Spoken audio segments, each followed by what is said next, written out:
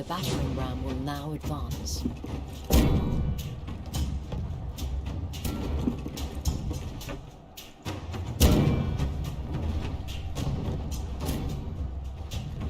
The middle siege tower has reached the walls. The battering ram will now advance.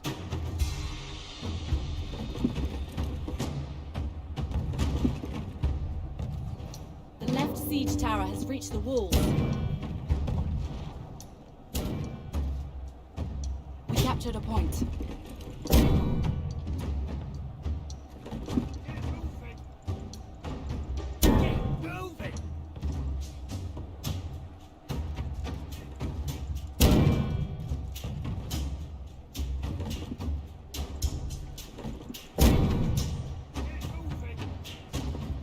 After me!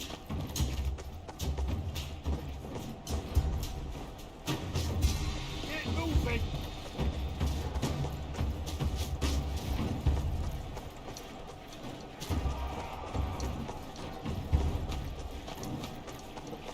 The right siege tower is advancing. Their gate has been destroyed.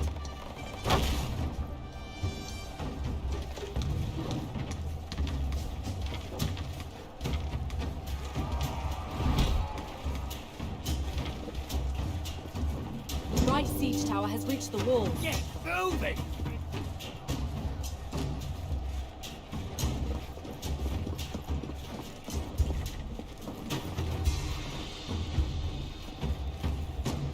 Form up! For close order! Units, assemble! For close order!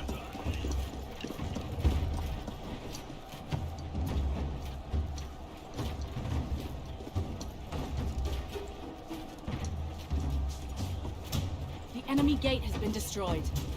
Get going!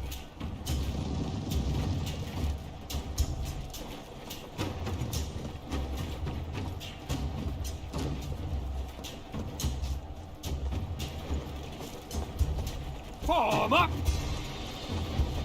Follow me! The enemy captured the point. Advance!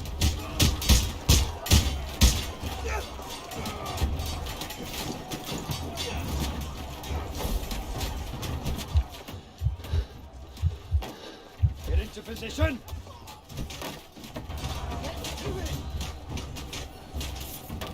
Keep moving! Advance! Attack! Fire!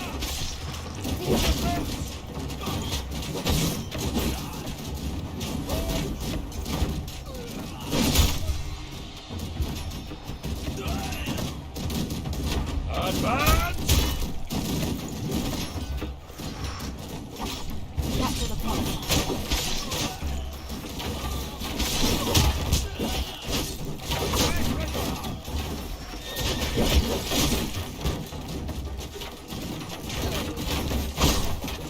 The enemy captured the point. Jesus.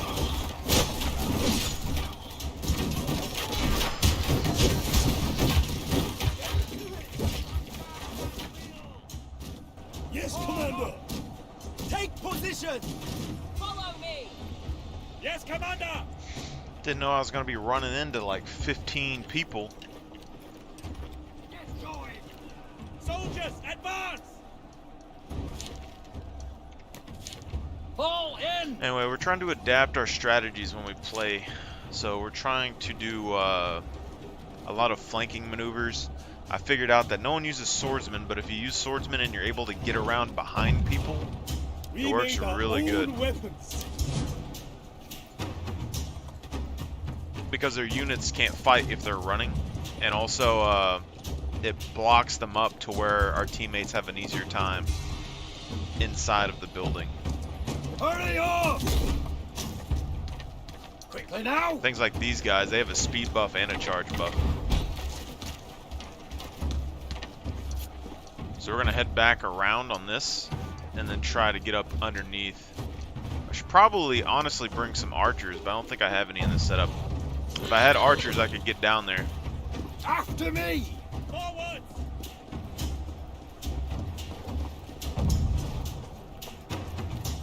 Pick up the pace! looks like they took that back. We're just trying to flank around the outsides and see what's going on. Alright, so this right here. Follow me!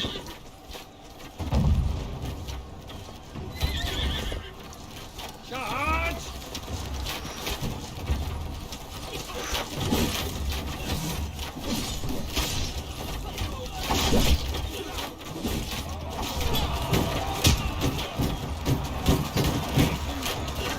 Is it pretty? Hell no. Make haste! So we just got a lot of value right here. Out of a very cheap unit.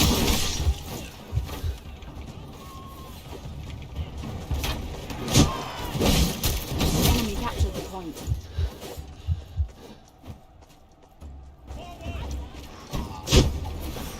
Come on, dodge it. Dodge it. Yes, Commander! Dodge it. Dodge it some more. Come on. Come on, guys. Where are you at? Scatter these cowards! I don't know where my teammates are, but yeah. Basically, that's what I'm gathering is going on with these units, is you gotta kind of move around behind the enemy and then charge in behind, take out the archers, take out any straggling units with like light armor, anything like that. Get going!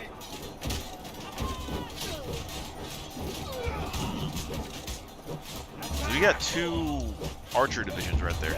We also were using Sally Forth and stuff, so we were able to actually deal a lot of damage to an enemy general. We captured a point. But right now that isn't really happening anymore. So you can see, like, we've spent 2 units so far and we still got a bunch more to go. So Follow the commander! As you command! we'll take these rattling guys. So these are all like short swords, infantry, stuff like that. I don't know if we're gonna be able to do another wraparound, so we're just gonna kind of go right up the middle here.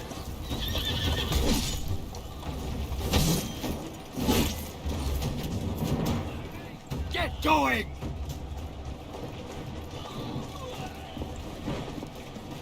You know, every time I play a game, I always end up playing the characters no one else plays.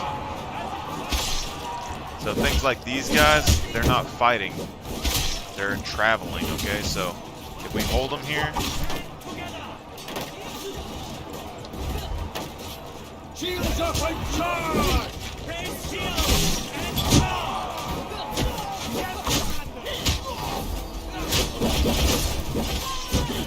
I don't have the,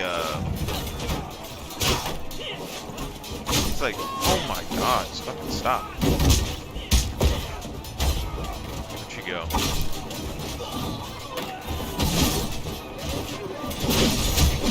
I just don't understand these champions enough to actually use these. But right here, I mean, we got a couple of units stuck in with us.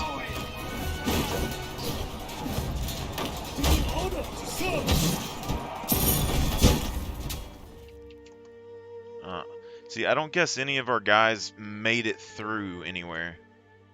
I mean, see, we're in that match. We took almost 1 million damage, 700k. All right, our team lost the push, but I mean, we used 2 units, and I thought we were doing good progress. We had the spears. We got on the walls. We got the spears on the walls. We killed 1 or 2 units of men with the spears. Then we ended up losing them because we pushed around to a capture point, and the enemy heroes were going there and summoning all their troops, so I ended up fighting like 3 teams of heavy armor and 3 heroes. I can handle the troops, but 3 heroes is too much for me to handle on my own. And then we got some cheap swordsmen came and wrapped around again, then hit them in the back and took out all of their archers. So 2 units of archers for 1 unit of infantry there. And then I think we also got some of their like medium tier infantry also.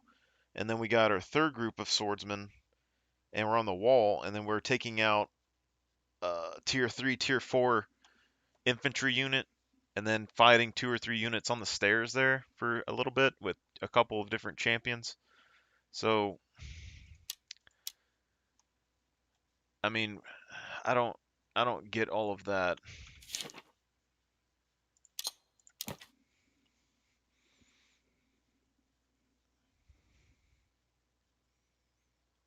This is what Trump built, and then we swing around here.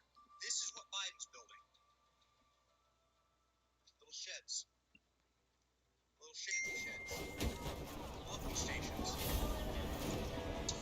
According to one Arizona, said the cost of climate change firsthand. A man has to use city phones to find and COVID tests. Really progress right here, in case you're wondering. All that stuff's been, it's total right-wing fake news, right? Totally COVID safe down here in the north. There's a bottle of Purell sitting on top of the station to fill out your paperwork inside of the Biden Welcome Center. The Biden Welcome Center, totally COVID safe. All right, definitely COVID safe. And some staggering numbers. More than 212,000 times patrol agents stopped migrants in the southern border of chaos last month. And the Got some action right here. There we go. Hey, there goes here. So this is our heavy unit thing, where we have basically all of our heavies. But you can see this right here. I mean, I can lose these units easy. They're not like super stout or anything. I can use these guys easy. This one right here, I have one of the big units. I could drop this and take a few of these other units if I really wanted to, because that frees up about 300 points. If I wanted to bring, you know, a couple of archer units. We will stand firm. We're here to serve.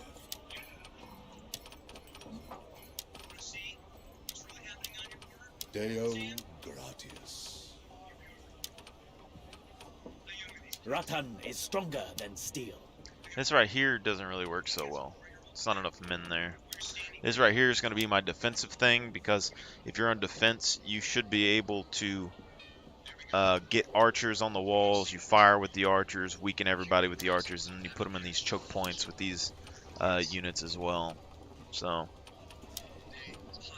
but this right here is my counterattack or assault force.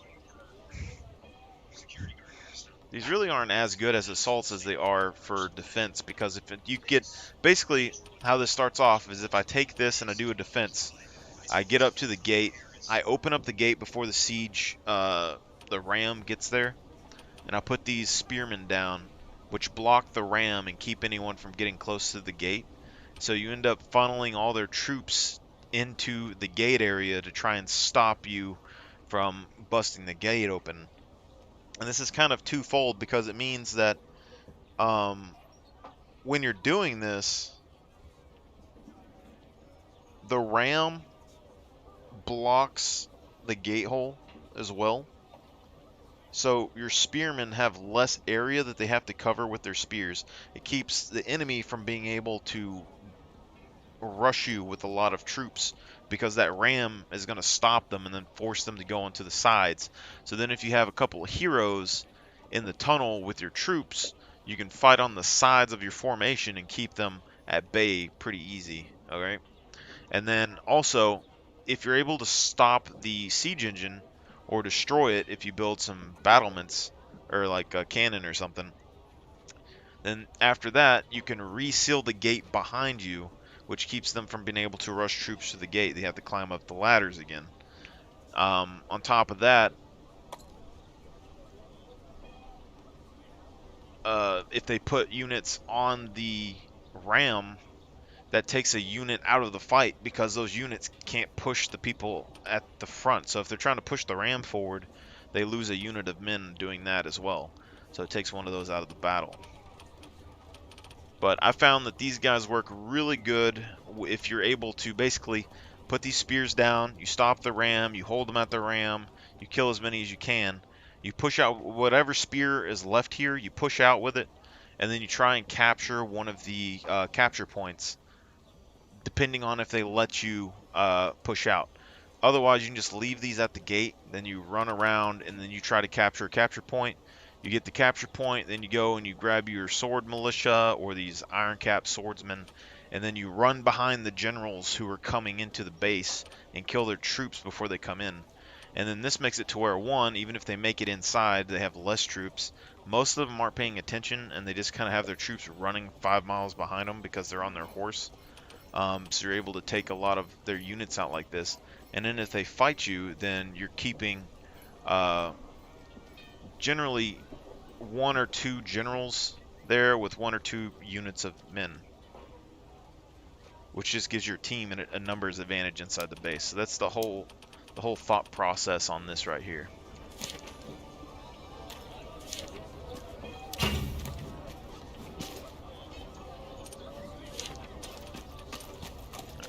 Take this off, take this. So we got Path of Faith coming up.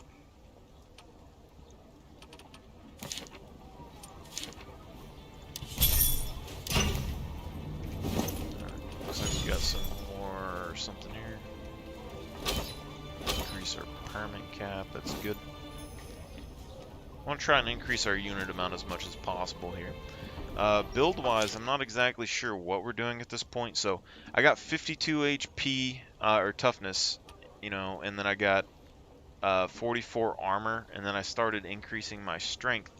And I know that they say don't do that, but I'm curious, like, what's the benefit of using damage? Like, I need to figure out what's a good amount of HP in this game, and then what's a good amount of armor and what's a good amount of damage, because everything I'm seeing says you put all of your stats into armor because it makes you tankier, and I could get that because I don't really know when it would be a good time to use HP, unless everyone else builds their champions to beat armor, because if they build everything for armor penetration and then you stack up your HP, then they won't deal as much damage to you, I would think, theoretically. I don't see any other gate here.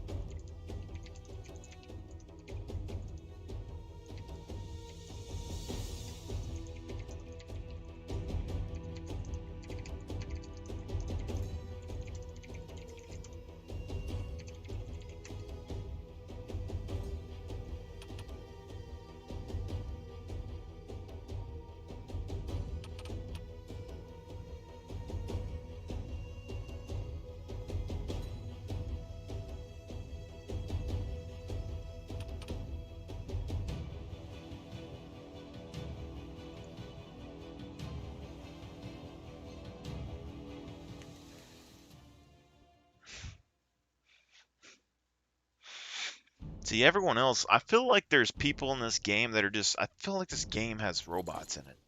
I feel like they have like AI that play, because everyone that I see always just stands on the points. And they're like, how do you stand on the point and control your troops? You can't. There's no way. The only thing I can see is like every last one of those guys are damage dealers holding the points. It's the only thing I could see. But I don't have a damage dealer class yet. I could run hammer though. Apparently that does good. An enemy siege tower is preparing to advance. Quickly now! Form up! Shield wall! Form shield wall! It'd be better if this game had VoIP or something.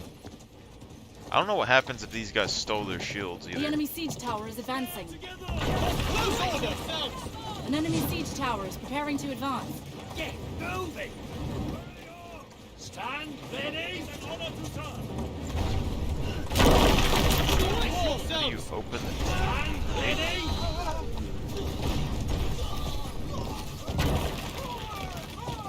The enemy siege tower is advancing.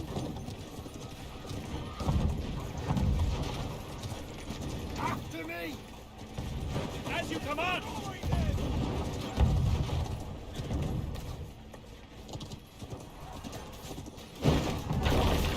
The enemy siege tower is advancing.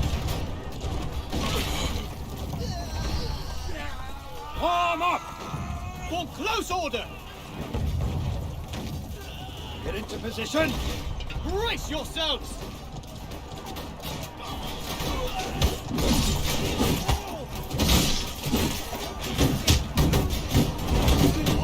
Sir! Shields up! Advance! Scatter these cowards!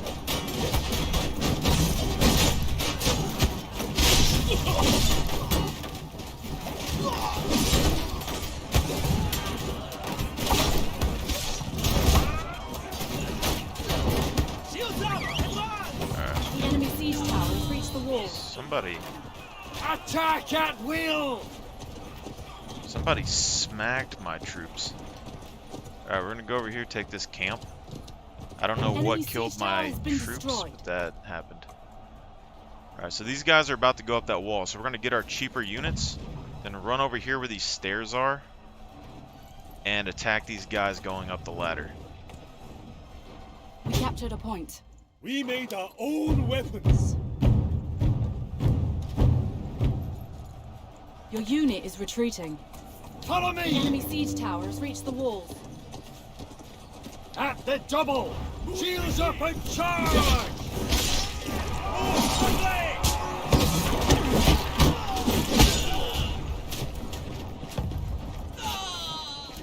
After me!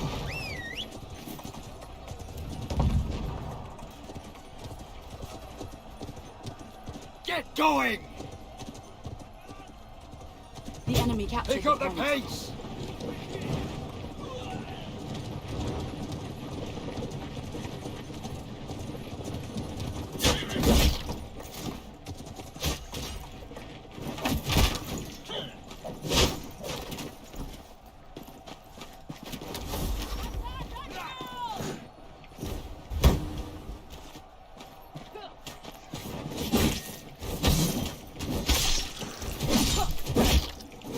Oh yeah, we got you behind in the corner now.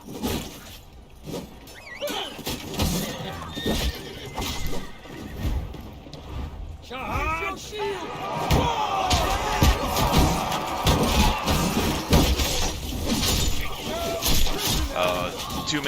Too many, I'm stuck because CC on these champions. So they rotated around with their troops and was able to take me, okay?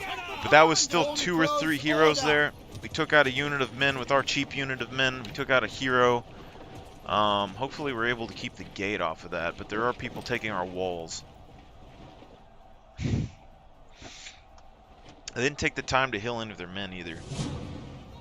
But this is where I'm confused on what I'm doing though, because like the shield bash thing does good versus troops, but it doesn't versus champions, and then We are the pride of the provincial army.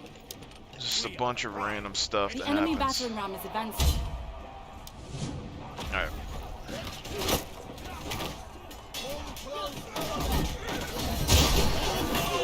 Attack!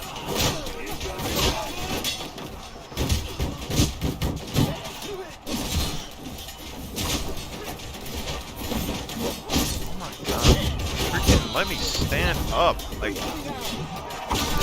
They will taste our steel! Position! Shields up and charge! Attack! Follow me! Going! March! alright. Units! These guys, assemble! heal them up real Spread out! quick.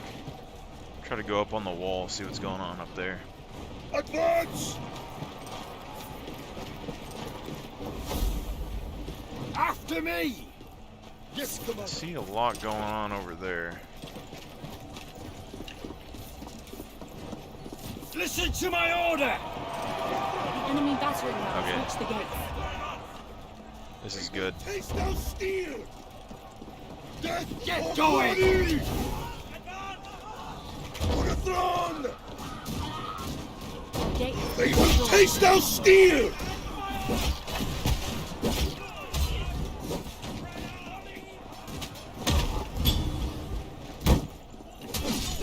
Yes, position!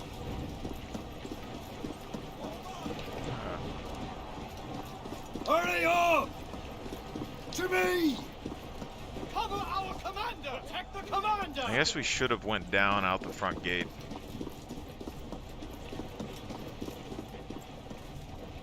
Get to it! So it seems like they've lost the wall over here. Follow me!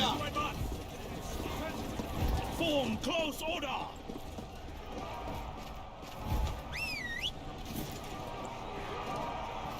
Alright, so we're gonna get out of here. Try to go out the front gate. So they got a defensive formation. But we're in defense. I mean, we have no real urge to push these guys.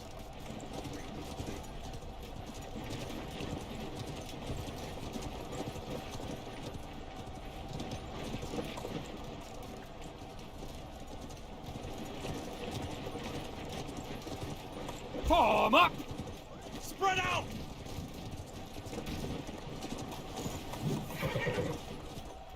So that's 3 champions right there. Not doing anything.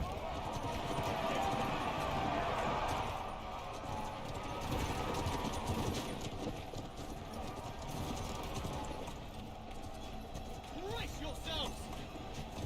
Shield wall!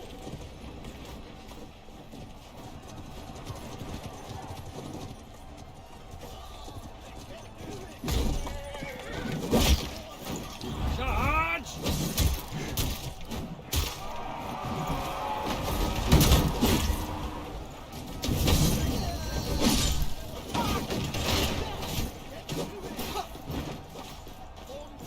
After me! Form up! Get into position! Form up! Form up!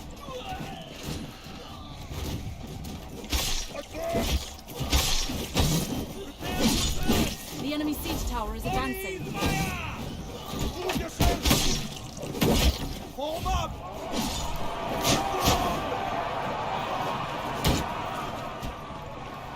Form close order! They will taste our steel! Use up and charge! Form close order! Destroy the enemy! Advance! They will taste our steel! Your troops, to me! Form up! Get going! Form up! Advance!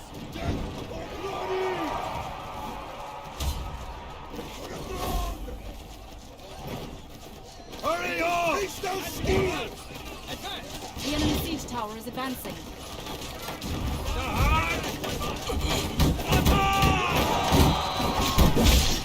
Aim and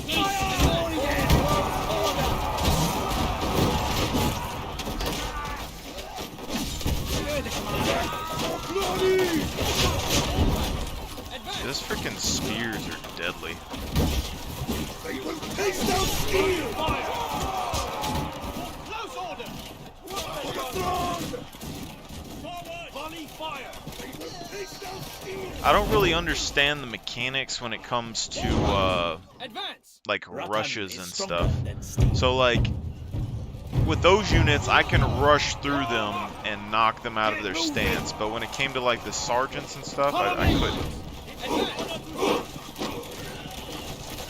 After me!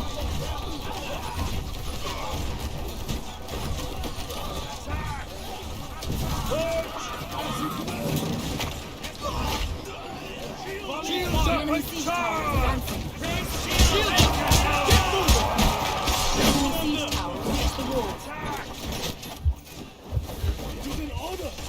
Hurry up! Get going! Get into position! Units, assemble! Take position! Form up!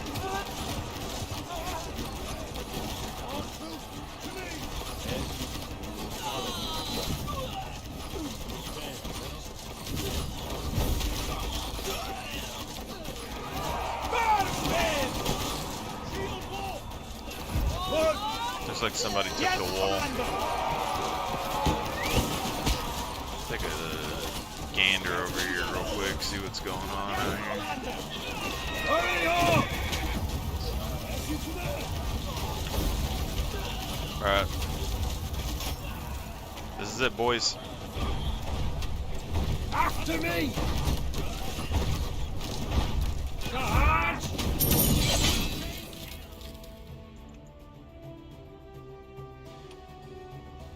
Frost Axe.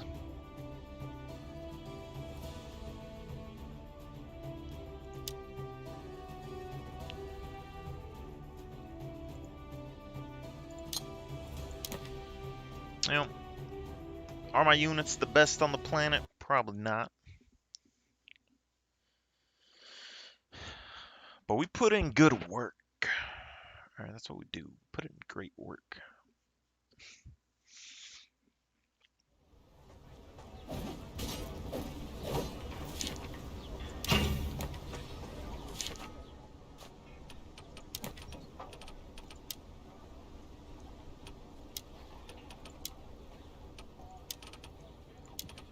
Five units there.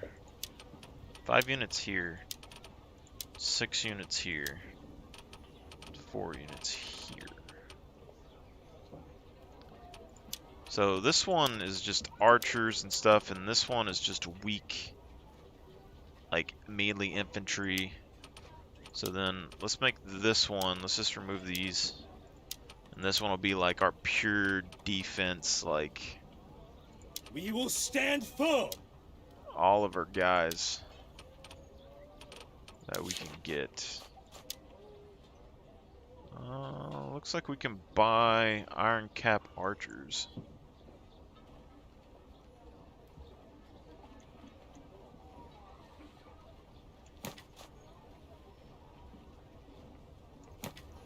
So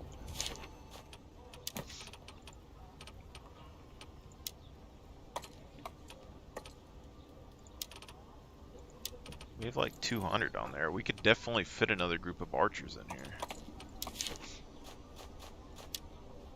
And with these guys, we have basically these pikemen that we can get. So we're going to build these guys.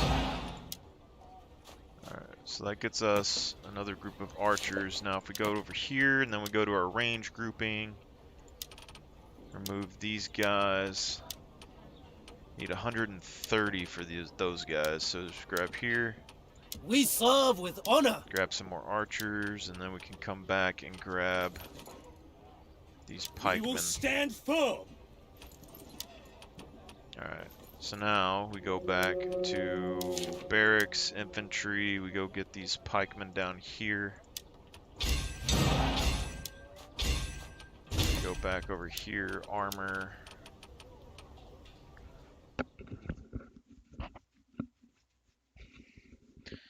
I would say like a balanced build is just better, like having 1 or 2 archer units.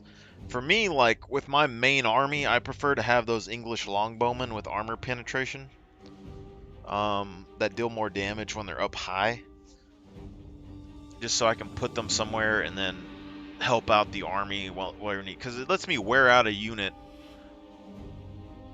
But if I'm doing a game plan like this, where I'm trying to bust out and get out here, we're going to try a different plan with this, though, okay? We're going to stick our spearmen at the gate, and then we're going to jump off of the wall somewhere and try to make it to this camp. And then we will grab our units and try to make some disturbance going on here. Now, we'll see what happens. 'Cause theoretically, if I can get out there in time, I can get my men ready to hit them in the back when they're going up these ramps, or maybe like when they spawn. I don't know where the spawn areas are here, but before that gave me a pretty big advantage. But also before, I was carrying a lot more damage. I wasn't carrying the shield bash ability to stop stuns. I was just going and rocking pure damage.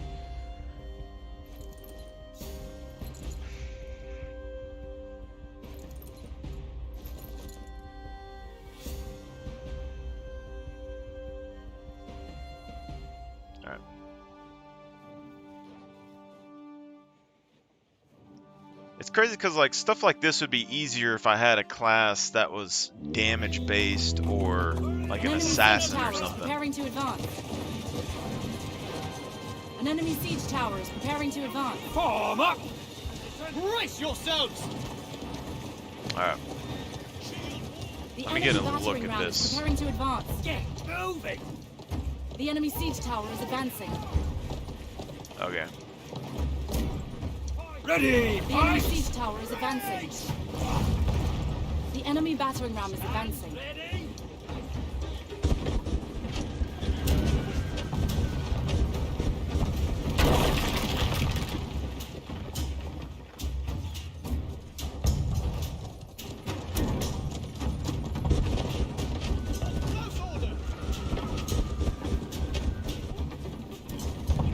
Alright, those guys have to be nuts to come over The here. enemy siege tower is advancing.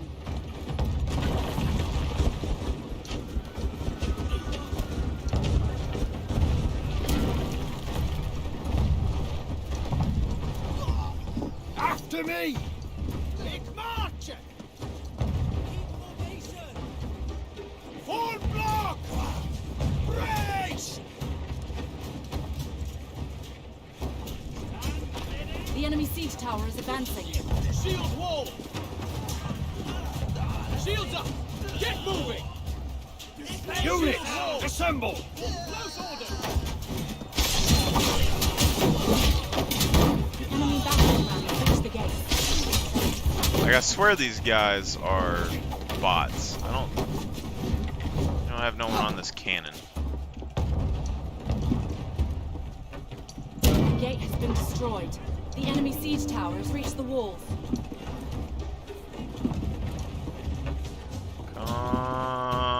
Baba. The enemy siege tower has reached the walls.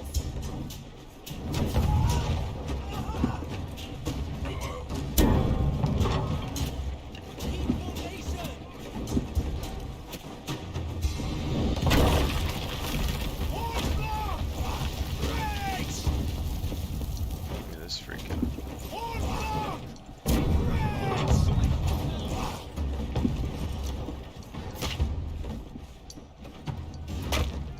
It just shows somebody hit me in the side.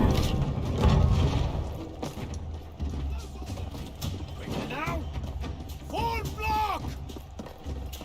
Ready, pikes! Brace!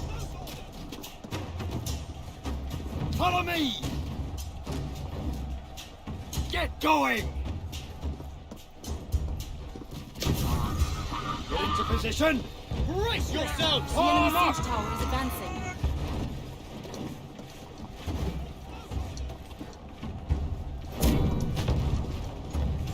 The enemy siege tower has reached the walls. Brace yourselves! Get into position! For close order!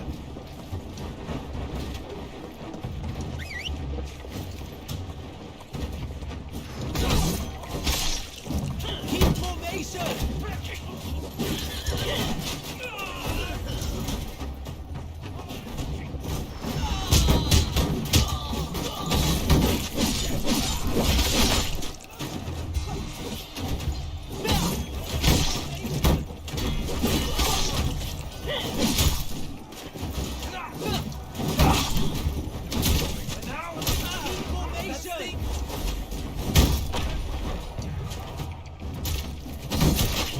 Get the freak.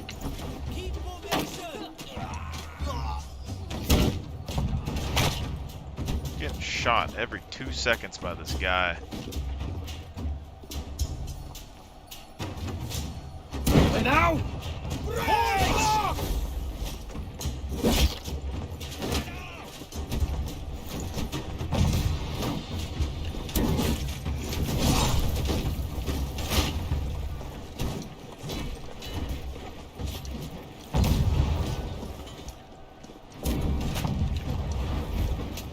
Hurry up! Get moving! Units, assemble! For close Form up! Brace yourselves!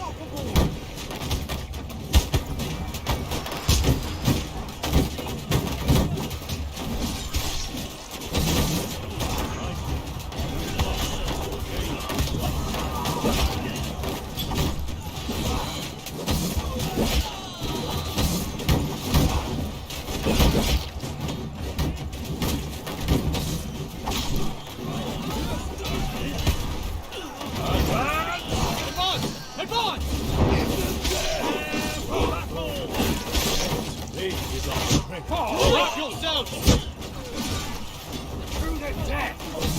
That's it, mate! Accept your fate,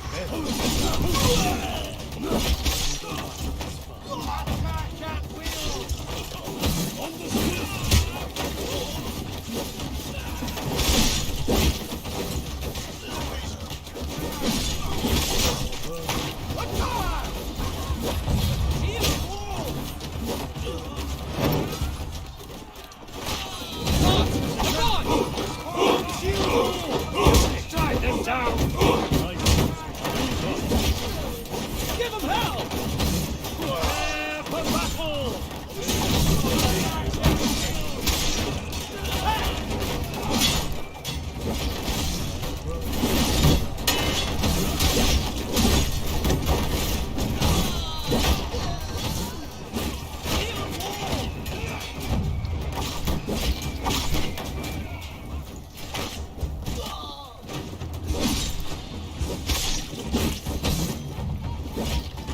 Stand together!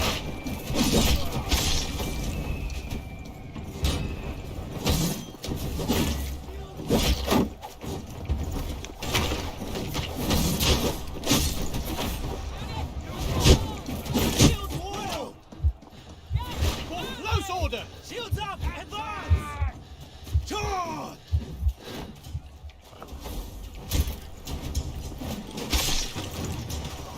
Volley fire! Shield wall!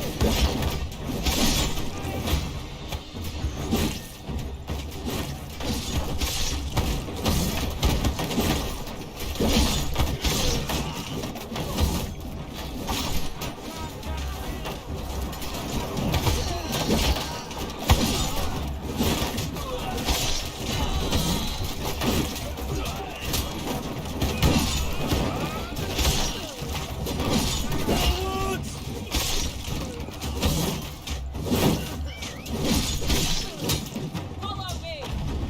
Yes, Commander! Assemble! Shield wall! Together! Spread out!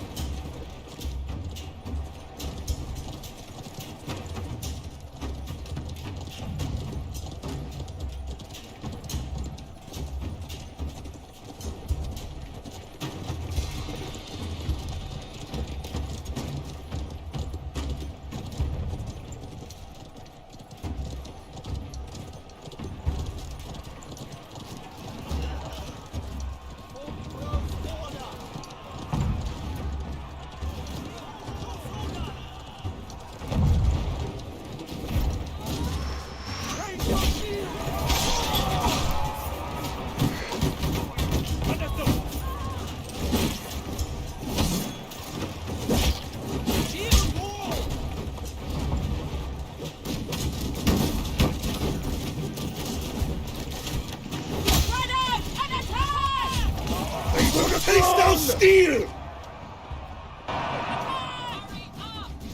Get moving! They will taste our steel!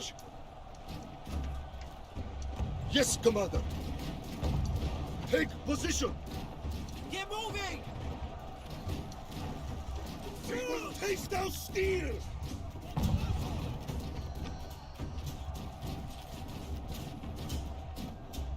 Yes, Commander.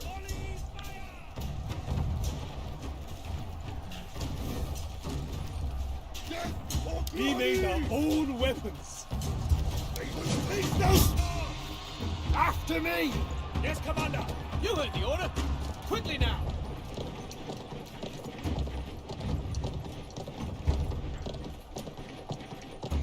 Get going!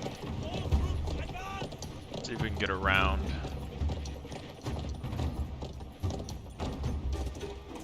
Doesn't look like we can.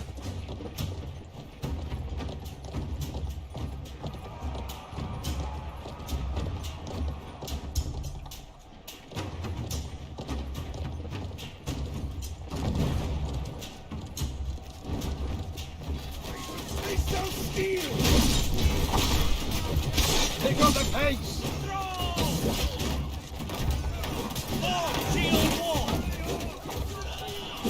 Move yourselves! Form up! Form close order! Press weapon!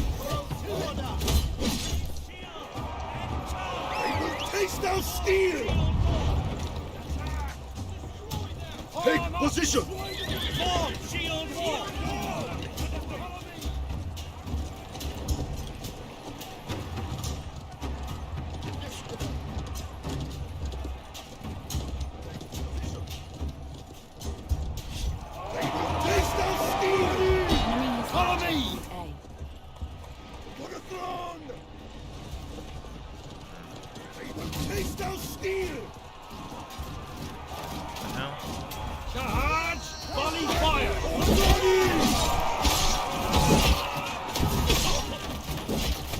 How they just spawned in here.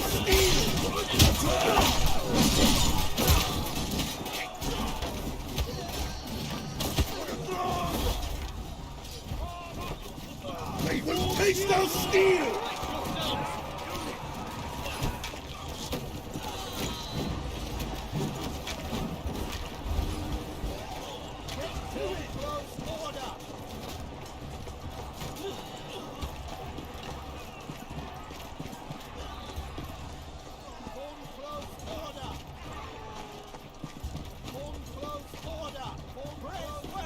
Not feeling particularly confident on what's going on right now. Than steel. Forge! After me! Shields up and yes, Commander! Raise shield! Ready! For the throne! They will taste our steel! For glory!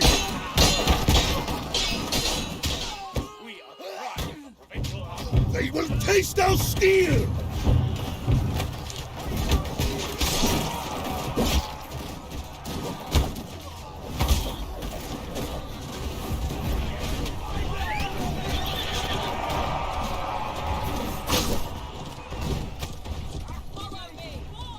Get moving! Take position! The enemy captured the point.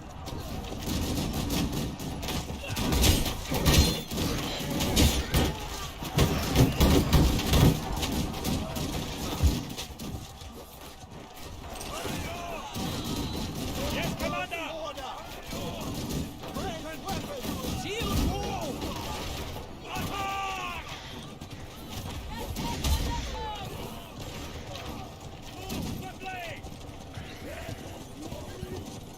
Give them hell! Form shield wall! Shield wall! Split out! Destroy them! Keep formation! Prepare to advance!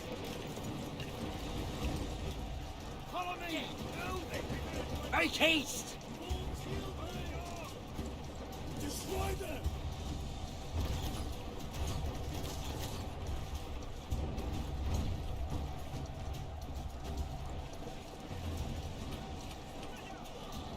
We are the pride of provincial army.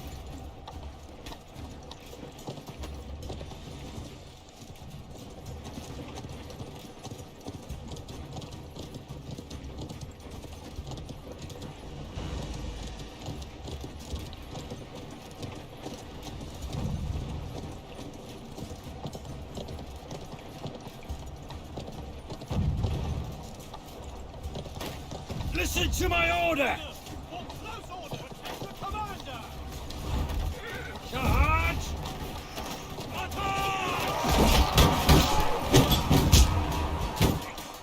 Shift it! Get going! Commander! All troops advance!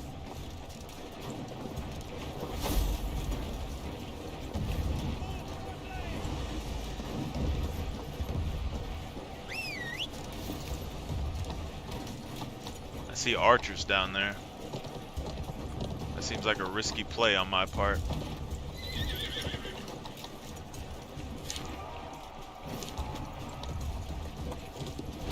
Alright, let's do it, boys. Cover me! Shields up and charge!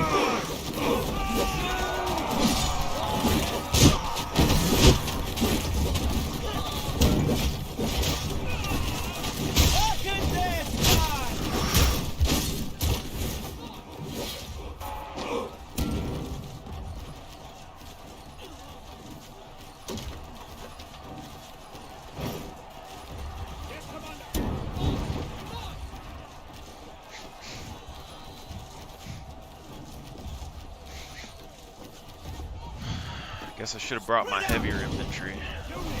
I don't even know if that would work. Because here's the big deal about this game. It's like, in For Honor or Total War or anything like that, you can get a rear charge like that and really do some damage on some units, okay? This game, they have heroes in there, and as soon as you rush in and get a good back rear charge like that on this, there's 3 champions there that just destroy you. That's the problem I'm having with the game right now.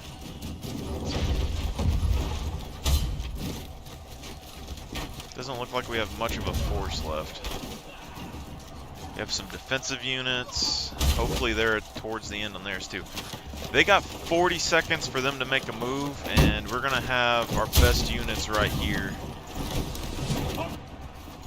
to try and make a comeback. Hurry up! Hurry!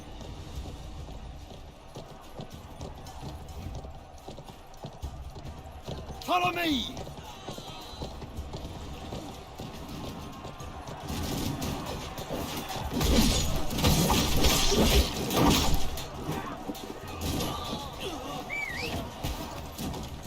Alright, so they got 10 seconds. After me! Protect the commander! You heard the commander. Do it! Attack! Wipe them out!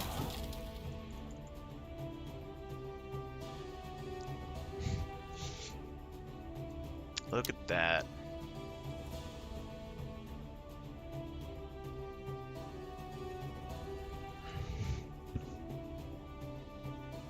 I don't think they really had that many damage dealers left besides the archers at the end.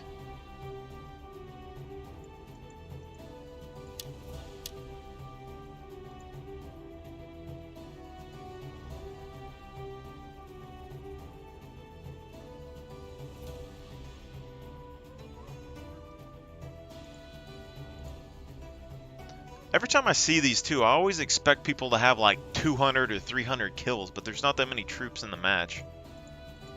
It's like the top ones have like 120. But like none of my troops even had like a good KD ratio. They all died terrible deaths.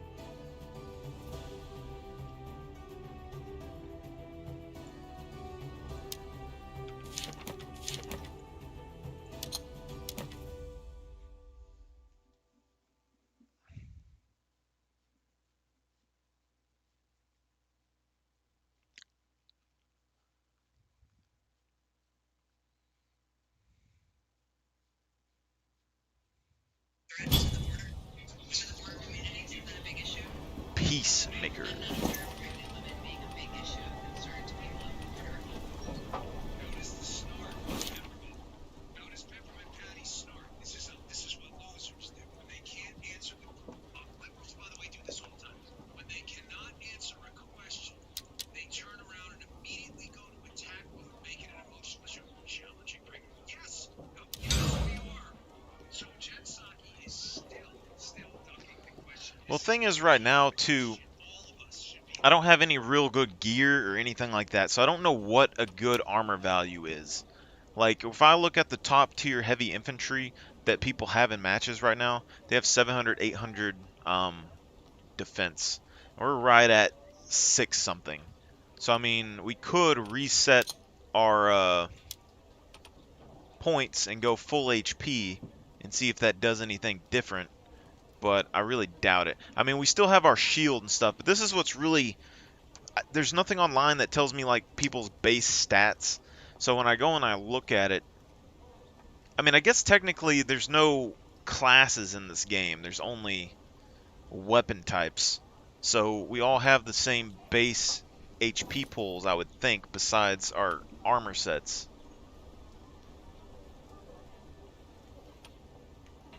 But you can see like the heavy armor gives you a bunch of stats. So let's look at something.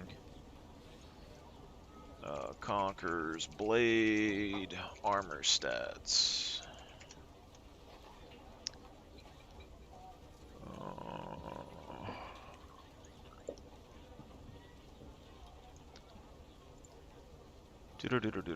Any downsides to using medium over light apart from increased stats on medium?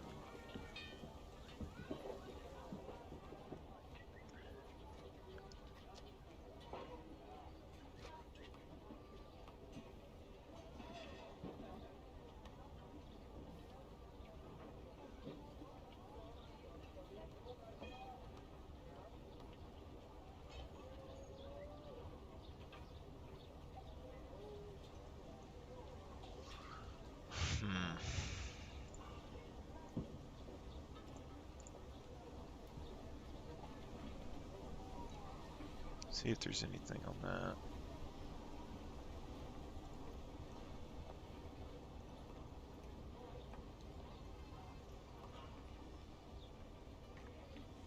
Hey Google, what was the use of a longsword? According to Wikipedia.org, the longsword was a quick, effective, and versatile weapon capable of deadly thrusts, slices, and cuts. Do you want a little more context? Yes.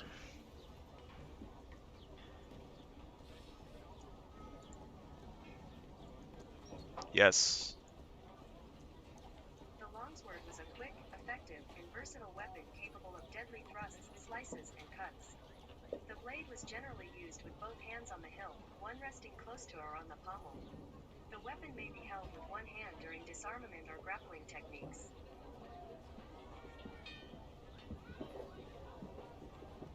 Hey Google, what was the longsword used for on battlefields? Here's a summary from the website historycollection.com.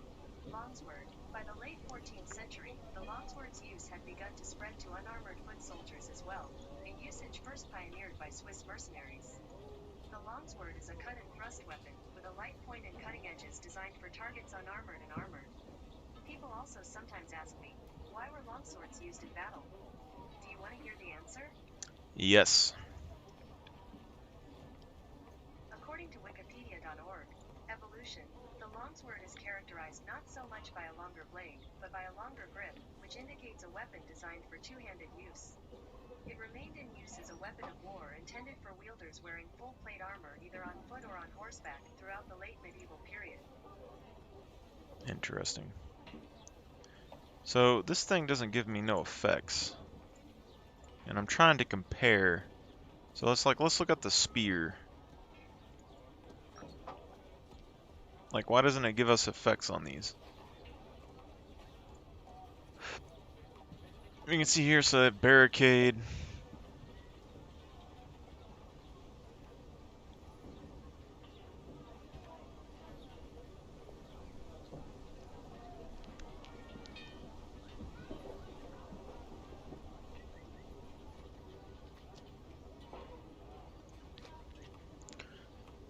It almost seems like short sword would be better.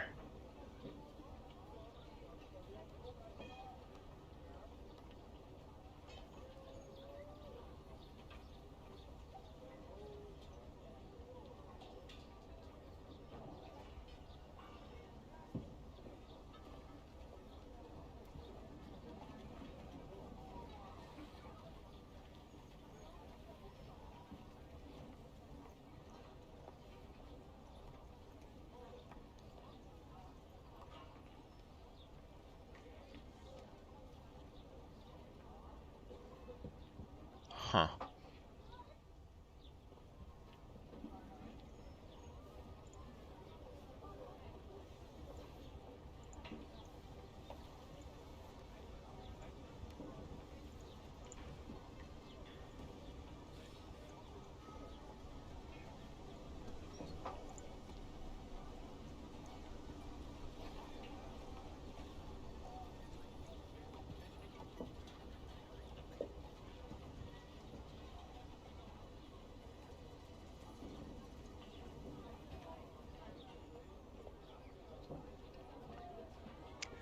See, they use this with the knockdown to keep enemy champions on the ground. Is what's going on. You knock them down so that your enemies can hit them. But the paladin skill has a shorter cooldown, and it reduces their defense by 15%. I mean, it's only for 6 seconds, but like during a charge, everyone that you hit taking 15% more damage just seems good to me.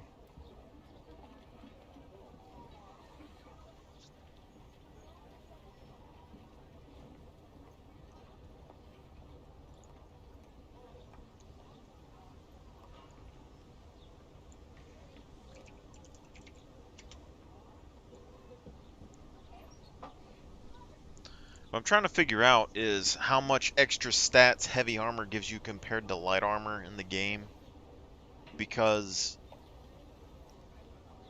given everything's the same, if you take something that's like the highest damage class there is, probably like an assassin, and then say that you're there, it's unblockable, or maybe they go through armor, you'd probably want more HP. But figuring out like how much HP and defense is needed, and then upping my attack enough to where I can just like one-shot people. Also on this, I'm having a hard time deciding between the Sally Forth and then the Shield Bash charge, because the Shield Bash charge can do damage to multiple enemies, knock them down, and break shield formations, which helps for charging into battle. It definitely helps with charging in the back as well, and it keeps them down for my troops to deal more damage. The other one, though, lets me do a lot of damage to an enemy champion, and it CCs them, to which my troops can do damage to them while they're on the ground. So, I mean, I don't really know what the best option is, because if you kill the enemy champion, their troops break apart and disappear anyway. So if I have a champion myself that's able to get in there and take somebody down before they're able to respond, that could be good. Because right now I just don't think I'm doing enough damage to make myself, to make myself a threat. So let's look at this right here.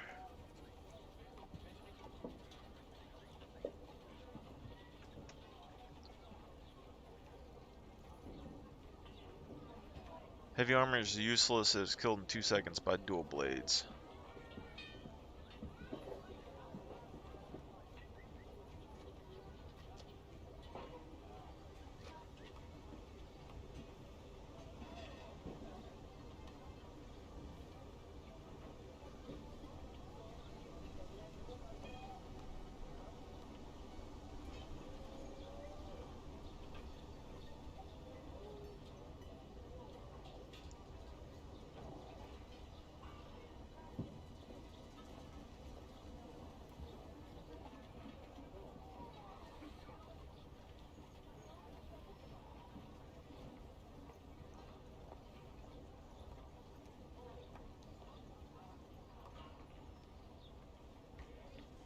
So spears have cavalry abilities?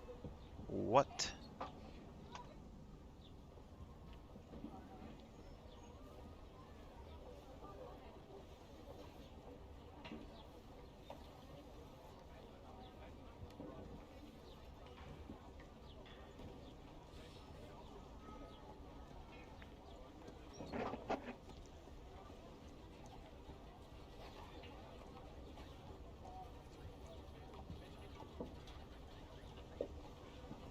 Nadochi is a weak poleaxe with lifesteal.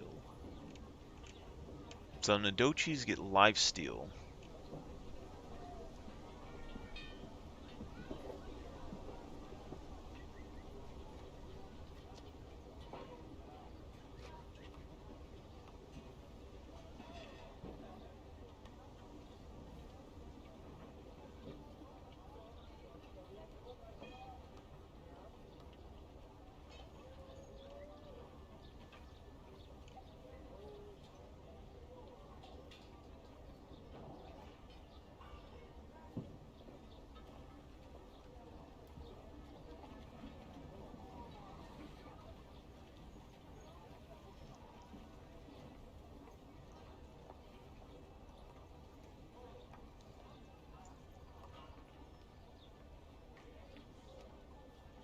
Also, like most games, they always go DPS. So like warriors, they'll go DPS because if you kill the enemies, then they can't damage you. So say I do a flank on an enemy unit. If I'm flanking them and I hit them in the side and I'm fighting them and I'm soaking up damage and you have 30 units doing, you know, 500 damage or something a hit to you, then that's a lot of damage going in. And it will keep doing that over and over. I'm only getting 500 HP a second back from my heal ability when I use that. So then I got to think, like, what am I doing there? Because if I fight them and all I'm doing is healing, then there's not really much I can do. I mean, realistically, I don't think my heal ability right now is doing me much good at all.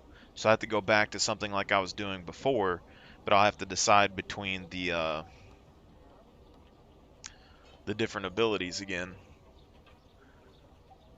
Because I have to, if I use the Sally Forth ult, I can use it to break CC. But then if my ult gets interrupted, then I'm just screwed. There's not much I can do, and then I get CC to the ground. It's just over.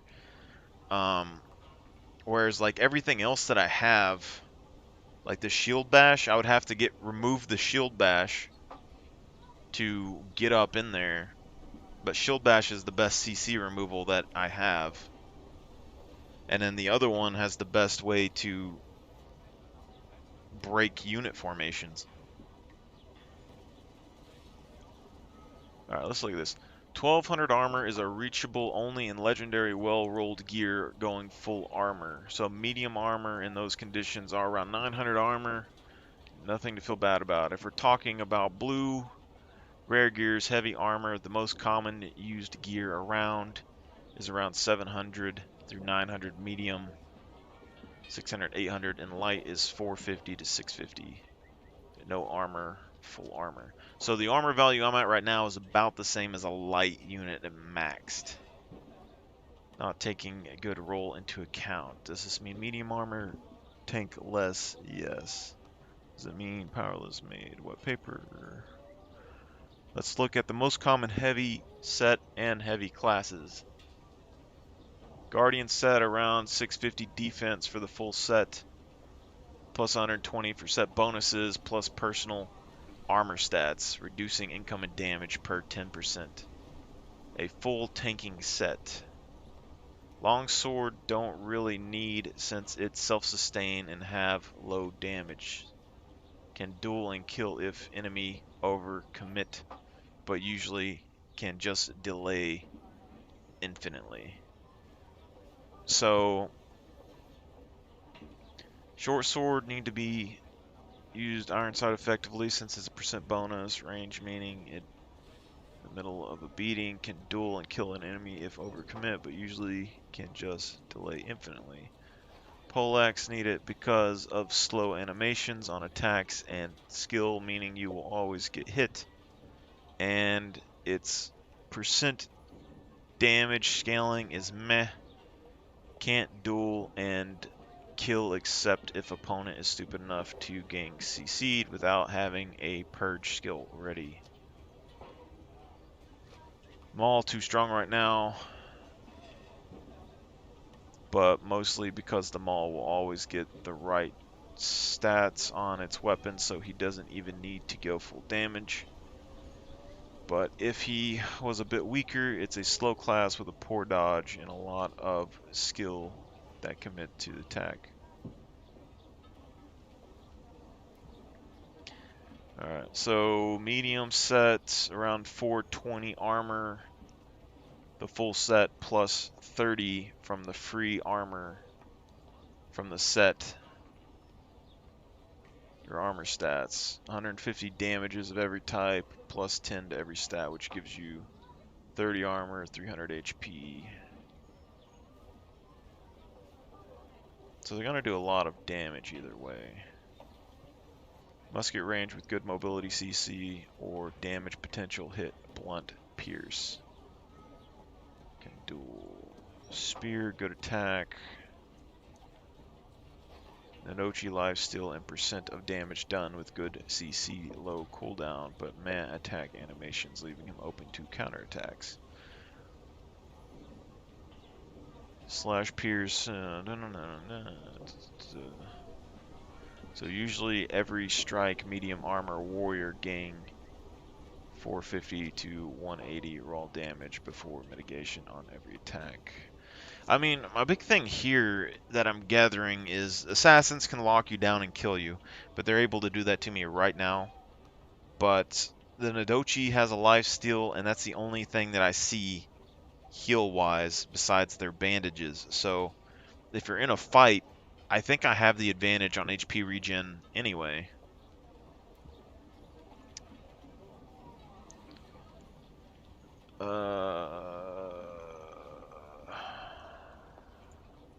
Not sure if that's a different game. Okay. Conqueror's Blade. Testing light and heavy armor, 0 difference. You die the same whether you're wearing heavy or light. Broken game.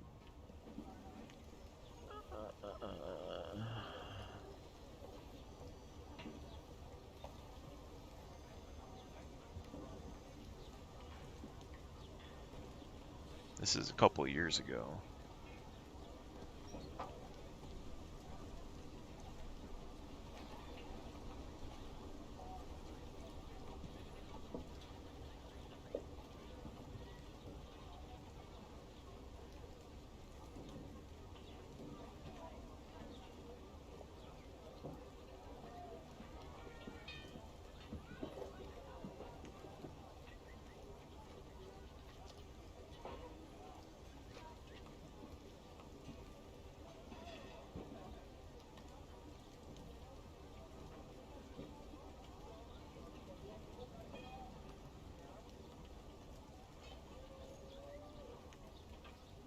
I played 100 level with heavy armor and switched to light medium for 19 to test some other weapons. How much damage more I get. My full armor longsword, I get like 600 from bad equipped players and around 900 through 100 from good gear players.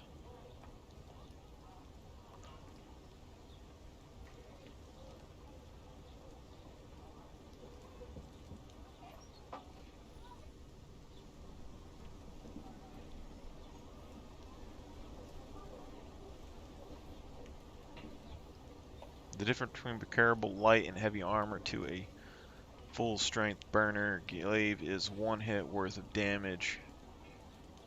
This may seem like a minor difference, but in fighting units you will save a lot using as opposed to light. They show on the skill chart, but tested PC row camouflage. The only difference you see is the HP stacking some people do. It's not the armor. Once you take the red pill, matrix shit, blah blah blah blah blah.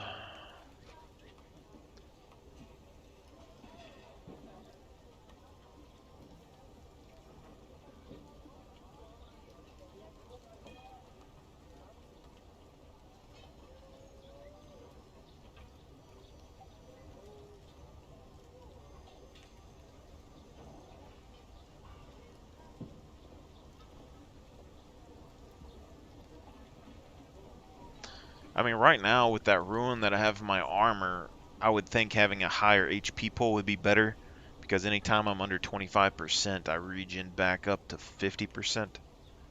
So if you have that, plus whatever else I got, I mean, I think that would be plenty enough for me to have. Weapon damage. Hi guys, what's going on, and welcome back to another episode of Conqueror's Blade. So today we are going to be kind of digging down a little bit into the mechanics of how weapon damage, weapon penetration and armor all kind of interact with each other. Or at least attempting to do some, completing some experimentation on kind of how that works and kind of see if it's actually any good. Because it's one of those things that's really not given any information on. You know, if you look on the website, it just says weapon damage increases damage, weapon penetration increases damage, but it doesn't differentiate between how the two of them go about that. There's really not a lot of data on it. So That's kind of what I wanted to explore into a little bit and try and find out a little bit more. So if we head over to our spreadsheet, we can try and see how this looks like and try and break a few things down, because it's pretty complicated, and I'm not particularly great at laying my spreadsheets out. So let me just explain briefly what you're looking at. So along the top, we've just got the information about the attacking class. So the class that's doing the striking, doing the damage. So we've got 2 tests with the longsword, 2 tests with the poleaxe, and 2 tests with the musket. And then we've got the enemy defense, so the defense level of the unit which is receiving the hit. So the longsword is striking at an enemy unit which has a slashing resistance of 114 in the first test, and then 600 in the second test. We've then got the attacking damage of the longsword and the attacking armor penetration values, and that is for the relevant attack direction, for slashing for longsword, slashing for poleaxe, and then piercing for the musket. But it doesn't make any difference in that regard, it's just the figure. So I've just taken the figure relative to the relevant attacking damage that it does. Then below that, I've just got the recordings of each hit during the duels. I didn't do this very scientifically, I just recorded a handful over a couple of duels, and as you can see, I just kind of broke these down and then averaged them at the bottom. So we're getting a bit of an average value for the average hit that this longsword with, this attacking statistics does against a target with this much armor. So hopefully that kind of makes sense. And from that, I hope to be able to learn the influence of armor penetration and weapon damage, because we know the changing armor values across the various tests, and we also know the changing armor penetration values of the different weapons, which I've slowly been increasing, with the longsword being pretty low at sort of 1,118, up to sort of the musket, which has just got an insanely high penetration of just under 3,000, which is pretty... We'll come back to that.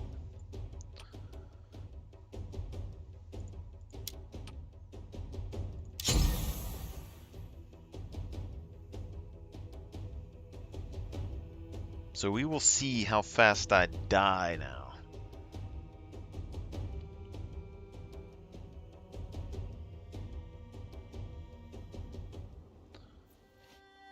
If I get CC'd and I don't have ult, I'm dead. If I don't have the heal ability, but it didn't really help me a lot in the first place, so I don't really know about all that.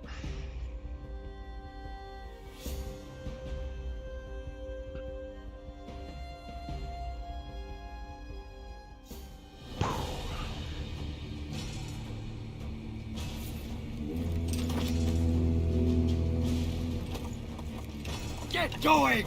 Get moving! Get going! Hurry up! Get moving! The battering ram will now advance.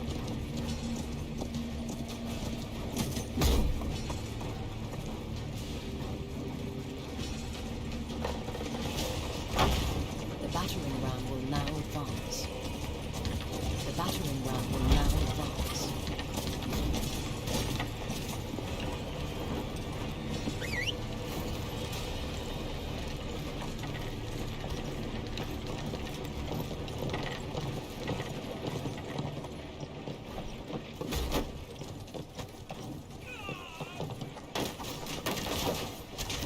Units, assemble!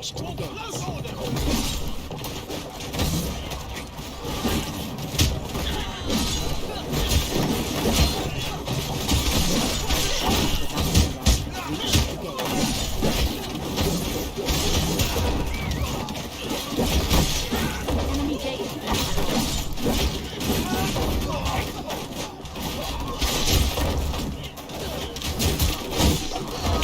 Been destroyed.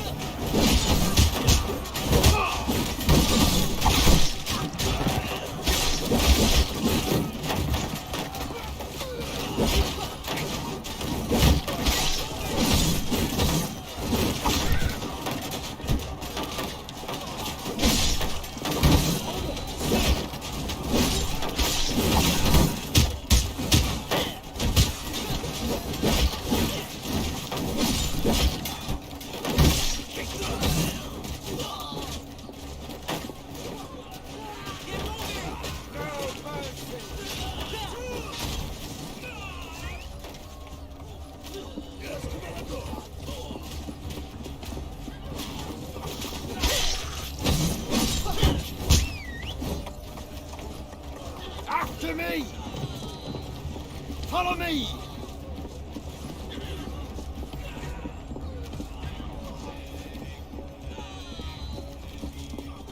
Hurry up!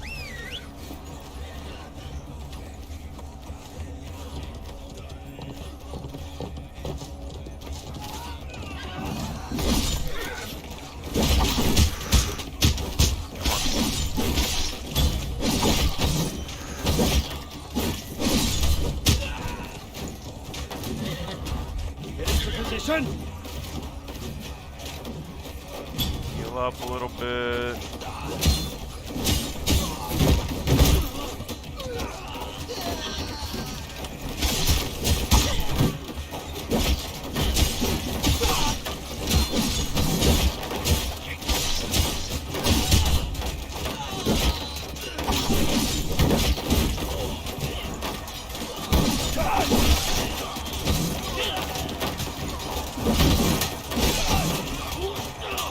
Our team has captured point B.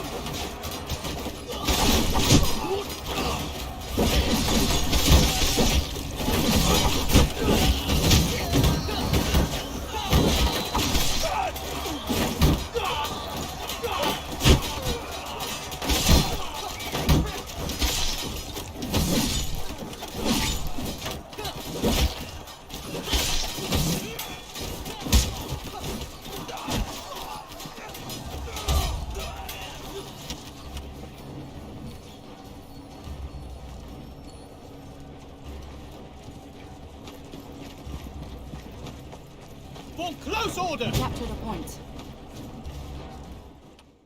We made our own weapons. We made our own weapons. Get going! Alright, me and my homies are gonna go Our team die captured glorious point A. death. Follow me!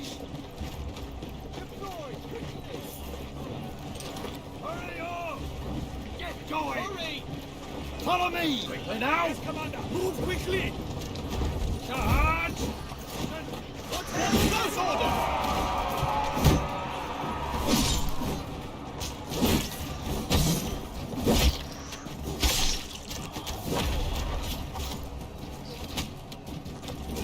After me! Yes, Commander!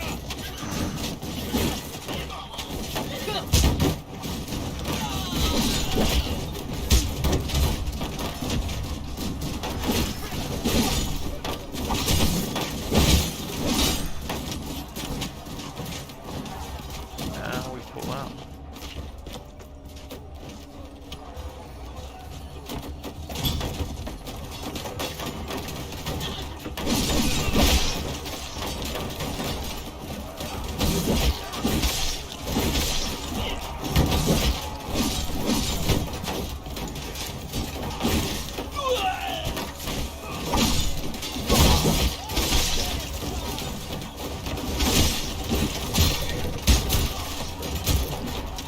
Gotta get out of here. Pull out.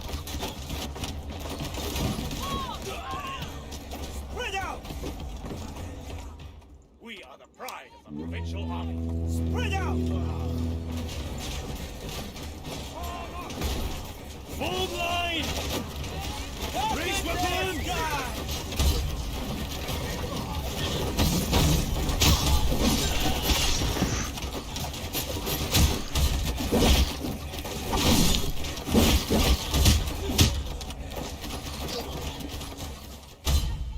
We are the pride of the Spread out! Alright, we're gonna get our big boys real quick. Spread out! I mean, just that healing reduction from the bandages is enough for me to do a lot. Get going! Raise weapons! Spread out!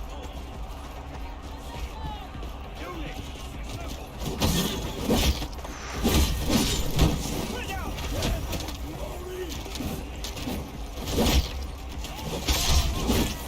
Yes, Commander!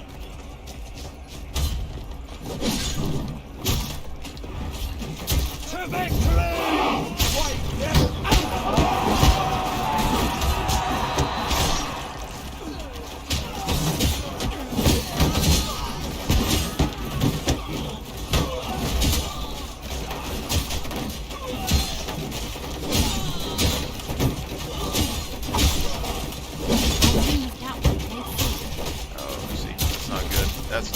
That's not good.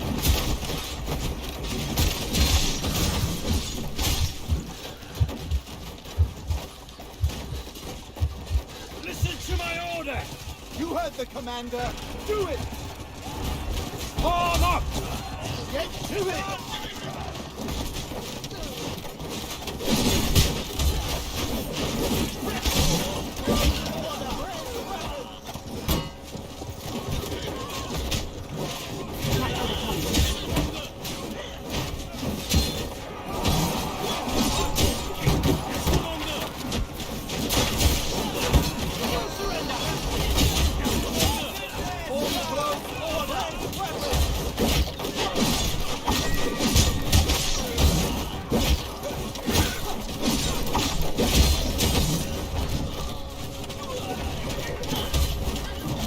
Our team is about to capture the final flag.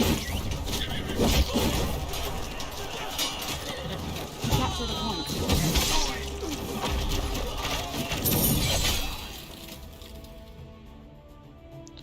I don't know. It just feels like I do a lot.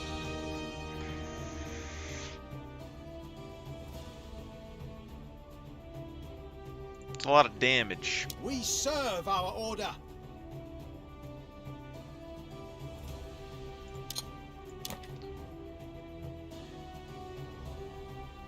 Like, I feel like I'm doing a lot more damage when I get into the thick of the fight and I'm fighting. But I'm supposed to use it versus unarmored people. So, I mean, basically, I think my purpose is to hit people that don't have armor and to fight champions. But most of the people are using super heavy armored spearmen, so I don't know how that transfers.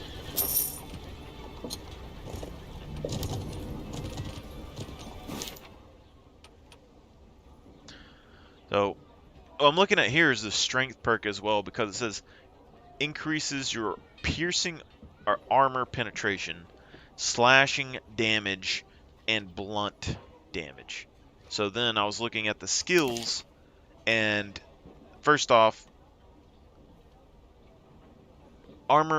penetrating armor penetration, to me, when I look at this, piercing damage is 983, the lowest of basically most of what I've got. And then piercing armor penetration is at 1306, and then this slashing armor penetration is 1000 and something, which is fine for me for the most part. But it tells me that against unarmored people I should be using slash attacks, and against armored people I should be using my block with my stabby stab. So that's me fighting champions. Fight champions, you got to use the stabby stab. Fighting people, you got to use the other thing, okay? But however, when I look at the skills, also because like we see our defense and stuff, for me, I think blunt damage should just go through armor automatically. However, they still have blunt damage and blunt damage armor penetration. Anyway, I feel like that should just be like through armor no matter what. But we look at these skills and you see like 100% of your base damage, slashing damage, plus blah blah percent of slashing damage, and then you spin around and you do 130% of your base slashing damage plus 1565 points of slashing damage. Alright, so it tells me that 100% of base slashing damage means that you're not going to be getting any bonus here, so it's not worth it to use any stats in attack. So if I was going to go tank, I feel like this ability would be for a tank, because it doesn't scale with damage very well, and it reduces enemy armor for 6 seconds, which is going to give you more allied buffs and things like that. This skill gives 2 quick strikes with your sword, alright, inflicting 113%. Okay, and then the second one does 113%. Alright, and that's not a big deal. It's not really much scaling, so to me that tells me, you know, again, it isn't really going to add up anything when you go to put any points into it. But then when you get the press 3 times, you finish with a kick that causes 207% of base blunt damage, plus 1,300 points of blunt damage and knocks the enemy down. Which that tells me that, I mean, this ability is for enemy champions. It's going to knock them down, take them out of the fight, and you have really high blunt damage scaling at 200%. So any point in strength that I do that increases my blunt damage is going to increase with this skill at the very end as long as I can land my kick. However, I don't think it's that easy to land the kick, because every time I look and see, it doesn't seem like the kick is really landing. Then again, if blunt damage needs blunt armor penetration, then I would need penetration to get through, even though I feel like blunt damage should go through. But then we look at some of these other ones. So martial prowess, 80% of your base slashing plus 937 points of slashing damage. Now, for me, what this tells me is that if you're going to go heavy tank on the longsword and shield, you would use this ability here that slashes and reduces the enemy armor for 15% for 6 seconds, which would give you AoE slash damage, and it would give you buffs for your soldiers because you're decreasing people's armor, and it would help you with allies because you're going to be decreasing people's armor. Compared to this, I mean, it's not really giving you any benefit because you don't have any extra damage into it besides the CC crowd control. And then you look at this, and this one doesn't scale very well, but what it does is give you 3% health for every hit. So if you're in the middle of a fight, you're going to be getting a bunch of HP back with this, making you a very solid tank. So what it's telling me is that if you're going to be a tank, you could use this to stay in the thick of a fight and regen a bunch of HP every 10 seconds. And then this right here is going to be what reduces the damage for your allies to be doing a bunch of, even like archers or anything like that. So while you're causing chaos, they would come through. But you wouldn't use something like this.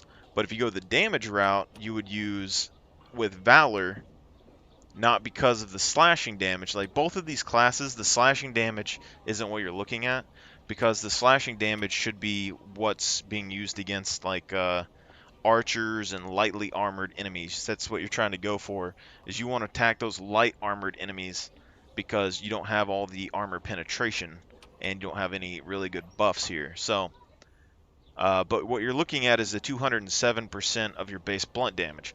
So the difference between these two skills is basically that this one here doesn't do much damage, but it's going to reduce their defenses, making your damage do more work for you without having to put into penetration. I guess this would also mean that if you put into penetration damage, that this would help you lower their armor values even more to make it to where they basically have no armor on, which could be good for killing armored units, but I don't really know. Most of them have shields anyway. So if you hit like some armored people in the back, most of them have like, what was it? If we look at the units real quick. So we go to like spear sergeants, and then we look at the details. You can see these, so they have 662 piercing defense and 539 slashing defense. So 15% of that, you're basically going to have 60, like 75 or something. So that's going to bring it down to like 4 or something. And then this is why I'm getting interested in the Carrick stuff. So if that's one of the tankiest units, and it's going to be down to 4 something, and then we look at our base abilities here. So our slashing armor penetration is already 1,083. That tells me that we should have plenty of armor penetration to get through on those guys if we were doing this. But I don't really know what a lot of damage or any of that stuff is for the most part. However, it seems like all of our damage modifiers, if we're going to go for our people, are based on blunt damage, and this is what I'm getting into. So if you put into strength, you're getting piercing armor penetration, which means if you use your jabs and your blocks in a fight, you're going to be being able to be better against armor. And then your slashes are going to do more damage versus unarmored opponents. And then your blunt damage is going to be basically single target, but do a lot more damage to people without armor. So this right here, if you're a tank, it would give you a bunch of regen and give you some AoE, which means basically you're going to run into the thick of a crowd, and then you're going to be sitting there fighting them and soaking up as much HP back as you can get. This would be if you're like in the middle of a heavy... So slashing damage is going to help you out with like archers, no armored people. But if you're in armored people, it's going to help you block and regen your HP.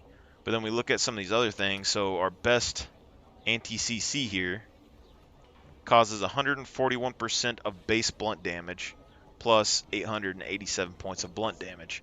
So, I mean, it reduces the target's block. It's giving us 887 points of blunt damage, which I feel like should go through armor, but it probably doesn't. But you're getting like a 50% increase in damage there when you use it. But this is single target. Knight's Vow doesn't do any damage. Mercy of Heaven doesn't do any damage. Where I'm considering probably every skill on an enemy skill bar does damage. They don't have heal abilities, so they probably all have damage abilities. And the only one that we have that's a heal and damage is Martial Prowess, which could be good, and it's still percent based. Yeah.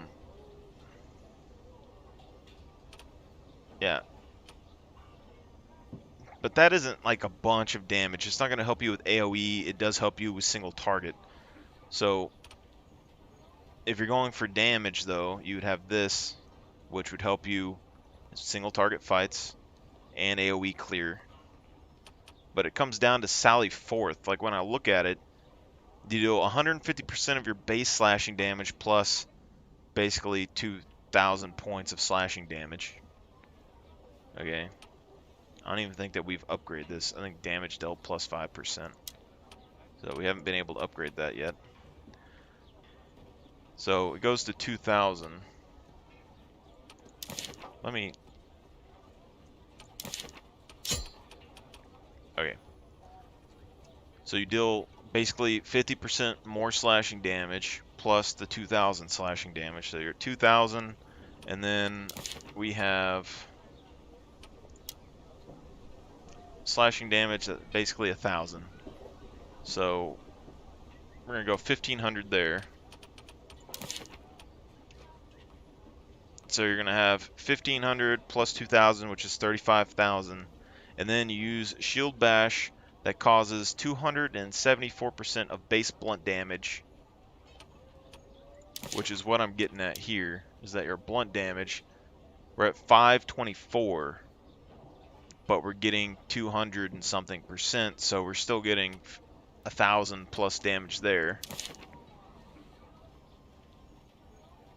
This is only if we hit every ability, though, which is going to be hard with this stuff set up anyway.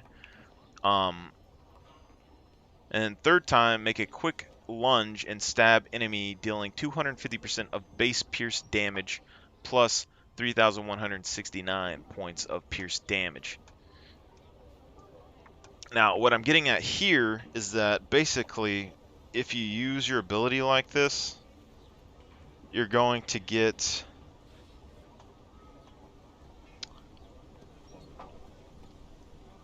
When you increase strength, you'll get increased slashing damage, which is going to help you clear out weaker mobs of people. Okay. And then you're going to have the burst off of the slash damage here. And then your strength increases your blunt damage. So you're going to have higher blunt damage values coming off of your Sally Forth because you're getting 270 something percent.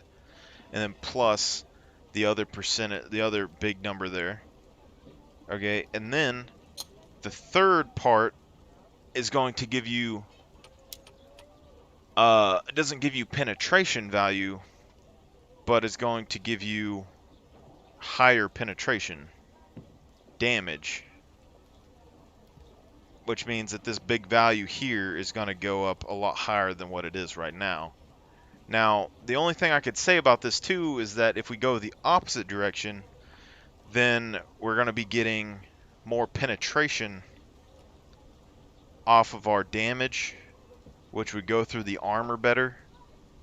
And if we're fighting people with no armor on, then they're probably already weak opponents. So you probably don't need a bunch of damage. Like archers and stuff don't have much HP. Heroes already have quite a bit of armor on them anyway. The heavy armored individuals are what we're having problems with. And if we go the opposite direction, we wouldn't have the bonus damage from the percentages, but we would have more of them going through the armor. And then the pierce damage would have a lot more bonus going into it. 250% of pierce damage, which we're about around 1,000 right now. But we also have the highest amount of piercing armor penetration. Now, the toss-up there is that if we do that, none of our other skills have piercing damage besides our auto attack. But, I mean, we're not getting a bonus of slashing here. But we're getting 200% of our base blunt.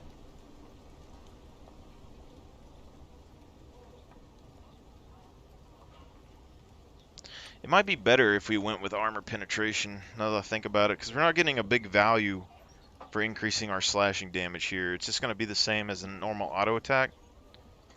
But if we increase our penetration, we still don't get a big bonus here with the Sally Forth. I mean, it isn't a bunch, but it would penetrate the armor.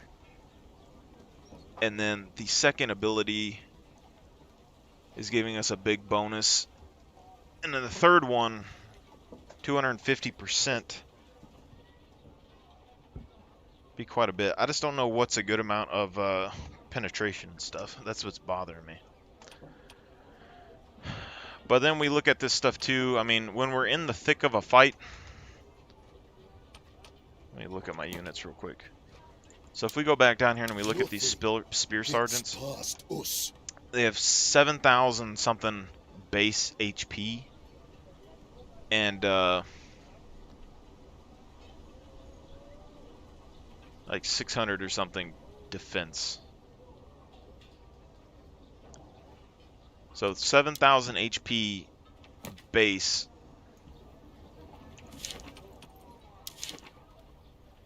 And we go in with one ability. We're only going to be getting 2,000-ish damage in without any damage reduction going through. If we have two abilities, we're getting 4,000, something around 4,000.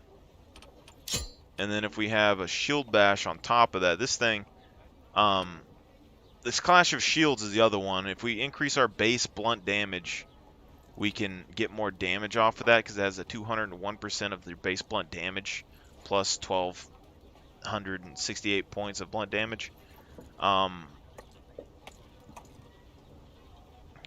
But that would only get you about to 5,000 or so damage with all those abilities together.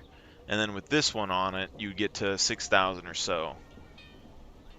But you would probably die in the fight. And then when it comes to fighting champions, this right here can help you escape, but it probably isn't going to help you kill them very easily.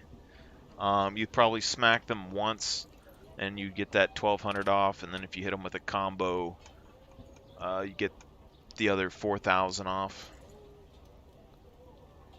But you'd have to be able to get this knockdown off. I think the knockdown here is probably one of the better things that we could do if you want to go for damage. But because if we use Paladin Strike on its own, we're not really hitting them for much damage after that.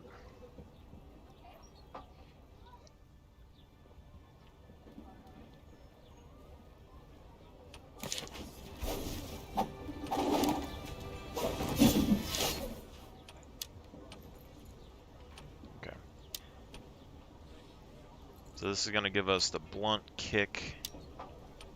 We take off this, which gives us the 15% reduced enemy defense.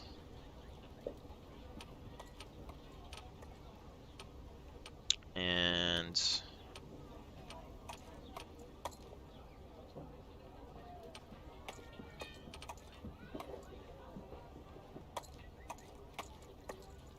another 800 damage there.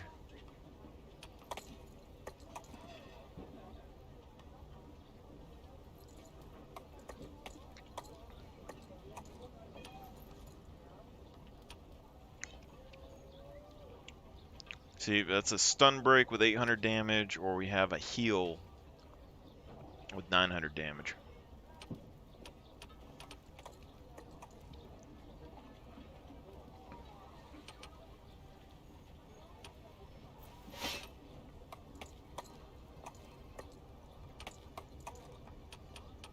But if we're wanting crowd control, it would probably be this.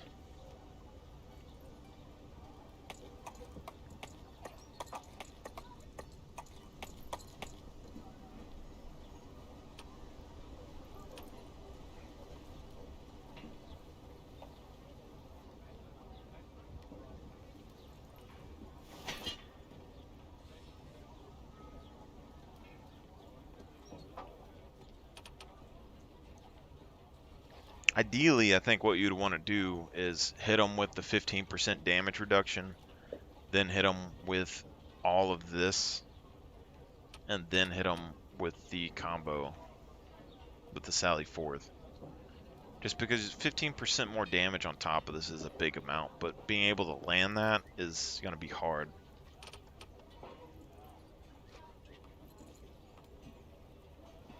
But if you have them knocked down right here, then you could probably land the finisher.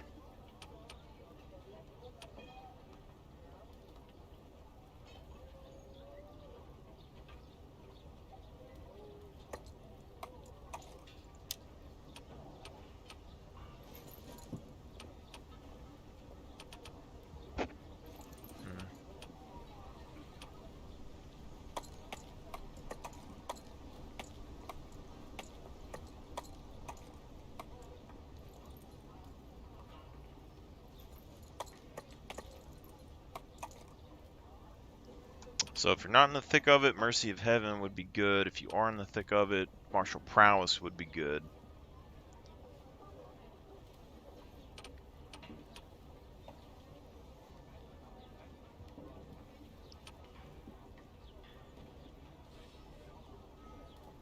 But I mean, none of the other classes have health regen.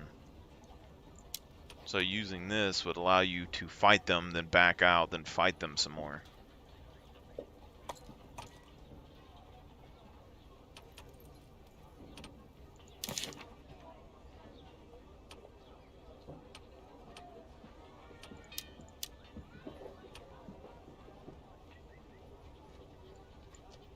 What's my HP at right now?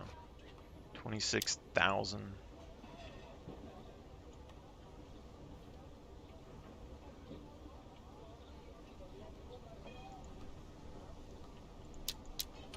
And 2 points brings us up 200.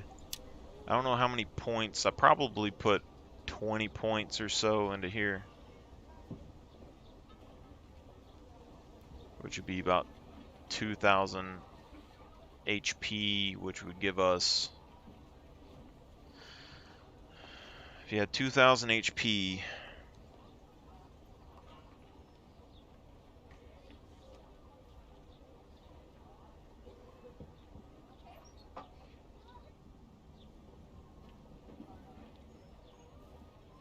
like 600 or something.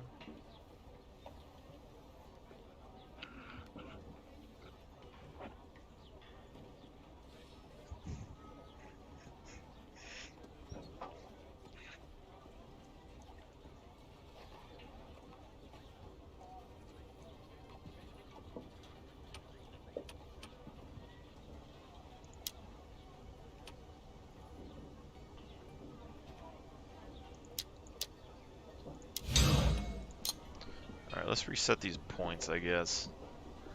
we don't really have much armor. So our base armor is 2100. So we went from about 600 armor to 572. Now, if we put everything into attack,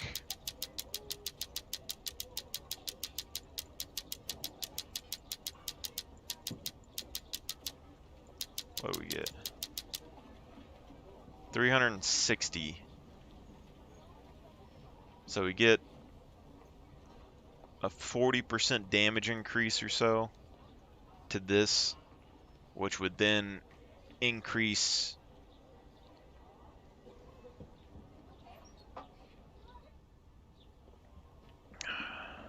that's a good bit. So 360, and then if we go HP, so our HP dropped about 3,000 or so.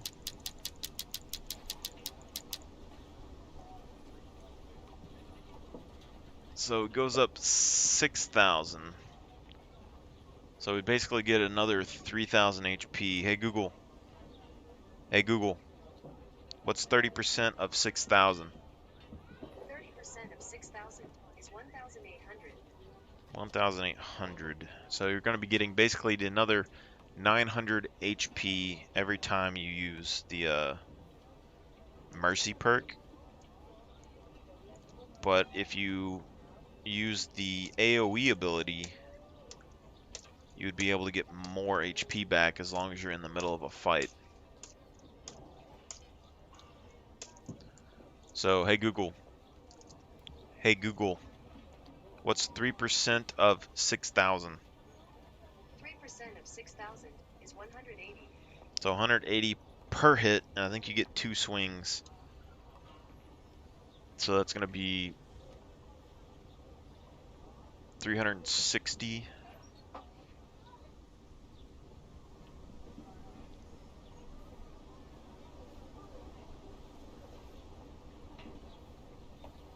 And then if you keep adding that up,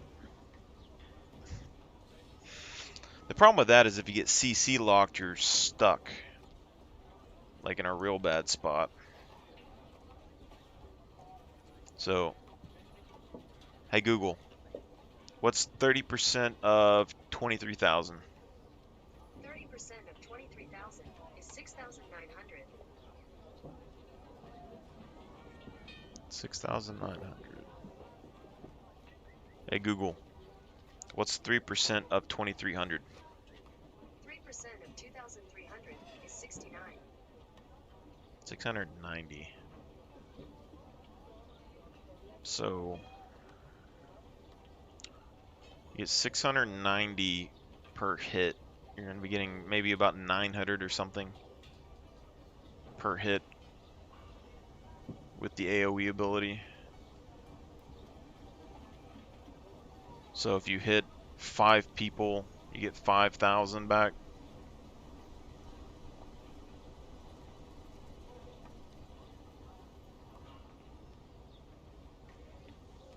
Hey Google, what's 30% of 29,000? 30% of 29 is 8.7. Hey Google, what's 30% of 29,000? 30% of 29,000 is 8,700. So you can get 8,700 on demand every 20 seconds.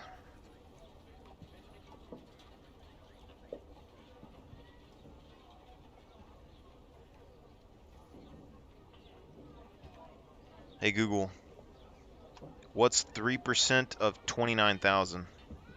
3% of 29,000 is 870. Hey Google, how many times does 870 go into 8,700? Was it 10?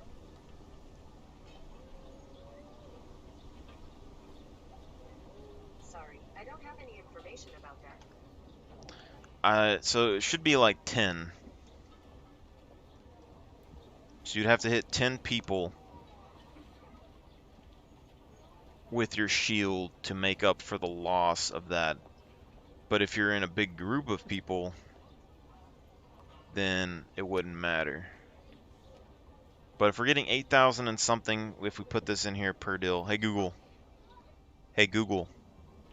What's 30% of 23,000? 30% of 23,000 is 6,900. So I'm basically losing 1,000 HP every time I do this. To me right now, it doesn't seem like it would be that big of a deal. Like 1,000 HP isn't a big thing in my head right now. So now if we increase our armor,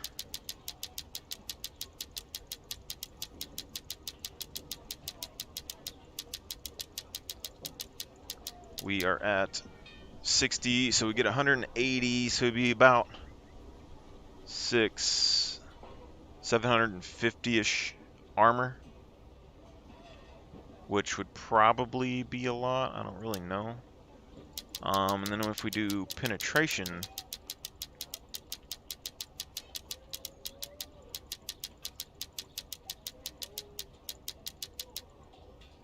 $360 penetration.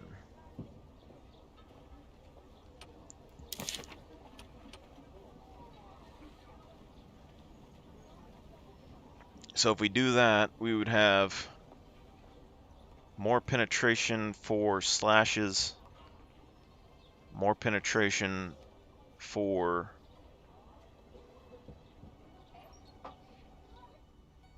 our kicks, and then our piercing damage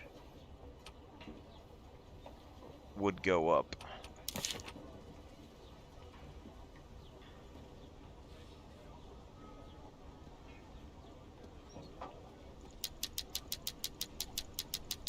Yeah. So if we do this, piercing damage goes up.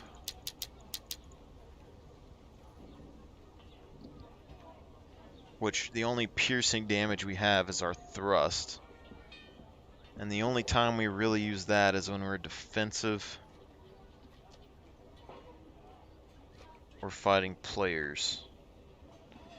And if they have a lower armor value, the pierce should be fine. But with a higher penetration, we should be able to deal more damage through armor. So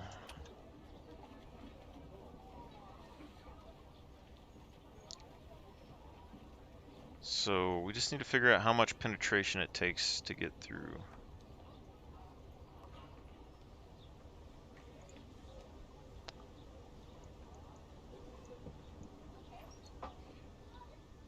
Pretty insane. And then we can kind of see the results from that and the average hits. First thing to note is the effective difference that a good armor makes. From 114 obviously being a very low armor value, even pretty new players are likely to have a high value than that. But you can see the damage is really high, 1200, 1300, averaging at 1283. Compared to then a longsword to hitting a player with a value of 600, the damage almost halves. So yeah, good tier armor actually makes a real difference to your sort of amount of resistances, at least in the case of a unit that has relatively low penetration and relatively low damage. But interesting things to note that didn't quite make sense to me or didn't warrant what I expected. So the damage of the longsword is 1214, yet the average damage is quite clearly exceeding that when the enemy has low armor. We also see this in the case of the musket, which had 2438, yet the average damage was almost 2700. Crits. So against low armored targets, it seems that weapons with high damage and high penetration exceed the stated damage. So it kind of goes to show that there's a little bit more to the damage than just slashing damage or just piercing damage. There's obviously more factors behind that are immediately clear. And if we just hop back over to the game, we can kind of see that slightly when we hop over to one of the tech trees. Let's see if I can find the attribute that I'm looking for. I probably can't. One that says increase minimum damage. I bet I'm not going to be able to find it now. Damn it, what was it in? What was it in? Where were you? Maybe it was on like an archer militia or something. Yes, here we go.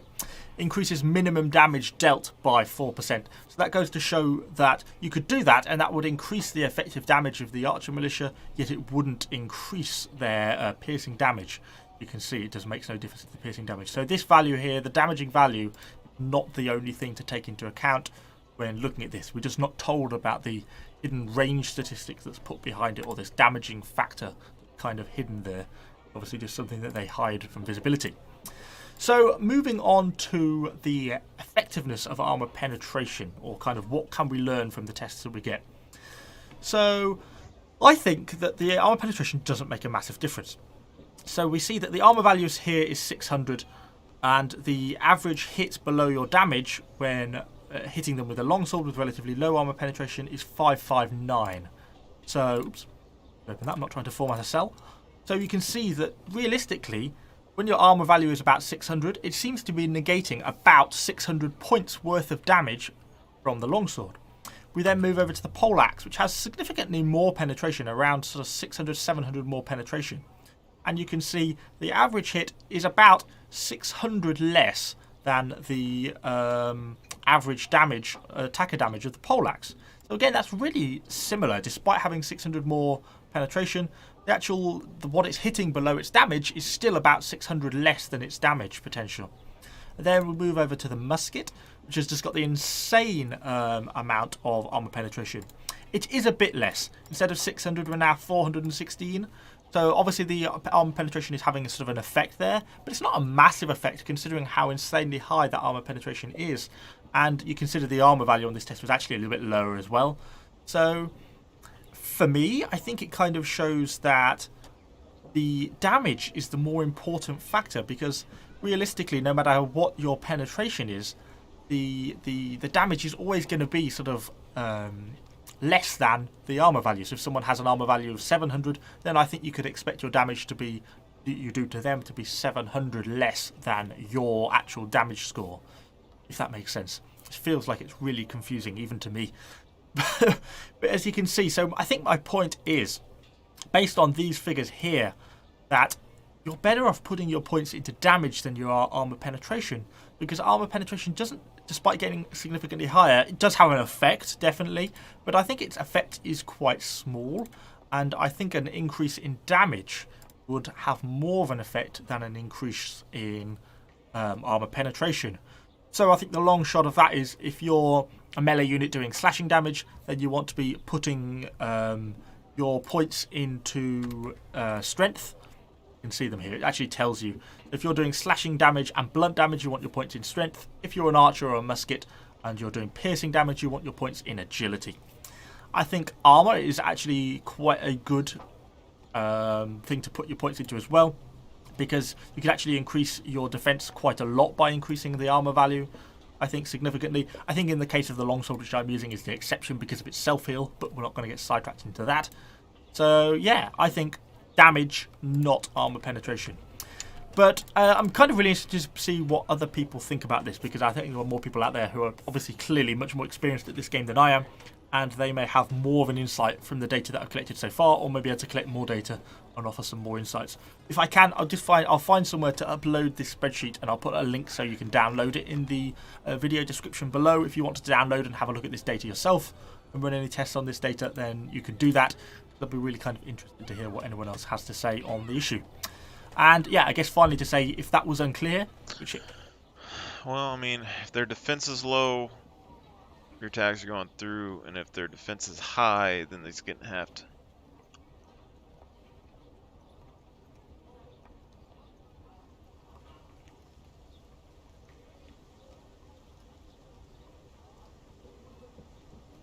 Which tells me that you have to choose what you want to use versus armor and what you want to use without armor.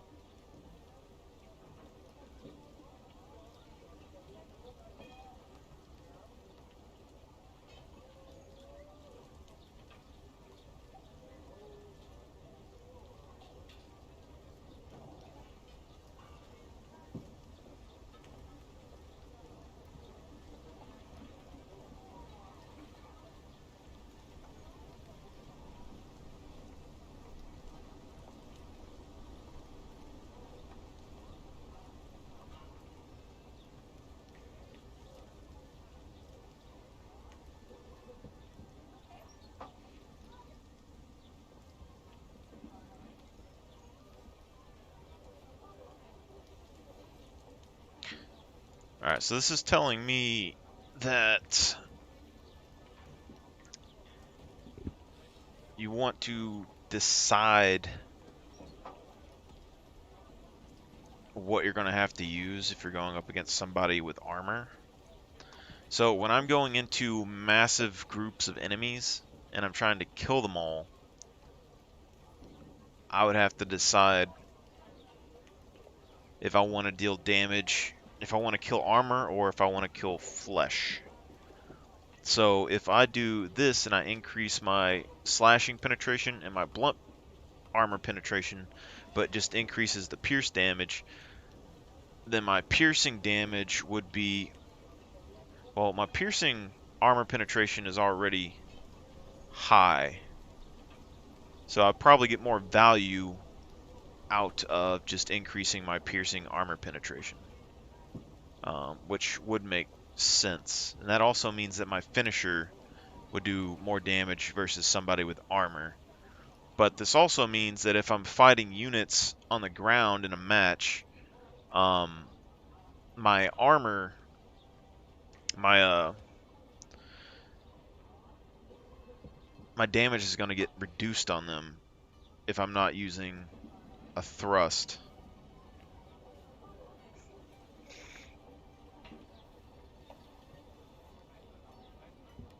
But I mean, if we're gonna go towards realism here, slashes wouldn't do that much to armor anyway.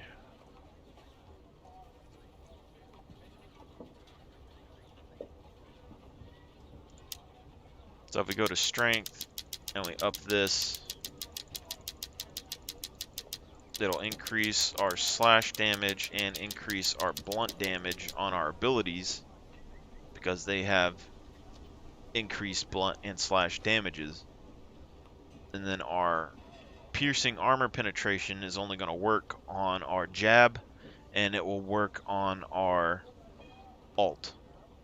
And when that is at 600 and something, we should be able to remove 800 or so armor. And at 60 points at the moment, if we increased our armor, we would be able to go to almost 700, I believe it was. So we're getting 750. So we should be able to go through any armor that we go against. However, we won't heal as much as other people. So our slashing damage is going to be up, our blunt damage will be up, and our armor piercing will be up. Okay. I'm kind of curious to go look at these. So I don't think any of these values went up at all. These are all the same. So I don't know if these scale, because it says 250% of your base piercing damage, which in my head makes me think like your default, like from level 1 damage. But if it's your base amount here, then that means that my slashing damage should be up, my bashing damage should be up, and then so that 360 points that I put in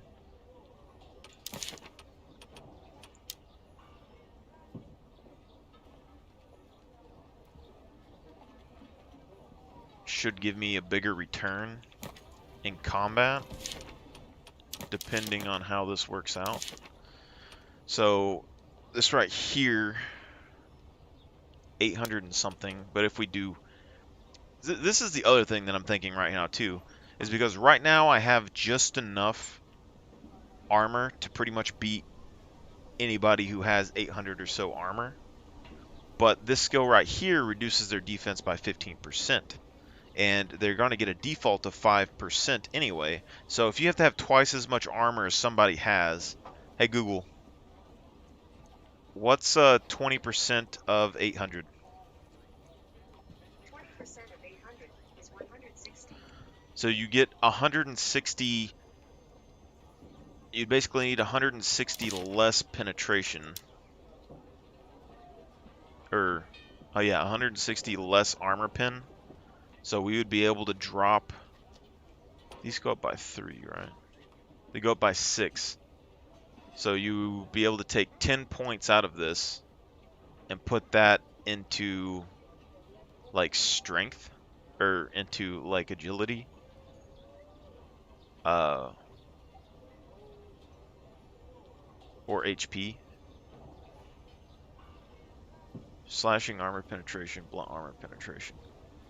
I mean, this would give you more blunt slashing penetration, but that would only help you with lightly armored people. So our blunt armor penetration can do about 300 armor. So if we put 60, was it 60 points? Or 10 points? Yeah, it'd be like 10 points into that. That'd be 60. You'd basically be able to have blunt armor penetration be able to do almost full damage to someone with about 400 armor, and slashing armor penetration would do full damage to somebody with about 600 armor.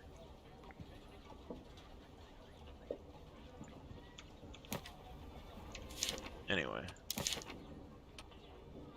so our health is lower than what it was. This thing does slashing damage, 80% of your base slashing damage. Or we can just use this to keep... I mean, if we use this,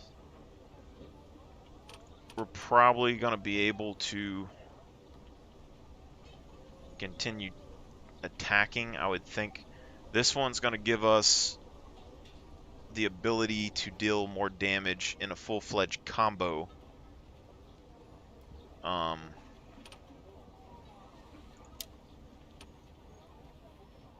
See, this would help us more in a 1v1 where I can kite around and keep myself healed. But this one would be better for dealing damage in the line, I would think. But we'll have to see. And then, so this, 1,200 points, 201. This one, 250% of base piercing damage, plus 3,000.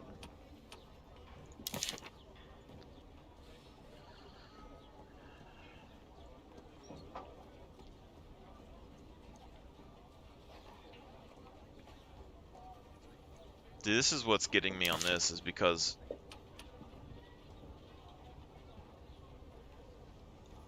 our piercing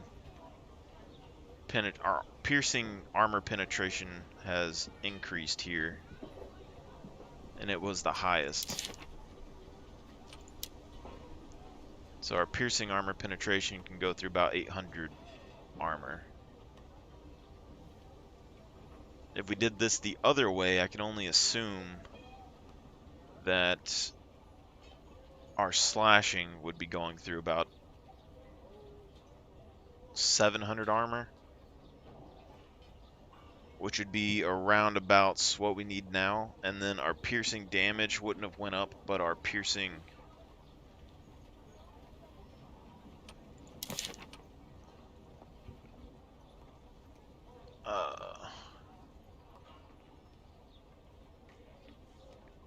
250% of your base piercing damage.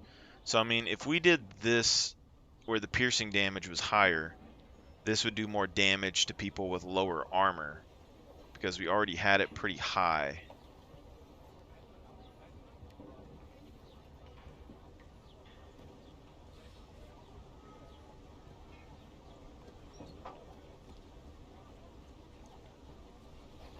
Oh, this makes me really question stuff, because, I mean, I think it might have been better for us to put the damage into the penetration, because this means if we do the finisher on someone with more armor, it'll do the damage that it says here.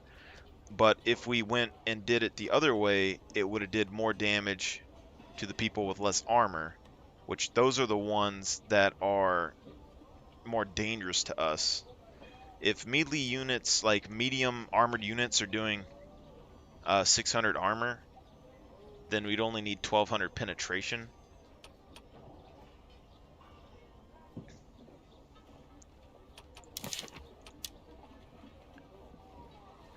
Which we were basically right in the ballpark for that. They're also really hard to catch though. But I mean, that means if we caught them, that we'd be able to basically do full damage to them. But we wouldn't be able to do full damage to heavy armor. But if you're fighting someone with heavy armor, you're going to want your most common attack to actually deal more damage to get them low and then try to finish them. So if we had the slashes, the slashing damage, where it does more penetration, right now we can do about 500 armor worth. But if we had the slashing damage to where it would go through the armor, then we would get more damage through the armor and get them low enough to hit them with the combo and burst off that last little bit of HP, I think is what's going to be going on. But for right now, our ult is set to be the damage that we need for heavy. This all depends on HP pulls as well, because heavy armored people, I have 2300 HP right now.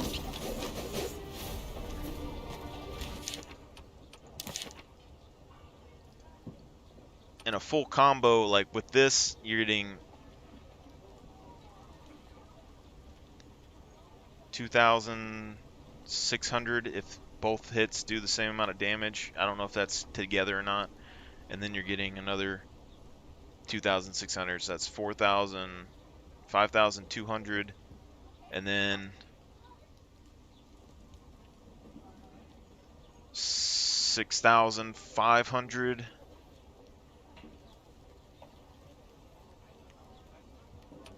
I don't know what the base kick damage would be, and then if you somehow got this off afterwards, you're getting 8,500, about 10,000 or so, and then you're getting another little bit there too. I mean, it's really hard for me to decide on that.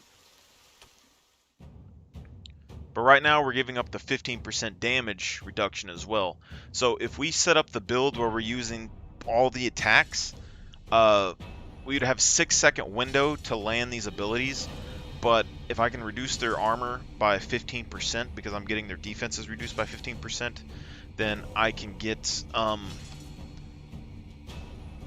even then, like, so if I'm able to reduce their armor by 15%, and I have more armor penetration, that means that my slashes for my just standard attacks would be better for heroes that have heavy armor, and it would be better for units that have heavy armor, so I could help cut through them faster.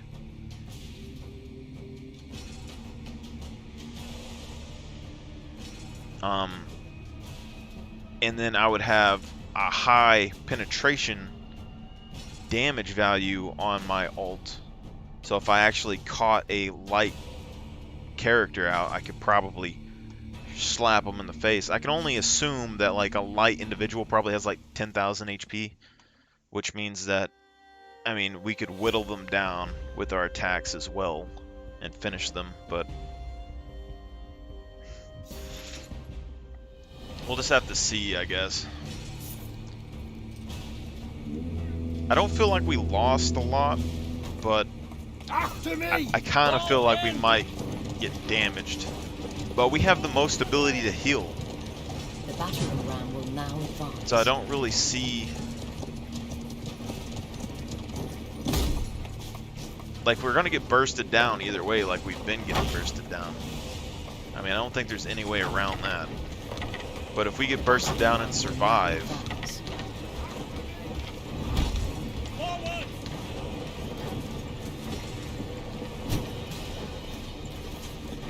I mean, we have a shield.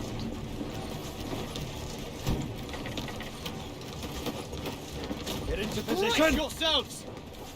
Units, assemble! Form up!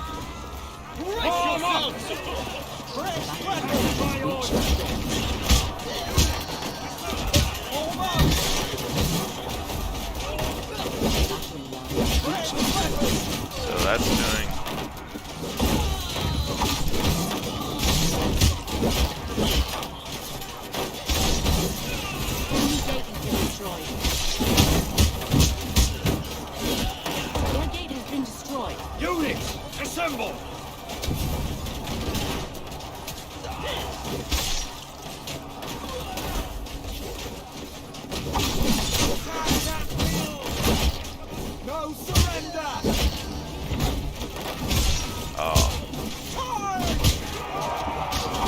like I'm doing a lot more damage here.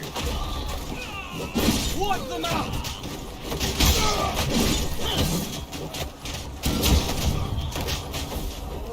Follow me! Raise weapons!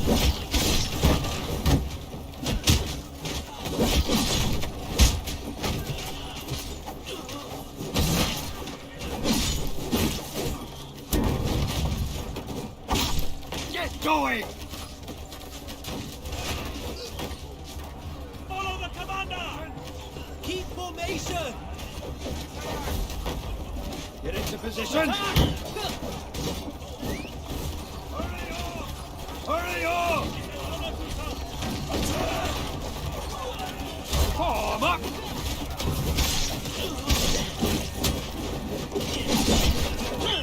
And we're doing 2,000 damage on an auto attack right now.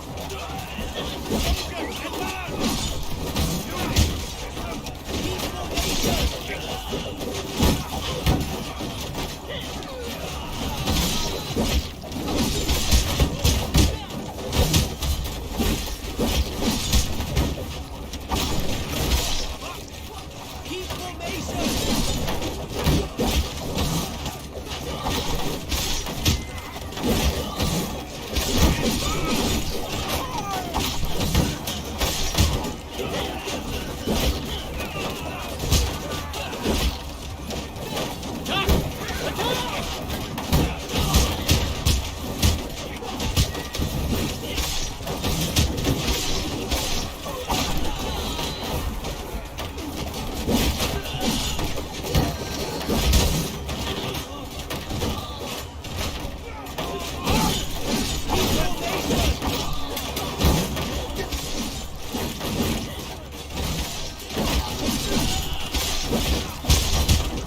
Our team has captured Point D.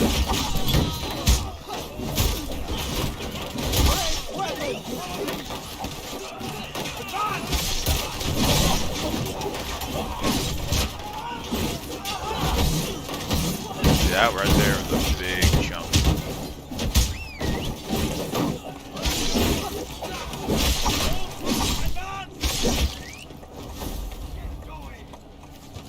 Understood! After me!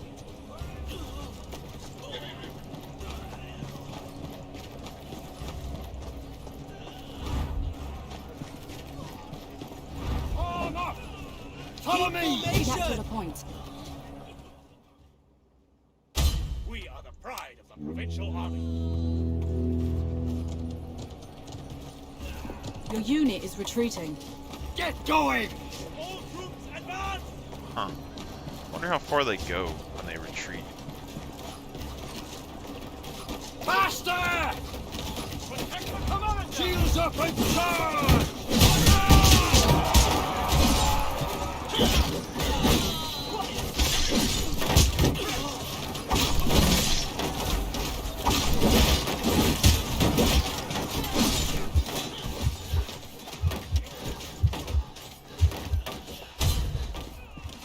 Close up!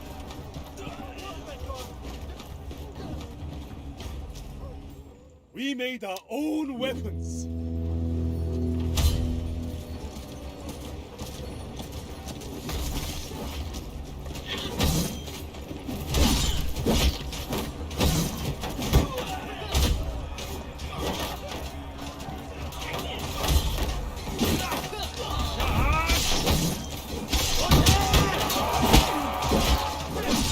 Our team has captured Point A.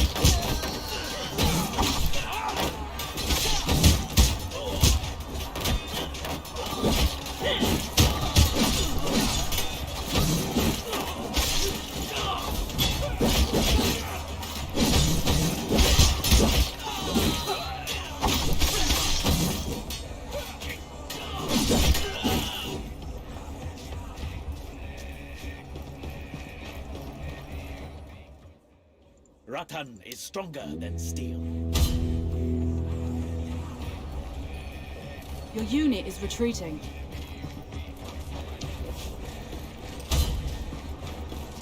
Hurry up!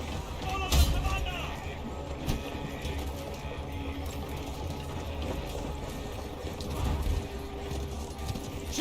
up and charge!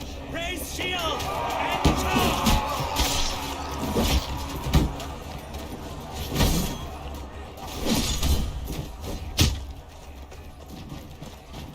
Follow me!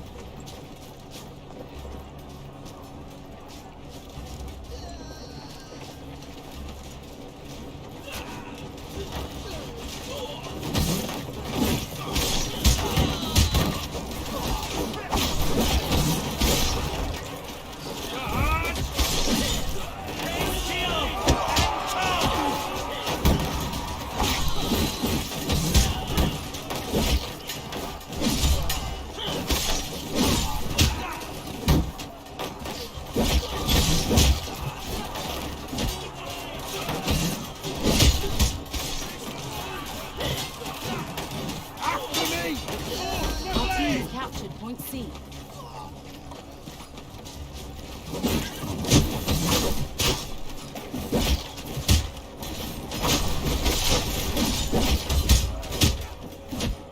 Look at that.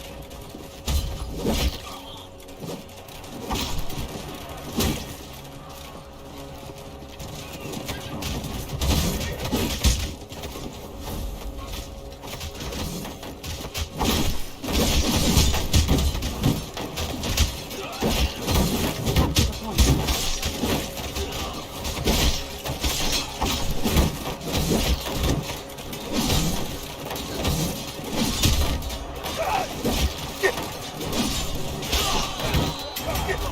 Shields up and charge!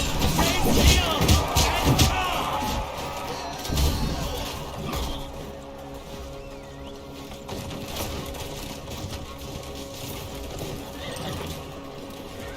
Hurry up!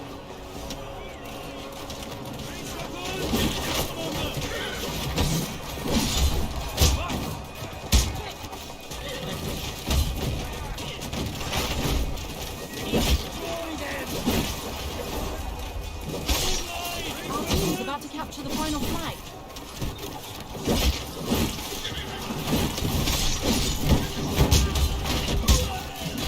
Captured a point.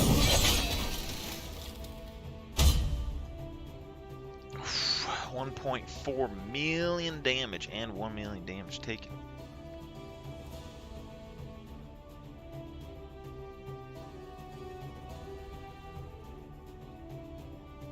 How do I not get an S plus if I do? I killed more heroes than everyone on the team.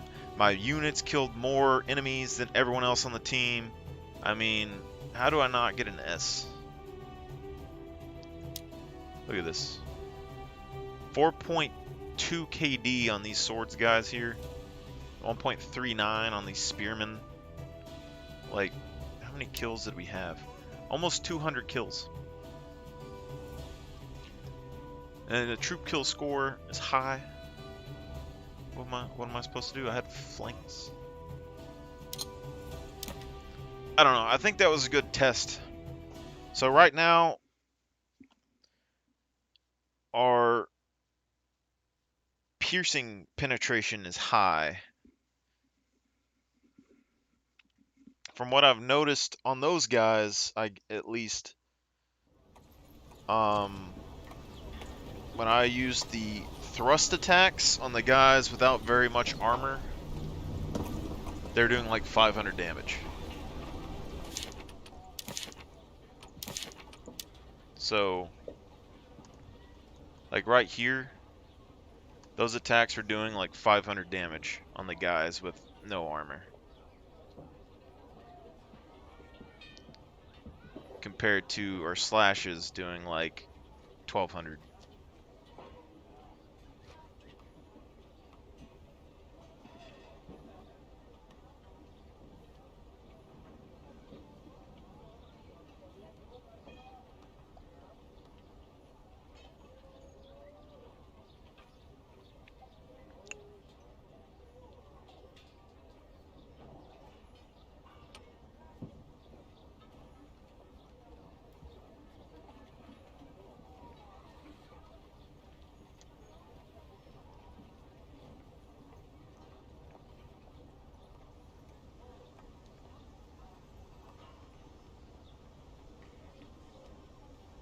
piercing damage. I mean, the more I think about this, I mean, I have a sword. I don't think you would necessarily, you wouldn't pierce their armor. You would go in between their armor if you're doing that.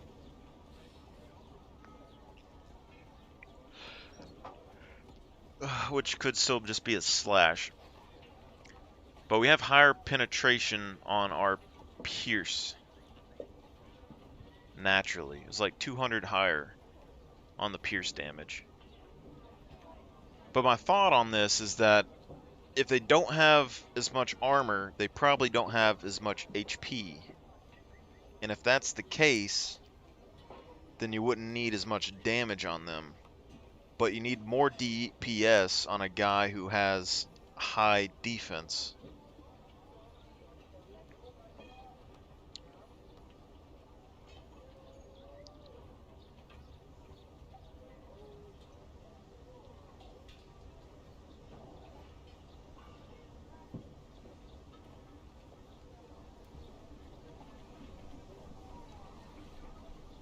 And those heavy guys are the ones that can break unit formations and stuff too. So keeping them weak could be a good thing. But like an archer or something like that, I mean, if they don't have as much HP, it doesn't really matter if we do as much damage to them. Even though they do a bunch of damage themselves. Like an assassin can probably one-shot us. Because they could one-shot us with full tank. They can one-shot us now, probably. I can only assume. But if they have no defense, then that means that if they have like 10k HP, if I land one combo, they should be dead. But right now, the most damaging ability that I have is my ult.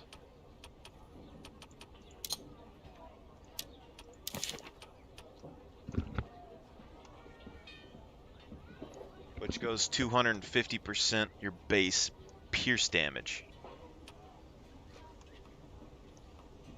Now, if we increase our pierce damage instead of increasing our pierce penetration, our slashes are going to do more against heavy armored people, and they're going to do more against medium and light armored people. If we get it to like 1200, we should be able to deal pretty good damage to medium armor. And then that'll increase our pierce damage, which would increase on the multiplier, which would allow us to kill light armored people easier.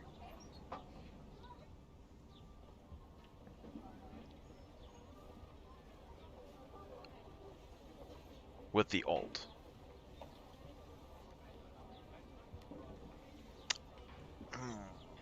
But if I do that, then it would take longer for me to kill lightly armored people. Because my slash damage would be lower. And plus, we still get that 15% debuff as well if we landed that.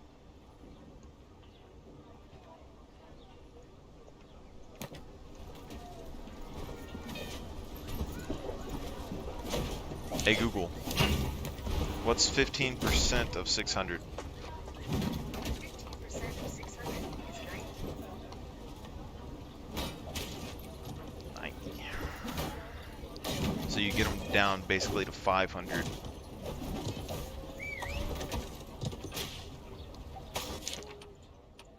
So right now, if I have the other ability that reduces their defenses by 15% and they had 600 armor, it would drop them down to about 500, which means I would have just enough slashing to get through the medium armor if people are running 600 armor there.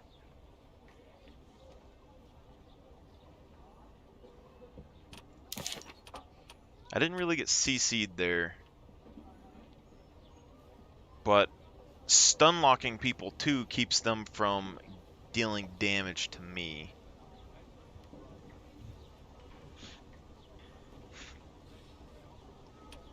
I really didn't have to use Mercy of Heaven much either.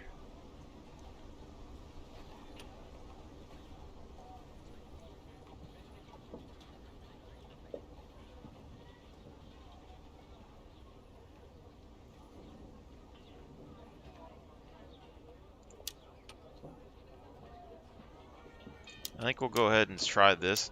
I think when we do this, we're going to get CC'd down. I really think they'll CC me down if I do this. But reducing their defenses down by 15% should help me do more damage. We'll still have one crowd control remover, but we're going to have to time it right.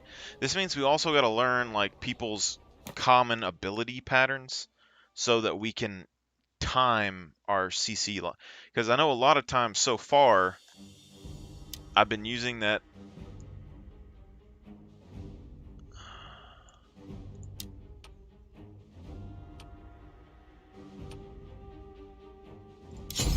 I've been using that alt as soon as I get CC'd, and as soon as I start using it, I get hit with another CC and it interrupts it. And it's too long of a cooldown to wait on that. So I would rather take the 2 hits and then use it and be able to counter instead of just instantly popping it and getting smacked right dab in the face again and getting put down again. So that's what I got to work on, just not using it instantaneously. Although sometimes using it instantly does get me out of the problem. So that's I have to learn all that. But it seems like we're doing good damage. I mean, those spearmen, I don't know if I can see the stats or not on here, but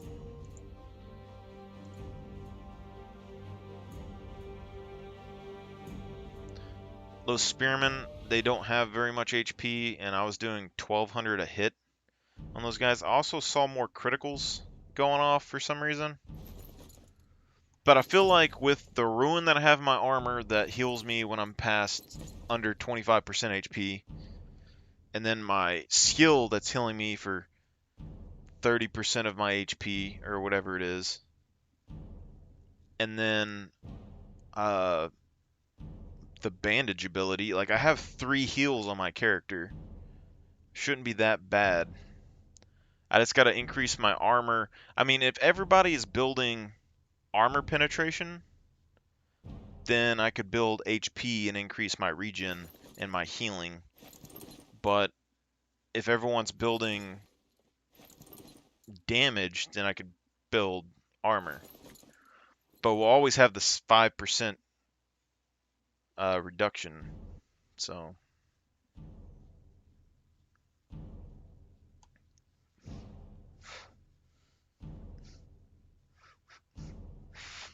because the real thing, like, is if these people go and they are attacking your units and they have high armor penetration characters, they're not going to do as much to your units, I wouldn't think.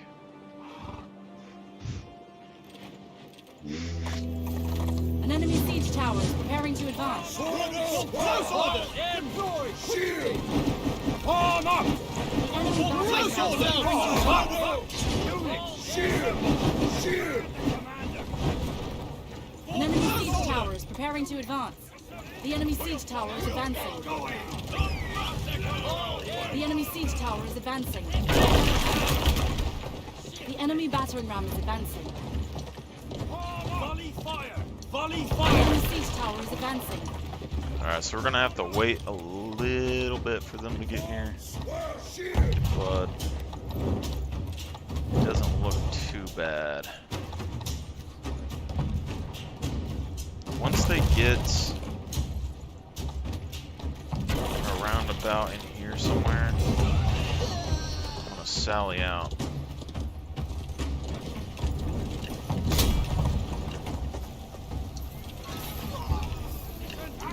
Volley fire! How do you open the other gate? Close order! Shields up! Get moving! Shield!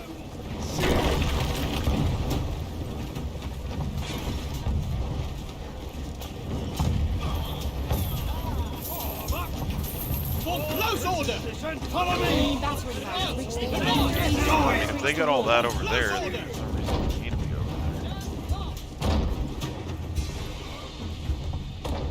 Close order! Close The order! enemy siege tower has reached the wall. Close order!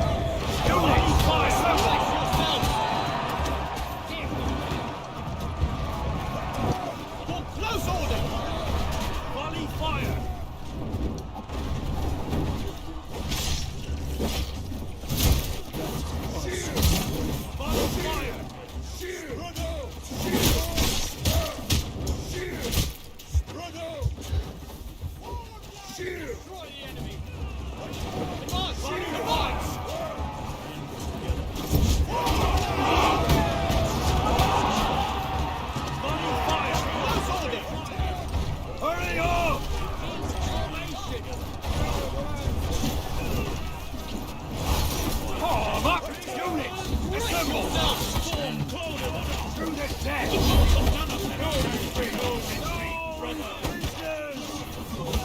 So right there, those spearmen just murdered me.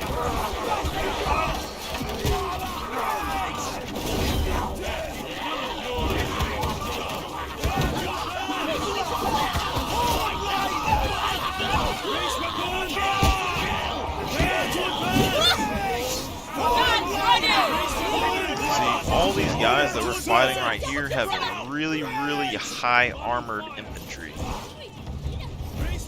that are way The better enemy than siege mine. tower is advancing. The enemy siege tower has reached the wall. After me! Move swiftly! And this is why originally I was going to play with archers, just because archers are going to be good no matter what, I would think. But when I fight guys like this, there's no...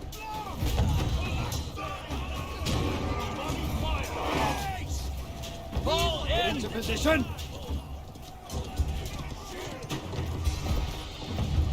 At the double! Hurry up! Let's see what we can do here.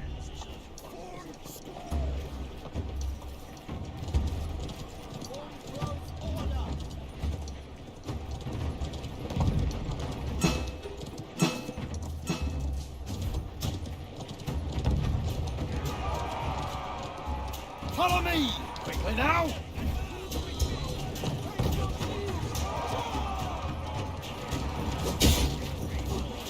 Get going! Shields up and charge! As you command! Right here. For close order!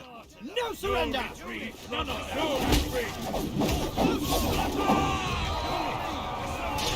close order! Guard the commander!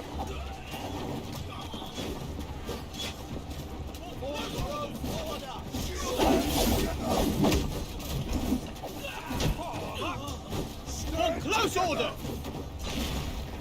But I get what they're saying, though, is that if you build pure defense on this character, and you're fighting people that have normal characters that have no extra heal, in a sustained fight you win because you out-sustain them. No mercy!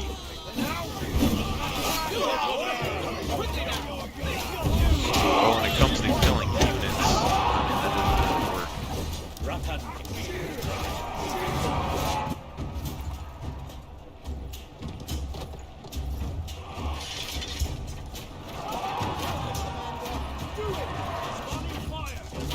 After me!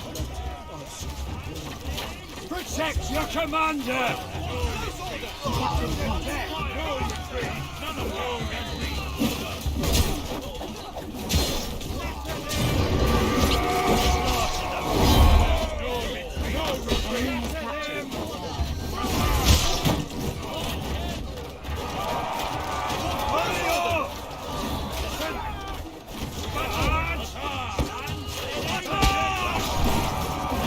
Units, assemble! See, like right there, he interrupted that ability. Now I have to wait. Through the deck!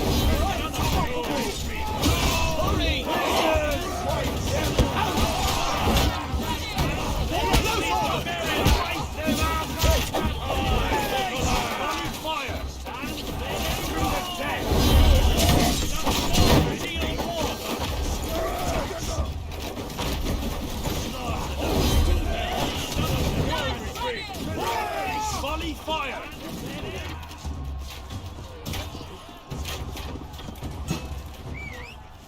Get to it! Form wedge! Get to it!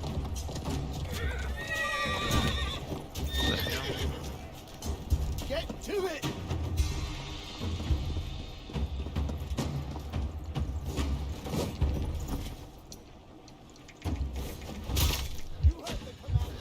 Wow.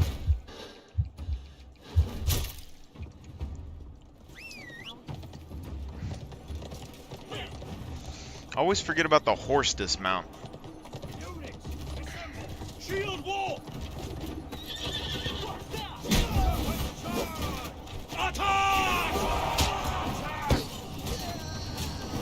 Destroy them!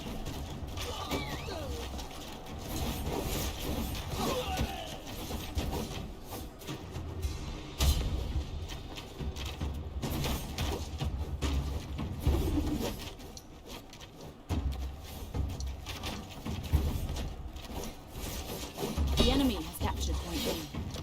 Get into position! Spread out! Spread out! Ready, bows! Understood! Get into position! Spread out! The enemy captured the point. Hurry on! Take position! Yes, Commander!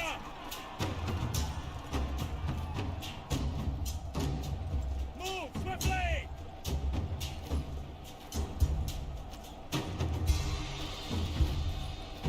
Ratan is stronger. Get going! Assemble! Volley fire! Volley fire!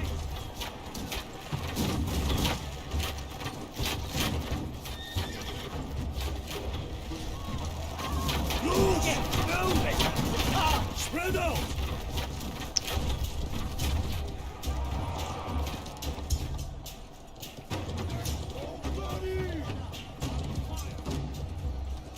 Face down steel! Take position! Form square! Move yourselves! Form up! Form up!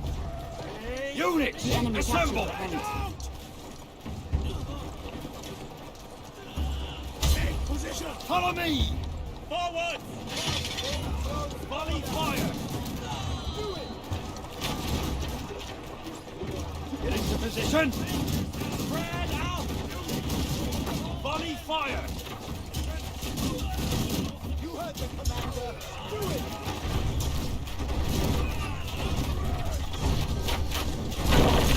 Volley fire!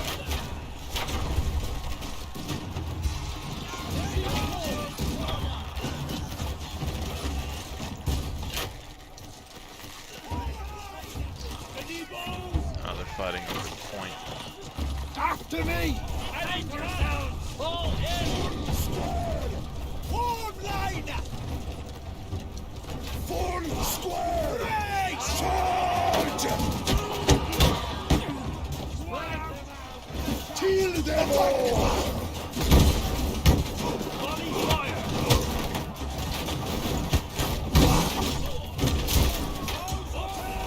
Form square! Shields up and charge! Raise shield and charge! Hurry up! Follow me! We will follow! See, right there, his units knocked me over. Form square! And I'm guessing that's the, or maybe the paladin guy did it. Form square!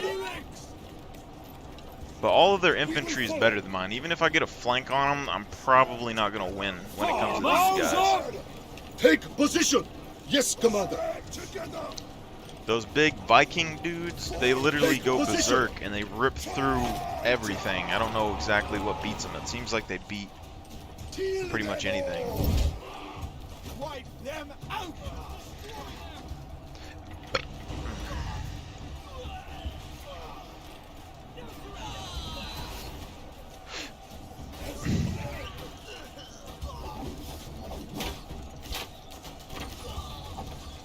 Now that you guys are these halberds, so they're going to get a whole bunch of them and they're going to march forward with them and they're going to do a bunch of like AoE DPS damage. Fall in! Brace!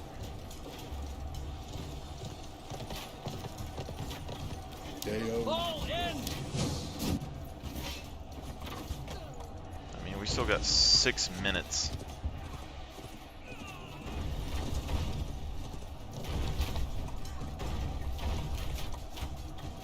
Form up!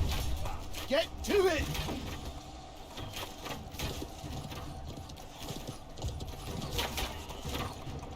Hurry! Defend yourselves!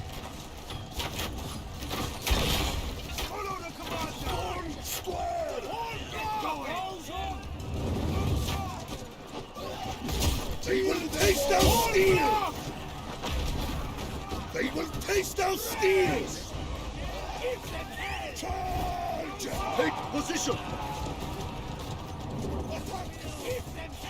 Yes, they will taste our steel! Take position!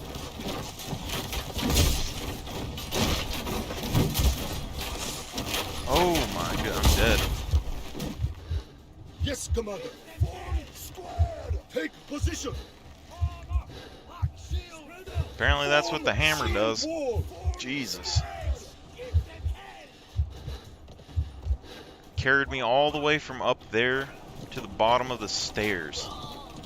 Form up! Shields up! Get moving! Slide together. Form squad. Flatten them! Attack at will! All right! Advance! Attack at will! But he still loses that trade.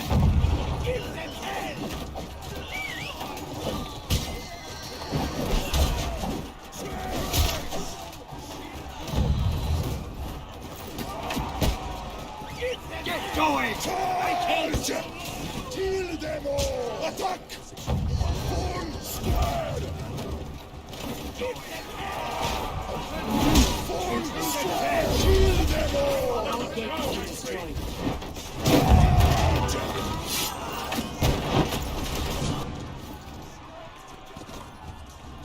How am I supposed to call my units? Protect the commander! All in! Kill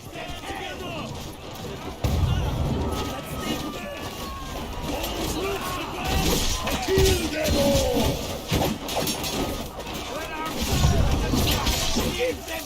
Stand together! See, that right there was the archer. The archer CC'd me, and I wasn't able to do anything, so I died.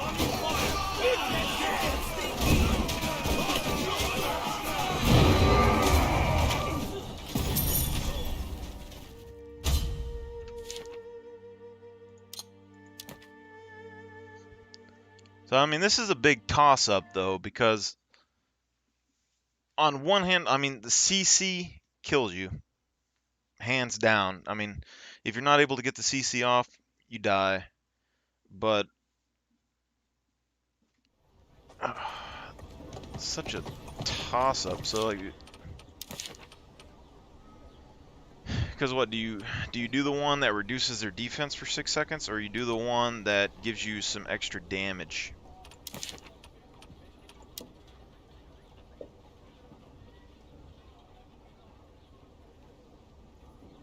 Our blunt damage is gonna be 1600.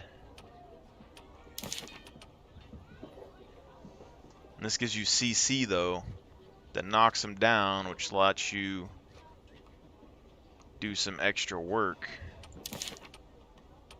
But right now, our slashing is good for about 700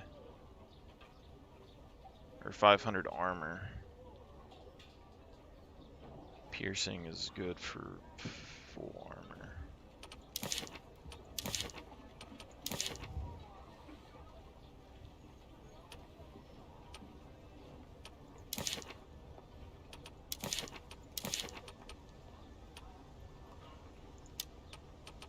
We pretty much have to have shield bash to get the CC off of us.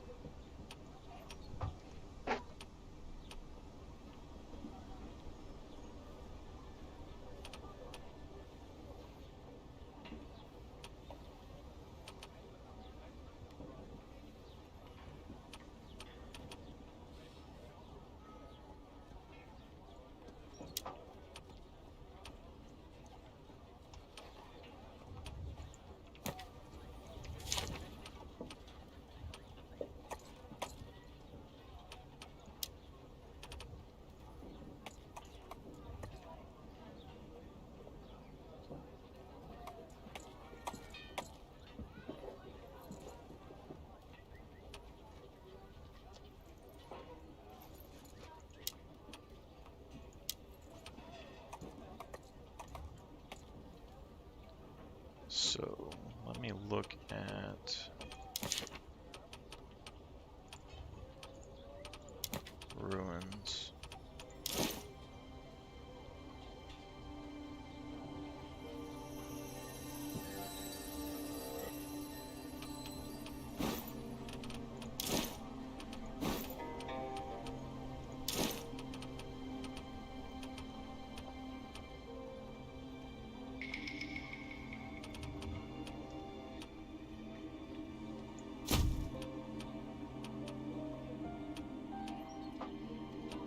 If we could get one more point thing into this, we would get bandage healing improved by 25%.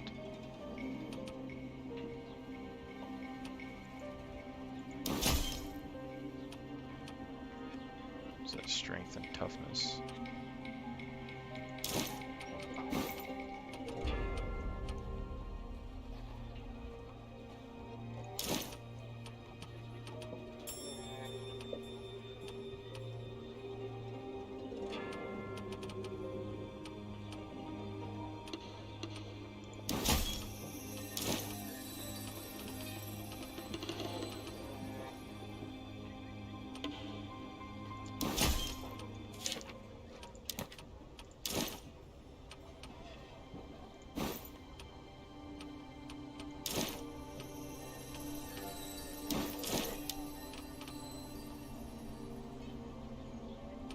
Alright, so we can heal while moving, but the cooldown is increased by 15 seconds.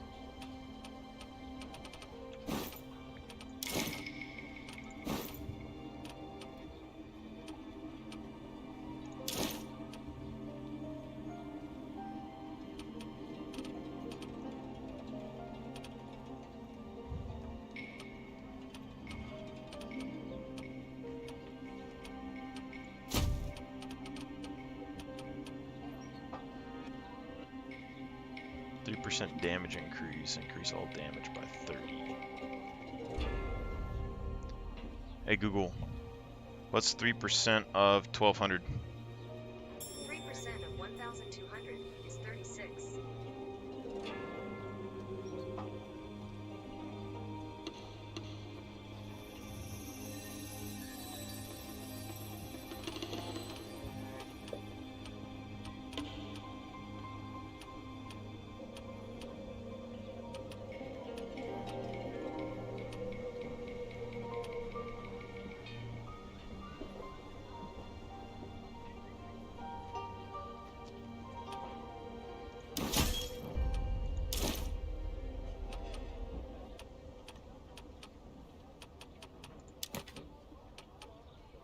Damage dealt increases by 10% for 10 seconds.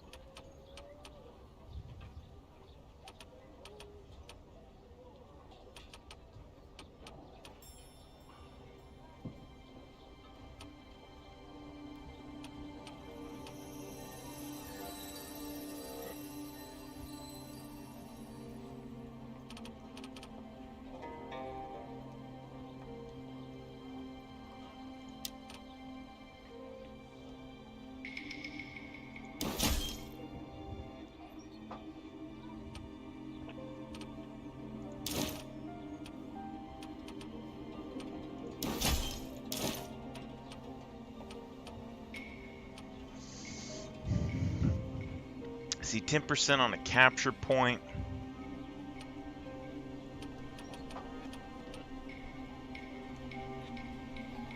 Or we kill 5 soldiers, you get 10%. I mean,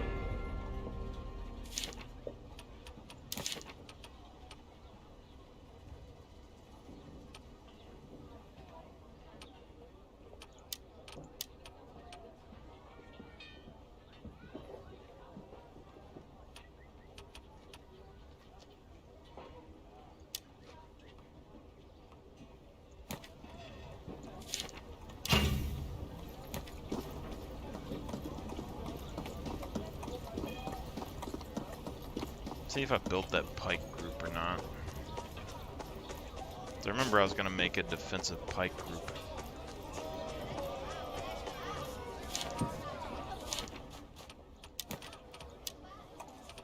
Oh, it's working on it. Here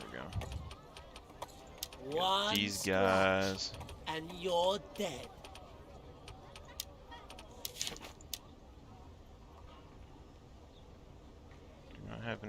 pike units. We have watchmen. We serve our order.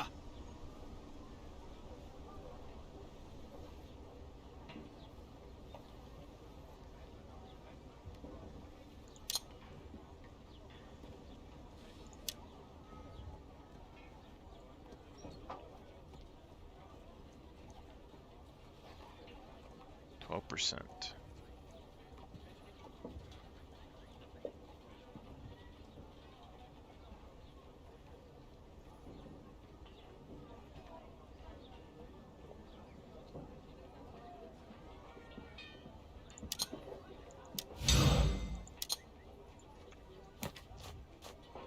Rattan is stronger than steel.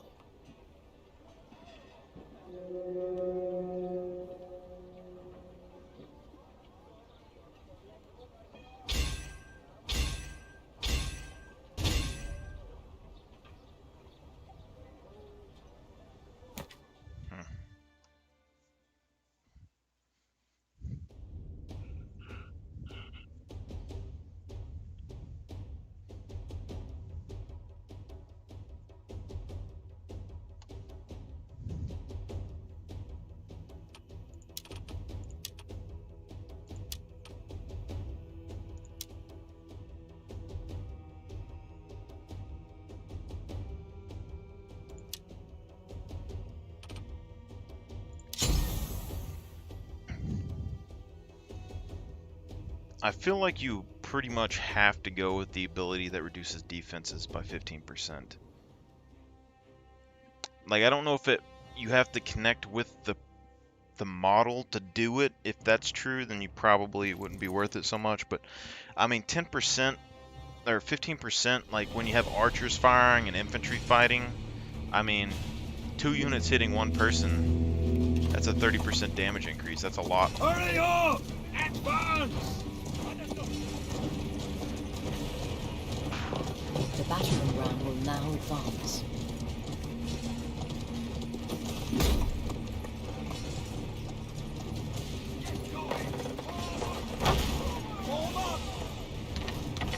The battering ram will now advance. Form close order!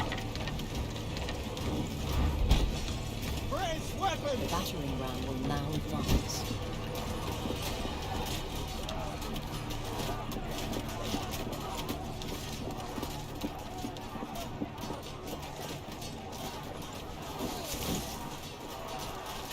Form up! Form close After order! me! Make haste! Form up! Form close order! The battering ram will reach the gates.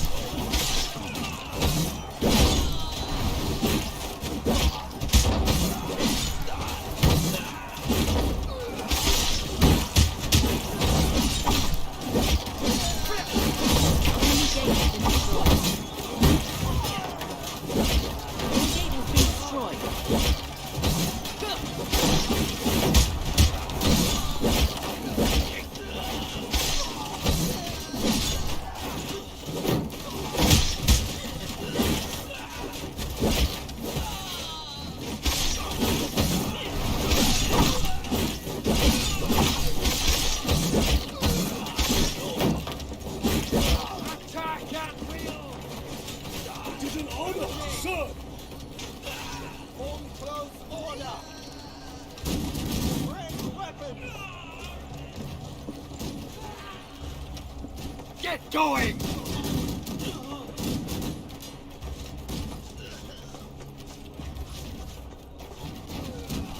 Get into position! Units, assemble!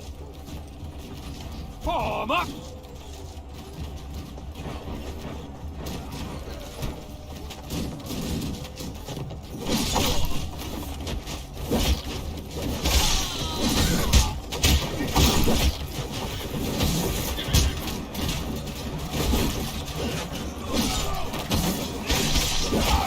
That's a lot of regen.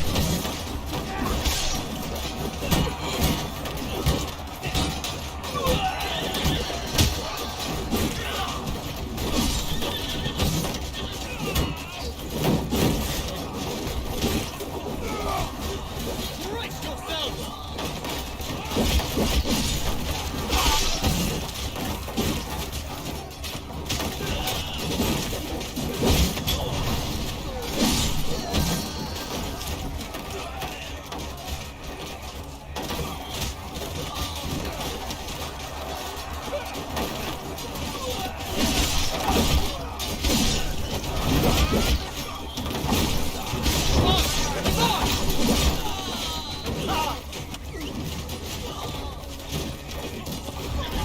into position. Get into position. For close order!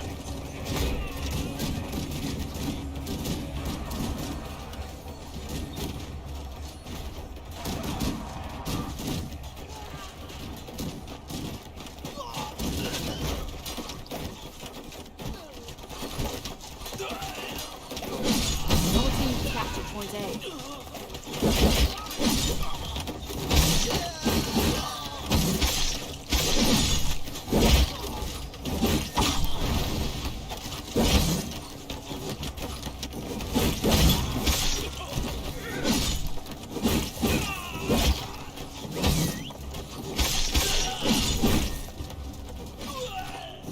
Is that a bleed? Does piercing do bleed damage? Because that's what Follow I'm getting me. off of this.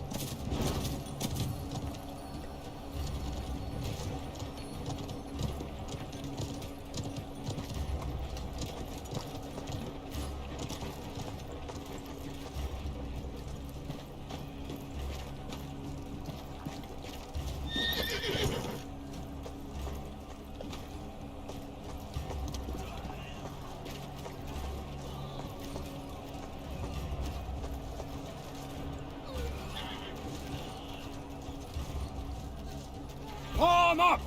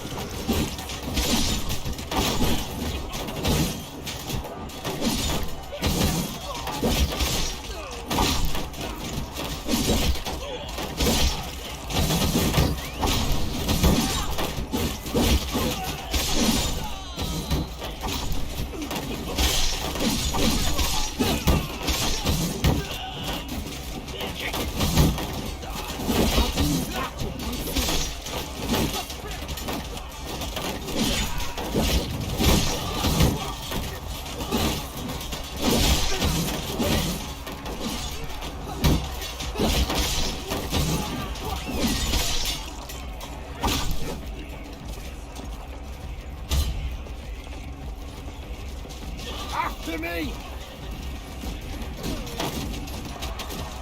Get into position!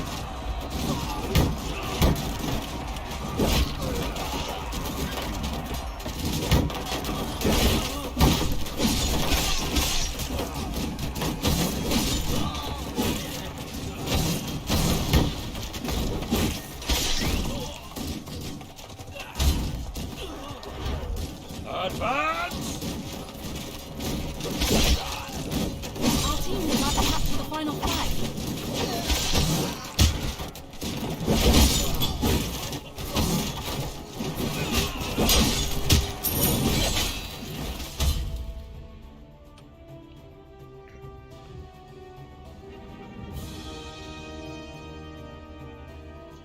I think we just need to do the armor penetration on the slashing and stuff. That way you'd be able to whittle down the enemy armor faster, and then you'd be able to finish them off with a big burst of damage, even though they may negate most of it.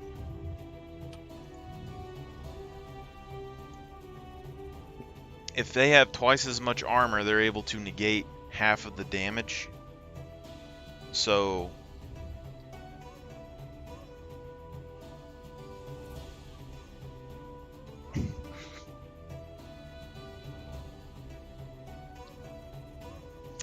So if you go into damage and you're doing 1200 damage and they have 600 armor, they will take out half of your damage.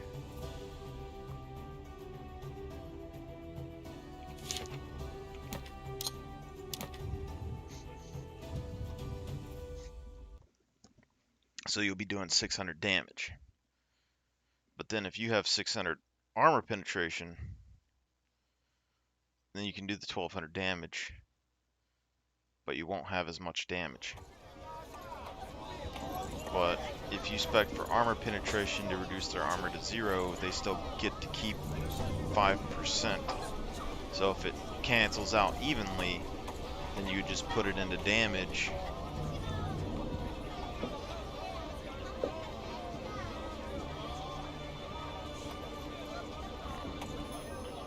And they said some units have flat damage reductions as well.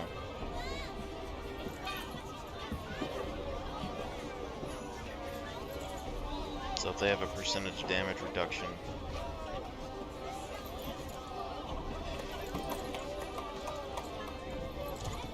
you're going to want to negate their armor and then have the extra damage up. I would think that'd be how it is.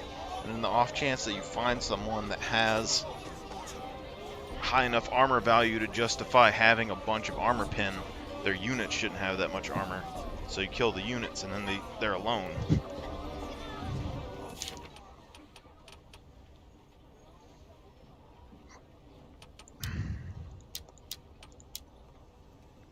So that can give us another 12 piercing armor penetration, blunt damage, and slashing damage. But if we do this, we get piercing damage, blunt penetration.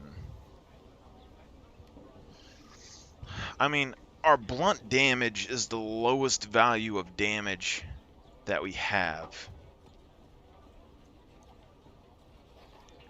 And there's only 2 or 3 abilities that do it. So if the blunt damage is lower,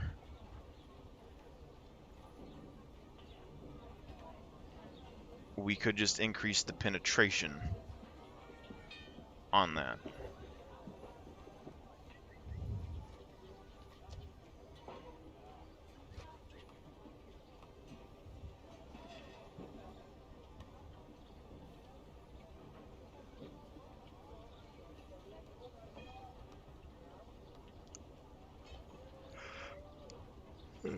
Penetration.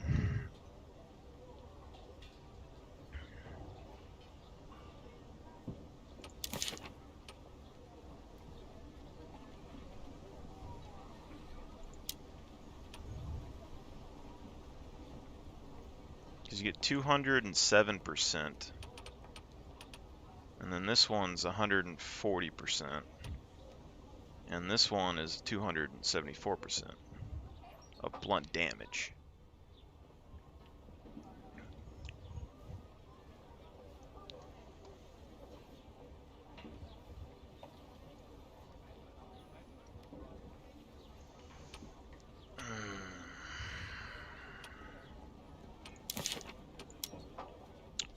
Blunt armor penetration is at 702, which means if we got blunt armor penetration up, I mean, we don't have an ability that uses it consistently, so it's not really worth it to put a bunch into it. So if you have, if they have 800 armor, you'd have to put a lot into it.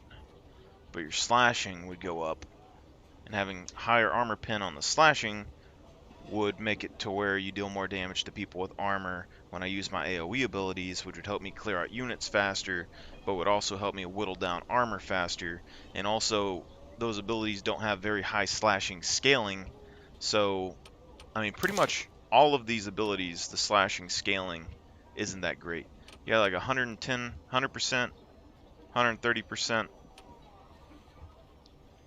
You know, it's nothing compared to the 200% or whatever you get on these other ones.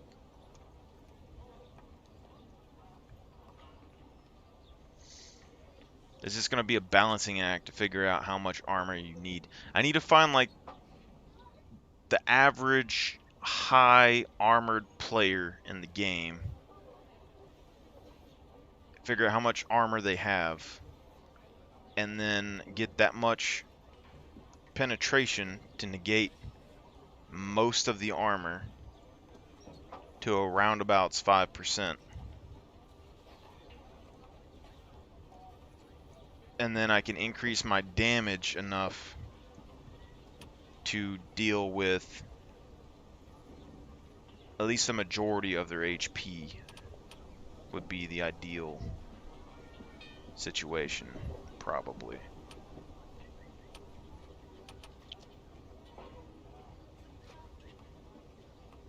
I don't really know about this. I mean, it locks me in one spot. I could possibly regen a bunch of HP with it. But as long as I have infantry with me, I can just kind of bob and weave in and out of the infantry.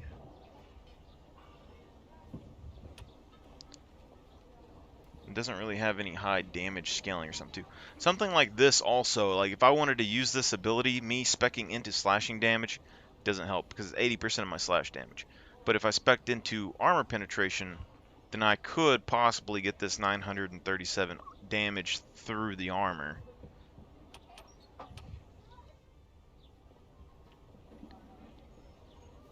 Which, I mean, it's 2 hits, so it's going to be doing 1800 damage right there.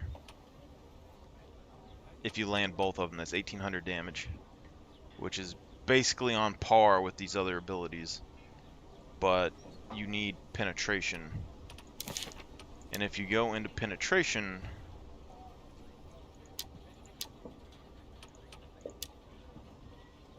you get piercing damage, which will increase your ultimate damage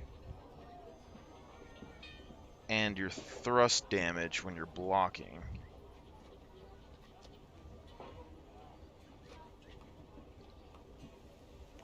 But the slashing damage won't be increased. And right now, I mean, the slashing damage is what's cutting into the people with no armor. But the ones without armor aren't really hard to deal with anyway. So I don't think it really matters that much. So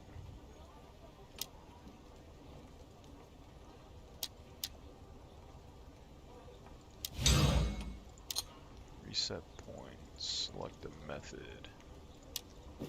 Okay. So we're upping our piercing damage and stuff a little bit now. There has to be a balance in here somewhere. It just depends on what stats you can get on these armor pieces as well, because these are giving us defense and blunt damage. I can only assume that, I don't know if heavy armor or armor values only give you defensive stats, but I would think that light armor or something would give you damage buffs.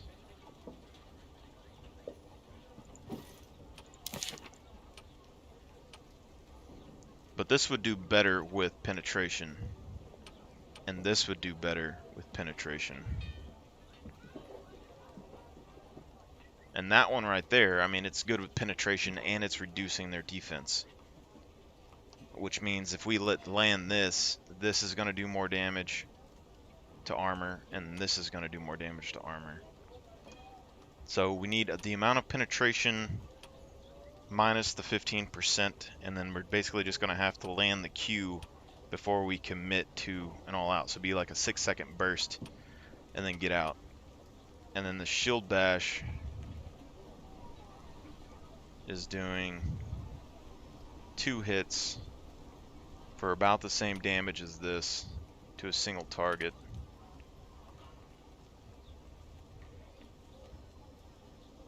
Which will be better with penetration. Probably. So these are 140%, and this is 270%. So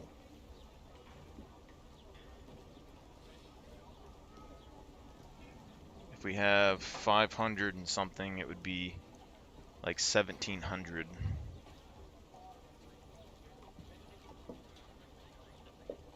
And right right now it's at... Hey Google, what's 270% of 866? 270% of 866 is 2,338.2.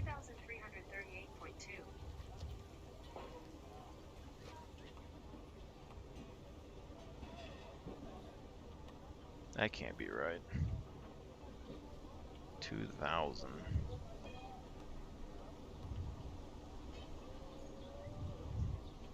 If you're doing 2,000 twice on that, that's a lot of damage.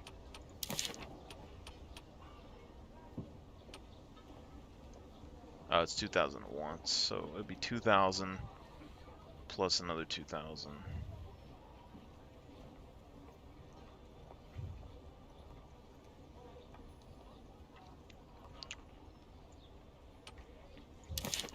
But if that's the case, I mean, our piercing damage is higher than that anyway.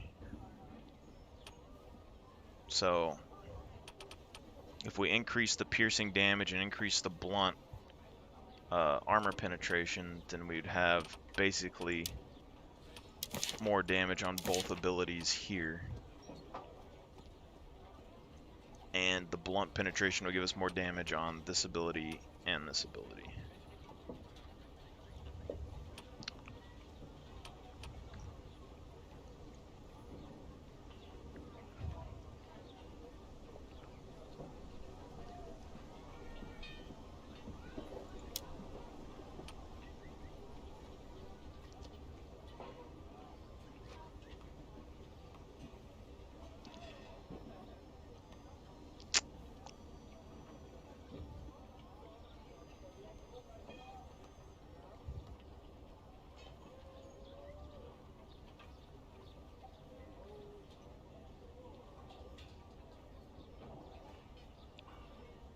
And this one, it reduces their defense, but this one can crowd control them, which keeps them from attacking you.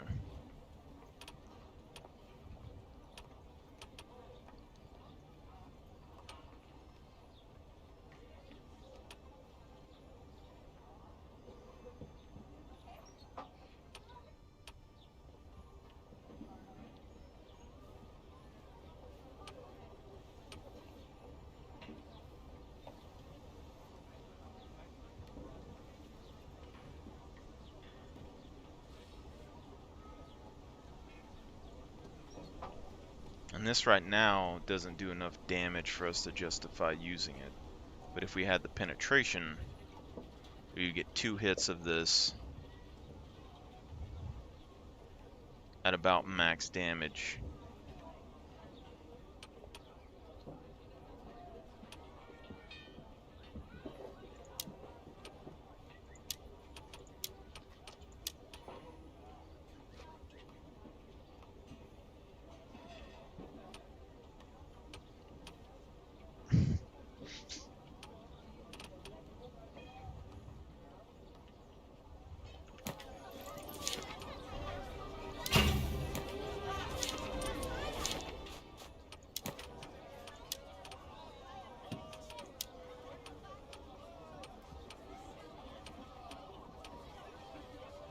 This land is ours!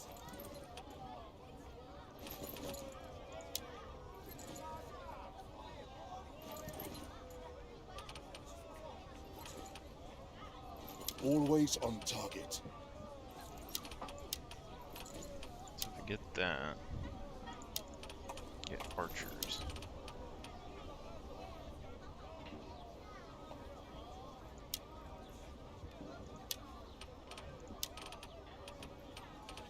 Kill it with fire!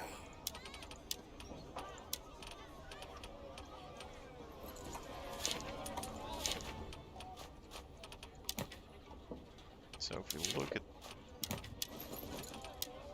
range, 3, 4, 5, 6.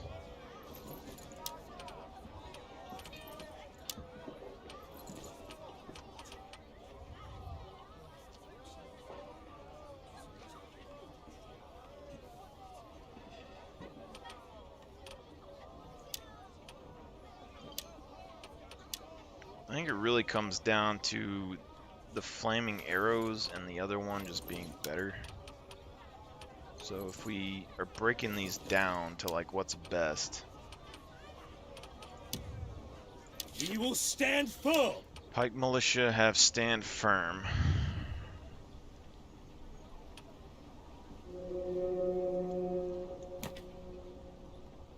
And those other guys One scratch, and you're dead. have poisoned weapons.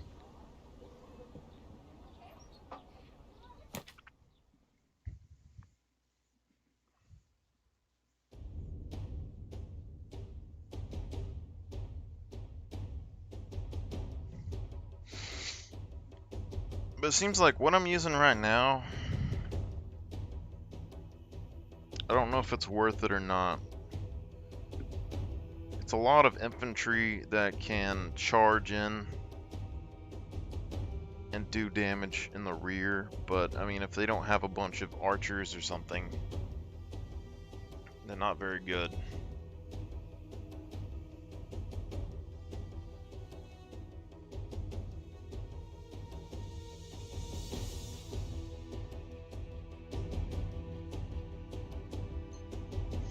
Now, when I use archers, it seems like they have the best effects. Like, anytime I use archers, I feel pretty good. What is this? Looks like a secondary place. If we can leave out of this side and flank around here, that'd be great. Fort.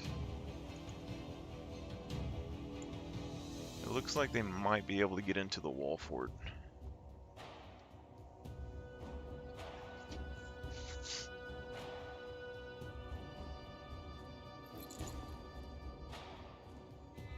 I guess it depends on, does my AoE heal the troops for 10% of their HP or 10% of my HP?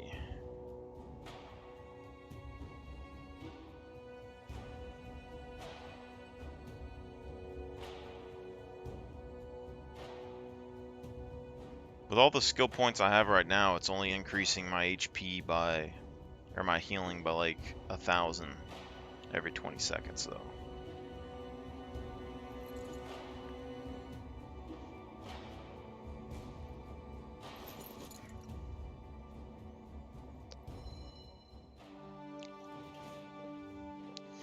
You're just gonna say with each skill point you would get 10 more HP, so we'd be getting we'd be getting 30 more HP for each skill point. So, hey Google, what's 30 times 60? 18. The enemy battering ram is preparing to advance. Preparing to advance.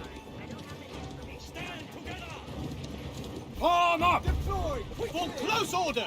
I'm The gonna enemy assume battering ram is advancing. An enemy siege tower is preparing to advance. The enemy battering ram is preparing to advance. The enemy siege tower is advancing.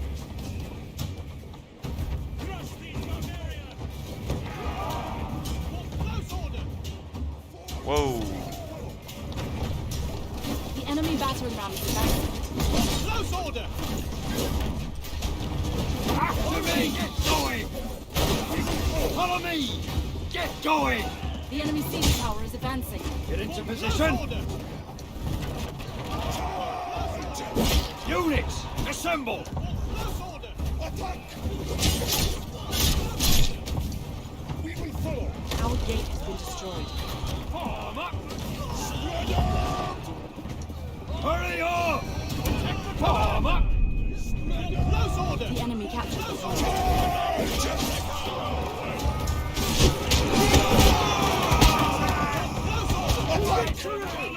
Kill them all! They got this berserker. We gotta get out of here. Like, it's like stuff like that. These guys have way better troops than I Kill them all! do. Those berserkers right there just ripped right through my units. Destroy them!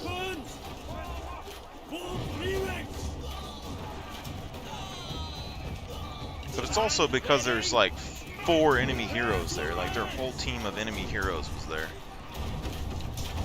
For close order! Yes, Commander! We made our own weapons. The enemy siege towers reached the walls.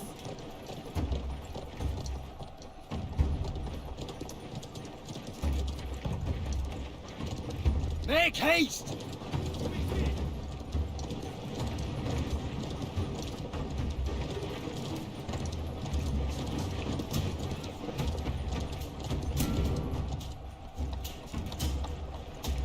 Hold still!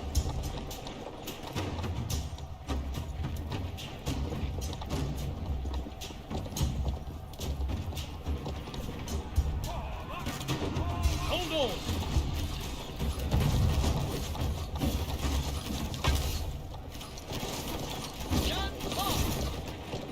Follow me!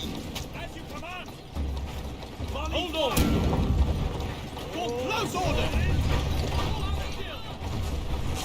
For close order! Close order! Brace yourselves! For close order! Enemy siege tower has been destroyed. Units, assemble! Spread out! Understood! Yes, Commander! Enemy siege tower is advancing.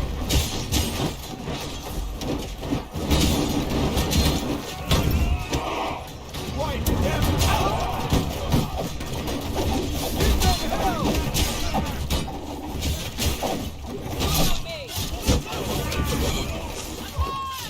No surrender! Stuff like that.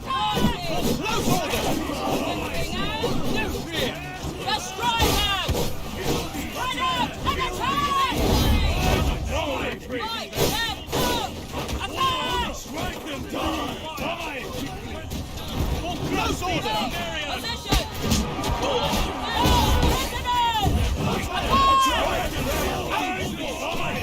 Attack! Quickly now! For close order! Run out and attack! Fight them up!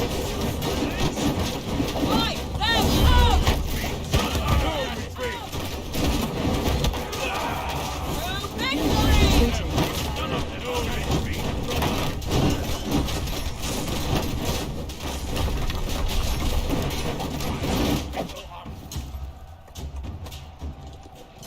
After me!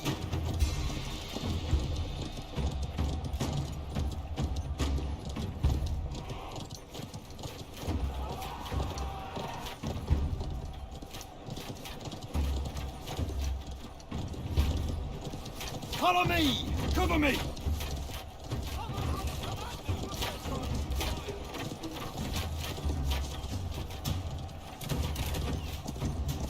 The enemy siege towers reached the walls. Get going!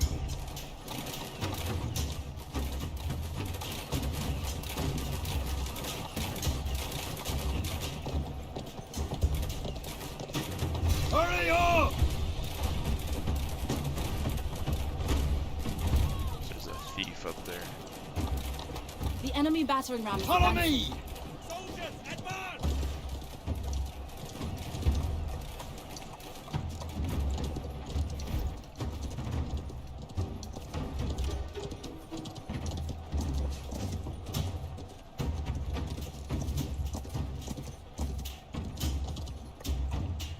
Cover me! Protect the commander! Deploy quickly! Charge!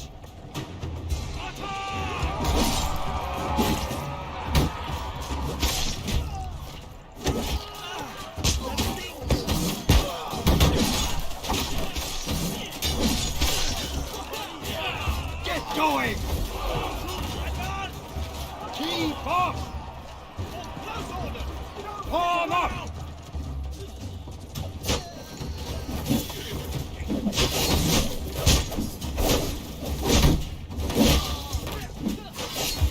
There's a thief. No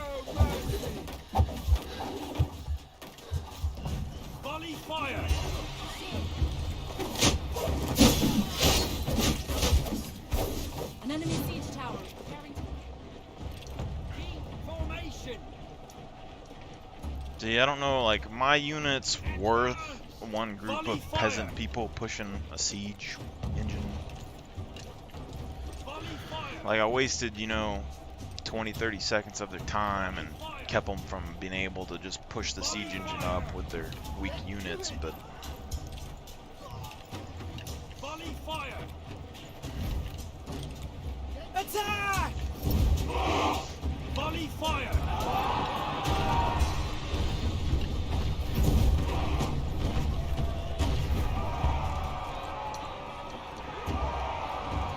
Close order! Volley fire!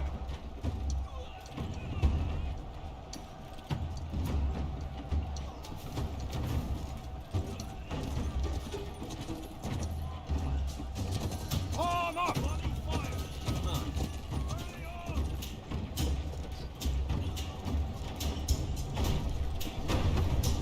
As you command. Volley fire! Ratan is stronger than steel.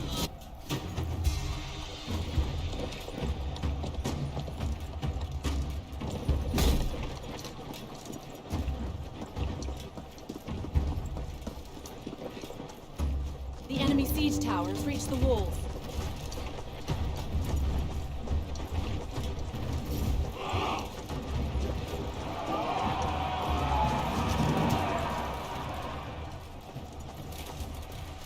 Shields up! Get moving! Close order! Volley fire! Looks like we might have already lost them. Volley fire! After me! The enemy has captured. Shields up and charge!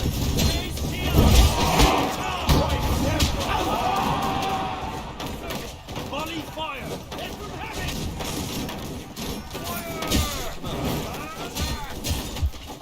All ranks! Advance! Like, right there, I'm not sure what killed me. Something hit me in the back for sure. You and your I'm guessing maybe an quickly archer. now! But I don't think my units slowed them down at all. And they had 4 or 5 people there. Get into position! Follow me! Form 3 ranks!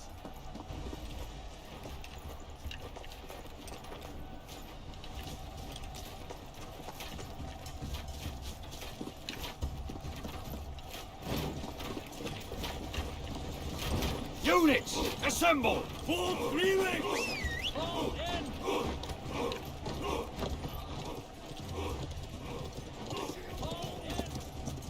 Stand together! Stand together! We don't really have much communication either, though. Like, if you lose that wall there, second point right here is the next big point, because they can shoot down in this area, this tower. Destroy them! Volley fire! Shields up! Get moving!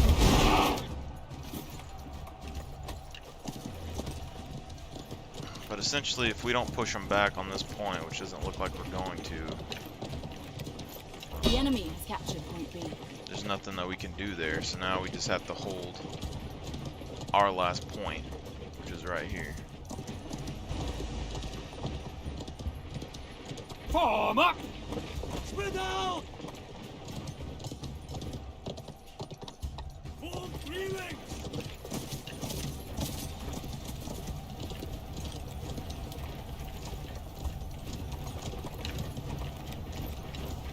I feel like this game needs in-game chat. That way you could just talk things out. Because, like, these guys coming in by themselves, Form 3 ranks! they may be able to do a little bit of damage, but Hurry up!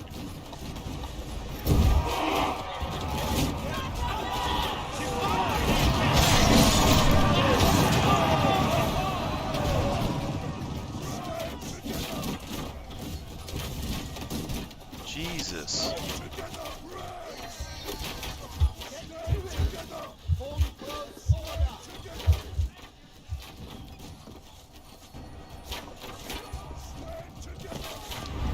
The enemy captured the point. Charge!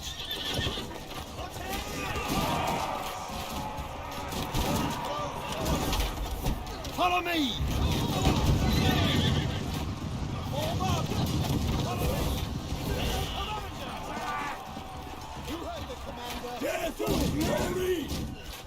So they got heavy cav, which my infantry can't do anything against that.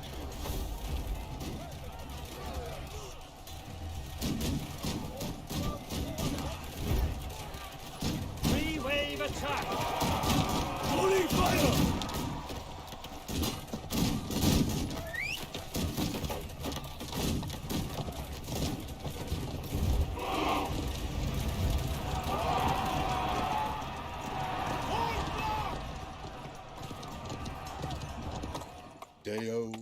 Right here is pretty much all or nothing. I mean, they're going to capture C, it looks like. Your If they unit capture is C, retreating. then I don't think there's any way we're going to be able to turn this. Get going!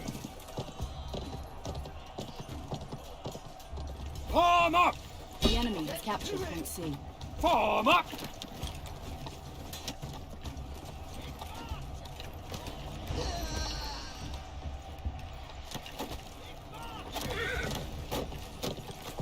Follow me! Protect the commander!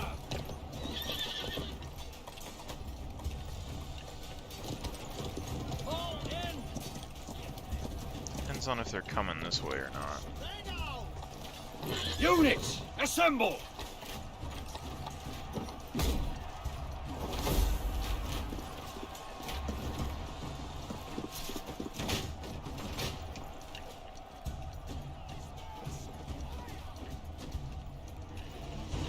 It looks like they're going straight in. Although there is somebody here.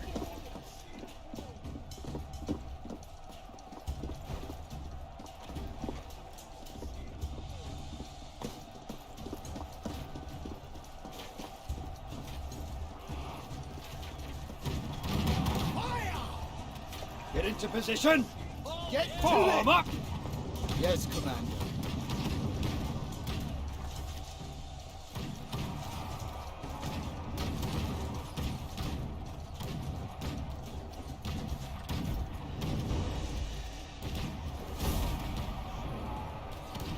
Shield wall! Get to it! Attack! Guard the commander!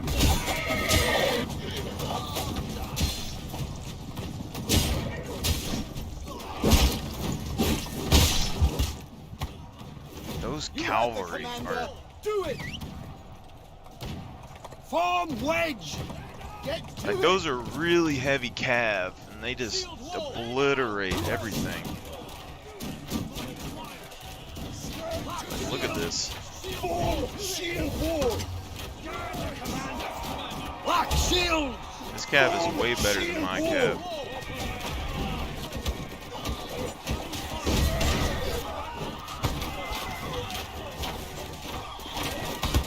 Seem like they have better AI than my cav as well.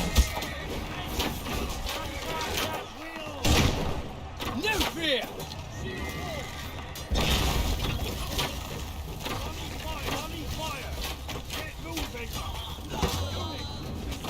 Fall in! Get moving! Give them hell! Volley fire! Fall in! Volley fire! The enemy is about to capture the final flag. Give them hell! Volley fire! Hurry! Shield wall! Stand together! Stand together!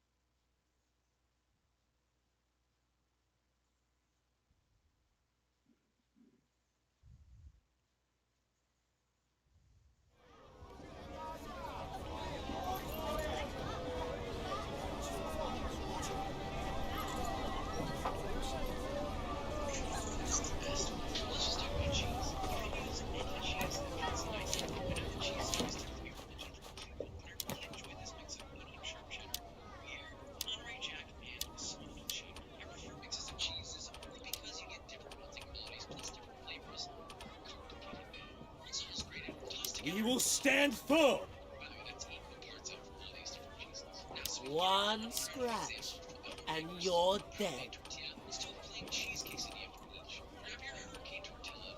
Deo Cheese gratias. with my mama said, by the way, I have excess cheese, so I prefer it extra thicky. Get a small container of unsalted butter, about 6 tablespoons or 84 grams. Melt it. This land is Wash ours. it generously with your melted butter and invert into a cold pan so the butter settles down. Repeat that process with the homemade tortilla. And also, by the way, notice how beautifully these snuggle and integral edges stay. Now just pop this bad boy on the stove on medium heat until you get a nice golden brown. And the cheese begins to melt in about 2 to 3 minutes. Then butter the top. Now you got 2 buttered sides. See where we're going here? Then flip each of them carefully. Let them toast and cook for another 2 to 3 minutes until golden brown and the cheese is completely melted. Pan, slice it off 4 pieces each. Respect and equality of the cheese board. And now it's time to determine the Kill it with fire. Okay, so we have 2 different options here. Also, motorcycle guy is in here, but guess what? We got a new guy. New guy enters the arena, beef lover guy. We got the homemade, and we got the premium. Right? They both look delicious. Which one looks a little more delicate? Also, combined with beef tortilla, this one is still amazing. Deo gratias. You're not gonna be disappointed with a homemade tortilla. Now, with that said, the benefits of having a homemade one is a fresh flavor. It's homemade, more delicate, remade a little chewier, a little sweet, and it has like this weird aftertaste. Not really clear winner. Okay, so we understand the classic cheese. Let's look at a more beefy bread. Start with 1 whole onion, thinly sliced. Also, before that, make sure to do this with it. Of course, then immediately become self-conscious because your knife is stole. Then skill it up with about 3 tablespoons or 42 grams of canola oil or any high-heat cooking oil over medium-high heat. Once it's nice and hot, toss in your sliced onion, season it to taste with salt, and begin cooking it while stirring often. Then simply continue this process until the onions have softened and begin to generate some nice color. It's cool if they char a wee bit. That'll take about 5 to 8 minutes. Then add 3.5 tablespoons or 50 milliliters of a good balsam. We made our own weapons. To a bit of a glaze, about 2 to 3 minutes. Turn off the heat and add 1 teaspoon or 5 grams of oil. Stir that together and put it back in several onions. From there, you'll need some. We are the pride of the provincial army. Little sirloin cap, also known as a picanha, but you can use any steak that you like. I swear the fat cap on it just to help it render out its cooking. Season it generously. Rakan is stronger than steel. Skill with enough oil to cook the bottom of the pan over medium-high heat until ripping hot and sear for about 2 to 3 minutes per side until you get a nice medium rare, which will be pulled at around 130 degrees Fahrenheit. Now, optionally, you can baste it in butter when it's done cooking, but so I decided not to for some odd reason, which I hate. Now all you gotta do is cheese it with tortilla. Add a medium layer of meat, followed by your sweet and sour onions, fold it up, brush with melted butter, and cook the same as before, leaving with a Kill it with fire. version of a quesadilla. Here, I'm being cheap. You know, first bite, like power beefy fiber flavor. It is really rich though. Only thing that helps lift it are the caramelized onions. You got the sweetness and you've got that sort of acidity that you need to cook up with that rich cheese choice. Meat, vegetarian, it's all up to you. And that's the beauty of the quesadilla.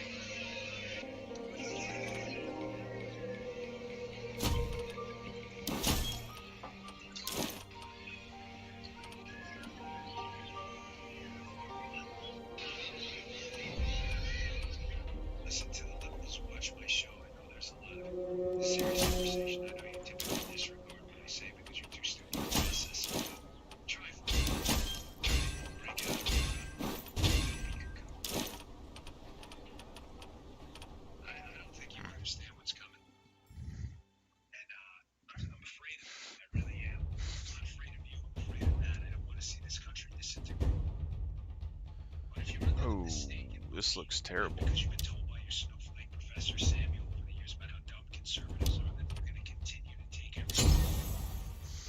Their jobs, their finances, their sovereignty over their own bodies. And that they're just going to sit back and take it. That scares me. Your stupidity scares me. Because I don't want to live in a place where those consequences become real. I don't. I would rather just be left. I know I need to push one of these siege engines, but I really don't want to because I'm gonna lose my units. Better wake up soon, or somebody's gonna wake up, and it's not gonna be pretty. Again, I don't want to live in that place. I'd like to live in a place where we all respect each other, respect each other's space and freedom. You guys don't want to do that. You're taking everything. You're proud of it. It may not wind up in the place you thought it did. It'll be too late to dial down that temperature. Let's hope it doesn't wind up in that.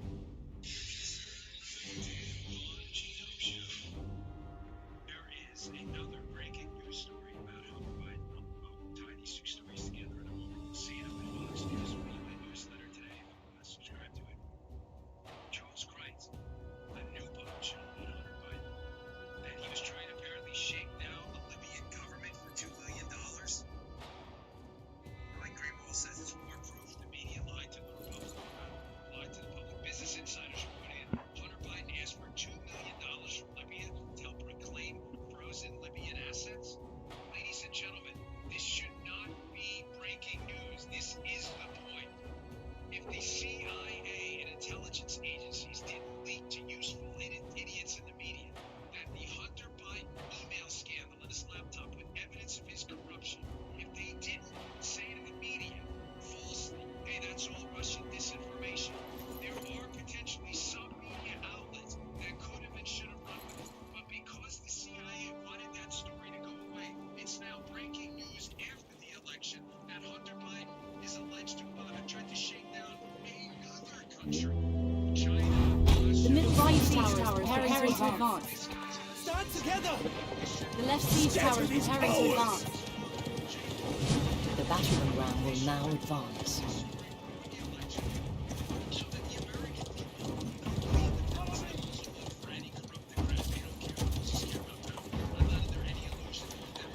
The right siege tower is advancing.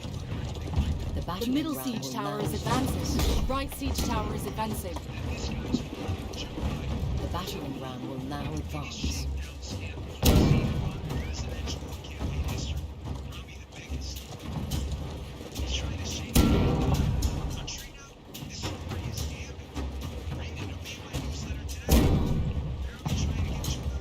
The left siege tower is advancing.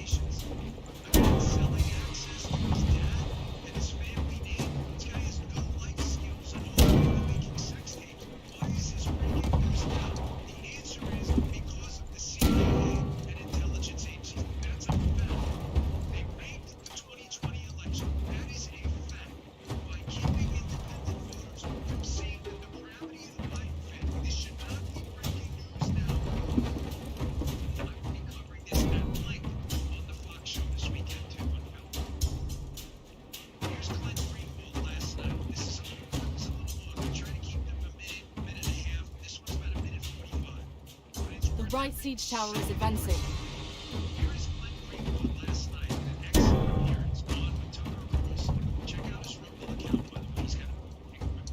The battering ram has reached the gates.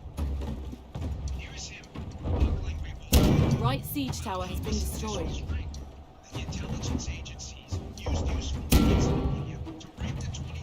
The enemy gate has been destroyed.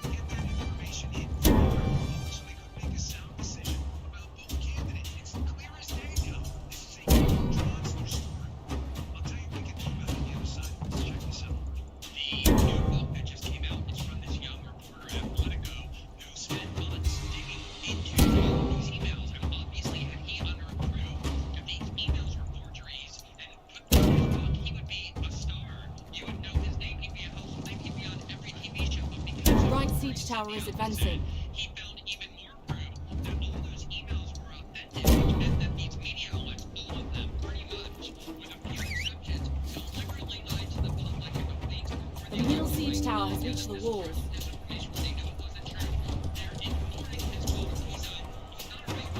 Get going!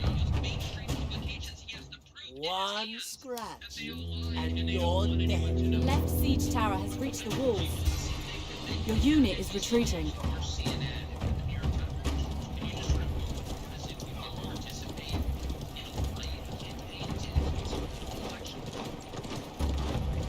The enemy gate has been destroyed.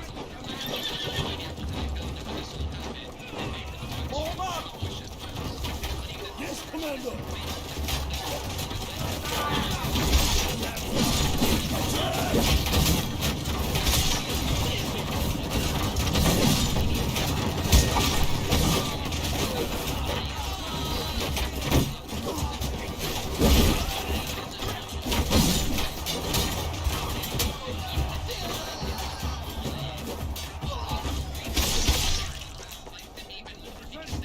Spread out!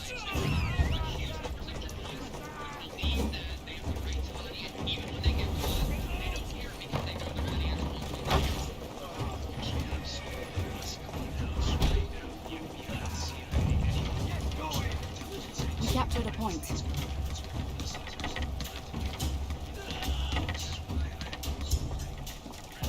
Our battering ram has been destroyed. The right siege tower has reached the walls.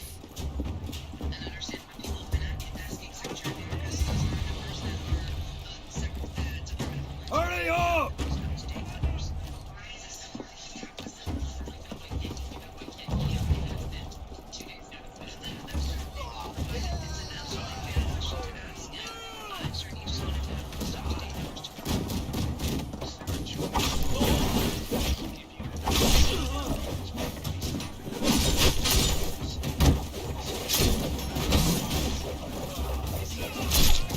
The right siege tower has reached the walls. God, dude. I can't even use my CC breaks. I couldn't use my ult. I couldn't use my stun break. Didn't matter. It's done. Either way, these guys have poison pikes, so it should be. Your unit is retreating. Aim and fire! Unit, kill it with volley fire!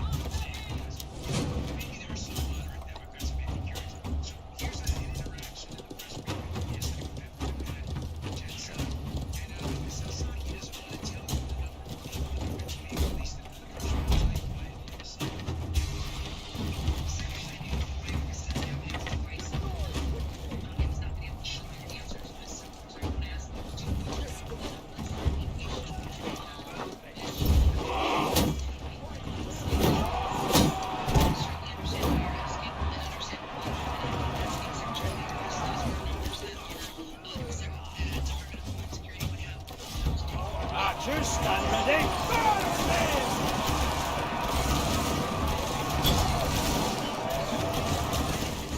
Take position! Yes, Commander! Take position! Take down steel! You heard the commander. Do it!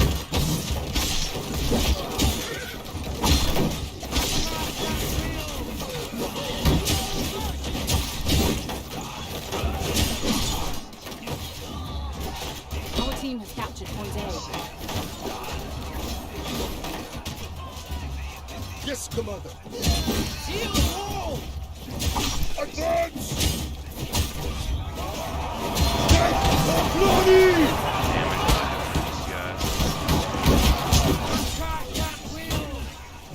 They will taste our steel! They will taste our steel! Is that bleed damage on? Take position!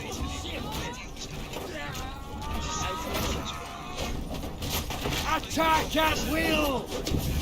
They will taste our steel! Close up! Yes, Commander! For the throne! Attack! They will taste our steel! Close up! Take position! Yes, Commander! Close up! Take position! Shift it! They will taste our steel! God, that dude.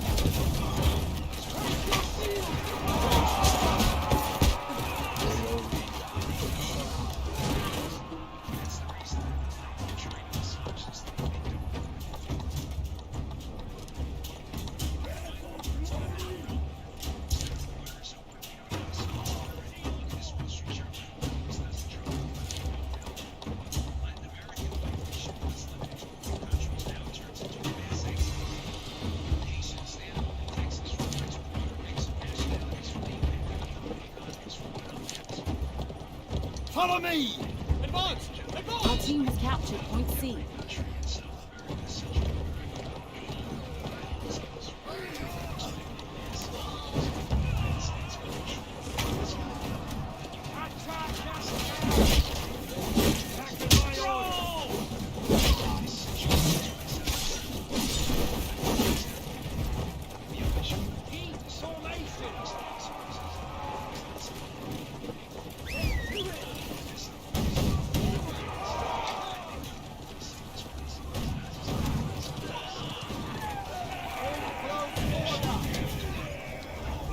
Wipe them out! Wipe them out!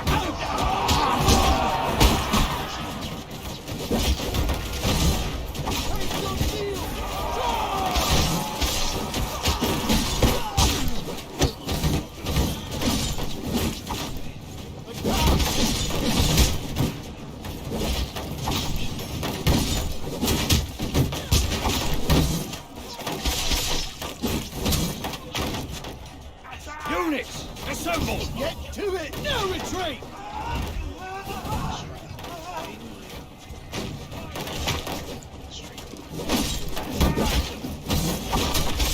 Attack! After me! Get going! Follow me!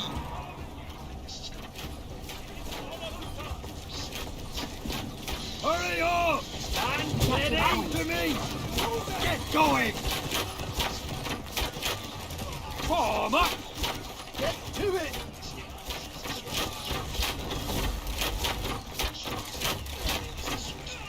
Follow me! All right! Advance! Flatten them! Wipe them out! Charge! Destroy the enemy! Our team has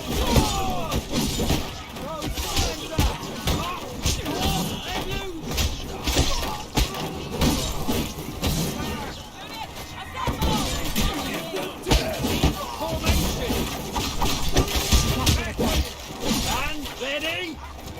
After me! Get going! Hurry up! After me! Hurry! Form up! Get to it!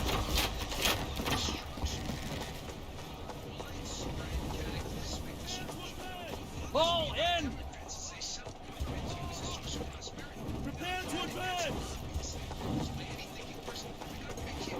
Get ready! Stand ready! Form up! Fall in!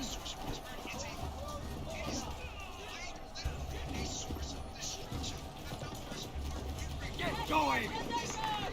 Units, assemble! Get to it! Form close order! Stand ready!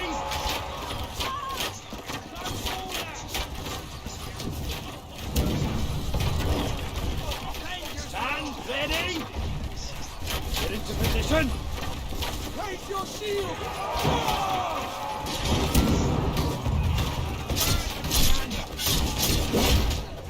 Interrupted.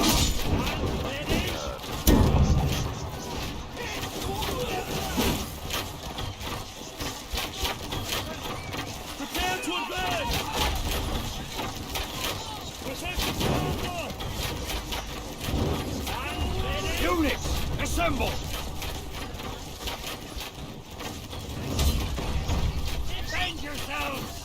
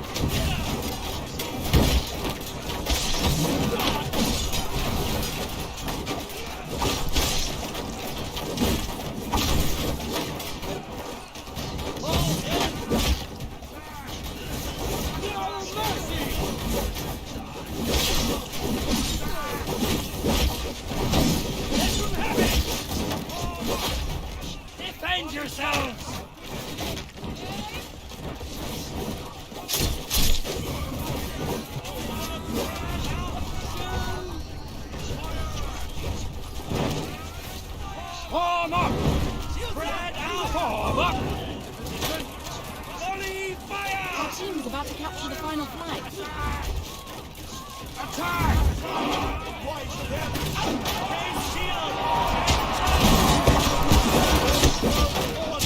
Close order!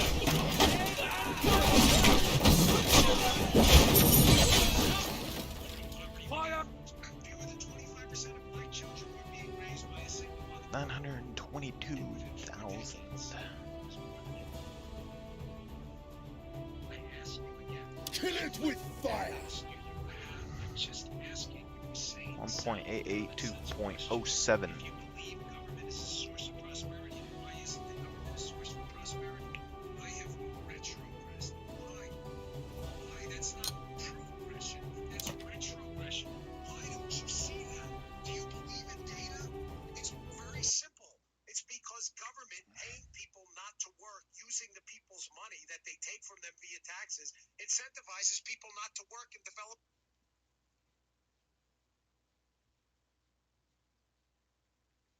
People's money that they take from them via taxes incentivizes people not to work. Is this complicated?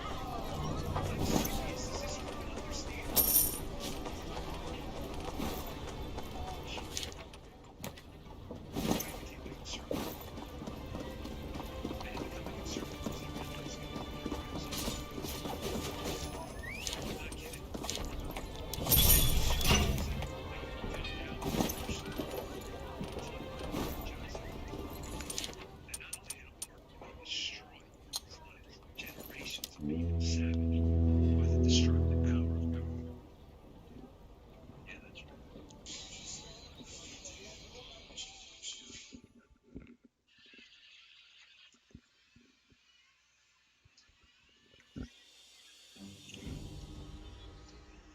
You know, it's interesting. During the Depression, we had shanty towns that were built up all across the country during the Depression. They called them urban.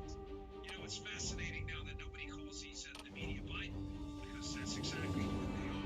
There's an invasion going on in the southern border right now. This is no longer a sphere.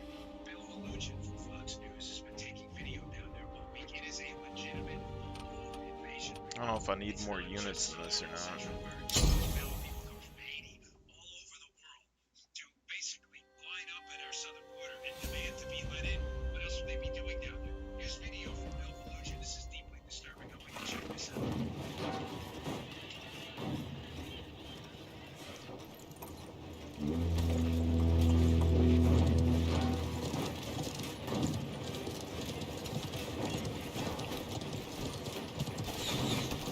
Get into position!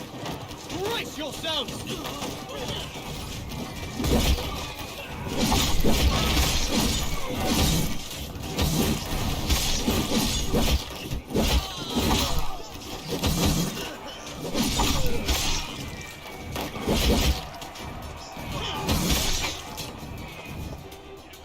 Get going!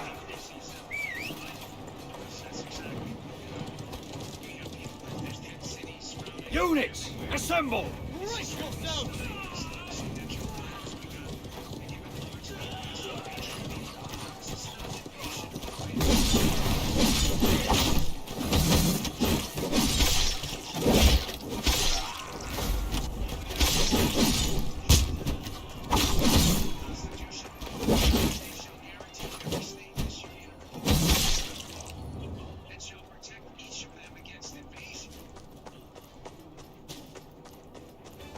Palm up!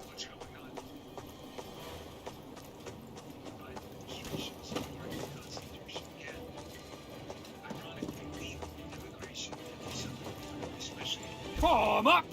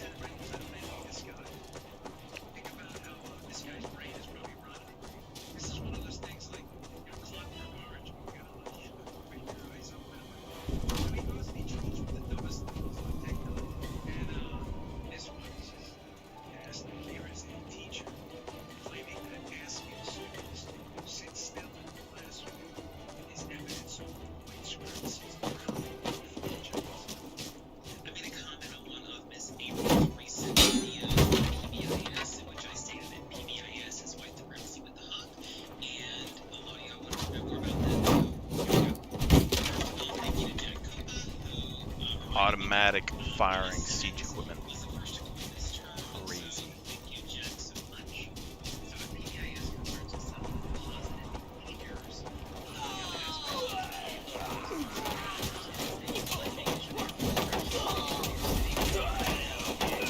See, this is what gets me about, like,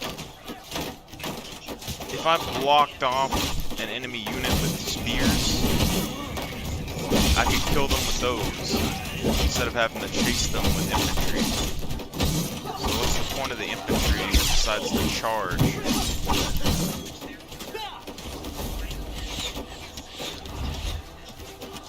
Advance! Advance! Advance!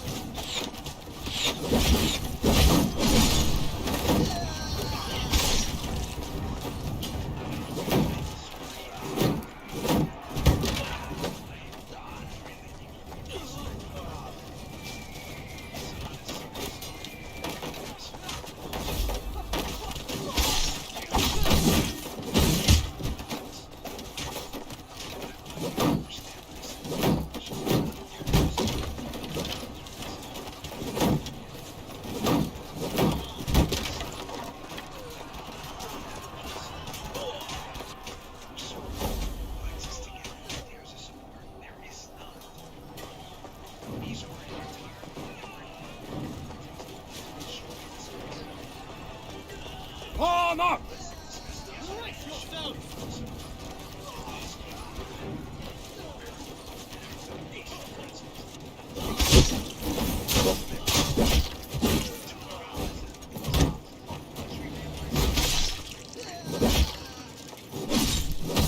16.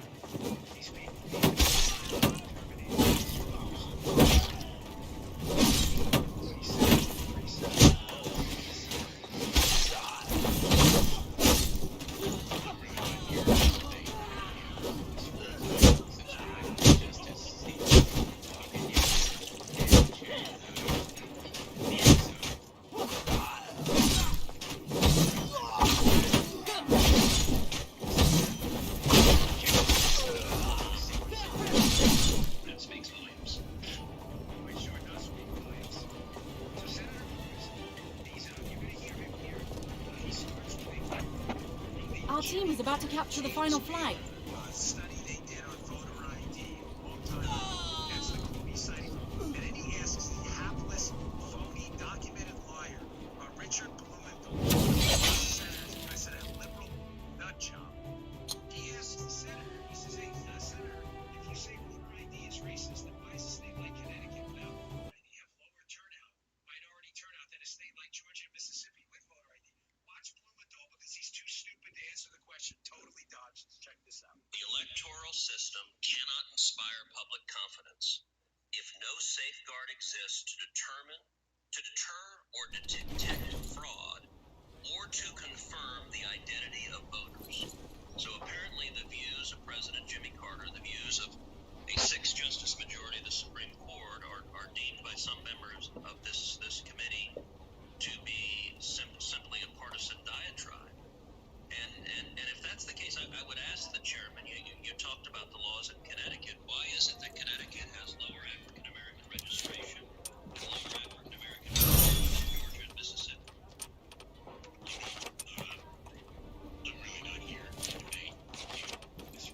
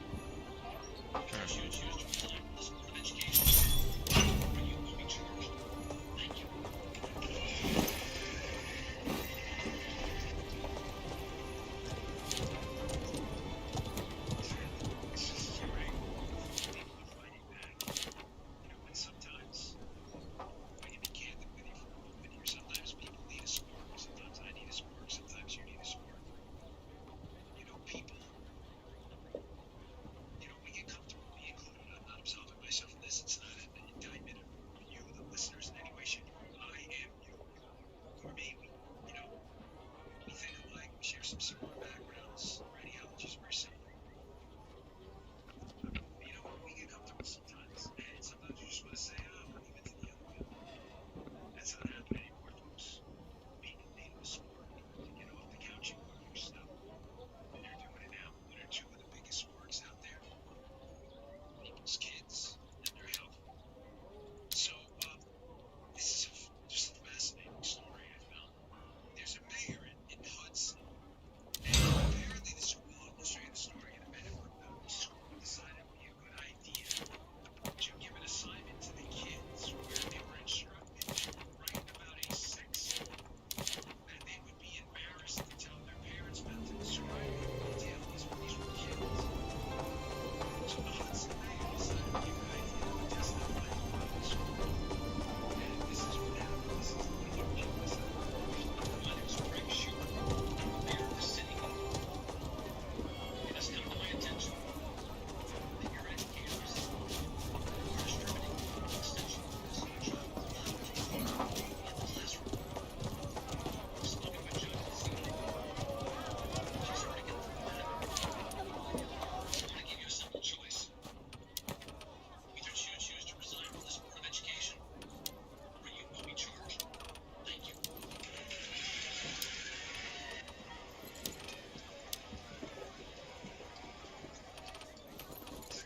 This is great. This is great. The Hudson mayor's like, listen, I'm going to bring you all up on child support charge. So, well, all right. Well, all right. Here we go. Sometimes when we need a spark, so mess with these kids and mess with their health, all of a sudden you're going to see a spark. So Matt Walsh yesterday on my radio show, and I think that's why critical race theory has become such a hot issue in American politics. Always on target. Coming up in just a few weeks. Vote Youngkin. Not that loser, but Paul. Mess with people's kids. Critical race theory has become a flashpoint in Virginia. All of a sudden, to see people fighting back.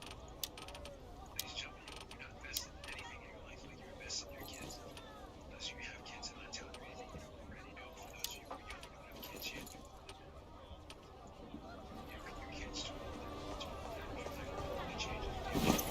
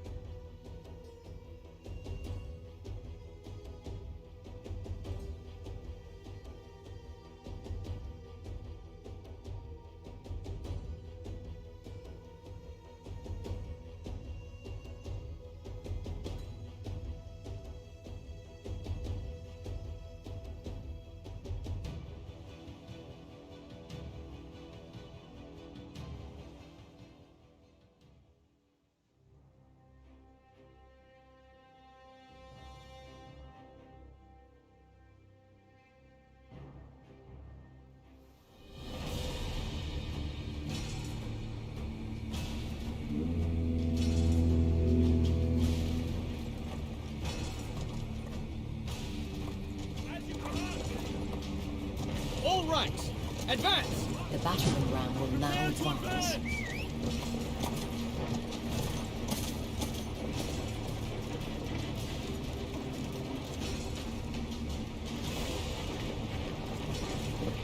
The battering ram will now advance.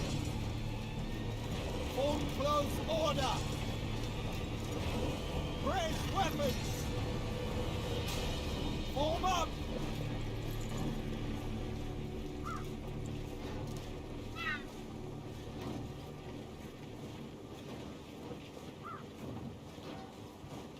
Form close order! Raise weapons! The battering ram has reached the gates. The battering ram has reached the gates.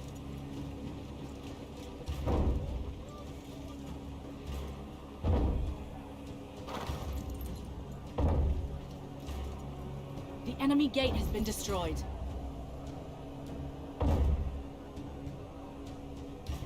Their gate has been destroyed.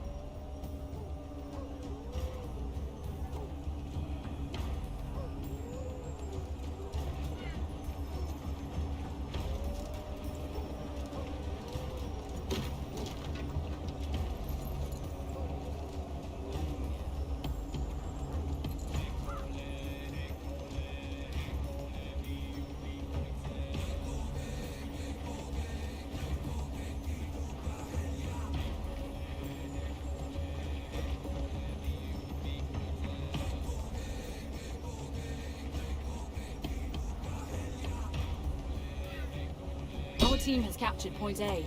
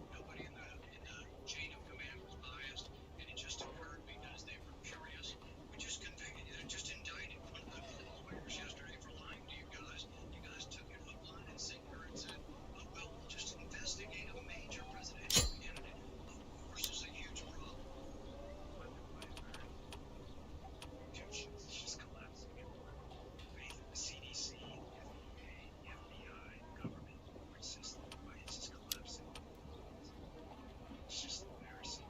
You know, I want to remind you about the sort of like in the show notes. I don't like to do this. It's rough. It's started from May of 2022. Listen, I just want to remind you that the indictment on Friday was just a tip of the iceberg.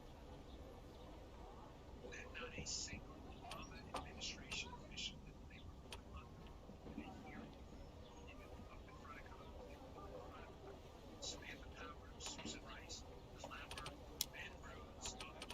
They were all put under oath in front of a hearing. Okay? Remind you in May 2022, and not a single one was shredded as the FBI quickly indicated that the collusion host had a scintilla of credibility. Use the article. Anthony Jacobs gets from May last year, but it's still important to point out.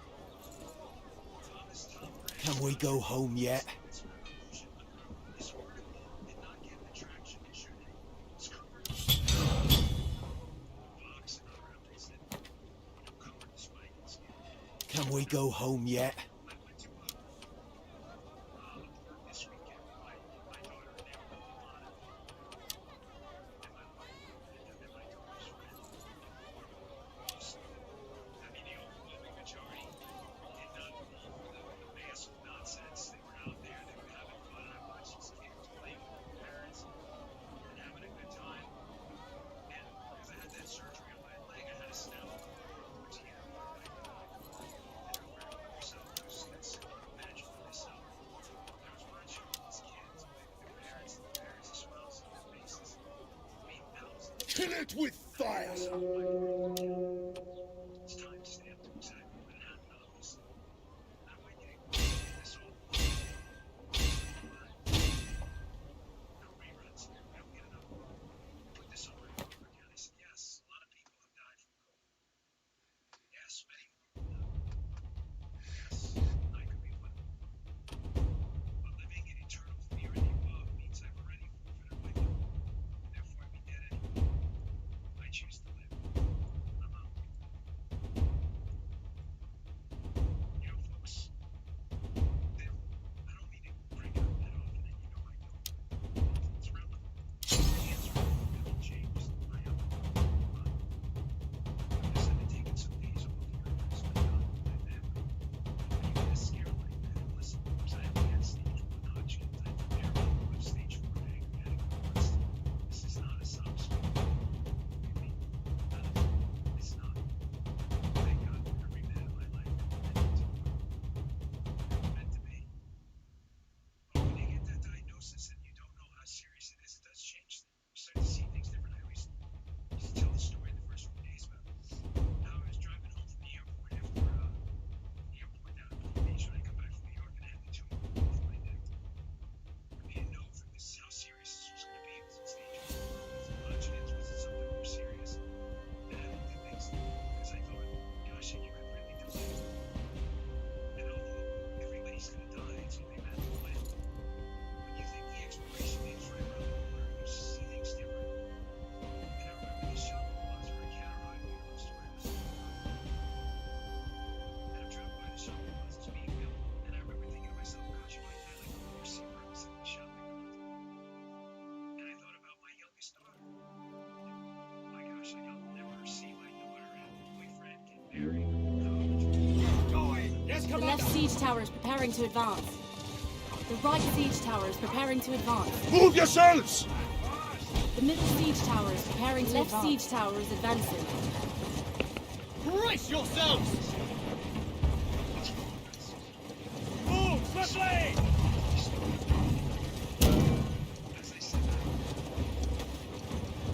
The middle siege tower is advancing. The right siege tower is advancing. Taste our steel! Move it!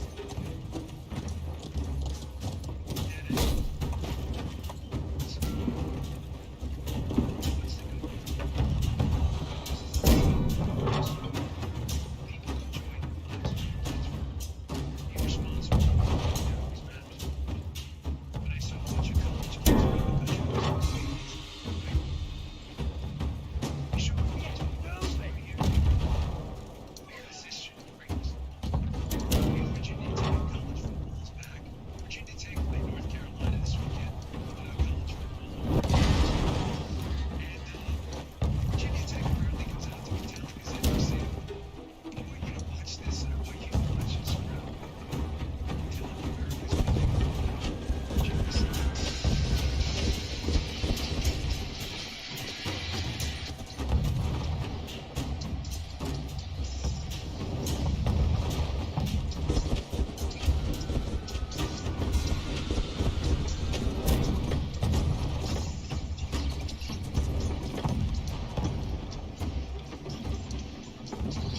siege tower has reached the walls.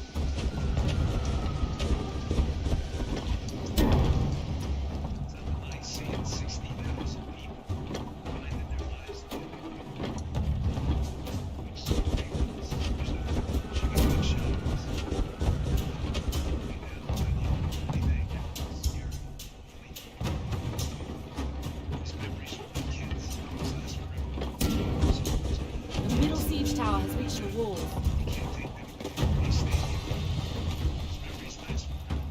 After me!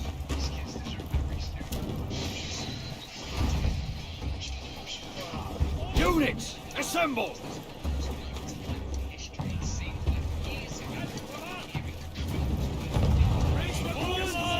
It is an honor, sir! Yes, commander!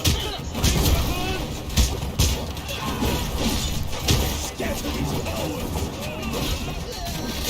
Raise weapons! The right siege tower is advancing.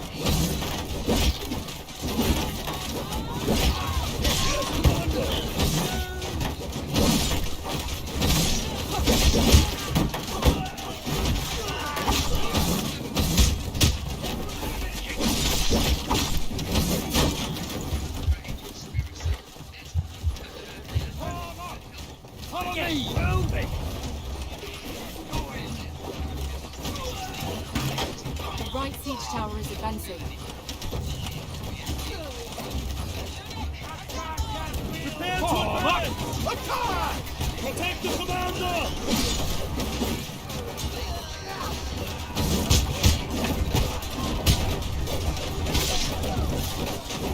The right siege tower has reached the walls.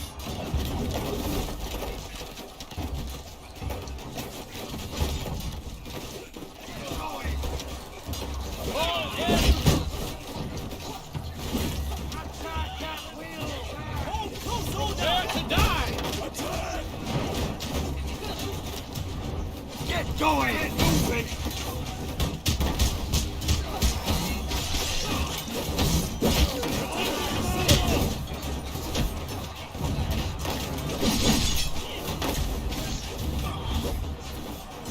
Get into position! Forwards! Brace yourself!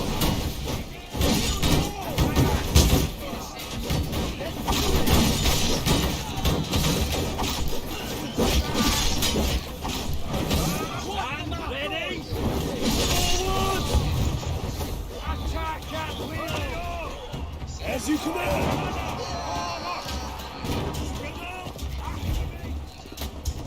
All troops, to me! Brace yourselves for close order! Spread out! Get to it! Our team has captured point A. Hurry up! Spread out and attack! Yourselves!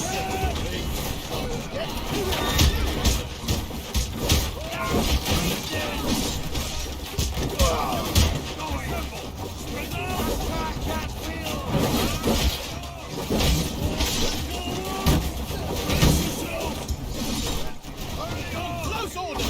Brace yourselves!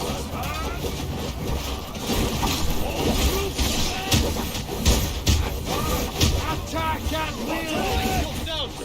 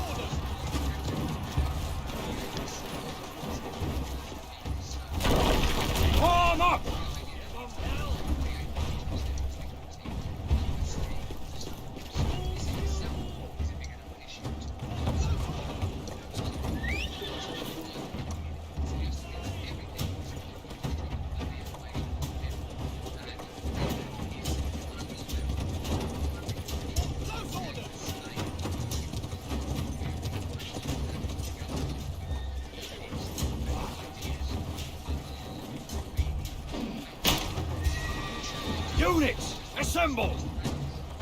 Form up! Form shield wall!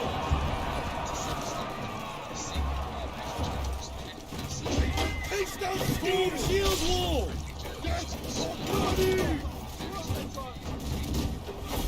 Face down steel!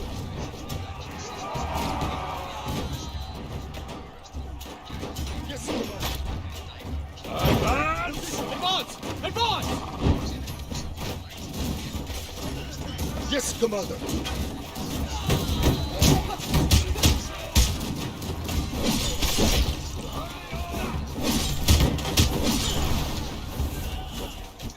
Take position. Attack! Advance! They will taste our steel! All troops advance! Our team has captured. Wipe them out! For the throne! All right! Attack at will! Death or glory! And attack! They will taste our steel! Break formation! For the throne! Attack at will! They will taste our steel!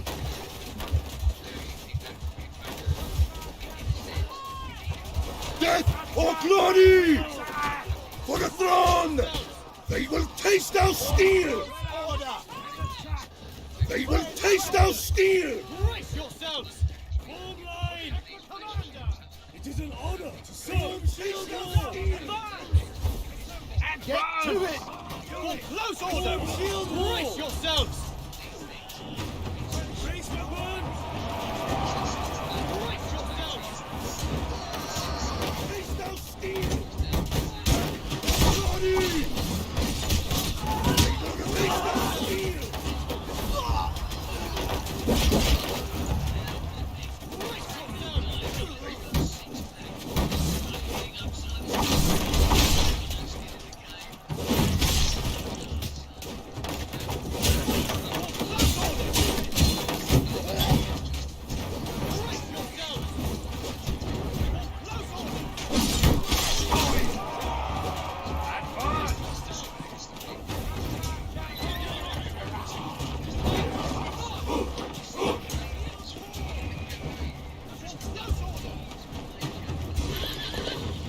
Form line! Kill it with All fire! in!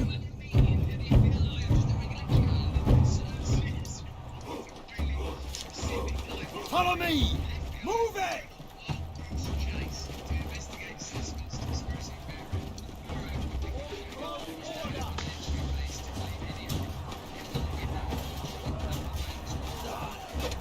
Get into position! Yes, Commander!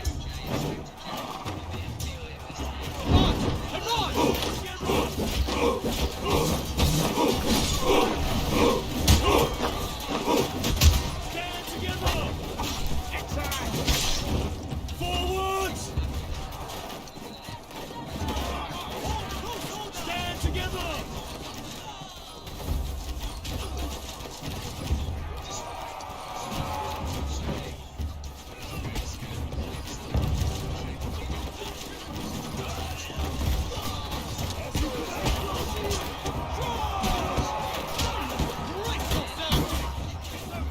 Form shield wall!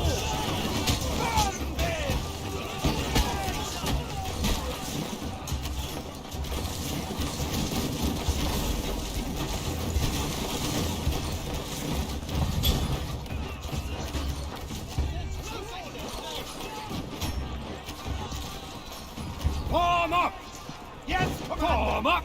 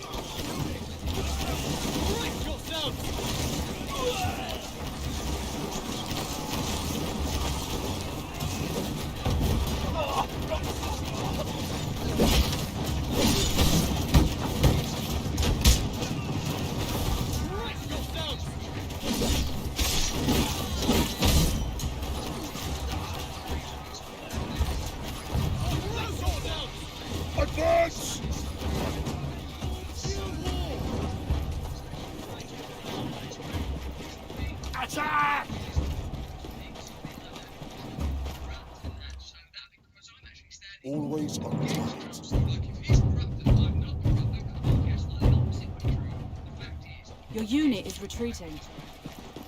After me!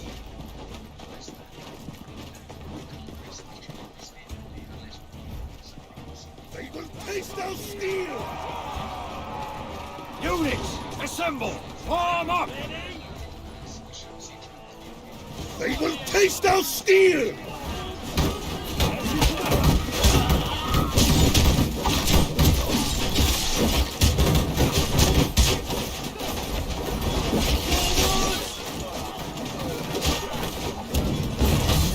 Destroy them! Shield wall! Shield wall! Shield wall! Get into position! Take position! All troops advance! They will taste our steel! Defend yourselves! Forward! Guard the command! I think they should Insist their mission in life is to combat disinformation and are eager to censor the internet in the name of accomplishing it. The indictment of Hillary attempts to depict the FBI they should make it to where it's a draw if you're both on the point at the end. chose to say nothing about his findings, which debunked the Trump alpha. Or like keep the time where it doesn't finish until it's very done. A large controversy brewing in the media over the coverage of the case of Gabby Petito. So if you haven't been following this case, this is a woman who apparently was basically kidnapped and killed by her boyfriend is the allegation. So it's taken over the media because she's a very good-looking young woman, and apparently she went on this road trip with her boyfriend for 2 months and rides across the country in her van and out with her, and then they later found her body in the National Park. And this is sort of taken up all the media attention because he's now disappeared. So they're looking for him. But media are very much focused in on why are we even focused in on the case?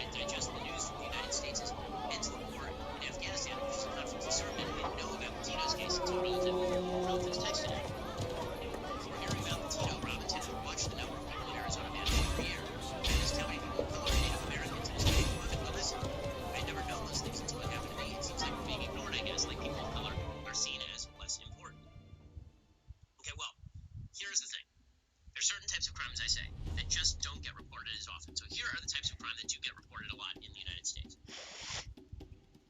So 240 for that one unit. We could get 2 units out of that. We could get 3 lower tier units out of that, or 2 spear units.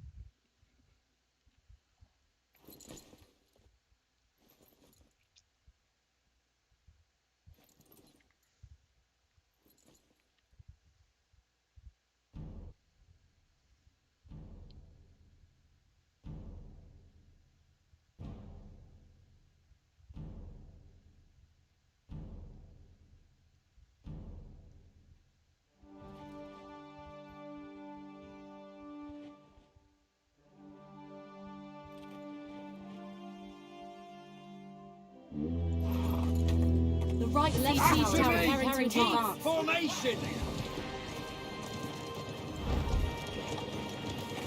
The battering ram will The now middle siege advance. tower is preparing to advance.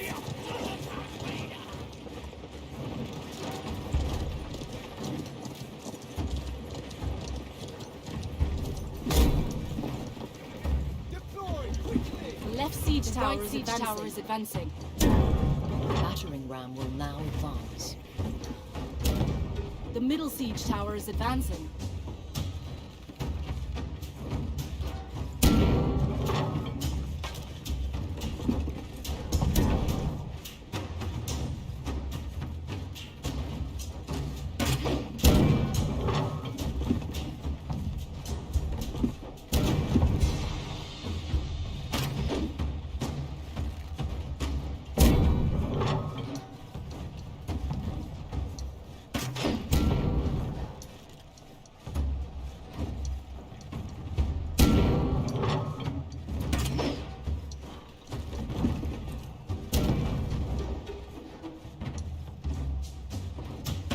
The battering ram has reached the gates.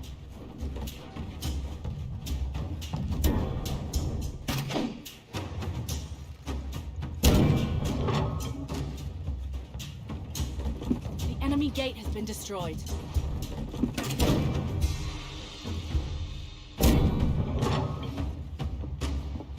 All troops, to me! The right siege tower has reached the walls.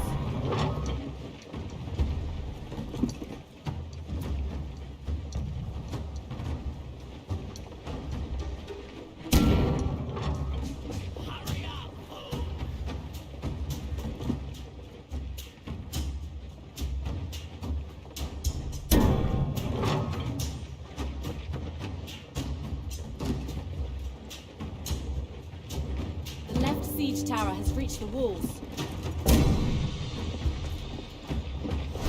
The middle siege tower has reached the walls. We captured a point. Follow me!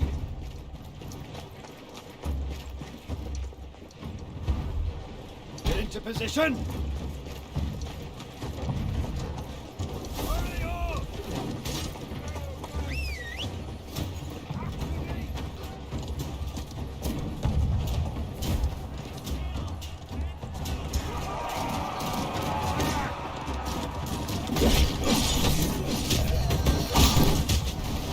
Advance! Yes, Commander.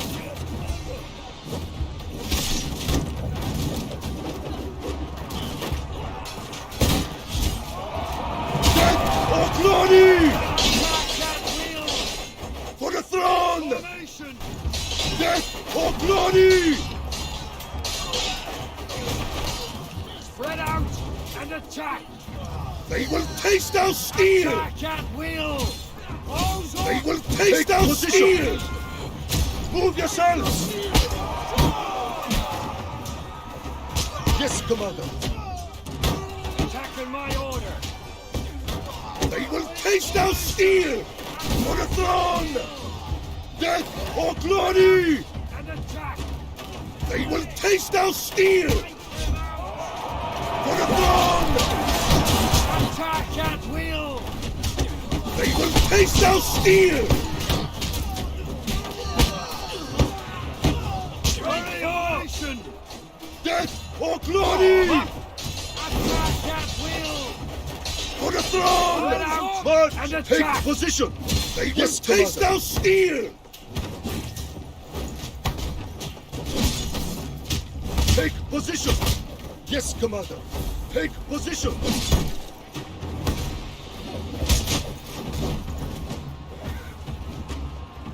Form up! For close order! Units, assemble! Yes, Commander! Take position! They will taste our steel! Yes, Commander!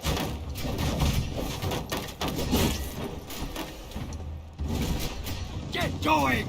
All right! Attack at will! As you command!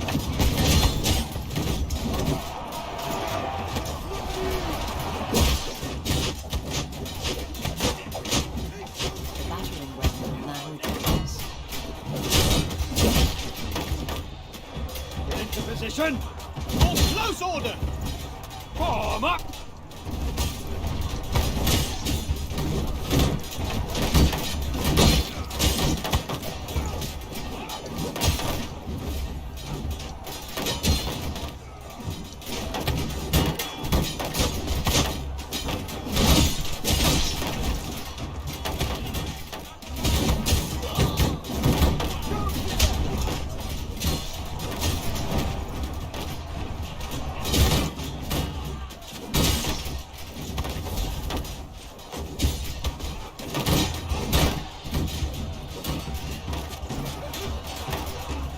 Attack at will!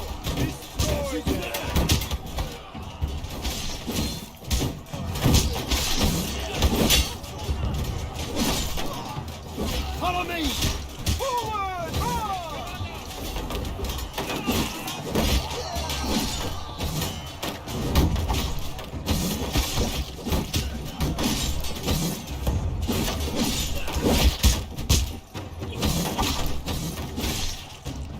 Their gate has been destroyed. Form up! Form up!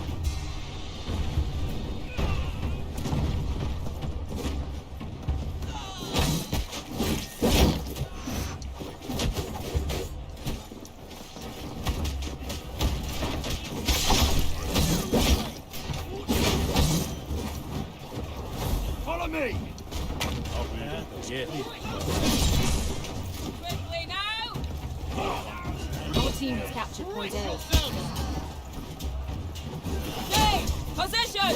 Take position. Together. Get in position! Stand together.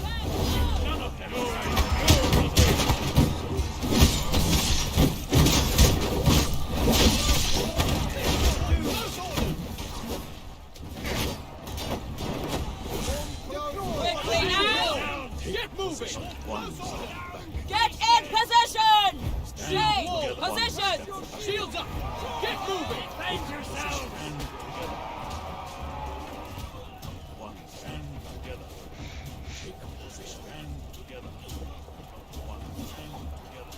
unit is retreating.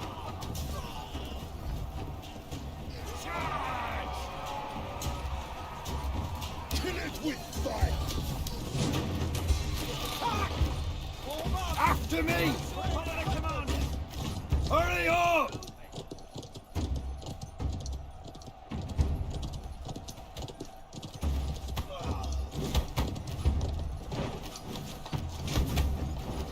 Units, assemble! Yes, Commander!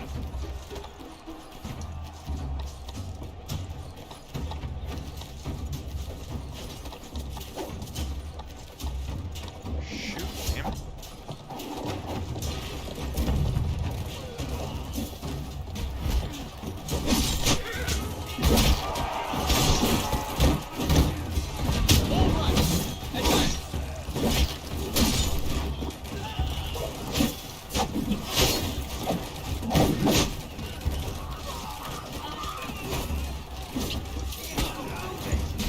Get into position!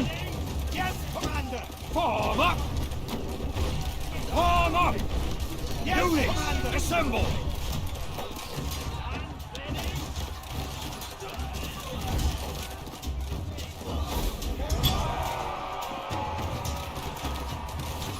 Loose!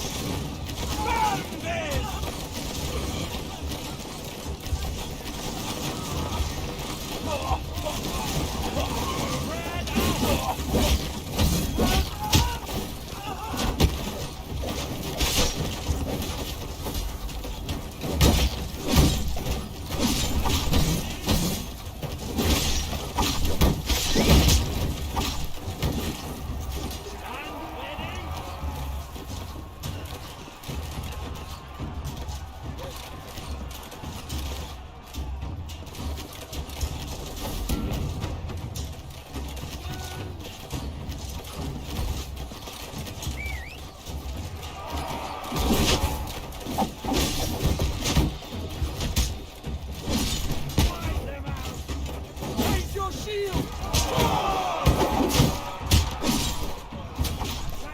Take position!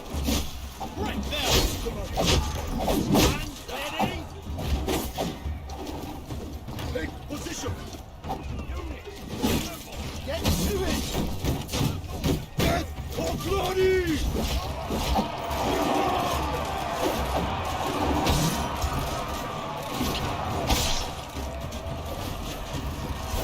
Taste our steel! They will taste our steel!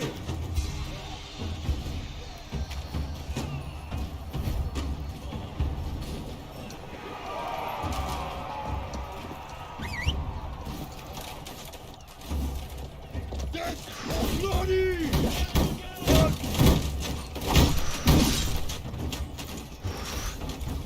Yes, they will taste our steel!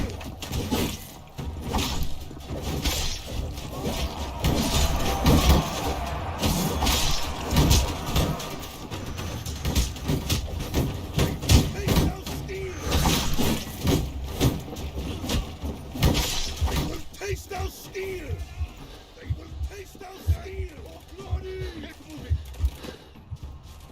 Take position! They will taste our steel! They will taste our steel!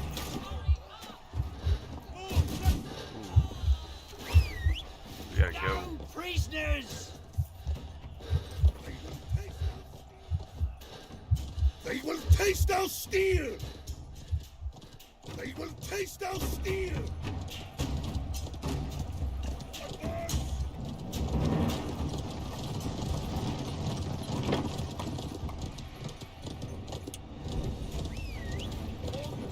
Get going! Soldiers, advance! Always on target.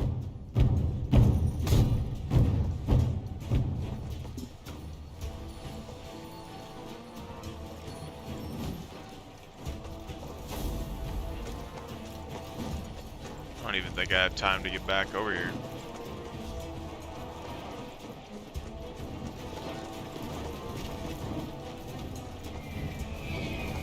Taste our steel! They will taste. Follow me!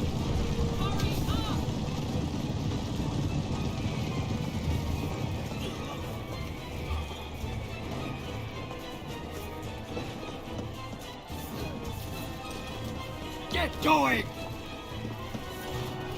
Form up!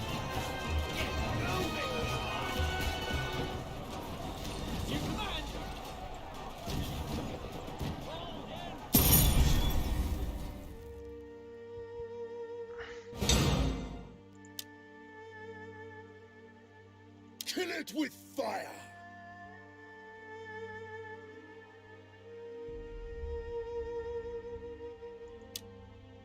Kill it with fire!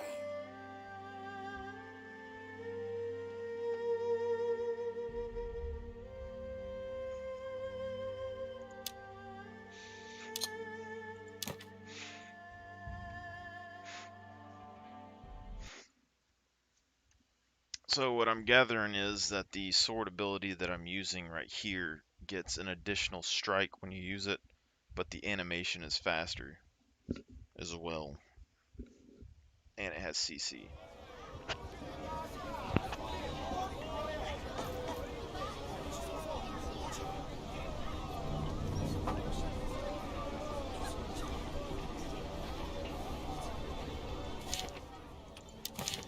We keep the home fires burning. 5 out of 6.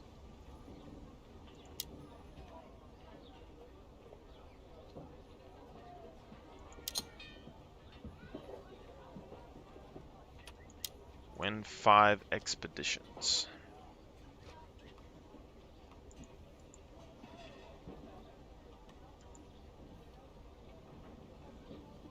"30 heroes in free battles."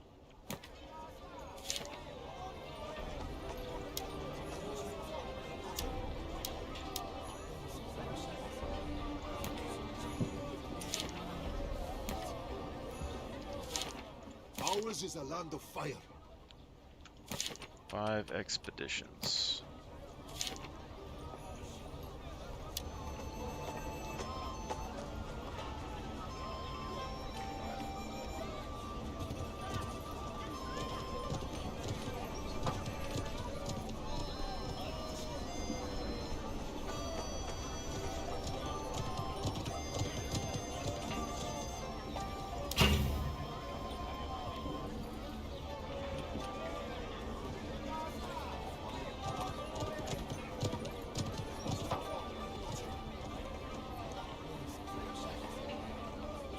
Surely my troops are good enough for this.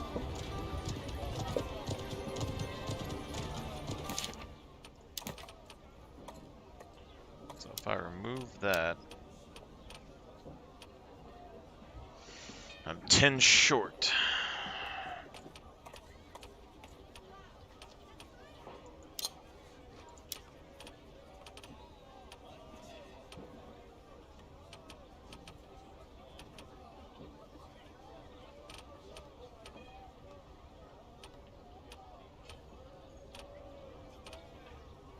We made our own weapons.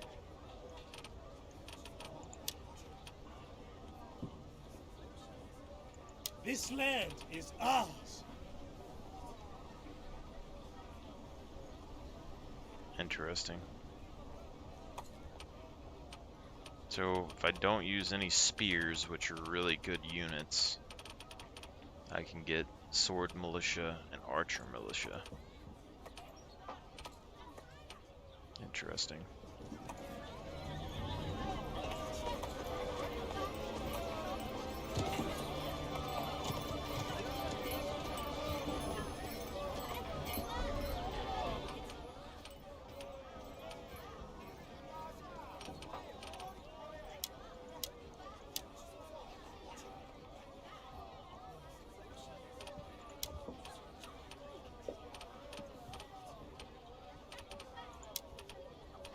Kill it with fire!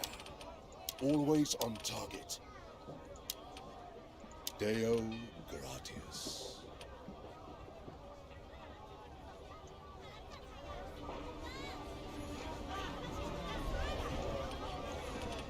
I guess we could technically bring cavalry. Whatever our liege 130.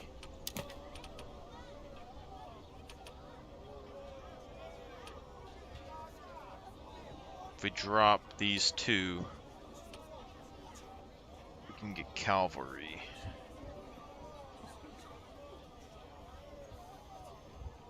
But that's 85, 105, 155.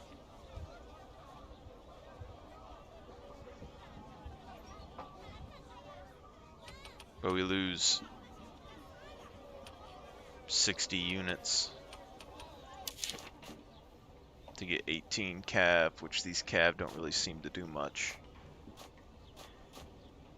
Always on target.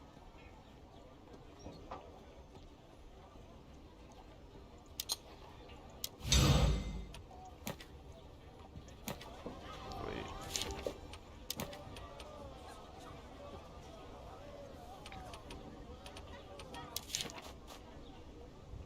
Kill it with fire.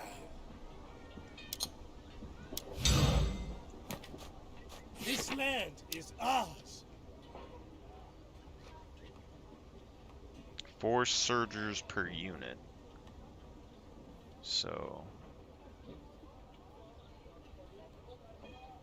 increase 4%, you have 28 units.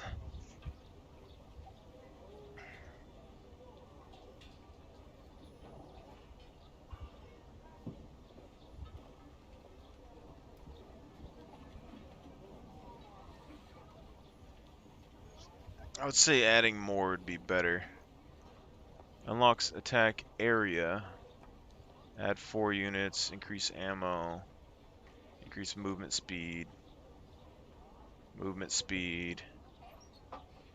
health, ammo. Rate of fire, pierce damage, minimum damage dealt by 8%. I'm gonna go ahead and get the 4 extra units on that. I think with this unit, I mean, increasing the minimum damage would be good, but even the increased movement speed would help them kite better. But Rakan is stronger than steel. piercing defense, piercing slash, minimum damage, column formation, charge cooldown, critical hit chance.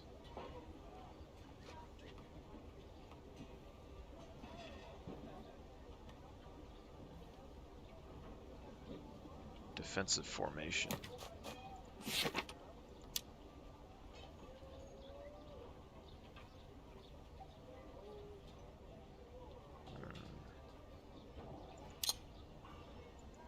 I don't know what the difference in like column. I'm pretty sure column. I don't really know. I think this is the one where they're around in a circle.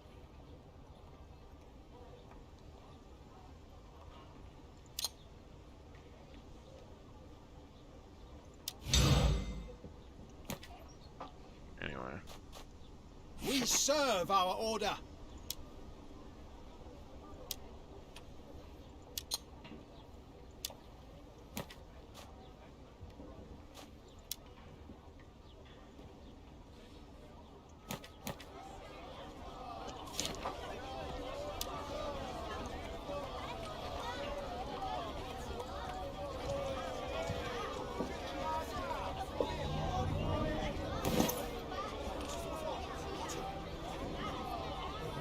Don't really have any sovereigns to give.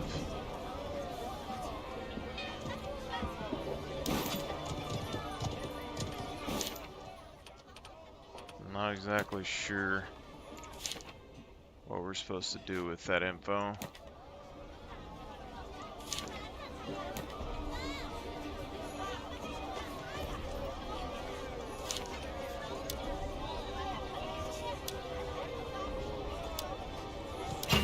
There's a chick talking in the background that sounds just like Dora the Explorer. That's all I know. Alright, so we're gonna have 3 groups of archers, then some light infantry, and some heavy infantry.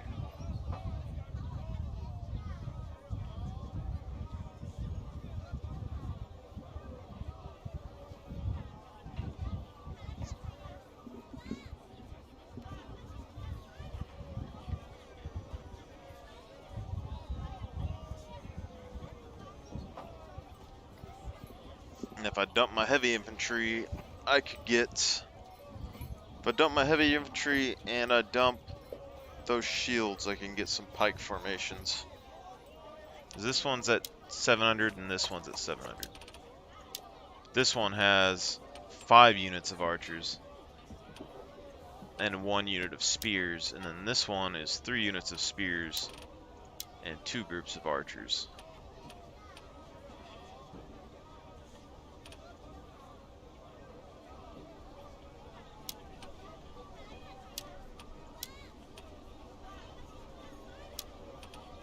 Forgot that we had these guys.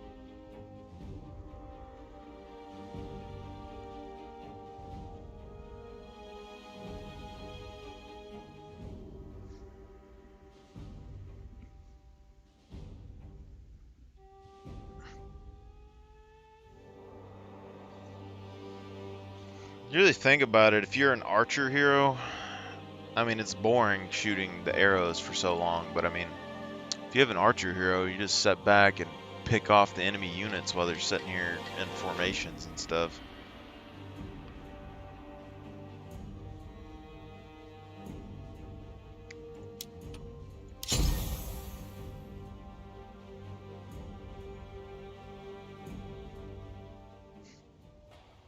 We'll just have to figure out where's the good spots to fall back to.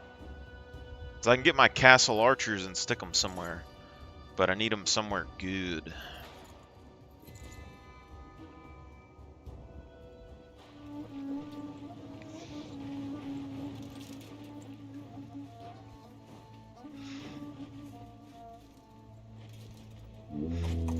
After me! An enemy siege tower is preparing to advance. Get going!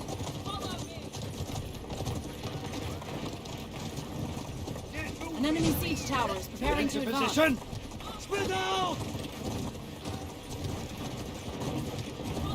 The enemy battering ram is I don't know if we preparing should to hold advance. the walls. I kind of want to sally out. Stand ready! Follow the commander! The See enemy what's siege going tower on is over advancing. here. Give them hell! Looks like Enemy they siege have... tower is advancing. Follow me! After me! Not sure how they got cavalry and stuff out there so fast, but they already sallied. Ready?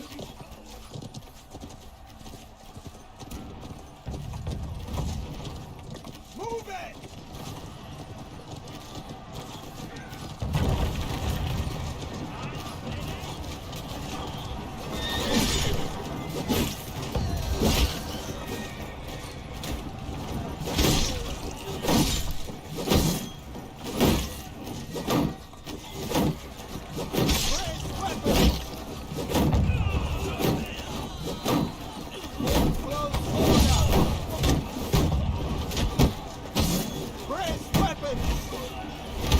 Whoa, whoa, whoa, whoa.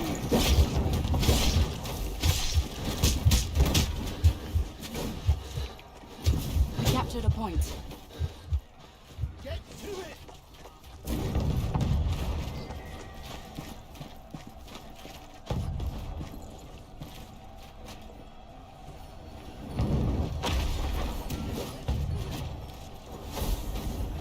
Get going!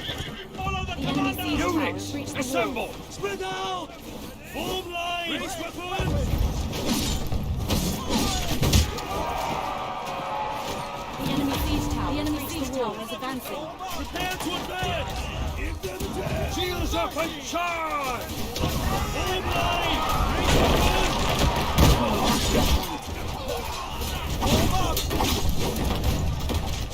Follow Follow me!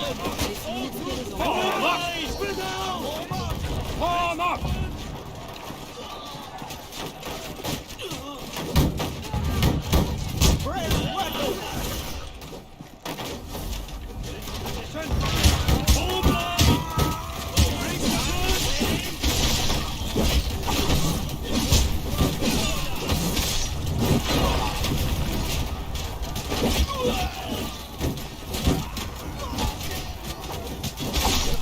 enemy siege tower against the walls.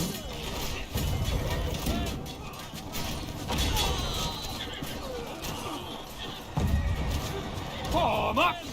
Spread out!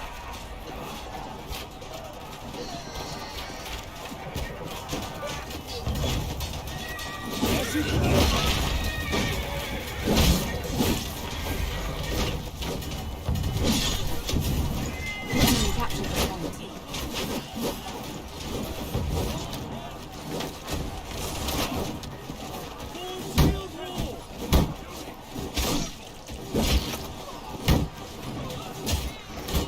Follow the commander! Get moving! Soldiers, advance!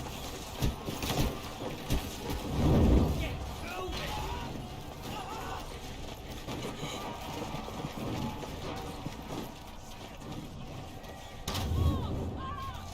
Prepare to advance!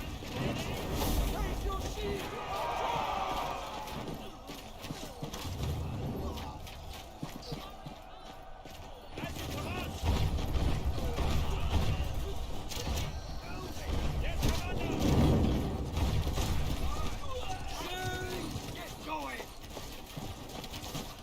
Get moving! Form up! Get moving! Get to it!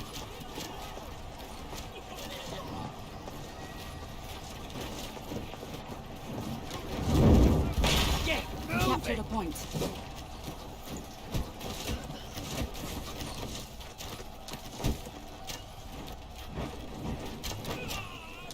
After me! Get going! Follow me! Make haste! quickly! Charge!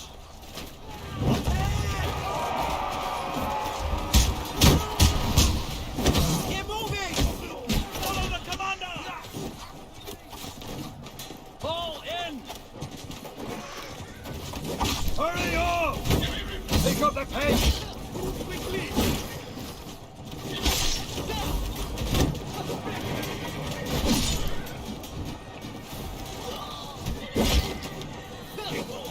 Follow me! Units, assemble! Get into position! Form up! Units, assemble! Form up! Form up! Take battle! Move quickly!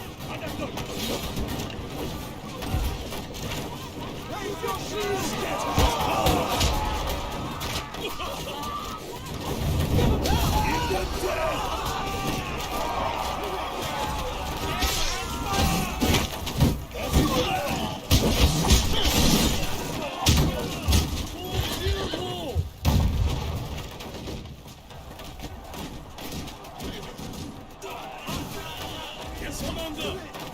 Raise weapons! Yes, Commander! Follow me! I think right here we get the militia archers. These pikemen have no shields. We get those militia archers. We light these dudes up. Retreating. Aim and fire! We're right here, militia archers. Get going! Brace yourselves!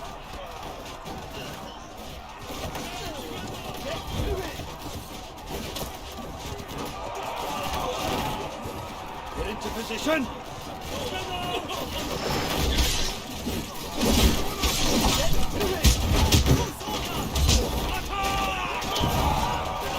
Units, assemble! Form up!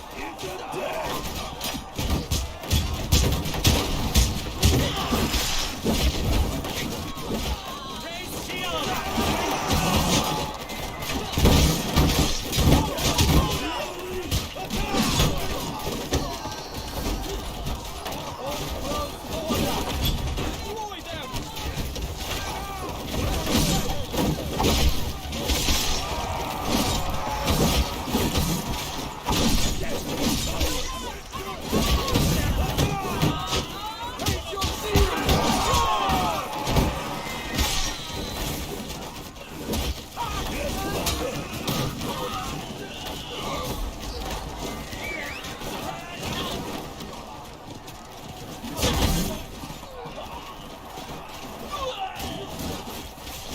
position! Form up! Form close order!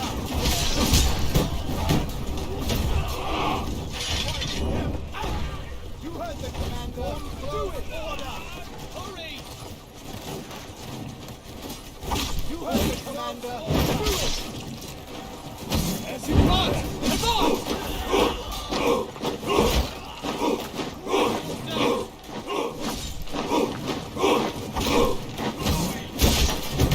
Get moving!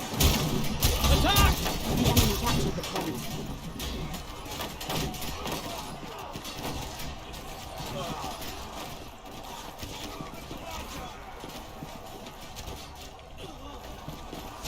Form close order! After me!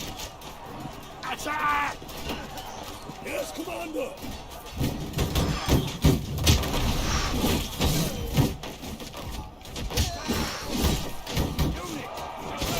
Brace yourselves!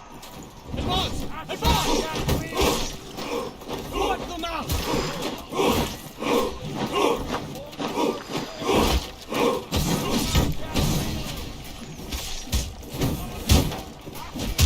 Forward! March!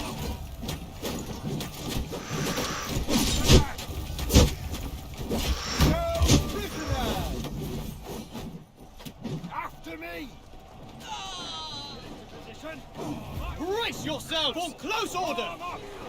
Form close order!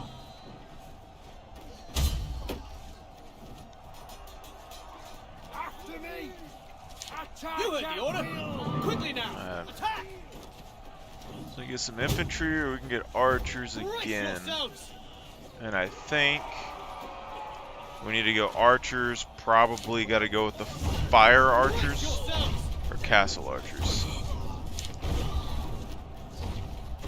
I think we do castle archers and we get them up to this front wall. Advance! Brace yourselves! Yes, Commander! Move yourselves! Brace yourselves! Get moving! Hurry on! Hurry!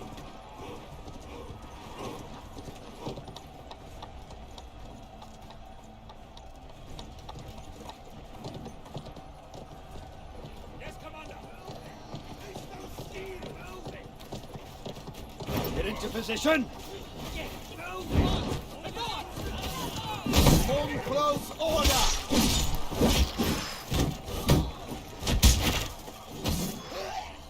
Take position!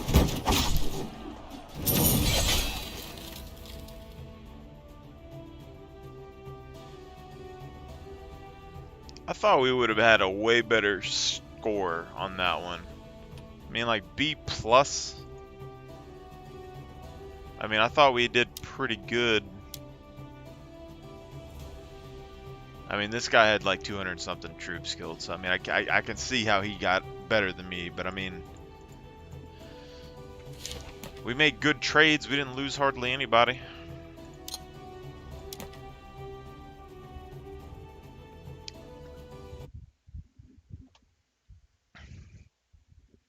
Light infantry took out archers.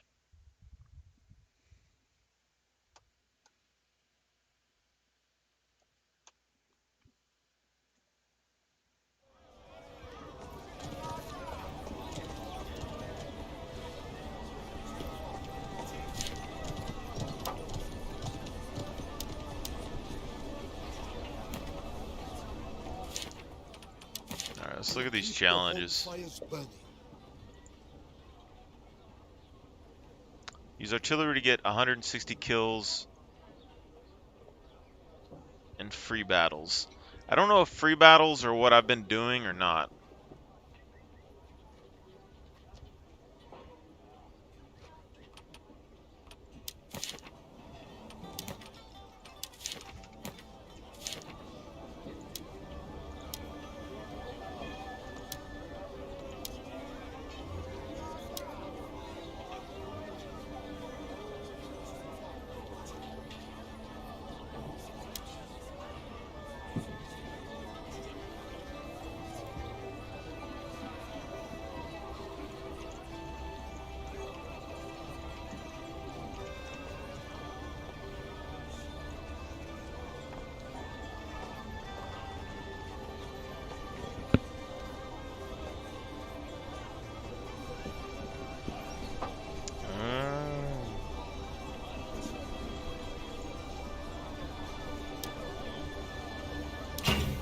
So, free battles.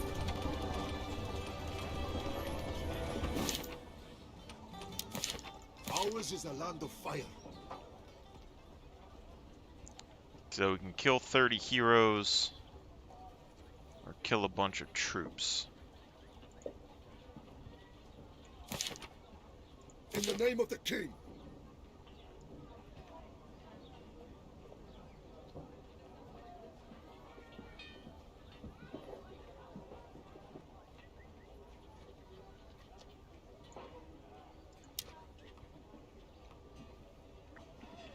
So these guys here are a pretty solid unit, and they only got 6,000 HP, which, I mean, with 30 of them, that's a decent bit, but... So, piercing armor penetration, 1633.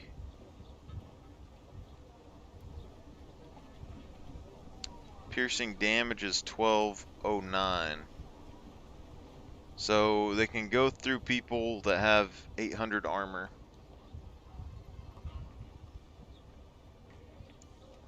And they have about 1200 damage. And they themselves have 700 armor. So to beat these guys, you're gonna want...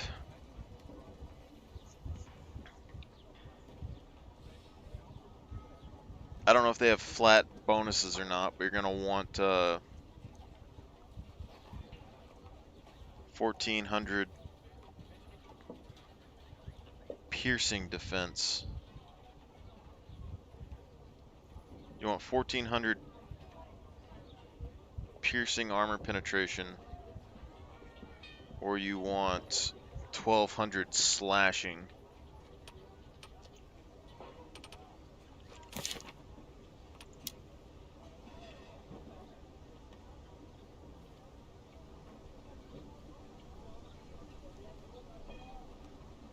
So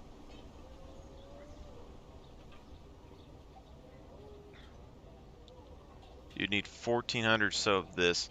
I mean, and honestly, this isn't going to be good enough to fight those guys anyway. You have to have the armor penetration on your slash damage.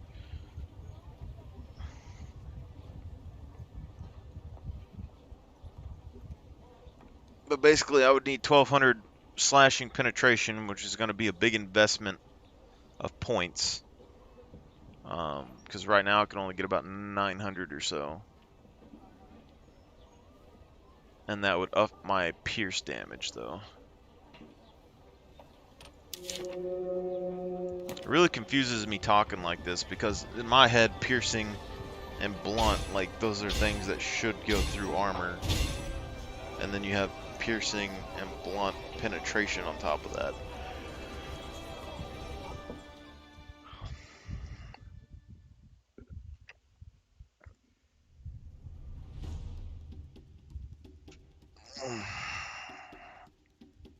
But whatever.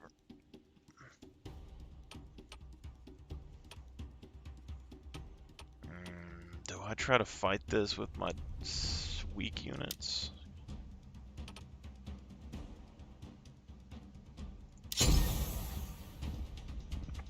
I mean, I got a lot of archers here, but I don't know how good it's going to be.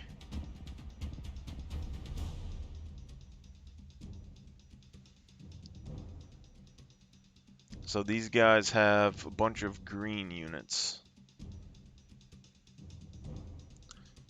I'm not sure how they're affording like 3 green units. That's 300.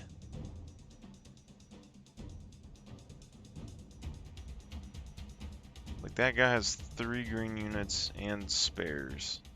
And green units are like 100 and something. So that's 300 to 400 right there. I guess maybe they could.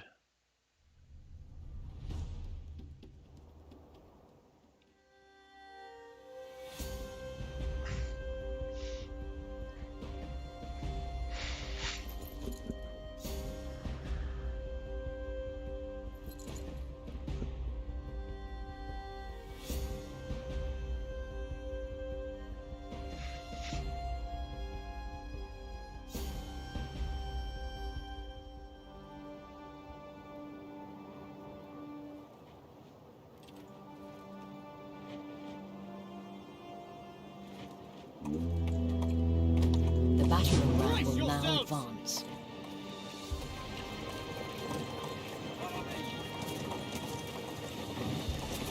Look at those guys.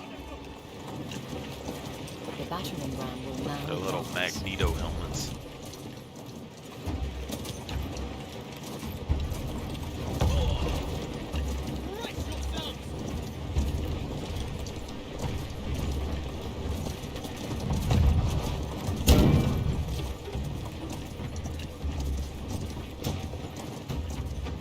Get to it!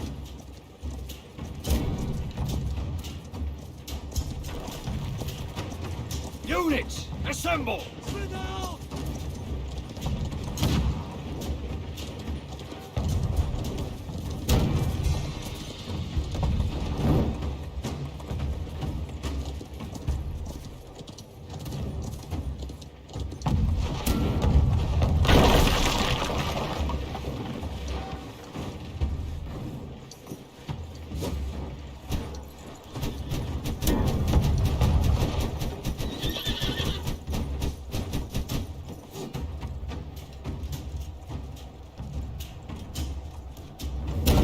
The battering ram has reached the gates.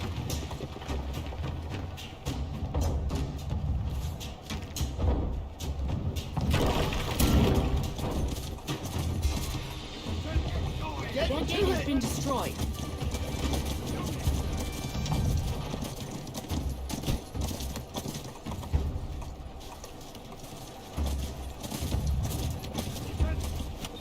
We capture the point. Spread out! Form up! For close order! Get going! Quickly now! Hurry up!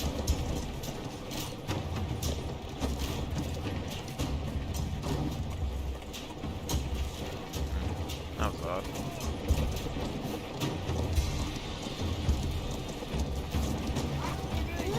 Form up! Get into position!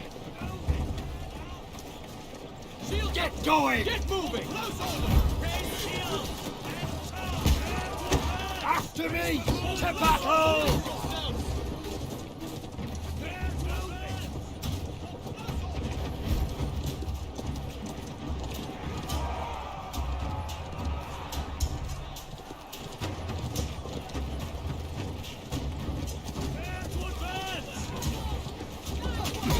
Raise weapons! Shields up and charge! Raise weapons!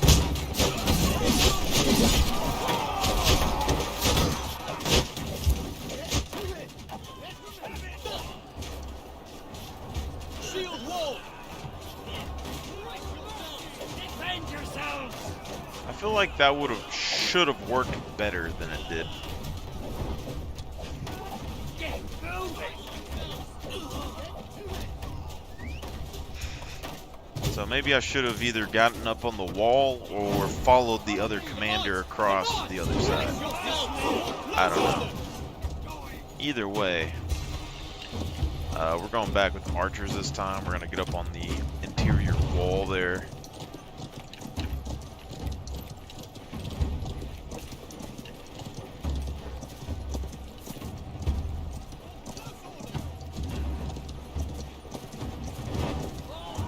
Would have thought.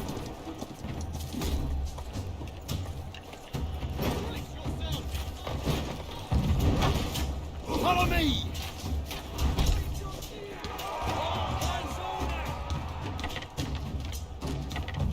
Shield wall! Shields up! Get moving! Get going! Hurry up! Form up!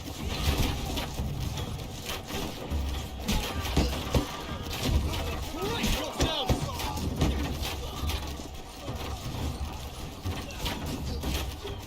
Brace yourselves! The enemy captured the point. Shields up!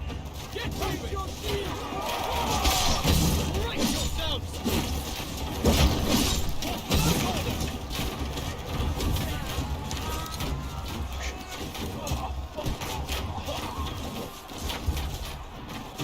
Oh, I guess some of my archers lagged. That's good.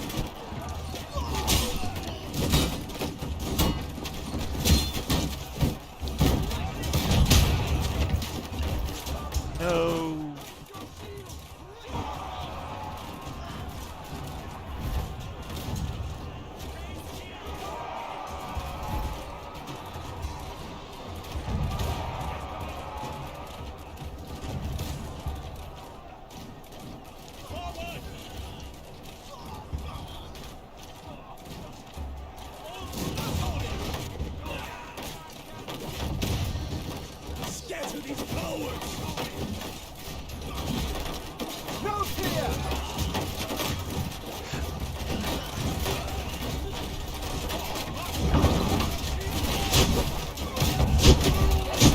Raise your shield!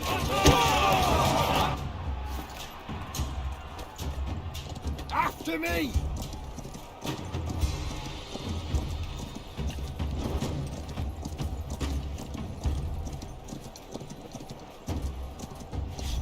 Our team has captured point A. Death or glory! They will taste our steel!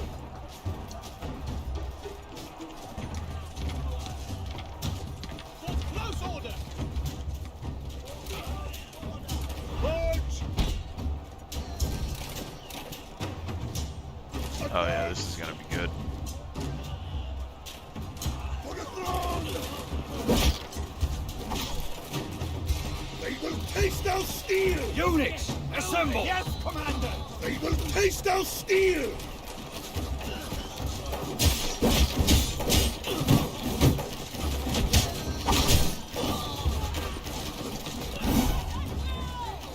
Death or glory! They will taste our steel! Hurry on! For the throne! Into position! They will taste our steel! Death or glory!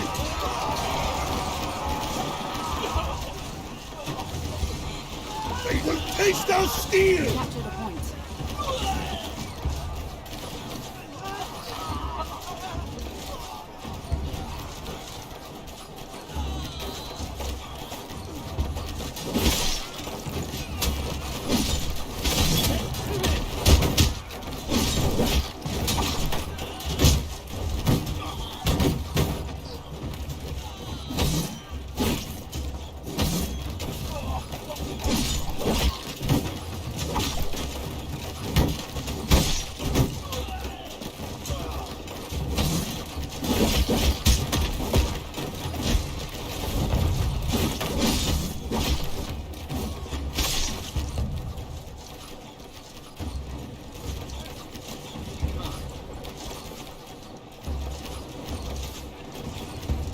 Follow me!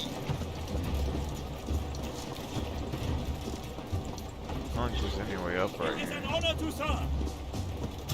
Maybe there is. Get going!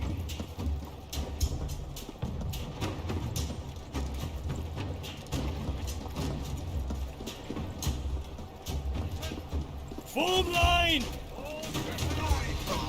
Raise weapons! Yes, Form Commander! up! Form line! Get into position! Raise weapons! Position! Understood! Move!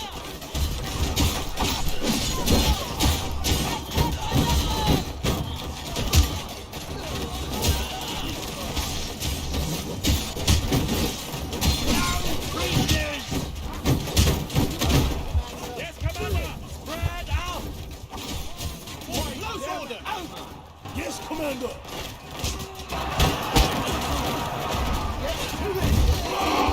Like that.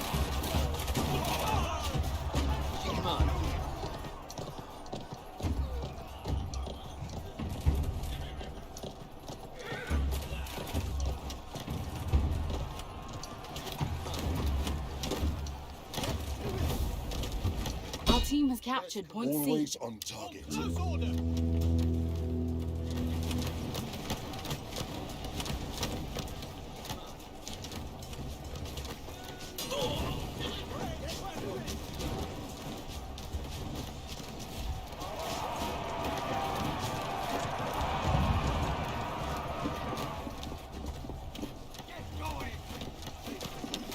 Follow me!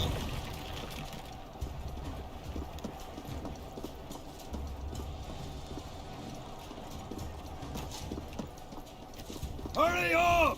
Forward, march! Units, assemble! Get moving!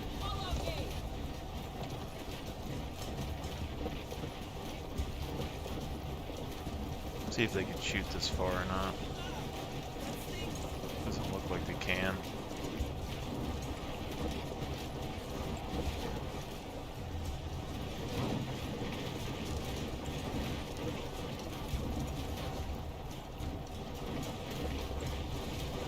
After me!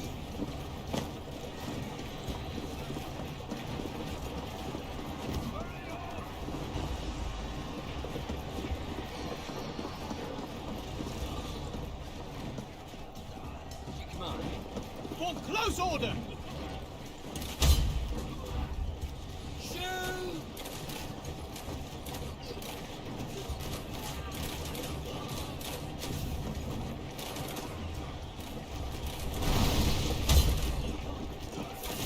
Spread out! Hurry up!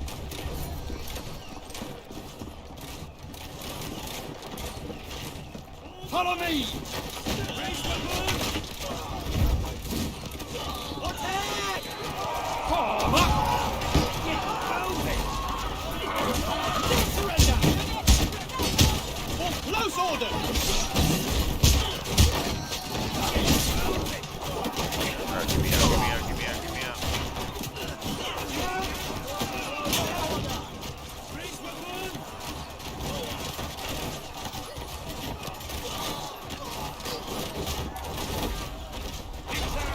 Get into position! Get moving!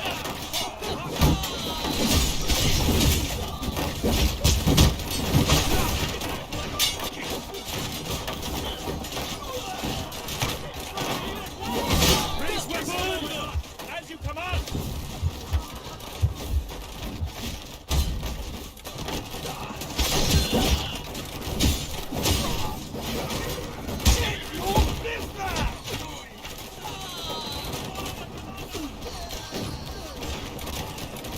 Get going! Hurry up! Our team has captured Point B. Units, assemble! Get moving!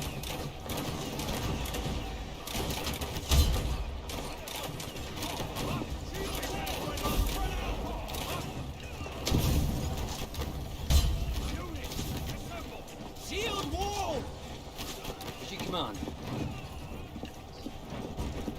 No way, shoot them. Shoot them.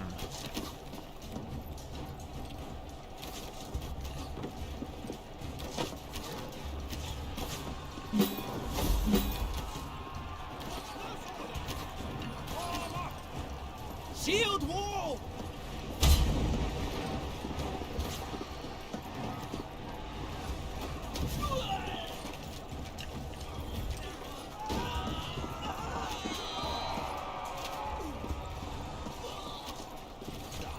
Form up! Units, assemble!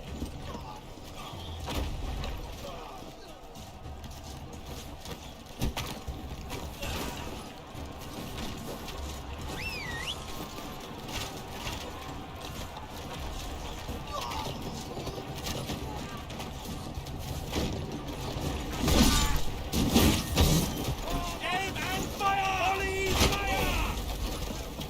Stand together!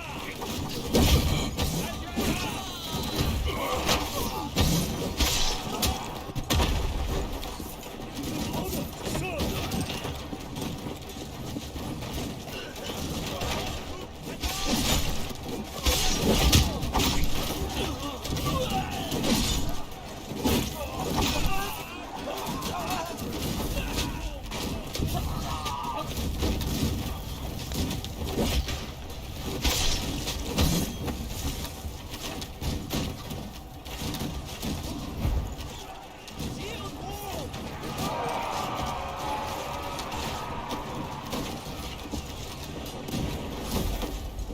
Position! Follow me! Shield wall! Understood!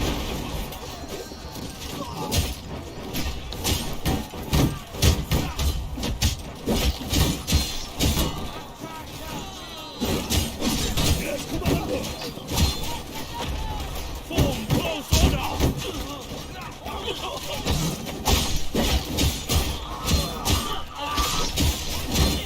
Destroy them! Capture the point.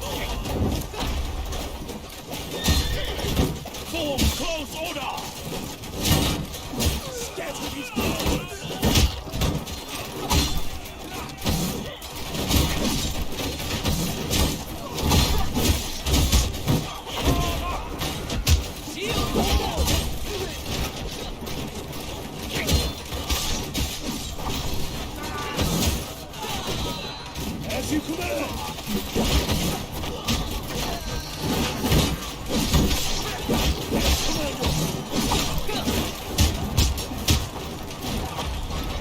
Attack! Down, prisoners! Stand, ready! Get to it! Form close, all right! Advance! Deo gratias. Your unit is retreating.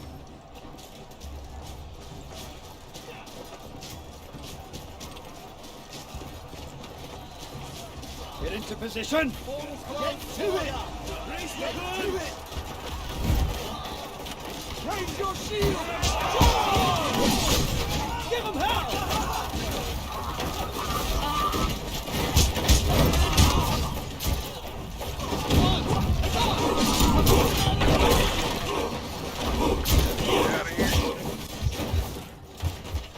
Destroy them! Move them! Stand, ready! Yes, Commander! Raise weapons! Destroy the enemy! Yes, Commander! Ready? Raise weapons!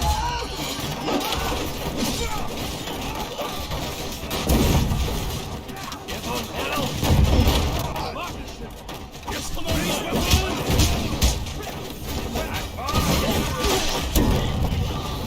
As you command! Damn. Moving! Prisoner!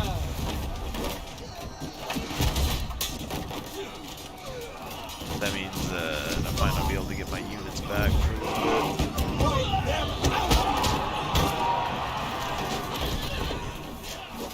To the death!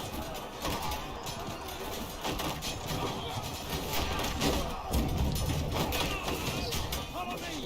Soldiers, advance! Attack at will! Destroy them!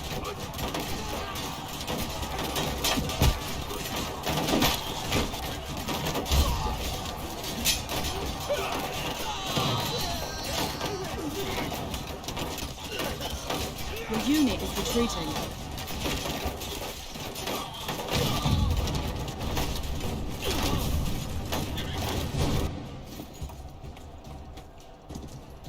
Don't think we're gonna have time to get them back.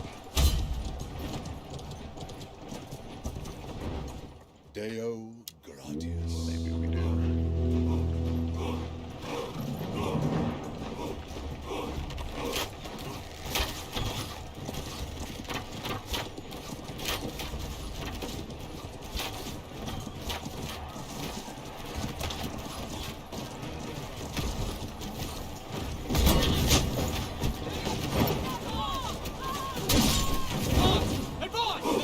After me!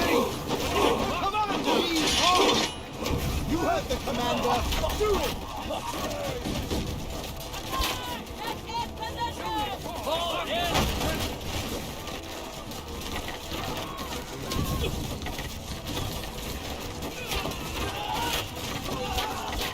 Form close order! Get going! Raise your shield! No fear! Wipe them out!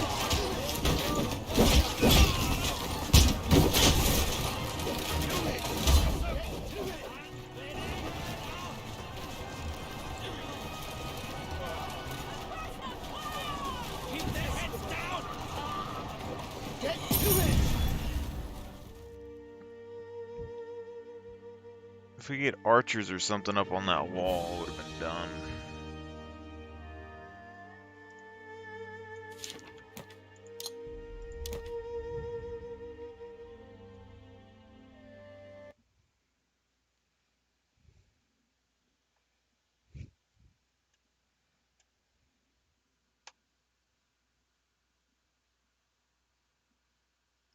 I like this person's armor here, though. That knight on the right. And both of their armor's good, but like that one's better.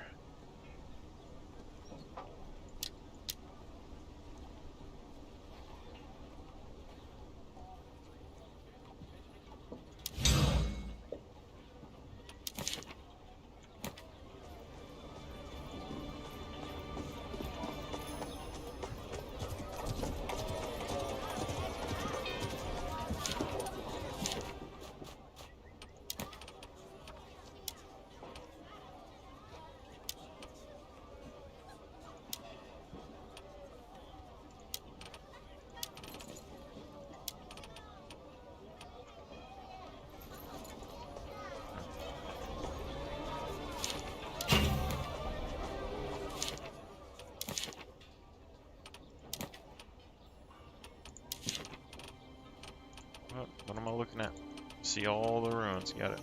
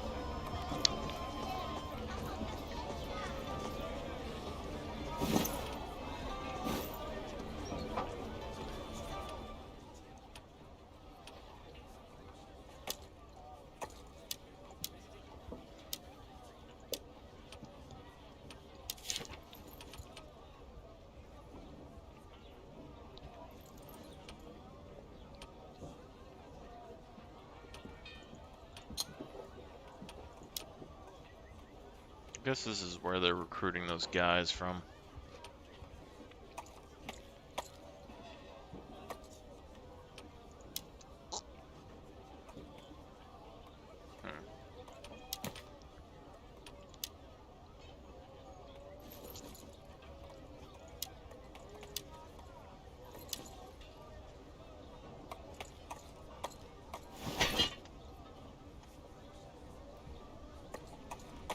Nothing gets past us.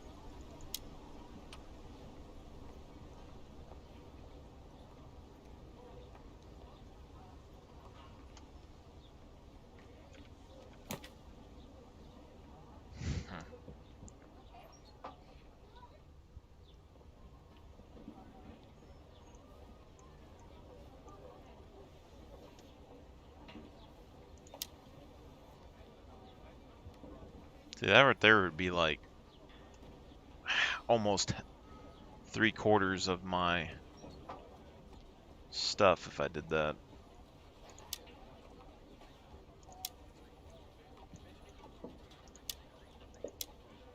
How much were squires? Studia in Morris. It's 170, so that's almost 200 there. These two would be 200. Like 240, so you'd be at like 4 something, then you get one of these guys. It depends on how much the other group is.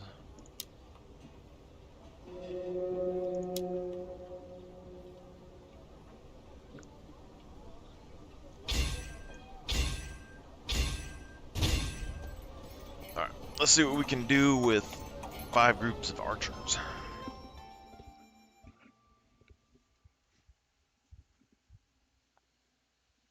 One, 2, 3, 4, 5. Technically, we might have been able to. I guess we couldn't have. We could have used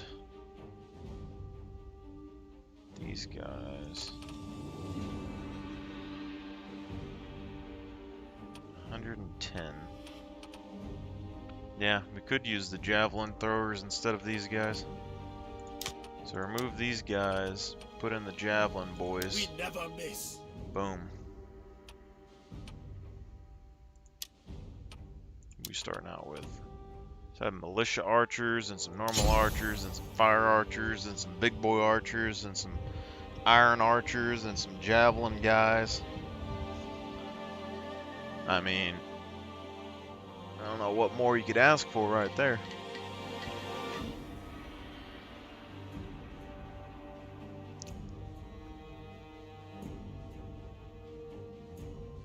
One, 2, 3, 4, 5, 6.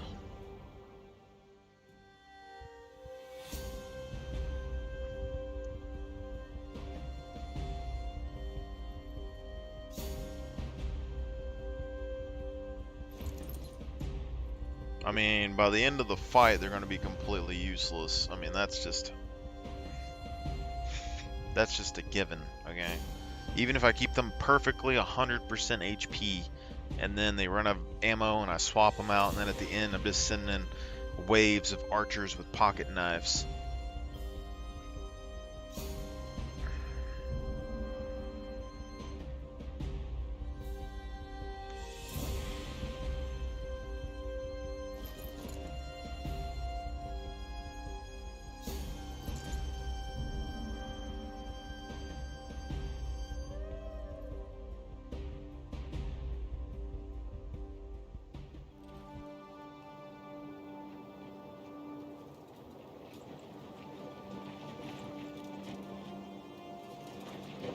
The Units, battering ram hurry will now up! advance. Come on!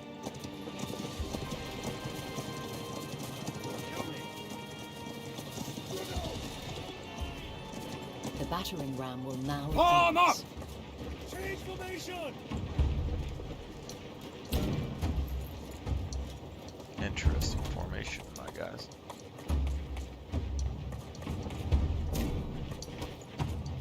After me!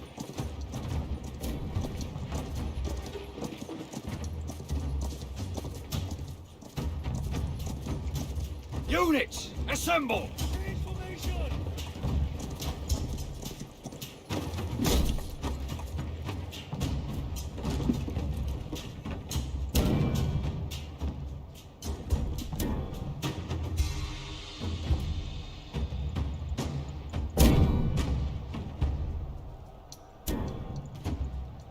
The battering ram has reached the gates.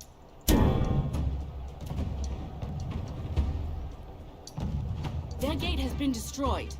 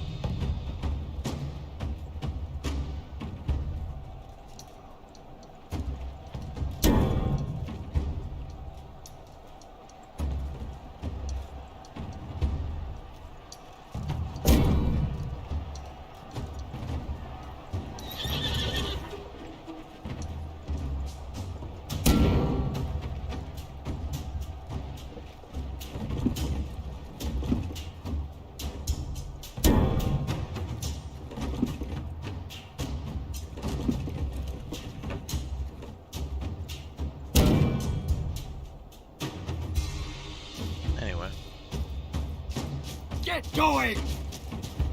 Keep formation! Keep formation!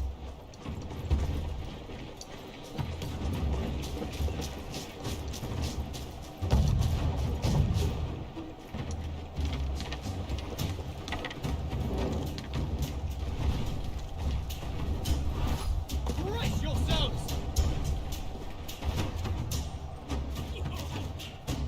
Brace yourselves! Keep formation!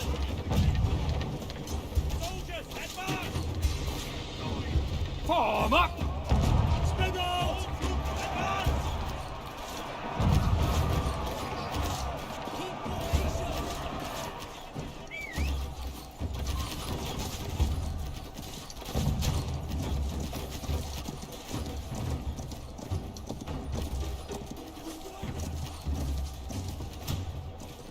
Keep formation!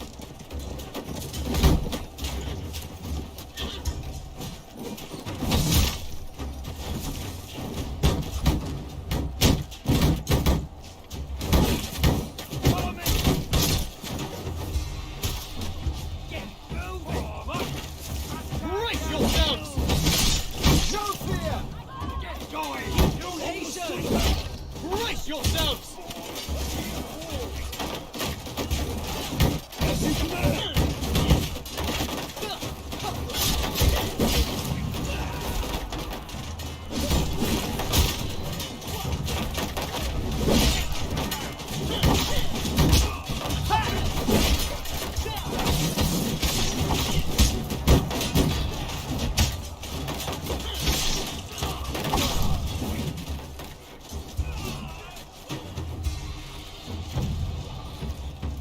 Form up!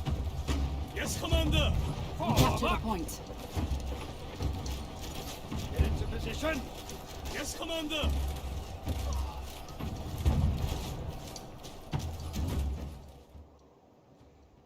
We serve with honor! Understood! We're here to serve. Get moving! Your unit is retreating.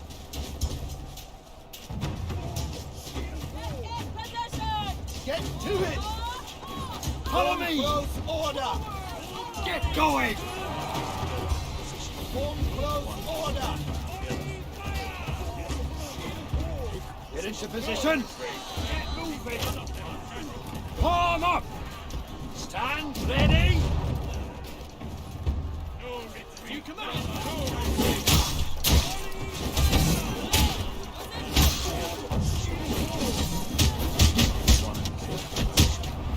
Form up! Get moving!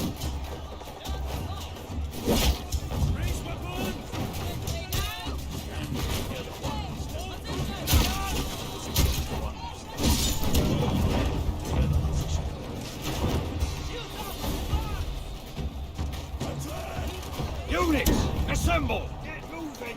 Get into position! Raise your shields.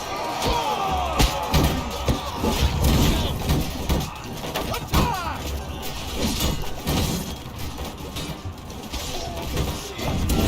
Brace yourselves.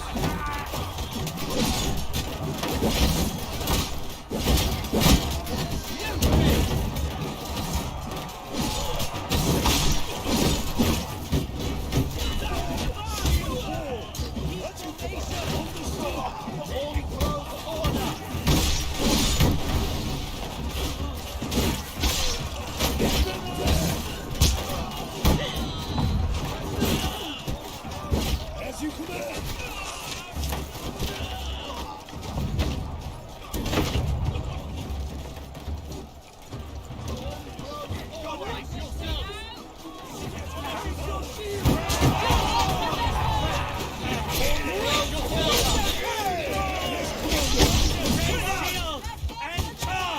Form close order.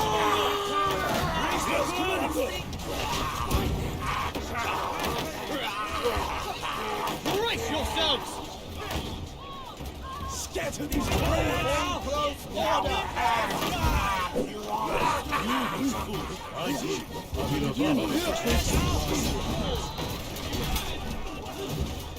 Prepare for battle! Brace yourselves. We serve with honor. After me!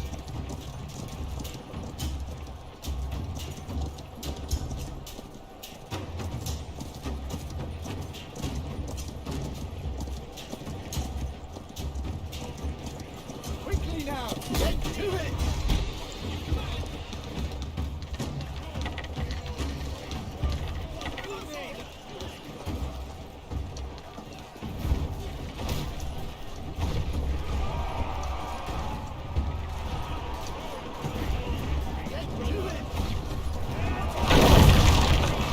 Raise your shields.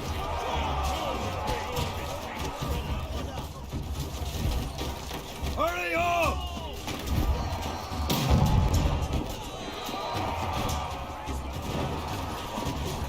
Form up! Form up!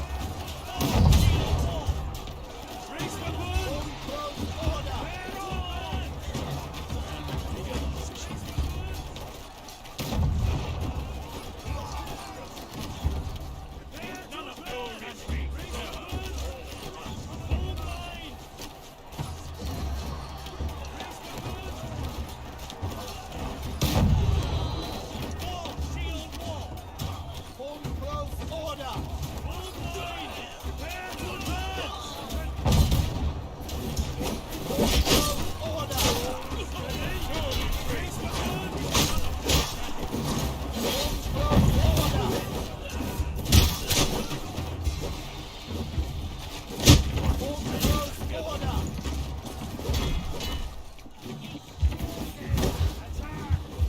Raise your shield! Charge! Brace yourselves! Get to it! The enemy captured the point. Close order! What the hell am I supposed to do against that?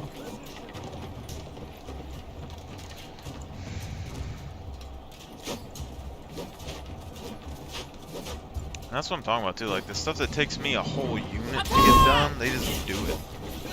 They will taste our steel! Attack at will! They will taste Taste thou steel! Bloody! Get moving!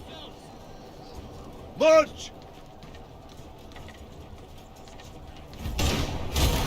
Raise your shield! Not sure how we're not getting in there. Death or bloody! You will stand firm. Follow me. We're going right up the middle, guys. Taste thou steel! You heard the order. Quickly now. Come on. Get moving. Where's weapons?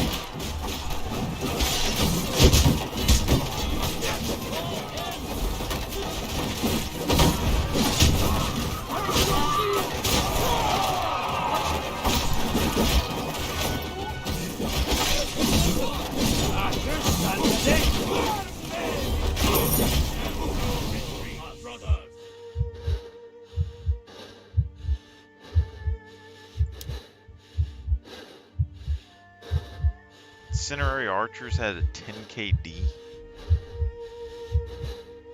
They just got into the fight. That's crazy.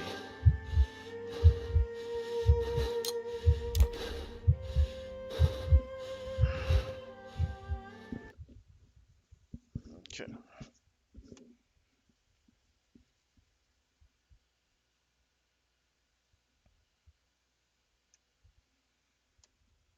We'll have to see how much we get if we do this. So if we go into units and warbands, and then we go over here to the, maybe not the spear guys, if we go over here to the archer guys, because these guys didn't really do much. Take those dudes out.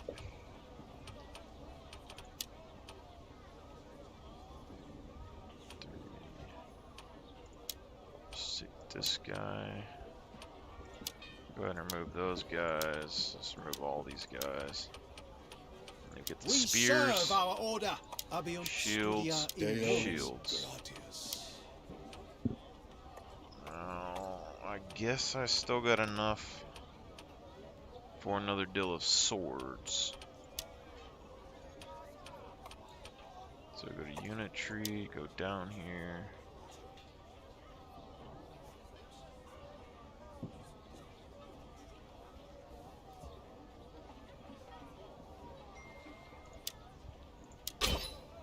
Go ahead and do that. Nothing gets past us. Need some more honor.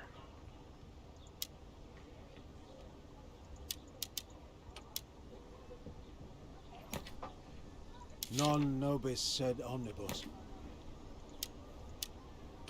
Alright, so if I unlock these guys, is it even worth my time to I do serve the order. this? To a unit's new state after a certain amount of training.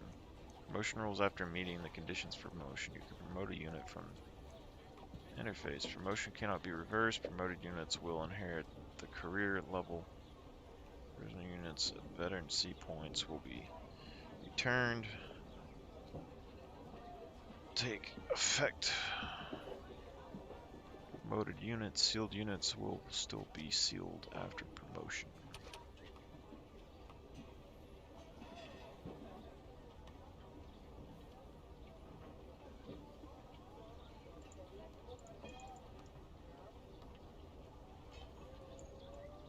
Interesting. Okay, so how do we get see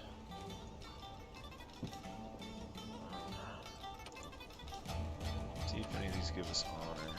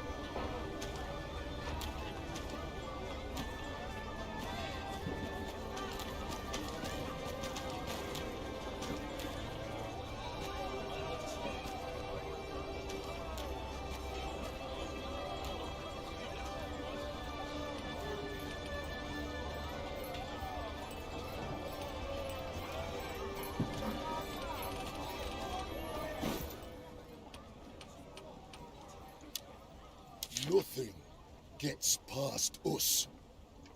50.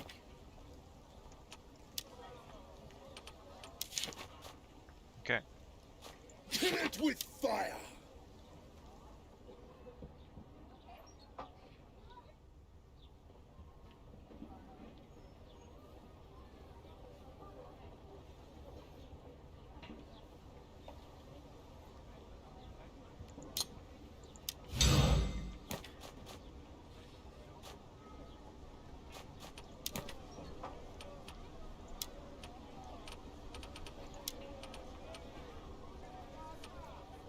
Always on target. It's kind of a hard toss-up if I bring archers, because these guys get bonus damage on castle walls. But these guys have like a barrage of fire that just obliterates people. And these guys work, but not like super good or anything. They're like maybe good versus armor. I could bring horses, but it's only 16 and these guys don't really do much work either. So, I mean,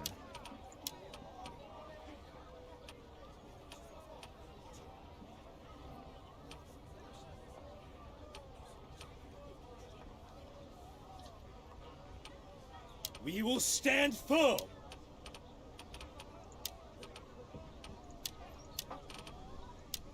it looks like you only have room for one more, so it's just I could do We made sword our own militia weapons. and archers. Cheap weapons, poor shots, numerous poor shots.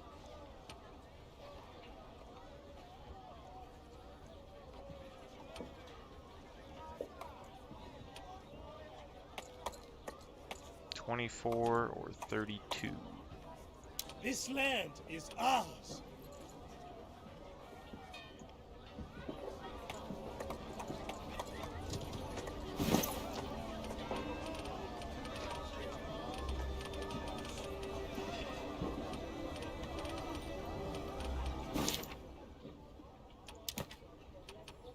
Oh my god, this thing. Okay, we unlocked the avatar. I see it. That's cool. You know, all that good stuff.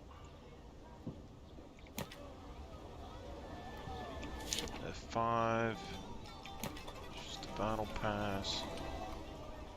You. Nothing going on here. Let's go back to a siege.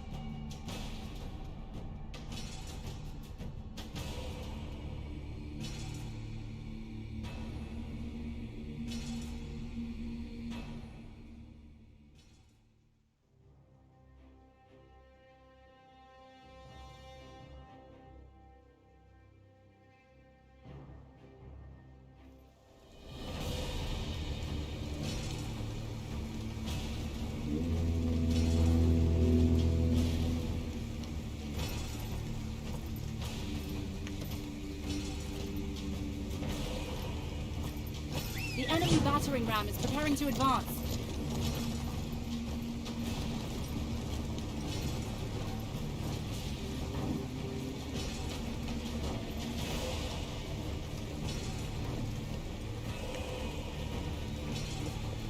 The enemy battering ram is advancing.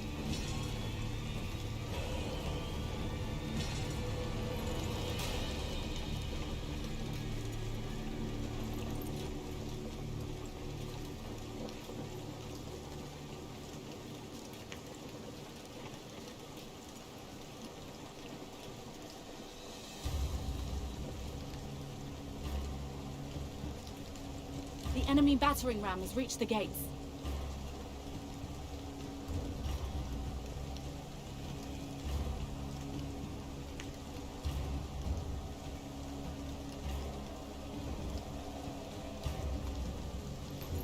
Our gate has been destroyed.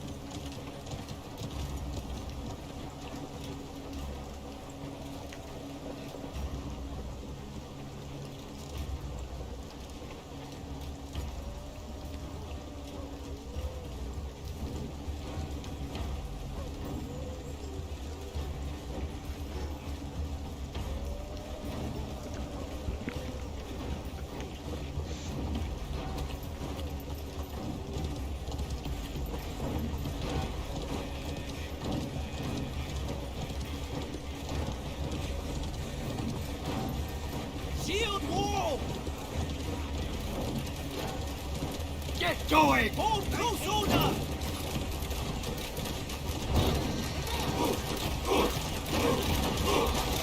Arm up! Brace yourself!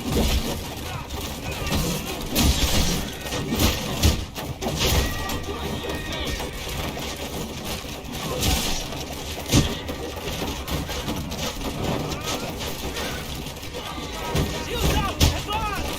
Is in order, Enemy sir! battering ram has reached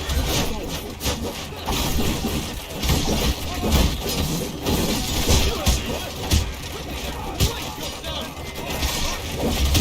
Hold close order! Into position! Our gate has been destroyed.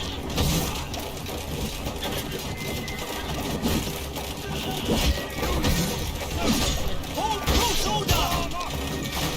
Brace yourself!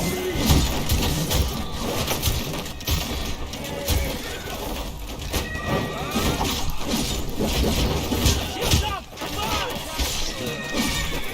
Yes, Commander!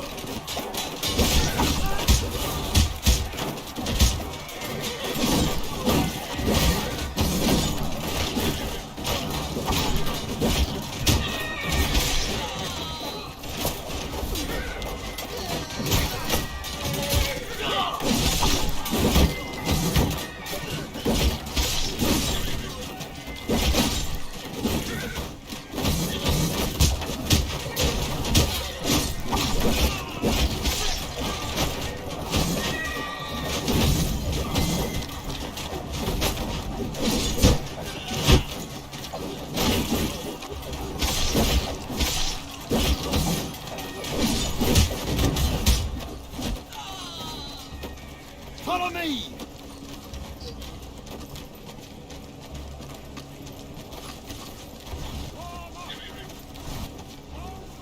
Form up! Take position! Units, assemble!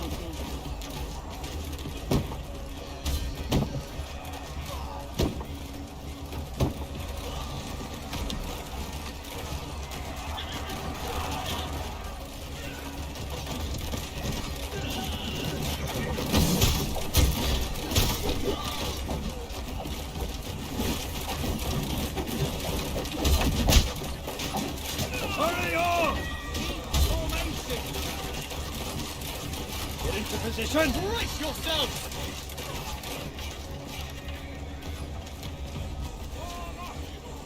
Form 3 rings!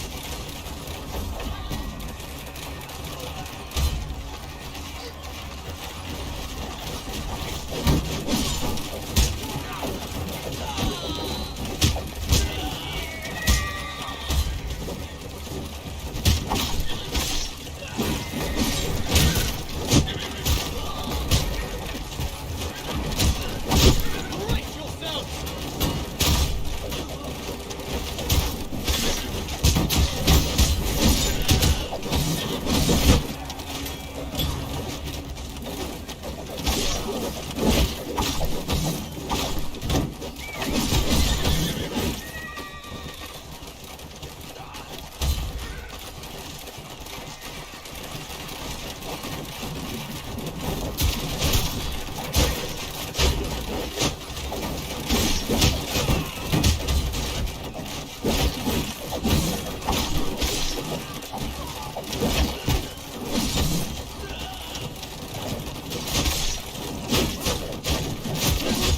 Brace yourselves! Pierced.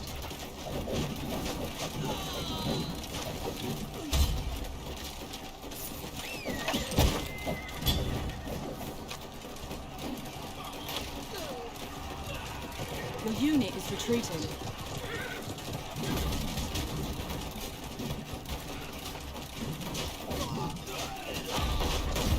Adios.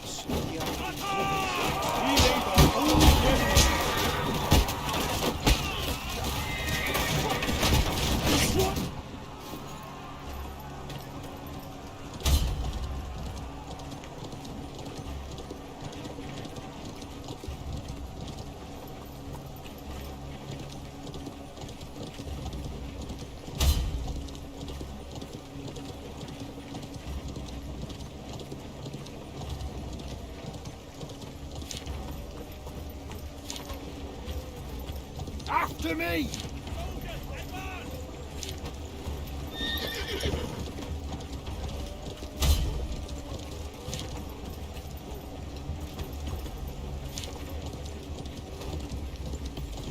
Follow me!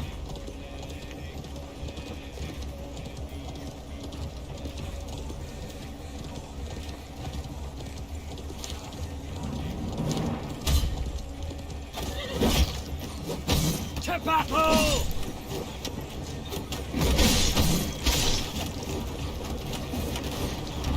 Charge!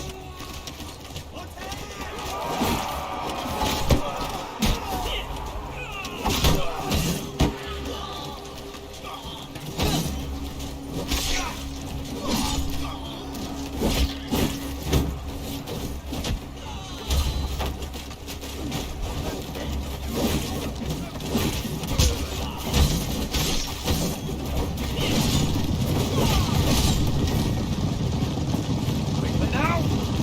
Quickly!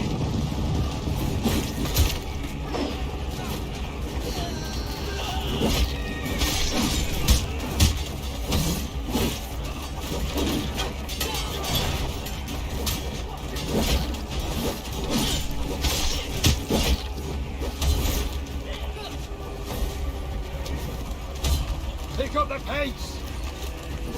The enemy has captured Point C.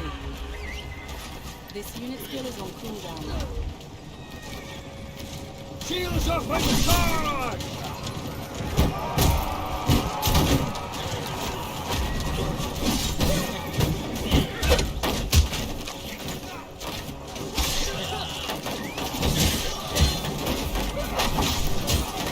That's the double! Move quickly!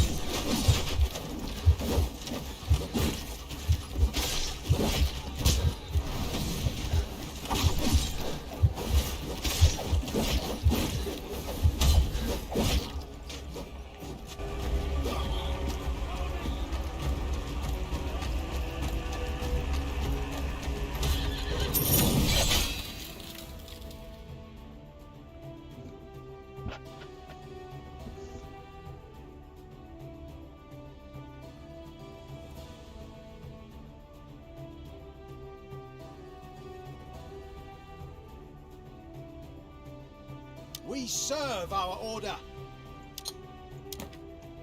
Pew pew. Alright, I'm just gonna go ahead and unlock the sergeants like I should have did like forever ago, but I didn't because I thought I'd be able to unlock them a lot faster than I did. So, you know, whatever. But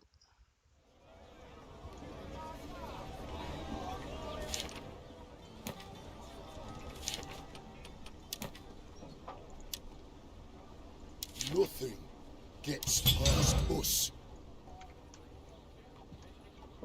250 leadership for those guys. Nuts.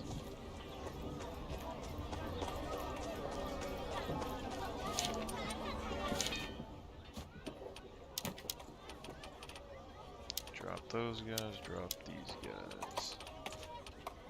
Am I able to do it? Here. Spear sergeants. Really expensive. Open here. Can't.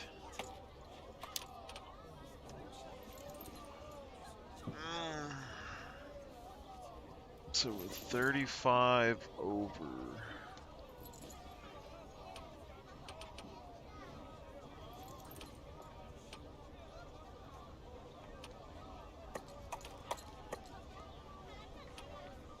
Let's remove this guy.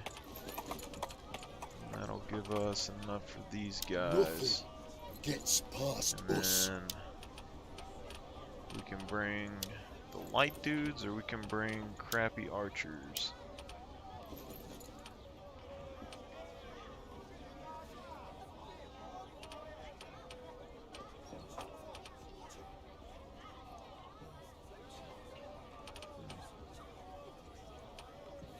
Two of those guys.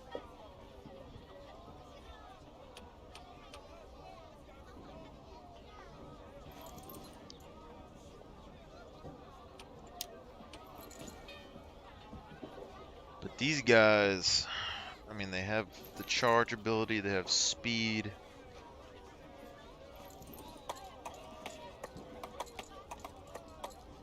.32 units.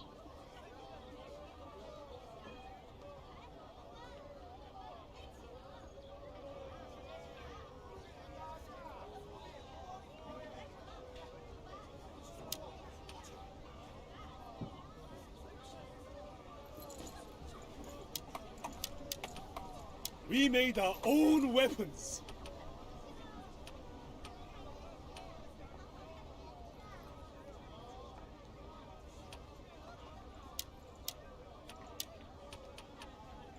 Nothing gets past us.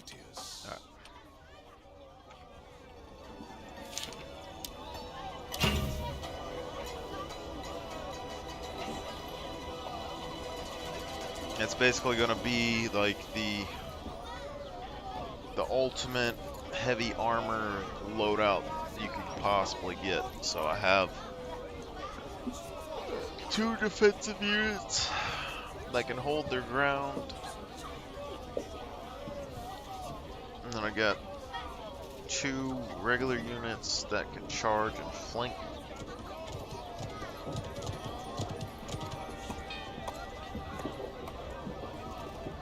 Even though one is light, it probably isn't going to do much of anything. I mean, they can take on archers. That's about it. My issue with this character in general is that I'm not able to keep champions away from my line, and other champions are able to bust through lines, like just with their auto attacks.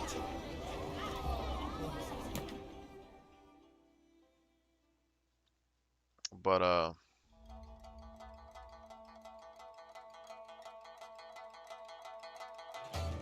I see we're building the way I've built right here.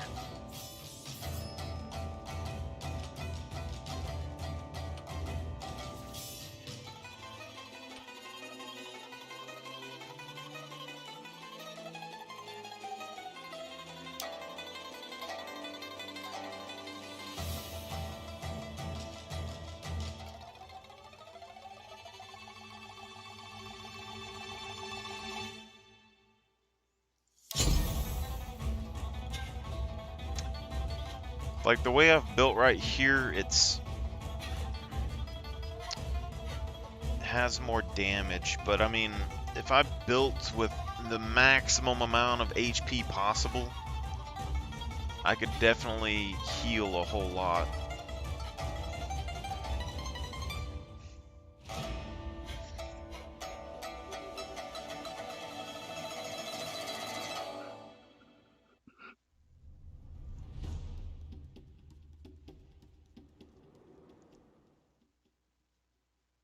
With the AoE heal and everything else. Conversely though, if I get my armor up enough,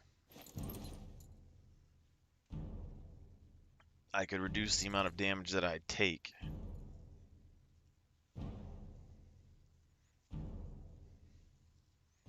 Which makes my HP more worthwhile.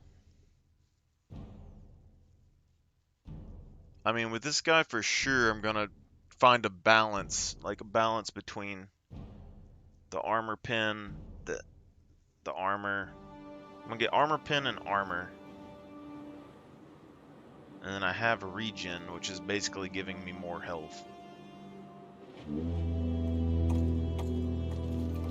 Yes, Commander!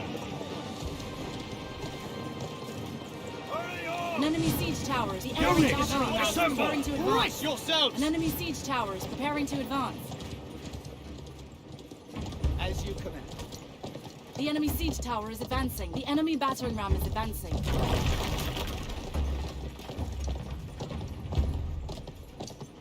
The enemy siege tower is advancing.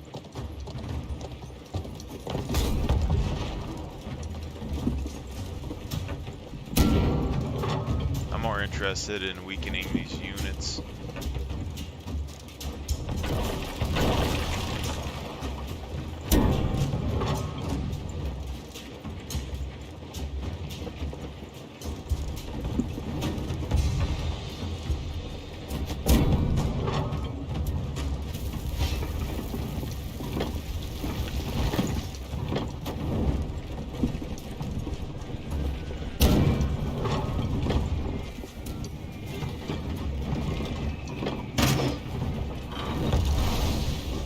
An enemy siege tower is preparing to advance. The enemy siege tower is advancing.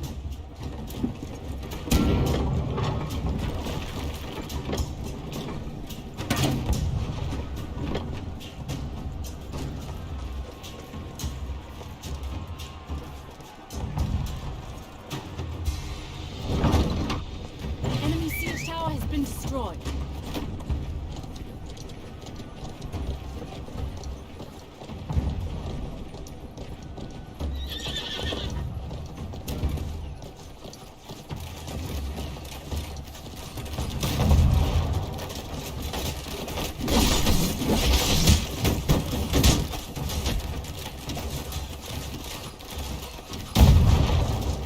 Advance! Advance! Advance! Follow me! Spread out! Form up! Brace yourselves!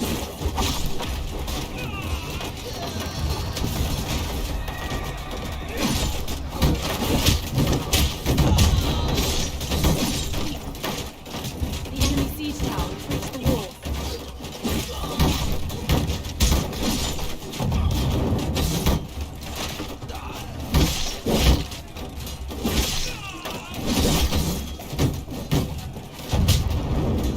Form close order! She was right here too.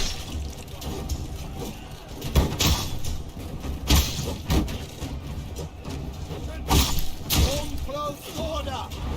Get into position!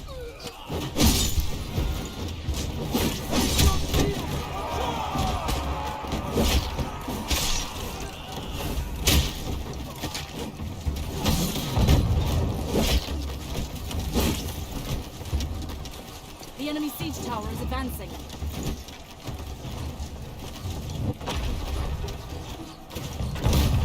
The enemy siege tower is advancing.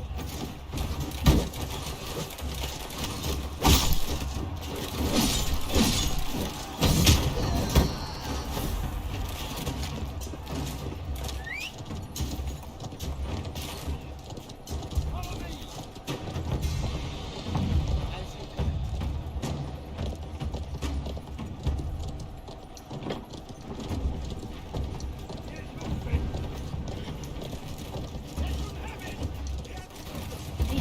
siege tower has reached the wall. Order!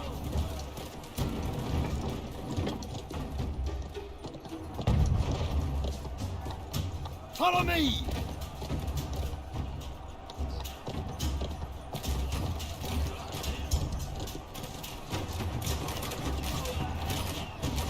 The enemy battering ram is advancing.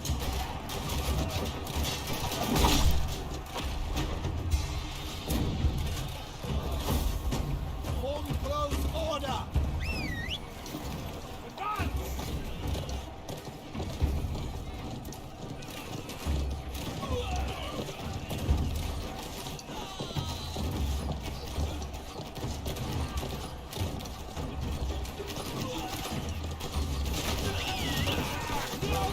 Form up!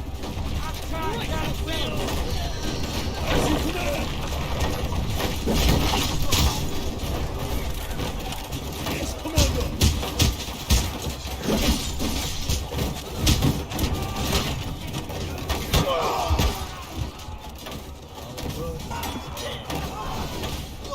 Yes, Commander! Brace yourselves!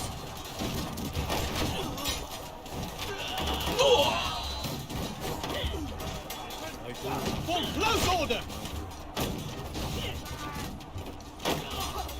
Think your doom! Yes, Commander! The Understood! unit is retreating.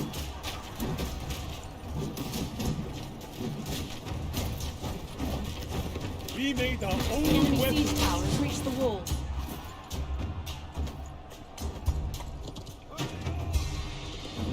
Move swiftly! Hurry up! Quickly now!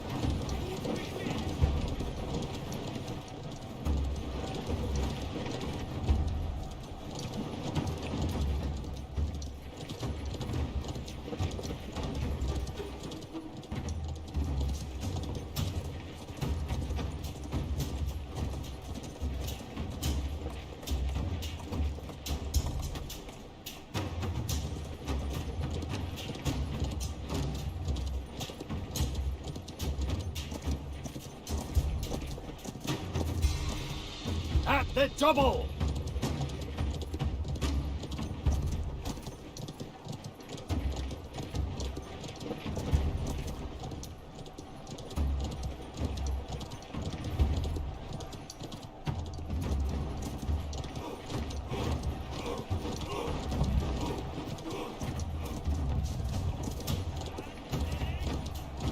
To battle!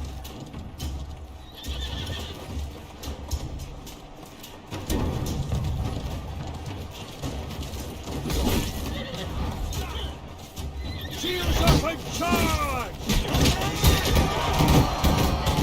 Falling!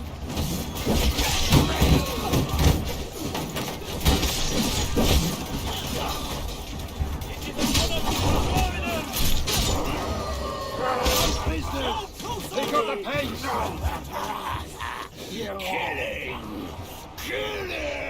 Can't tell if that's an assassin or not, or where the hell all these wolf guys came from.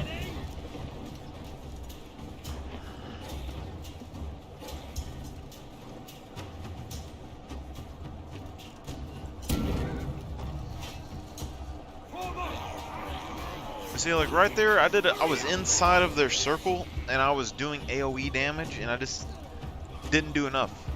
Couldn't kill them. And I can only guess it's because they have armor. I have to look up their stats, honestly, to see like what's going on there, but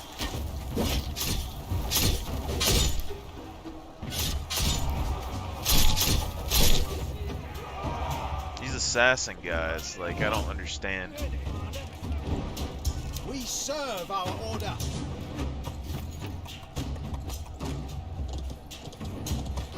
After me! Move it! Bring these guys back into the fold.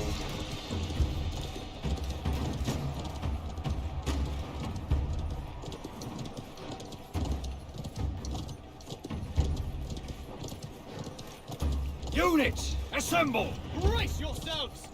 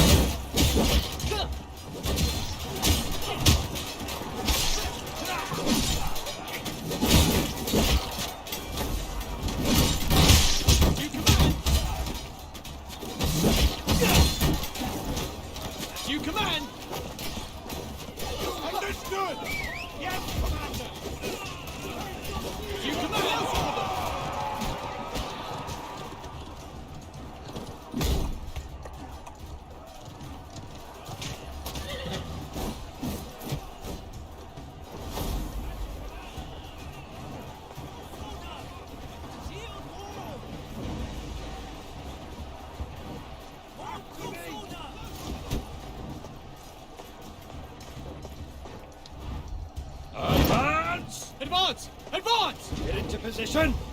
Brace yourselves!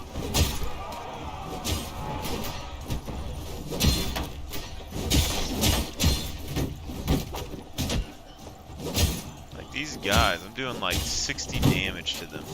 There has to be a way to up that. Advance! Advance! Advance!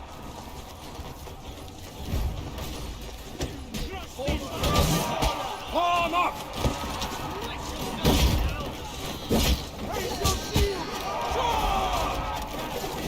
Understood!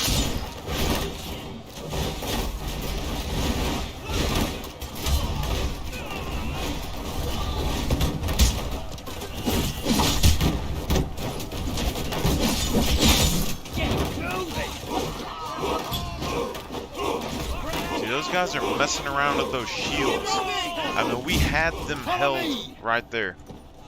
They have all their units attacking the guys in a shield circle. For close order! Shield wall! See, like this right here, like these combat abilities, they just rip through units. As long as you don't get caught out and you have men with you, you can rip right through everybody. Brace yourselves! Advance! Advance! Advance!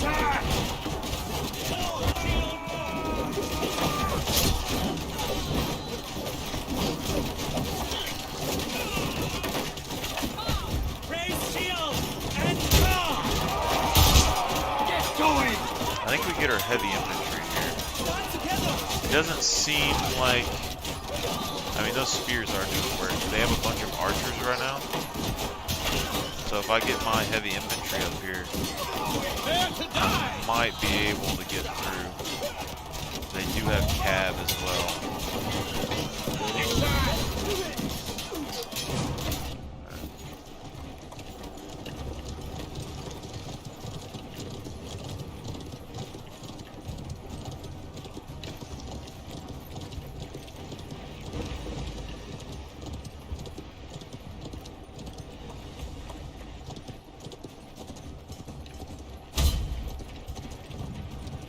After me!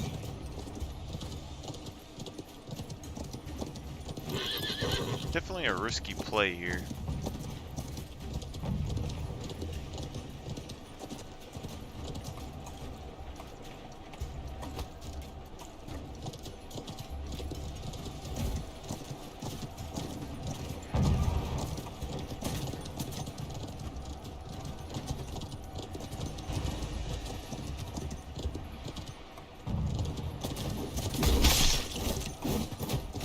Okay, I can't knock him off his horse apparently.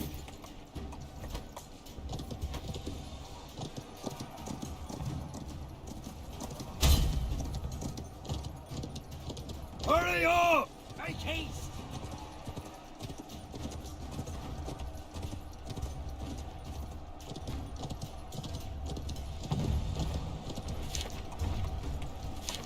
Looks like there's a lot going on there. Follow me! Hurry up! Quickly now! I think we gotta move back. If they follow them down, we might be able to slip through, but it doesn't look like we have enough units there to actually put up a fight. I see some blue though.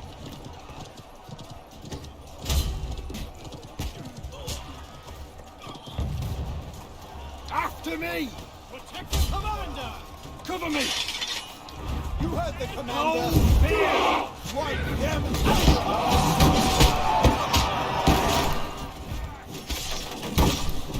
Attack!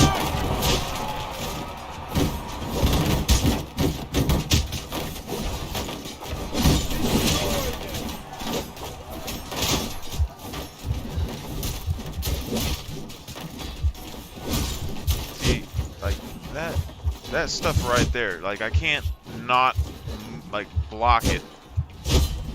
I can't block it. I can't dodge it. I get CC locked as soon as they hit me. Like that's a lot. Get going! Understood!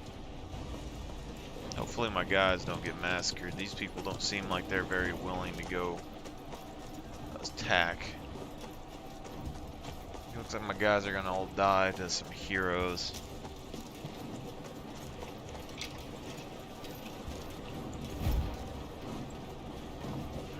They're not dying very quickly though.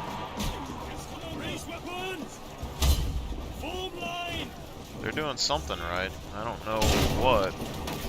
It looks like they're running right down the middle towards our base. I think my units somehow managed to get around behind the enemy units and then follow them back towards where my allies are. And I guess they're killing people on the way. Prepare to defend! Maybe.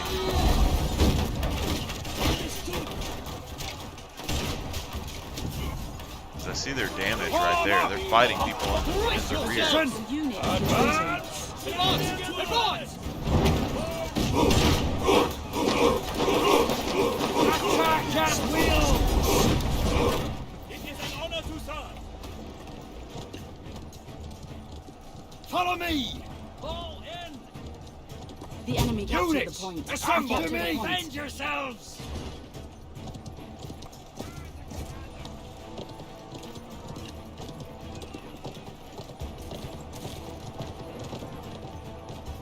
Take position! Arm up! Shield wall! Prepare to advance! Break formation! They will taste our steel! For bloody! Shield wall! And attack! They will taste our steel!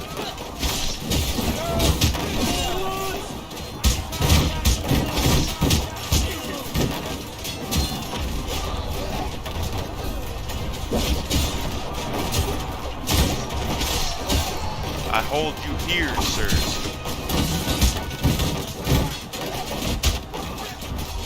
Advance! All right! Advance!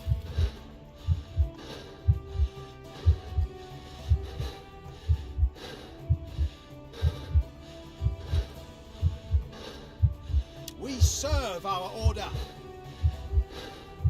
So these spear sergeants, an 8 KDA, because none of them died.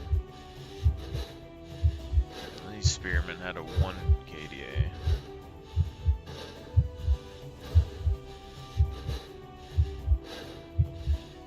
That's just crazy to me. I mean, the sword militia, they do stuff, but they're not amazing. I mean, you could use them at the beginning of the fight. Doesn't seem to work very well all the time. I mean, they're fast. If I could command my units without being near them, that's the only way I could really see to use some of these units. And the only way I can do that is to manually place them, then go across and then tell them to come. And when they get close enough, tell them to charge. But a lot can go wrong when that happens.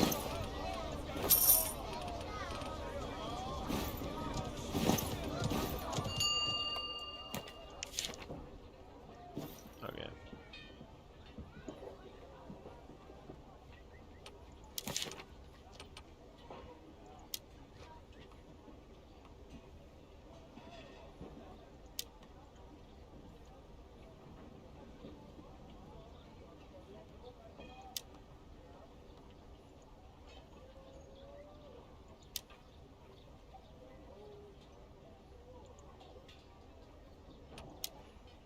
Requires 20 skill pages. Owned 11.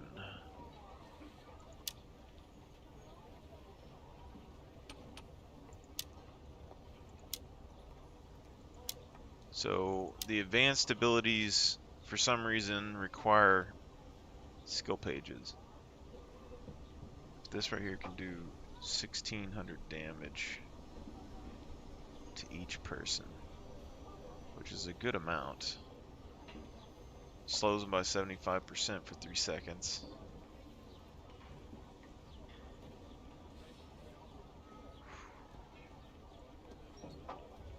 And this thing right here, I mean, being able to do 37-second cooldown.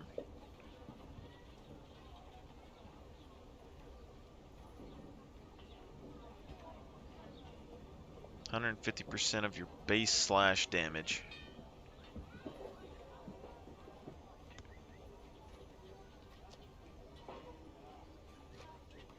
And 288 of your, and then 126% of your pierce damage, plus 4,336 points of pierce damage.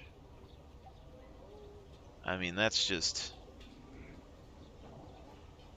if you can land that, if we get a high enough pierce damage and we land that, that's wild.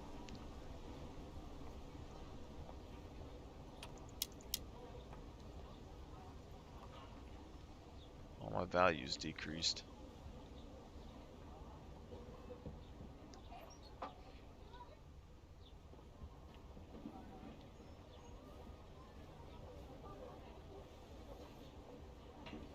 So I think we want agility. Increases your hero's piercing damage, which is going to give us the biggest addition to damage that we have. Is also going to give us more damage to lightly armored people if we use our little block and stabby stab. And then our slash damage will go have armor penetration, which will make our auto attacks better against armored units. And we'll have our ability, which will give us more damage to the normal units.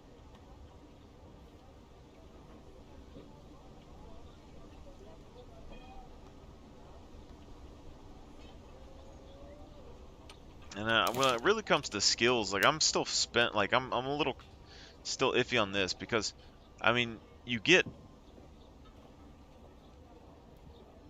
1, 2, 3, 4, 5 hits with this.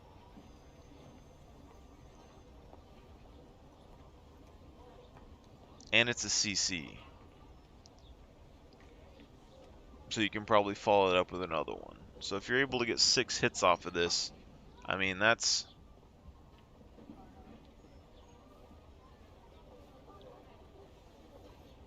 If you get 2 there, that's 2,600. Plus our base, I'm pretty sure our base penetration, our base slash damage was still like 1,200 or something. Like it was at least like 1,000. So if we have like 1,000,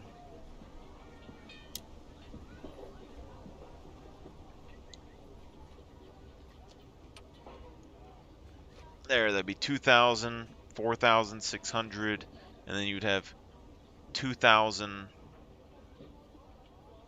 which would be 6,600, and then you'd have another 2,000, so 8,000, 9,000 something, and then you would finish with a kick that is however much blunt damage. So if you're able to hold them long enough, you'd have that much blunt damage. I mean, that's, you know, 10,000 or so damage there. And then if you get that kickoff and you're able to close the ground, then you can do the finishing move and just murk somebody. But this right here just seems like it's too good not to use, like team-wise, because you're going to be able to sit there and use this and break through enemy lines. But every time I do use this, I end up going too far into the enemy lines and end up dying. So, I mean, that's the toss-up here. And then also, like, if I use the other ability, I mean, we don't really know how much healing and stuff we're actually going to get while we're doing all this. Like, Mercy of Heaven is good. Keeps us healthy, but I don't know. I feel like Martial Prowess would be enough.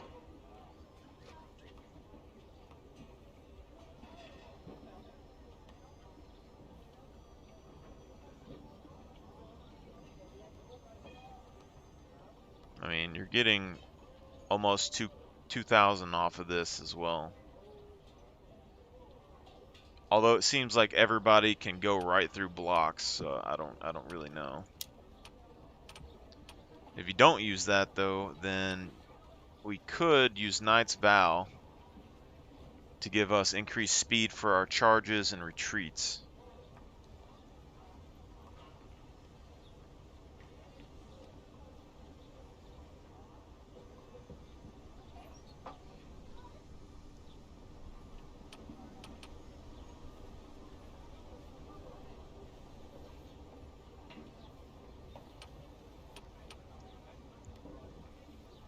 And if you do that, we can get Paladin back.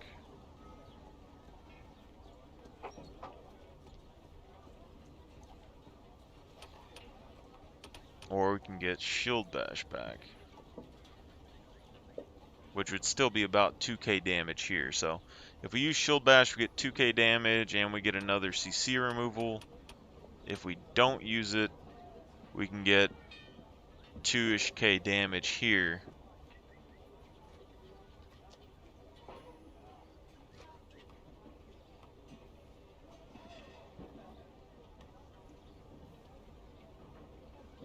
It's like 2,000 or 3,000 damage there. And then you reduce their defense by 15% for 6 seconds. So if we use that, we wouldn't need as much armor penetration for our combo. But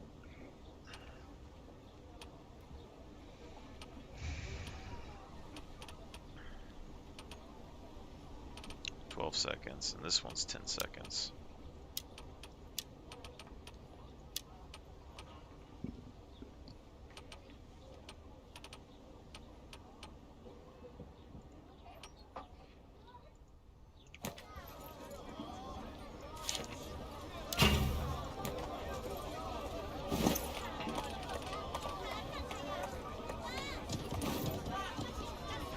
Okay, so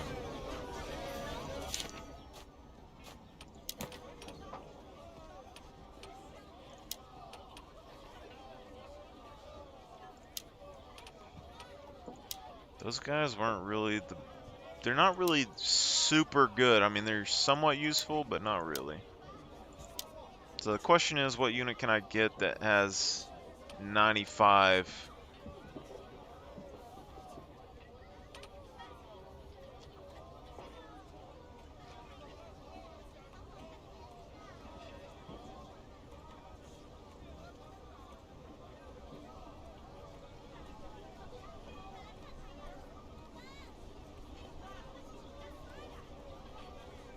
This land is ours. Let me look at these. So I think that was the Archer Militia. This land is So ours. these guys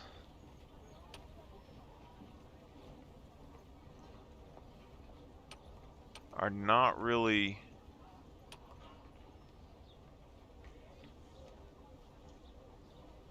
$1,300 piercing damage with 900 penetration. We're here to serve. And these guys, 1,400. So these have more damage.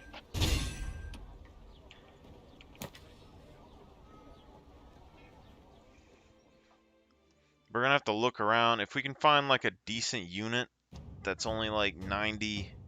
I mean, we could get 2 peasant units and use them instead of the... Because with 90 on there, we could get like some axemen and some other units, and we'd be able to get about, for the cost of 70, we'd be able to get a decent amount of extra meat just to kind of throw around.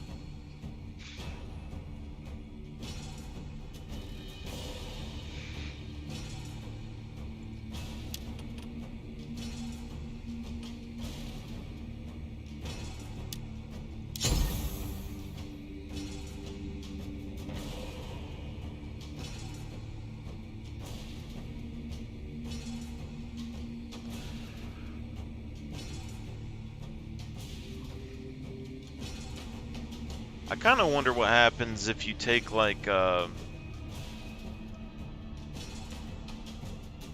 take a hero outside, capture a camp out there, and then just spawn units and send them like on attack. Because they would just walk up and attack random people.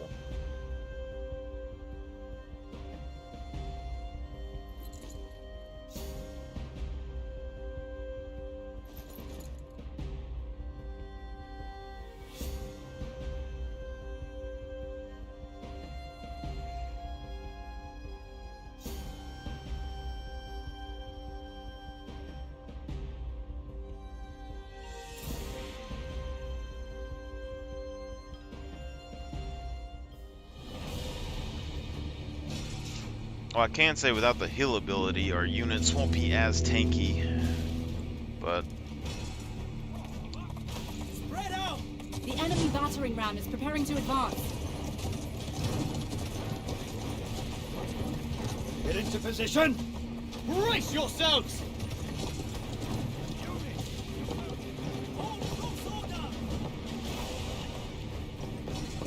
The enemy battering ram is advancing. The enemy battering ram is advancing. Hold close order! Brace yourselves!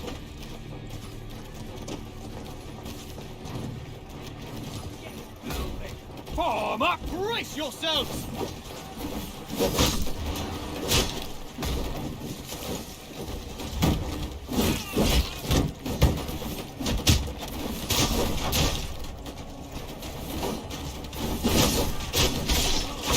Enemy battering ram has reached the gate.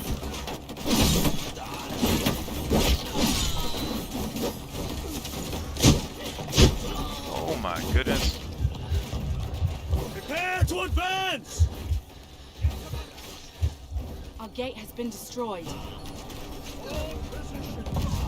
Raise weapons!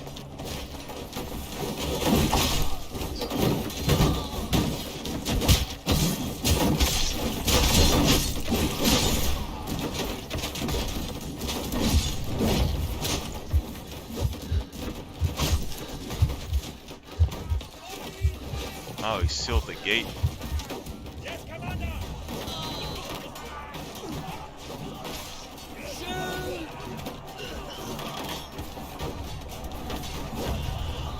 I can't believe they sealed the gate behind us.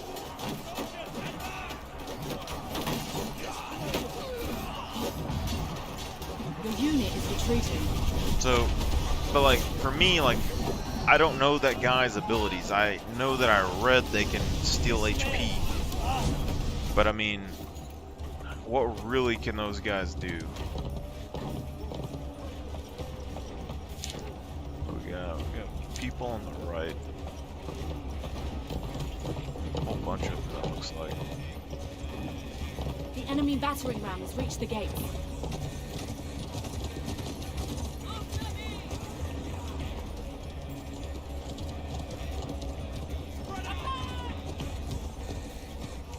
Form up! Our gate has been destroyed.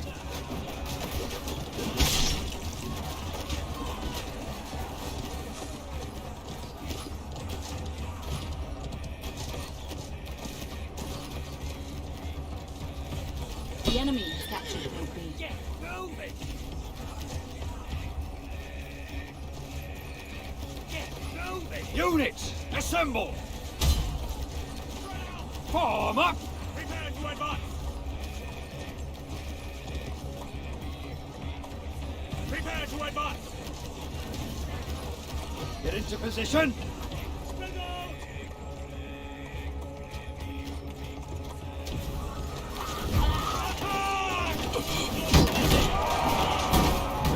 The enemy captured the point.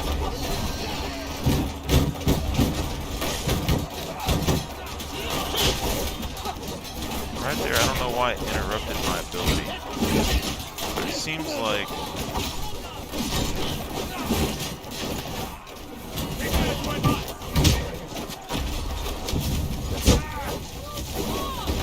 Let him have it! Prepare to advance! Form up! Spread out! Move swiftly! Let him Prepare have it! to advance! Form close order! Brace weapons!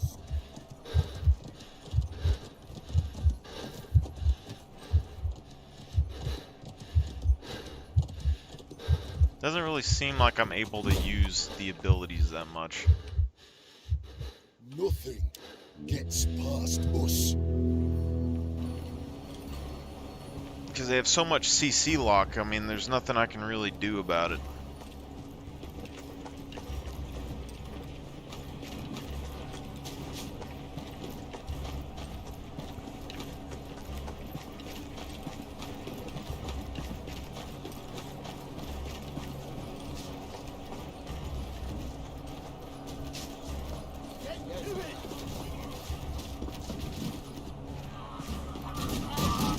Close order! Units, assemble! Shield wall!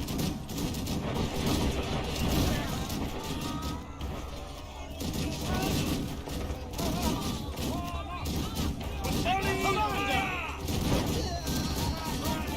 Get moving! Follow me! Close order! Get going! Advance!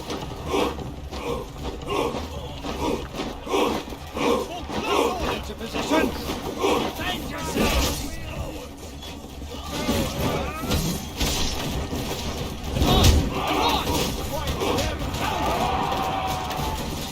Destroy them!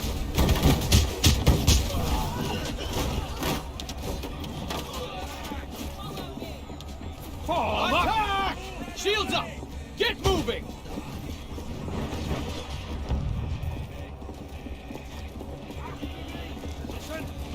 Form up! Form up! Shields up! Get moving! Form up! Form up! Close order!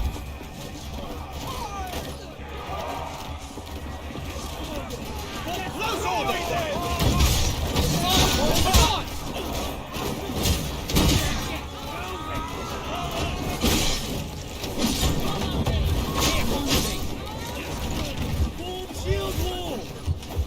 Brace weapons! Units, assemble! Defend yourselves! Keep formation! Get into position! Shields up! Get moving!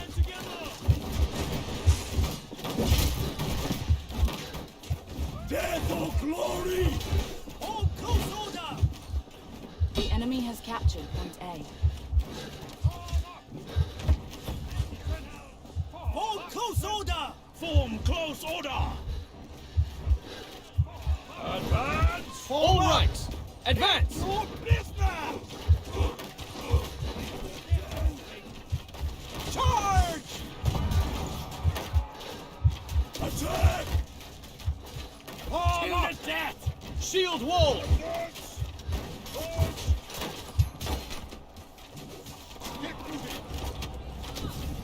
Move yourselves! Form up! Get moving!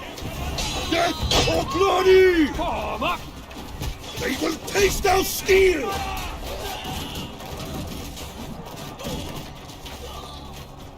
They will taste our steel! Get into position! Shield wall! Taste our steel! Death or glory! Taste our steel together!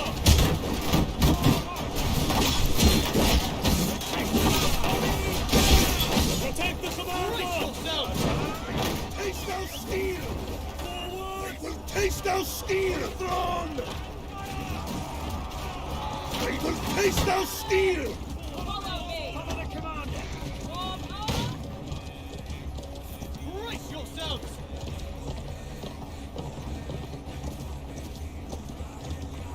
I didn't know this path was here. Shield wall! Brace yourselves!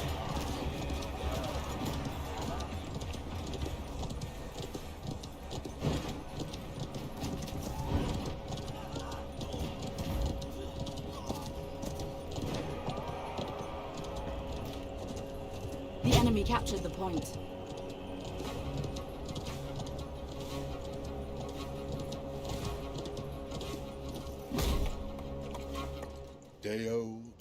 radius.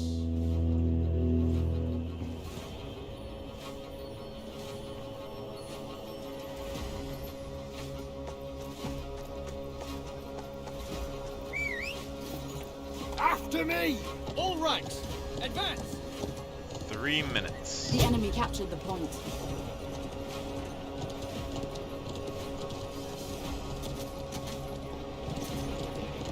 Fall in! Close order!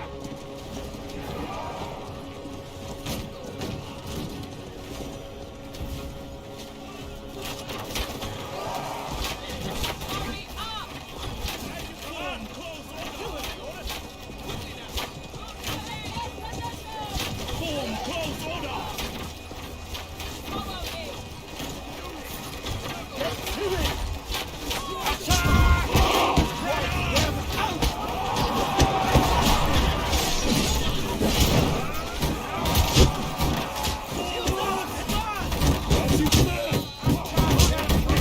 Stand together! Take the commando!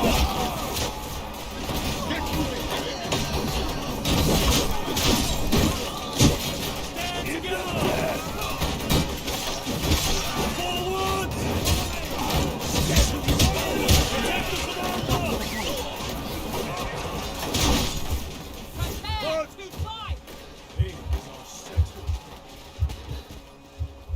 Take position! See all these guys up here defending this final point, when this point doesn't matter until C falls.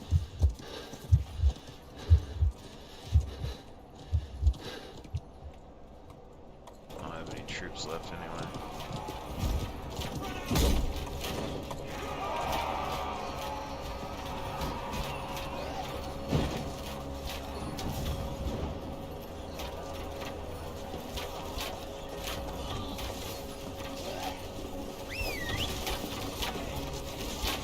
See, none of this right here matters until C falls. Close order!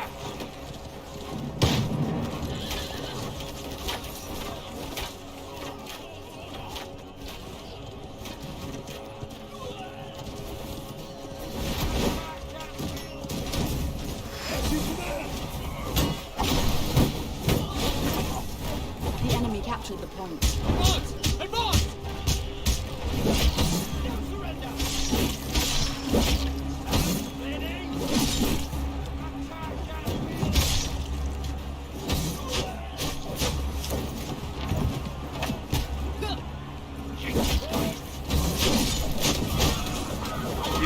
Get me into the point.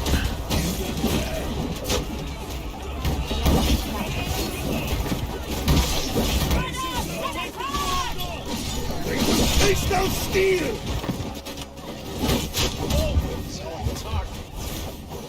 Brace yourselves! Shift this!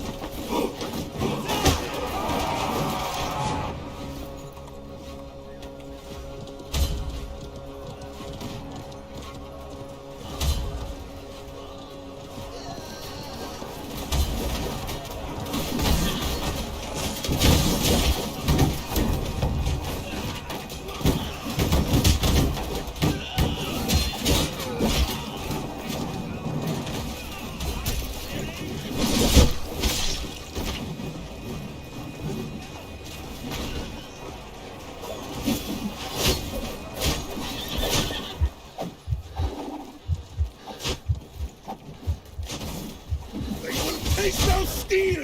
As you command! It is an honor to serve! Stand as you command! Attack! For close order!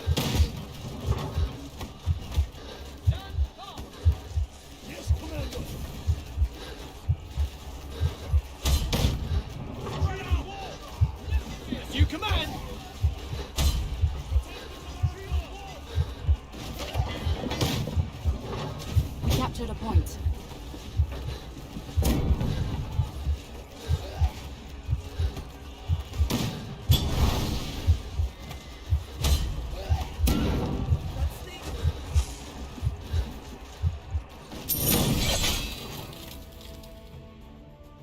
Oh my goodness, that was...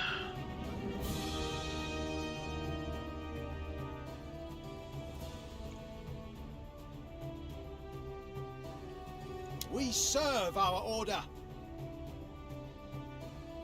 See, like, all their KDs suck. Every time it seems like, I don't know, the charge ability doesn't seem like there's ever a time for it. Like, you have to do it when they're weak, or you have to do it when it's someone that you know that you can win against. It's like...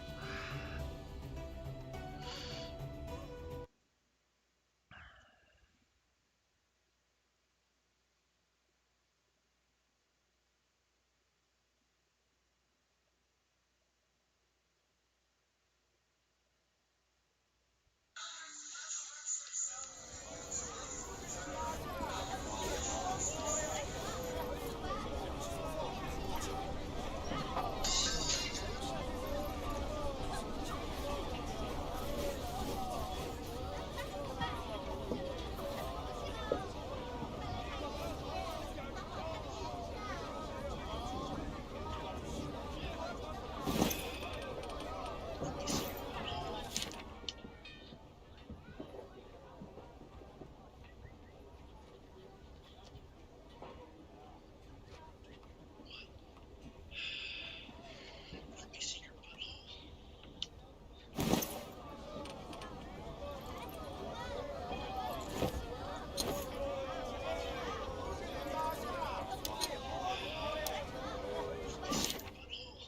Alright.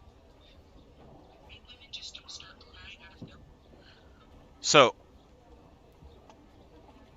I have 68 points now, which means I would be able to get 800 more health than I have, which is almost 7k.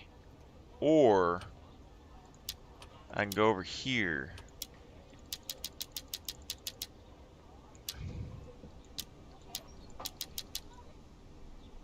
And add all these things to this, which would then give me a bunch of penetration. Okay.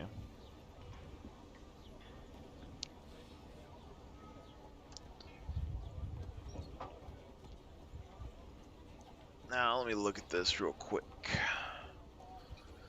So none of our slashing damage stuff really goes up by that much. Most of it is only up to 130%, so we'd basically get 1300 damage, which seems pretty consistent with what we have gotten so far. And then this right here, I mean, we would get our piercing damage up to 1400, which would then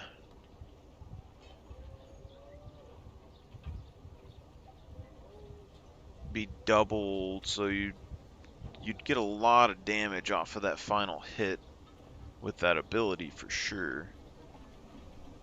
And if we do this, the slashing armor penetration, so we're going to be at around 1500, which means that we'd be right around 600, being able to remove 600 armor.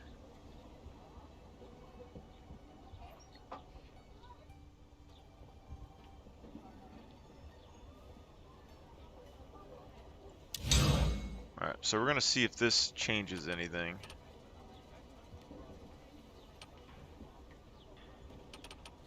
And then we're going to go to skills real quick. So, for right now, because our blunt armor penetration is really high, that can go to someone that's like 500 armor. This one is really high, so we can go someone with like 700 armor. And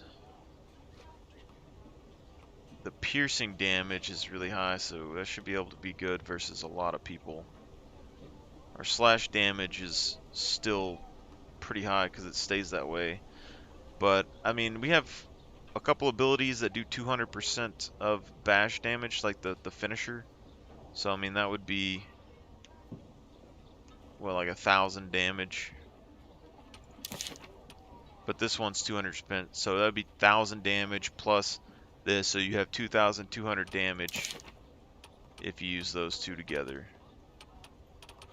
But right now, this means that if this is right at beating 800, and this one's right, or no, this one's, oh, our piercing damage, our piercing penetration is already naturally high. Interesting. So the piercing damage is good for people up to 600 armor, which would be like medium. And the slashing damage is good for up to 700 armor. And then if we reduce stuff by 15%, say they had 800 armor, so hey Google, what's 20% of 800? 20% of 800 is 160. So if they get a base of 50, or a base of 5%, and we're able to reduce their defense by 15%, then we would be able to basically get this down 150, which means we put a little bit too much in here. So we could reduce this down to like 1350, which, let's see, if it gives you 12 per 1350, you'd have about 5, 6, 7, 8, 9. We might have like 7 or 8 points that we wouldn't need in that we could put into strength that would give us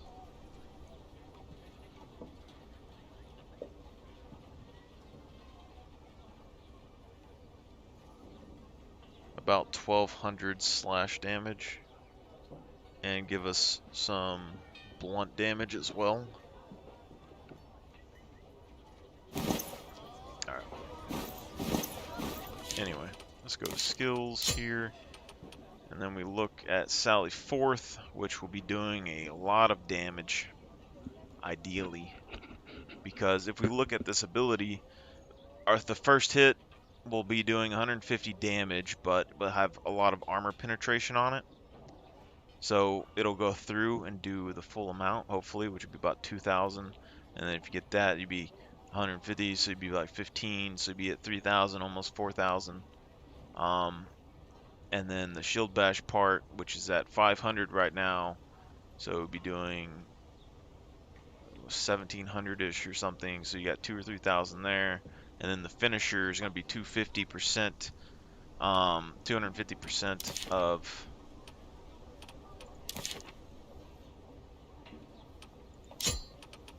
the finisher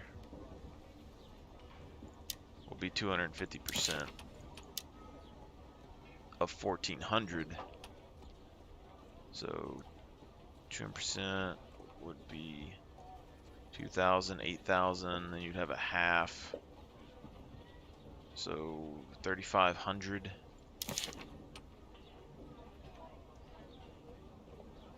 Yeah, so you'd have 3,500 plus the other 3,000 there. So I mean, that right there alone is going to be a crazy amount. And then if we have the 15% on there, it's going to reduce their defense by a lot.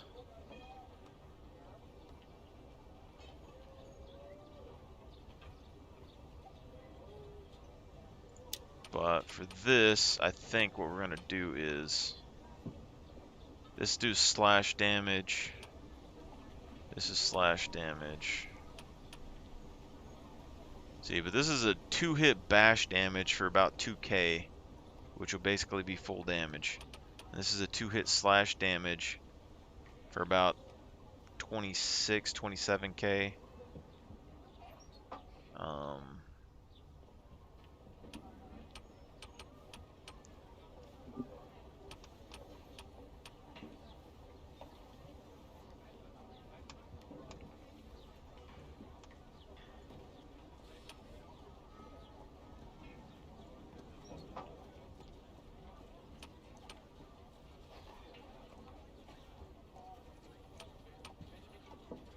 Alright.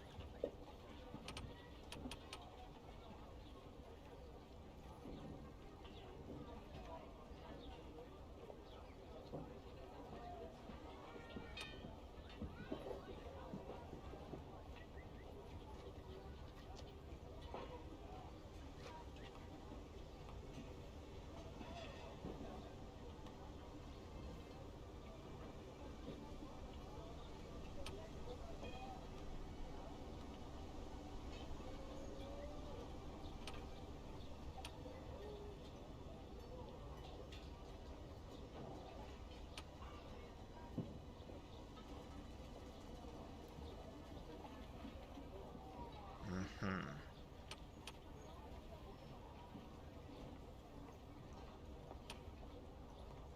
27.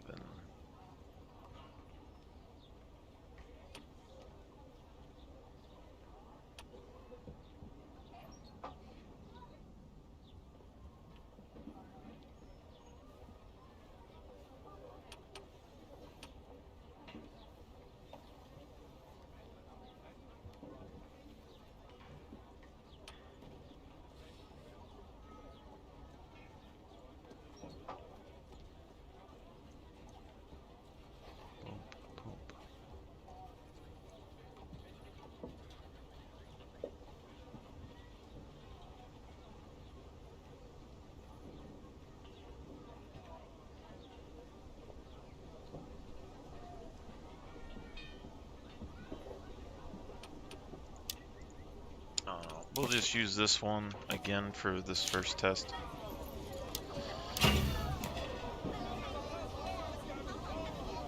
Now we gotta see if we can cut through people with low armor easy enough still. I mean, really, archers and stuff don't even have that much HP if we look, so like even these archers 2,000 HP and their defense it's like 400. So I mean, basically their armor is going to be non-existent. What they're talking about though is if you put increase in power, basically since armor and power, armor like deducts directly, like you have 300 armor, it's going to deduct like 300 damage off. Then they just put more into damage because you're getting the same benefits. But since there's a divide on your abilities, so like right now my slash and my blunt damage has penetration, and my piercing damage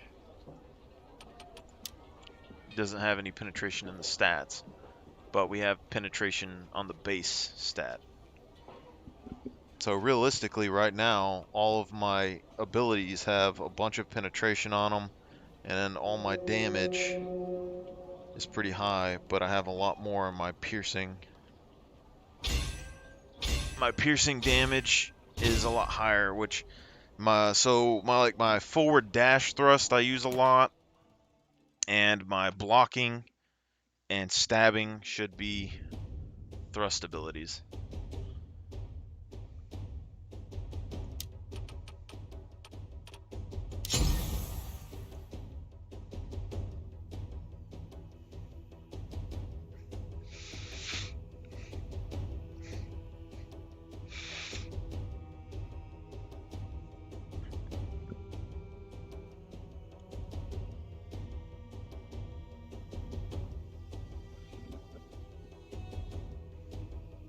still not really 100% on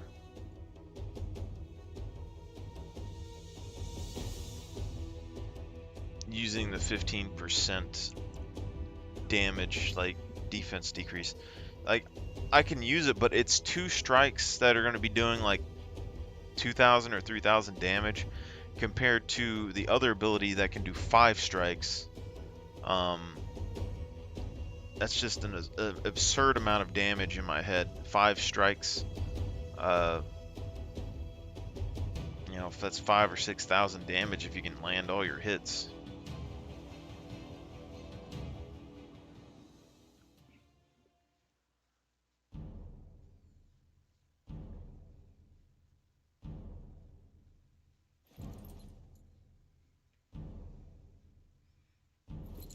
That's how I have a hard time fighting like all these two-handed weapon guys, is because anytime I'm in a fight with them, I try to dodge their abilities and I try to block their abilities, and it just seems like they go right through it no matter what every time. So I need to figure out how to fight these guys, because they just spam stuff.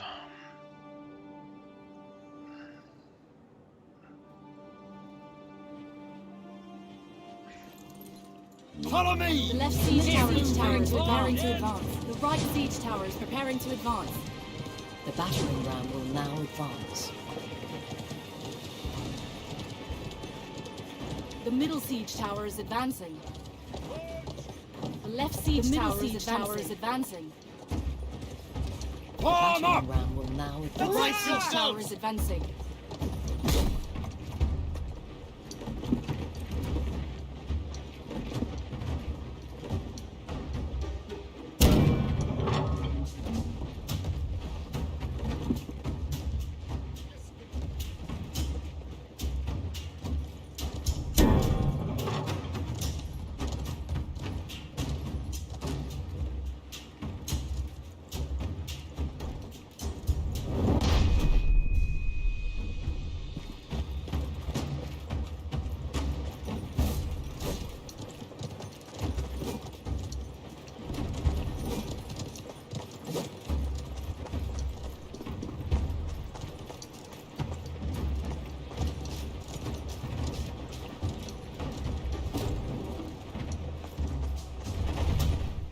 This land is ours.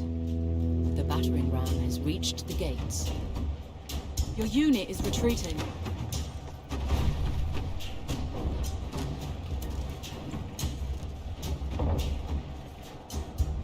Their gate has been destroyed.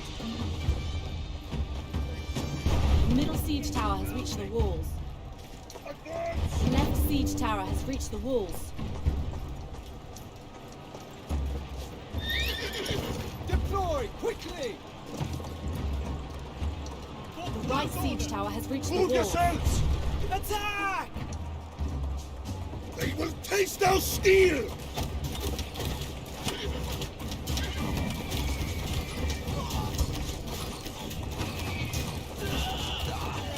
Close order! You and yours! Poison archers. Quickly now! Units, assemble! Spread out!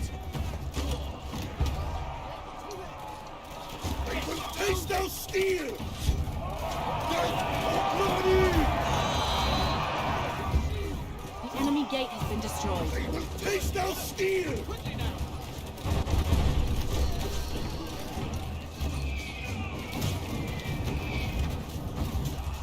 Attack!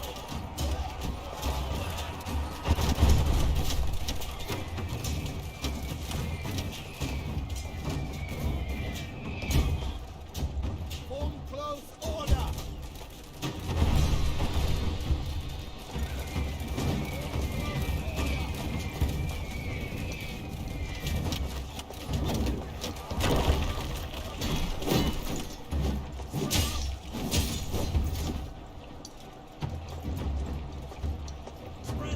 I did a good chunk to that guy.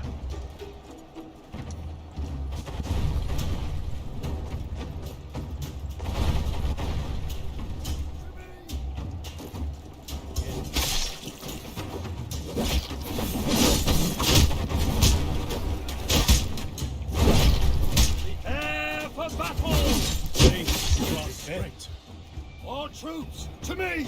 As you, our path is clear. I feel like we're doing more damage. Now, I don't know if the 15% damage reduction is good or not, for the most part. I mean, it would get my other abilities in the ballpark of where they needed to be, but as much as I would like to have that extra 2,000 damage on me when I go and do stuff, I don't think it's going to be reasonable.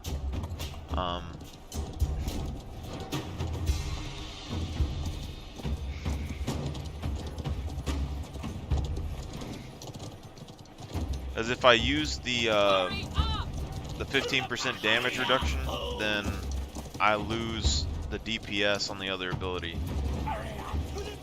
But then if I don't use the heal ability, then I don't have the CC removal, and then that only does like 2,000 extra damage. Get into position! For close order! If you hit them, but it is a CC removal. Capture the point. After me! Form up! Brace yourself! Stand together!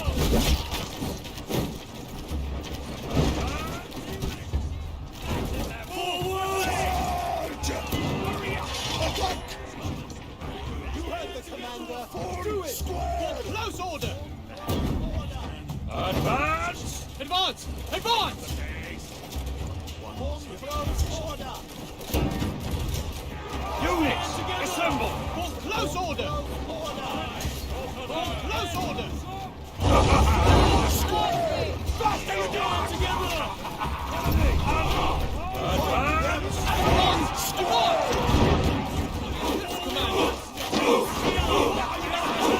Form up! Flatten them! Close order! Kill them all!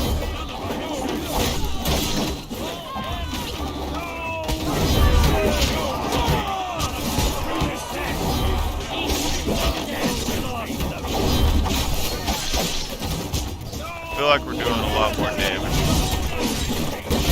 Quickly now! Give them hell! Form close order! No retreat, no retreat. Wipe them out! Advance! Advance! Advance! Position! Brace yourselves! Yes, Commander!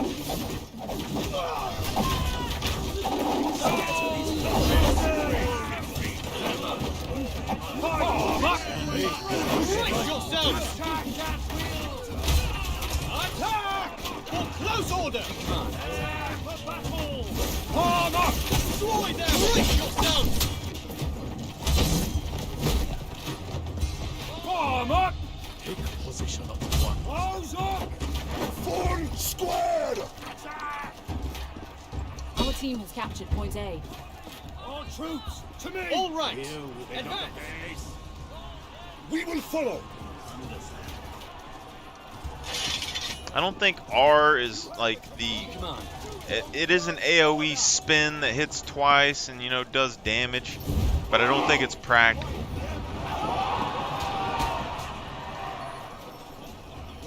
We captured a point. Close order! Brace weapons!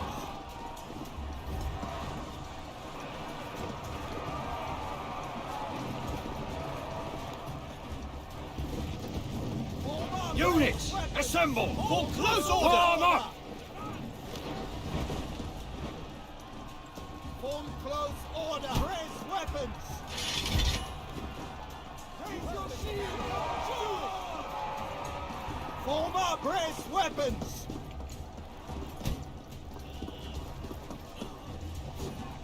Form close order! Brace weapons! No surrender! Get moving! Form close order! Brace weapons! Get moving! Get moving! Get moving!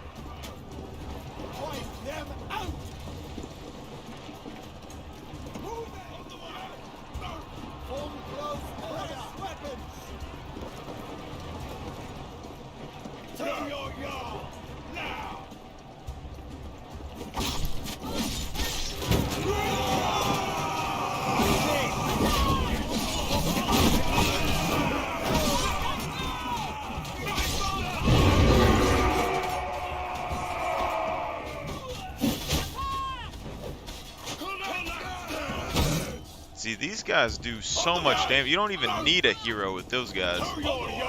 Now! Hurry up!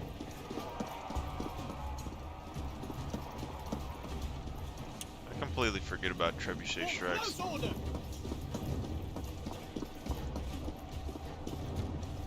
I don't think there's any more areas over there.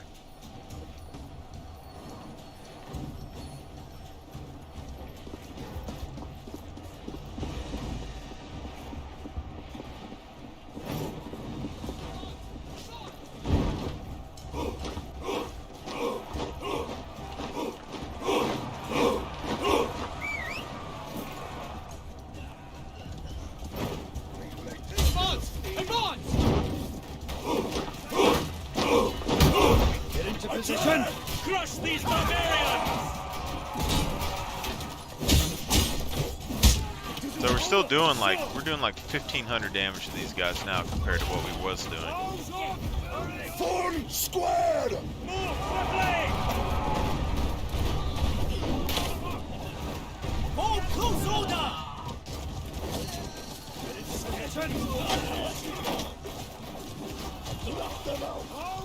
Shoot! Form squared! Get going! Teal it all! Form up! Form close order!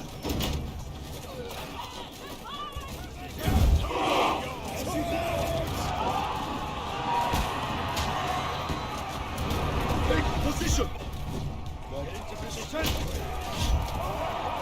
Death or glory! Formation! Throne! Try to capture the final flight. Spread out and attack! They will taste our steel! Attack at will! Death or glory! Attack at will! They will taste our steel! Form shield wall!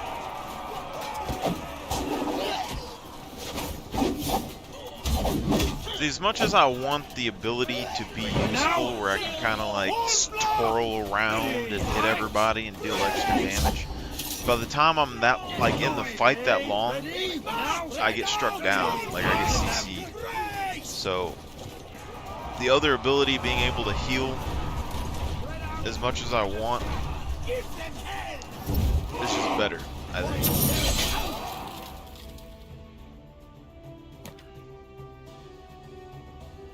We serve our order.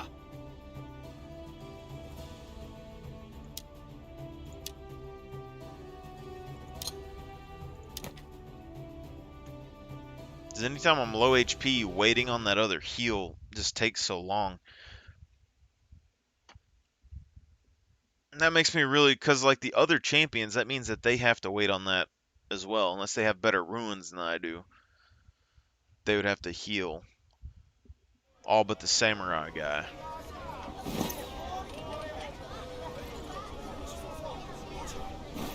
So if we go in here, so this skill here, I mean it's doing 2,000 damage AoE, so I mean you can use that to get it, but you see I don't have time to go in there and use all these abilities when I'm in a fight. It just doesn't last long enough, so it's not really worth it. Plus regening more HP is gonna have me do a lot more.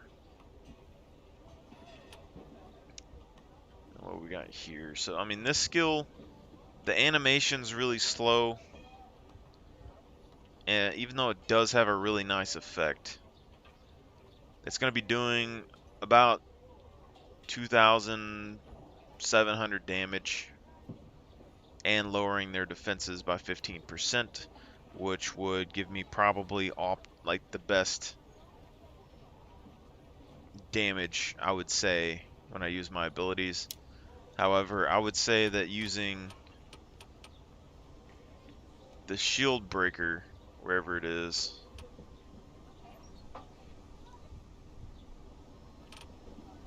yeah, the shield bash here would be better.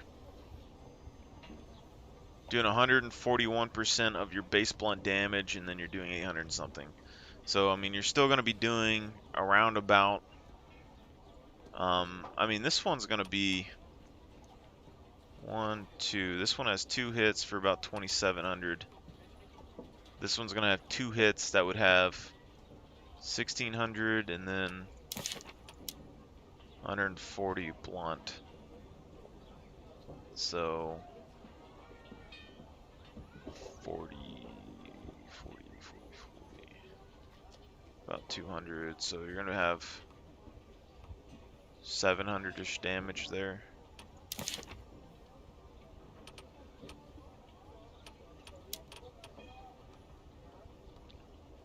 $700 damage twice, so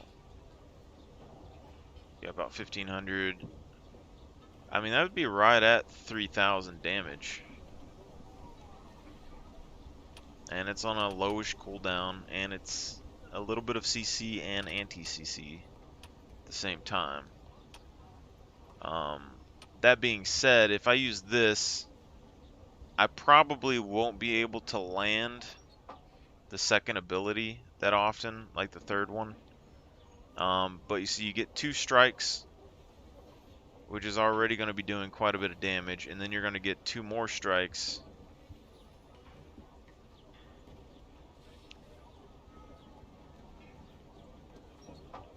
And then you'd finish with a kick, which is going to be doing about 2,300. So you're going to get 2,600, 2,600, 2,600, and then 2,600 again, all on one ability. Compared to this, I mean, 6 seconds. If I'm in PvP, it's gonna be harder. I don't know about that. As much as I would like to. I mean, the other ability is a shield bash. It's gonna get me out of CC. It's doing more damage. It just doesn't have the 6 second penalty, 6 second reduction.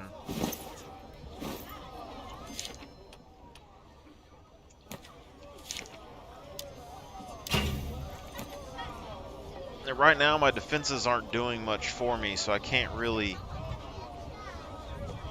sit there and just heal. Now, I think if I was going to be a tank, character, 100%, you would do the 15% defense damage reduction attack. And then you could do the AoE shield bash heal thing, and then the AoE heal, and then the bull's rush thing. And then if you didn't want the extra heal, then you replace that for the speed buff, so you can speed buff your troops and all that.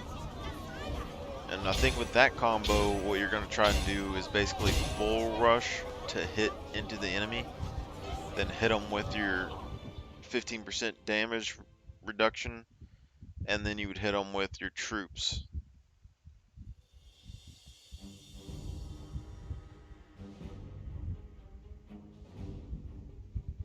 It seems like anytime you do that, you're not able to stop people from destroying your troops.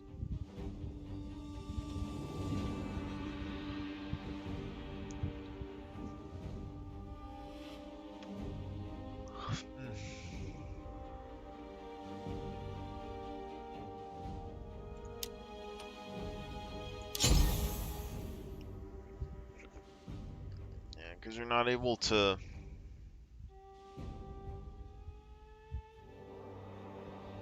You don't have any damage to keep them at bay, you know? So they'll just run straight up into your line and mollywop your units.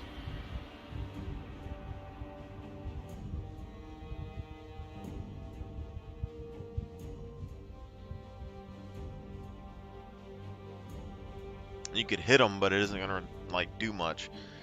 All I'm saying is, as long as that we can negate the armor of enemies, for the most part, apply it.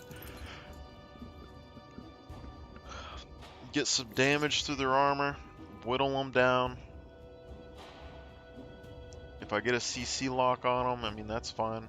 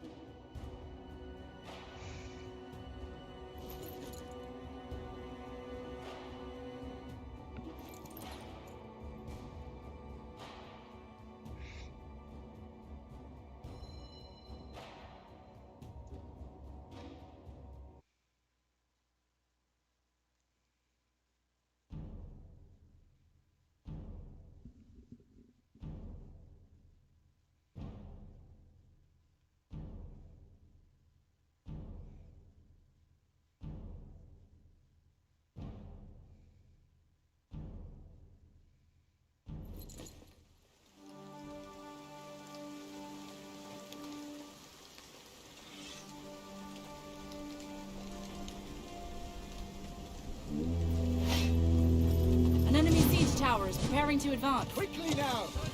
An enemy siege tower is preparing to advance.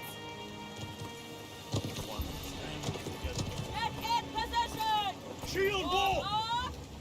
The enemy battering ram is preparing to advance. Slaughter them!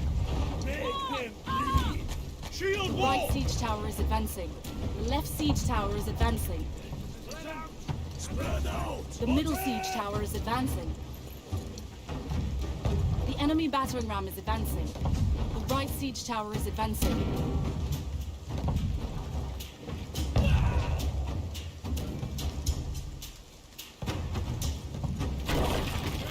Ready? Take position! Shield wall! Palm up!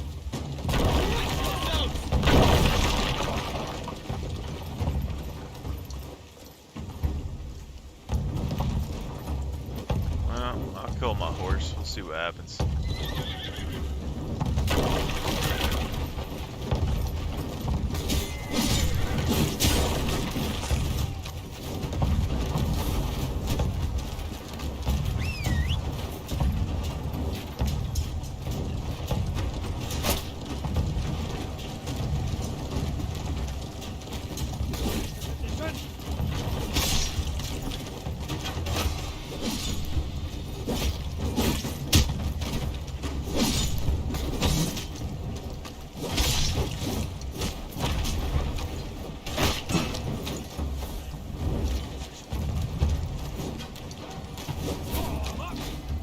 Stand together!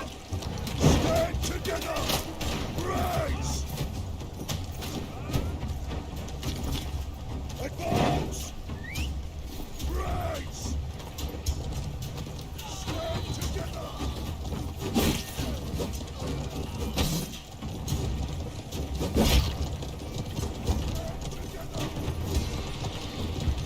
Get going!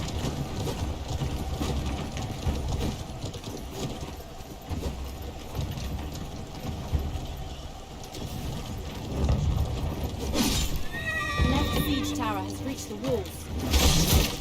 The right siege tower has reached the walls. So like right there, I dodged out of the way, and nothing happened. He hit me, okay? Well, first off, I jumped off, hit him with my horse. Then I hit him with my Q. And then they CC me, I shield bash, dodge, okay? And their ability still hits me while I'm on the ground. Like, to me, that makes no sense. Your unit is retreating.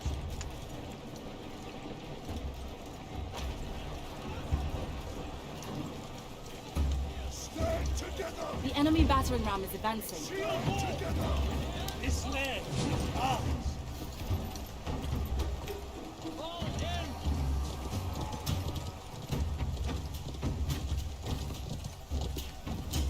See Units, assemble! Archers, stand ready! Get into position!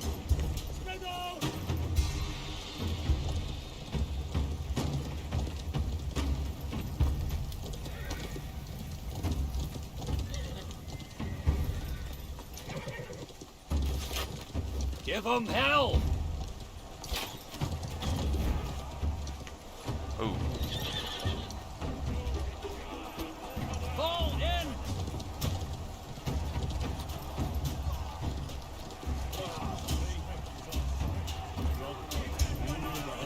Form close order. Close order.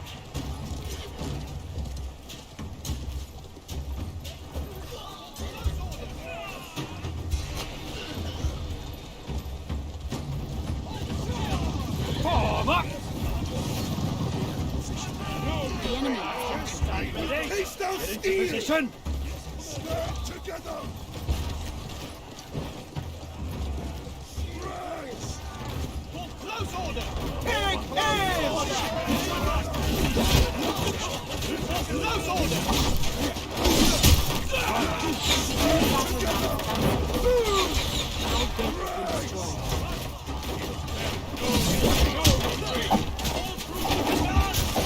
See,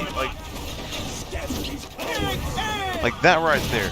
Okay, I jump forward, I auto attack, and then I push the dodge back. But by the time I start dodging, he can dash forward and hit me and CC me with whatever the hell, whatever that is. I don't know what it is, but he's just able to CC me for no reason.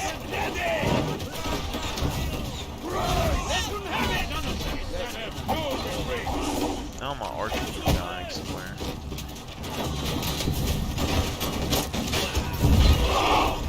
Wipe them out.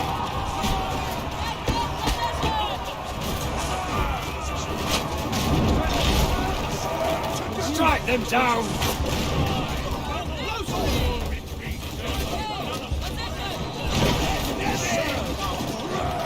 enemy battering ram has been destroyed. Face down steel. The enemy has captured point A. For the throne. The enemy captured the point.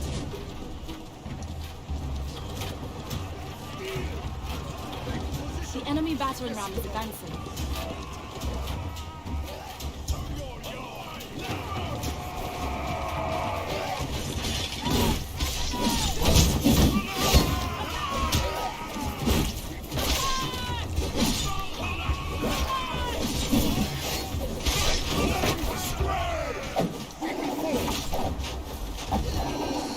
Face down steel.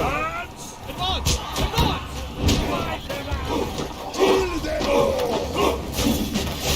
See, he interrupted my stuff right there. It was already bad enough.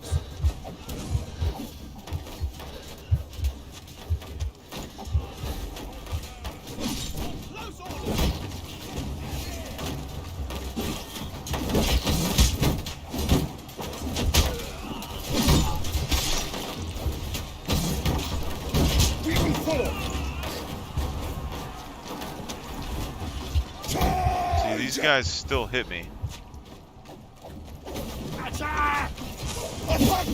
Our gate is destroyed. We captured a point.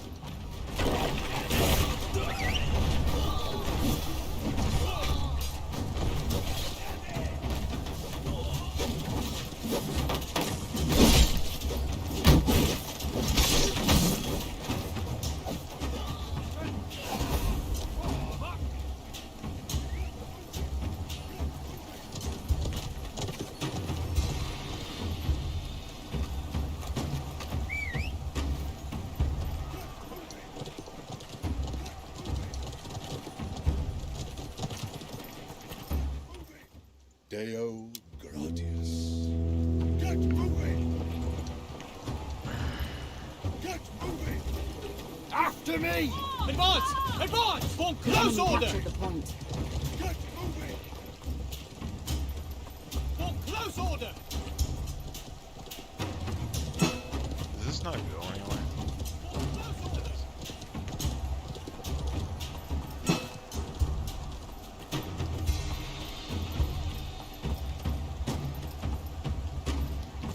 Units, assemble! Get to it!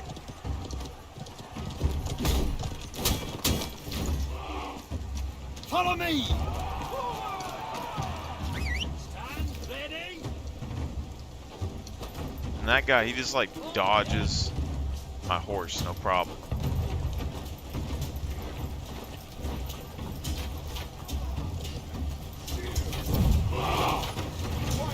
Stand ready. Get into position! Get to it!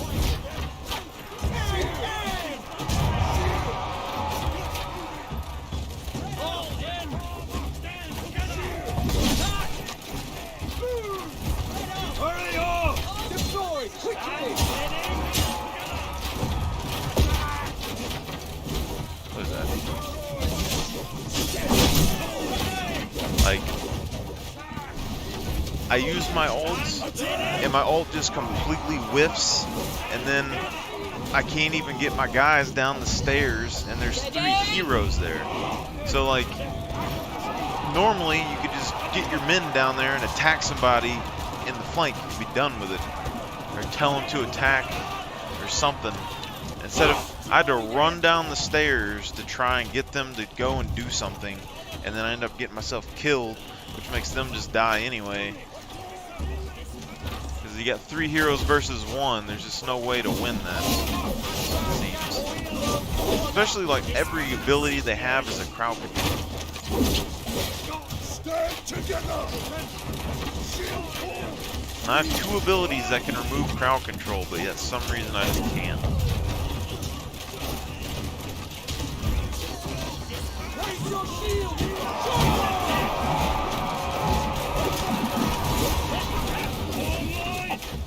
Give them hell! Brace yourselves. For close order!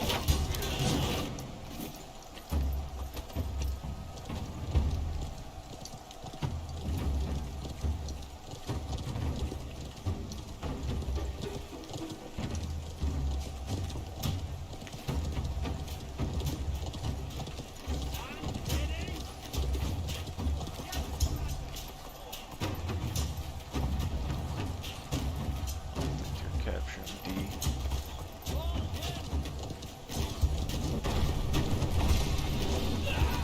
Stand ready. Shield wall!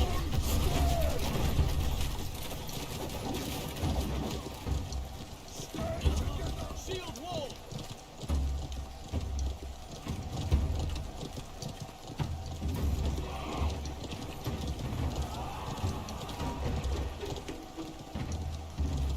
Palm up! Shield wall!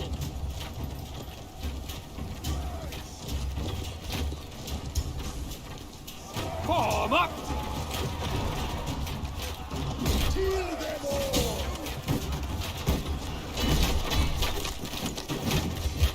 See, like what is that? Like, tell me what that is. I CC him, I go in for the ultimate, I get smacked, I triple dodge, I'm like 15 feet away from him and I die.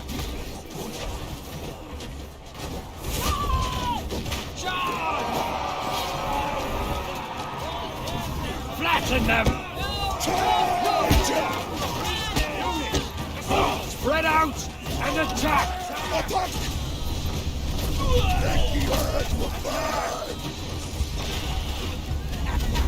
Feeling hot!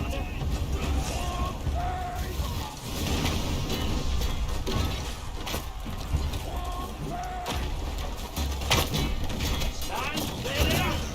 Fall in. Position! Take aim! Close order. Stand ready.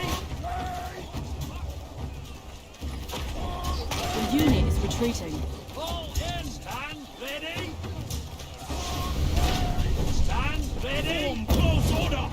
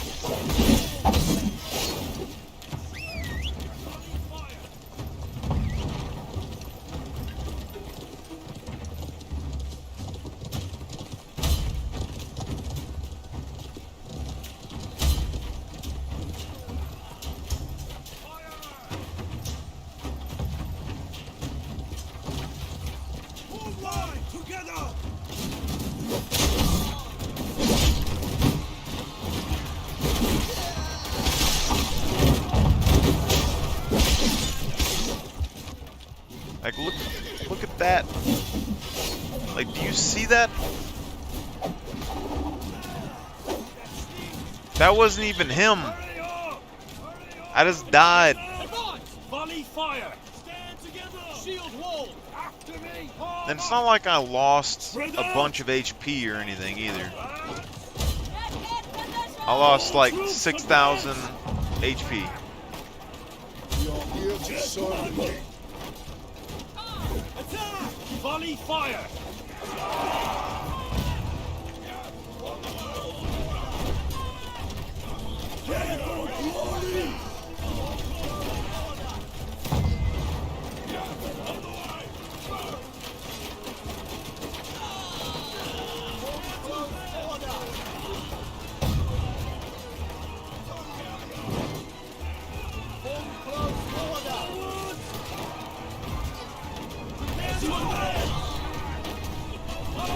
This is a close one.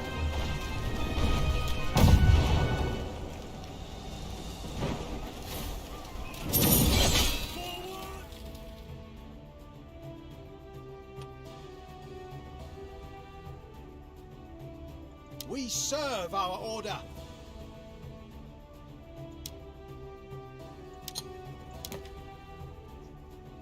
See, but I'm actually doing 1,000 or 2,000 damage on troops now, which is a lot better than what I was doing.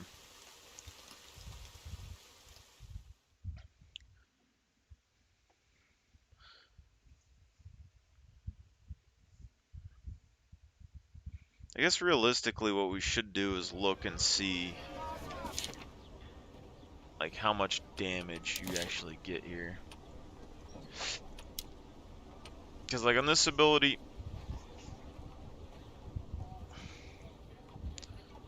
$2,600,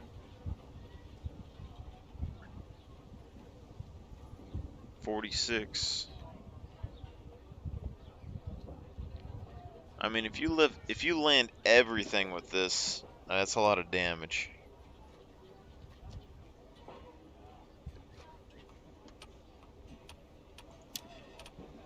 See, now this shield bash ability doesn't seem to stop much at all. It isn't even, I'm not even able to use it all the time. But there's not really a better option that I can see. Conquer Blade.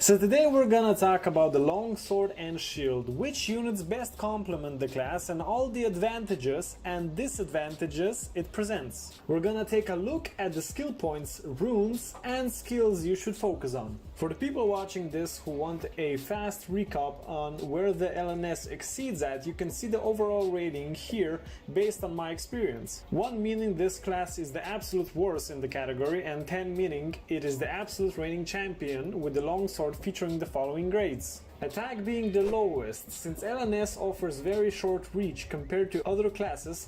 Along with that, it offers fewer attack skills coupled by a meager damage output, which results in its bad rating. Defense is almost at the top, contending with the short sword and shield, since LNS is the only class that can block and attack at the same time.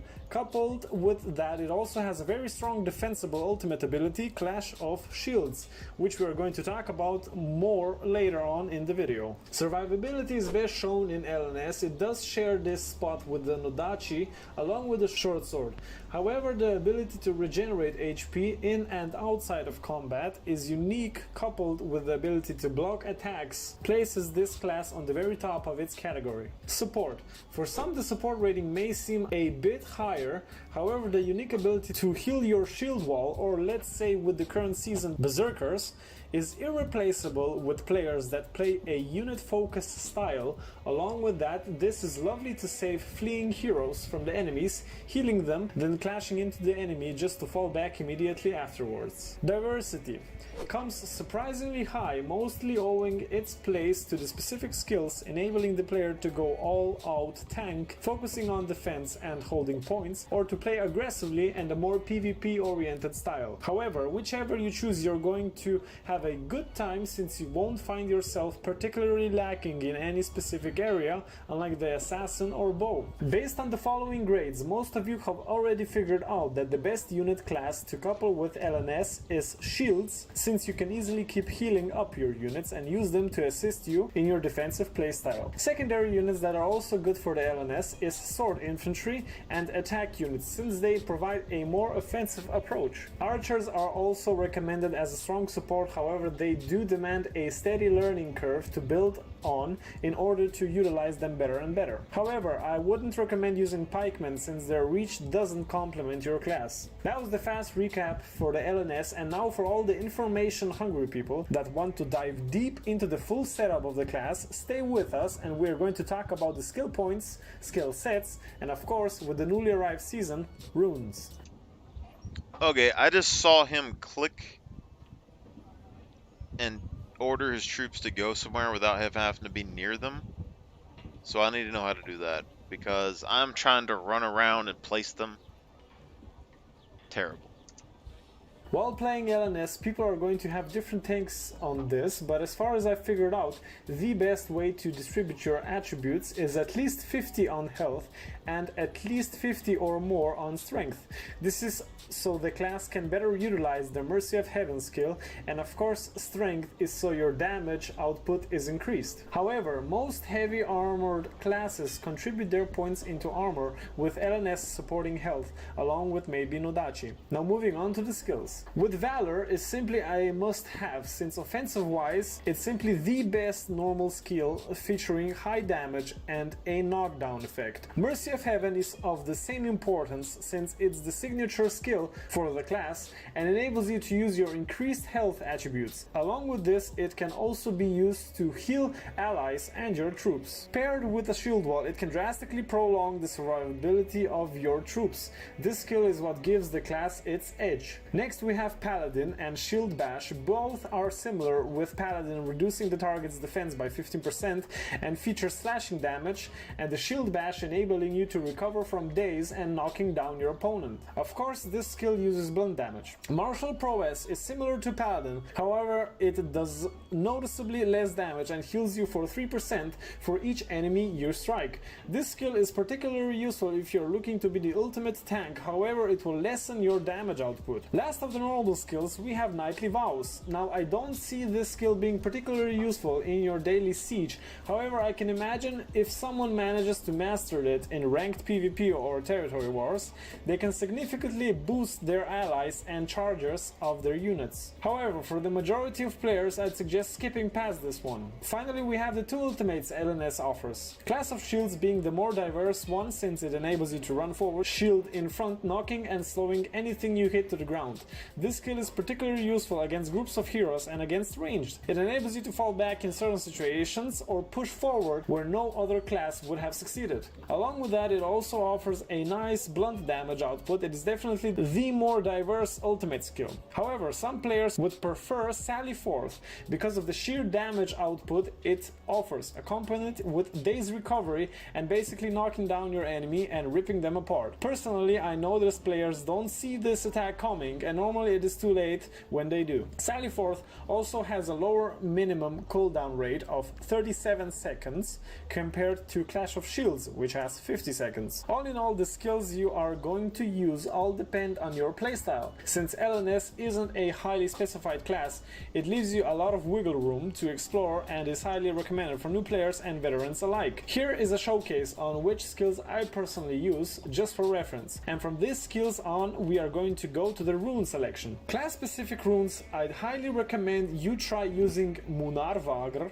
since it enables you to regenerate 1% of your health for every second as soon as you drop to 25% of your total hit points. This lasts until you reach 50%. However, if in multiple battles you don't see yourself using this rune too much, maybe because you are a more cautious player, I'd recommend switching it out for something else. Since it takes 4 slots, it probably isn't worth it for you. And the last rune I'd specifically recommend is Noatun, which basically buffs your Clash of Shields ultimate, of course if you use it. It makes you ignore 40% of damage taken for 5 seconds after activating your ultimate. However, if you're not using this skill, it makes no sense of equipping it. Now moving forward, I know there are many heavy armor specific runes, but for this class I'd recommend sticking to the 2 slot runes focusing on life increase and damage increase, except maybe Bravelir, which enables you to take 15% less damage if your health falls below 30%. This is very nicely paired with Munarvagr. Aside from that, I'd recommend to stick to slashing, blunt damage and health increase. Of course, this is my personal opinion and you are free to experiment for yourself. I really recommend switching up your runes, especially if you notice in multiple consecutive battles that you're lacking in a specific region, whether that is in survivability, flexibility or damage output. Since the introduction of runes, the game really offers a balancing point for all the classes and heavy custom ability. I hope this recap on Longsword and Shield sheds some light on how to better master the class for you guys. If I left something out, please leave a comment and I'll answer almost immediately. I definitely have more thoughts on this class and planning to recap other classes as well, so if you're eager to hear more, please leave a like and subscribe to keep notified and help me out.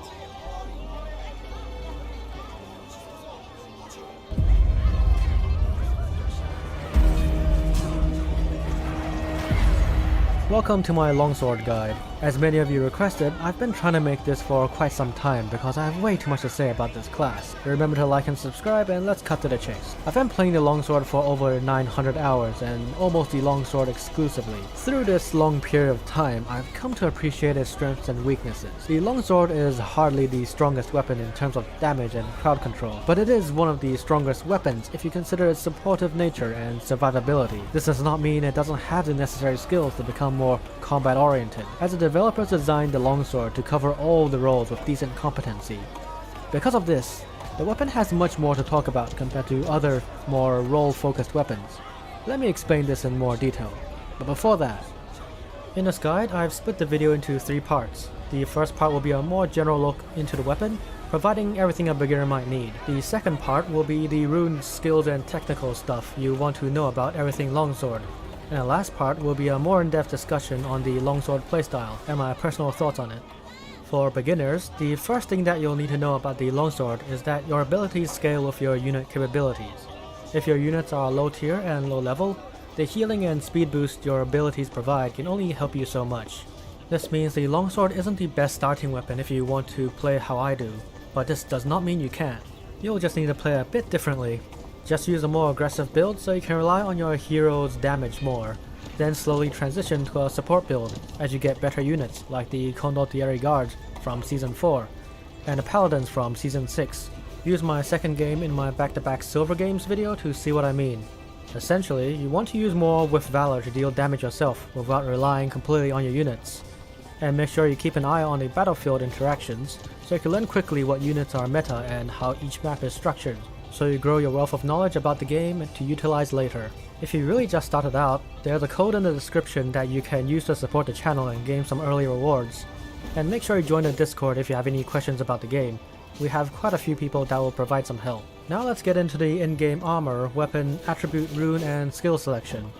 Armor-wise, you should aim for leadership, as much of it as possible, whether it is to make it yourself or buy it in the market.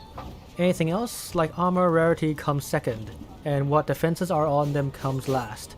If you're new or lack good armor, the market always has purple rarity armor pieces without leadership, selling at dirt cheap so you can buy them before you aim for leadership. With leadership, you'll have a better unit roster, and being a longsword who relies more on the units to deal damage, the higher the leadership directly results in better performance. I recommend aiming for 750 leadership, so that's an average of 13 extra leadership per piece. For the weapon, I have a really good legendary one that covers everything that I'll need. If you're crafting yours, any stat works due to the longsword using all the damage types equally, but it will also depend on which skills you pick. But generally, aim for either damage or a distribution similar to one attribute like strength, so you could use the other attribute like agility to cover the other half. I have a complete video on attributes if you want to know the full details, but I'll go over what I use here. Before Season 8, there are multiple different ways to play the longsword. You could play around with any combination of offensive attributes due to the longsword needing all. For defenses, either incorporating some toughness with other offensive attributes, or going full armor would be my go-to. But since the introduction of armor runes, full armor builds have come out on top, being the most effective. Being a full tank with full armor, I can get up to 1100 armor, which is about 10% tankier compared to my last season's 1000 armor, and even more compared to a full toughness build. I highly recommend this build as it takes tanking to a new level, being highly resistant to average penetrations of units and heroes, with the exception of some armor reducing skills and muskets that you need to be more aware of.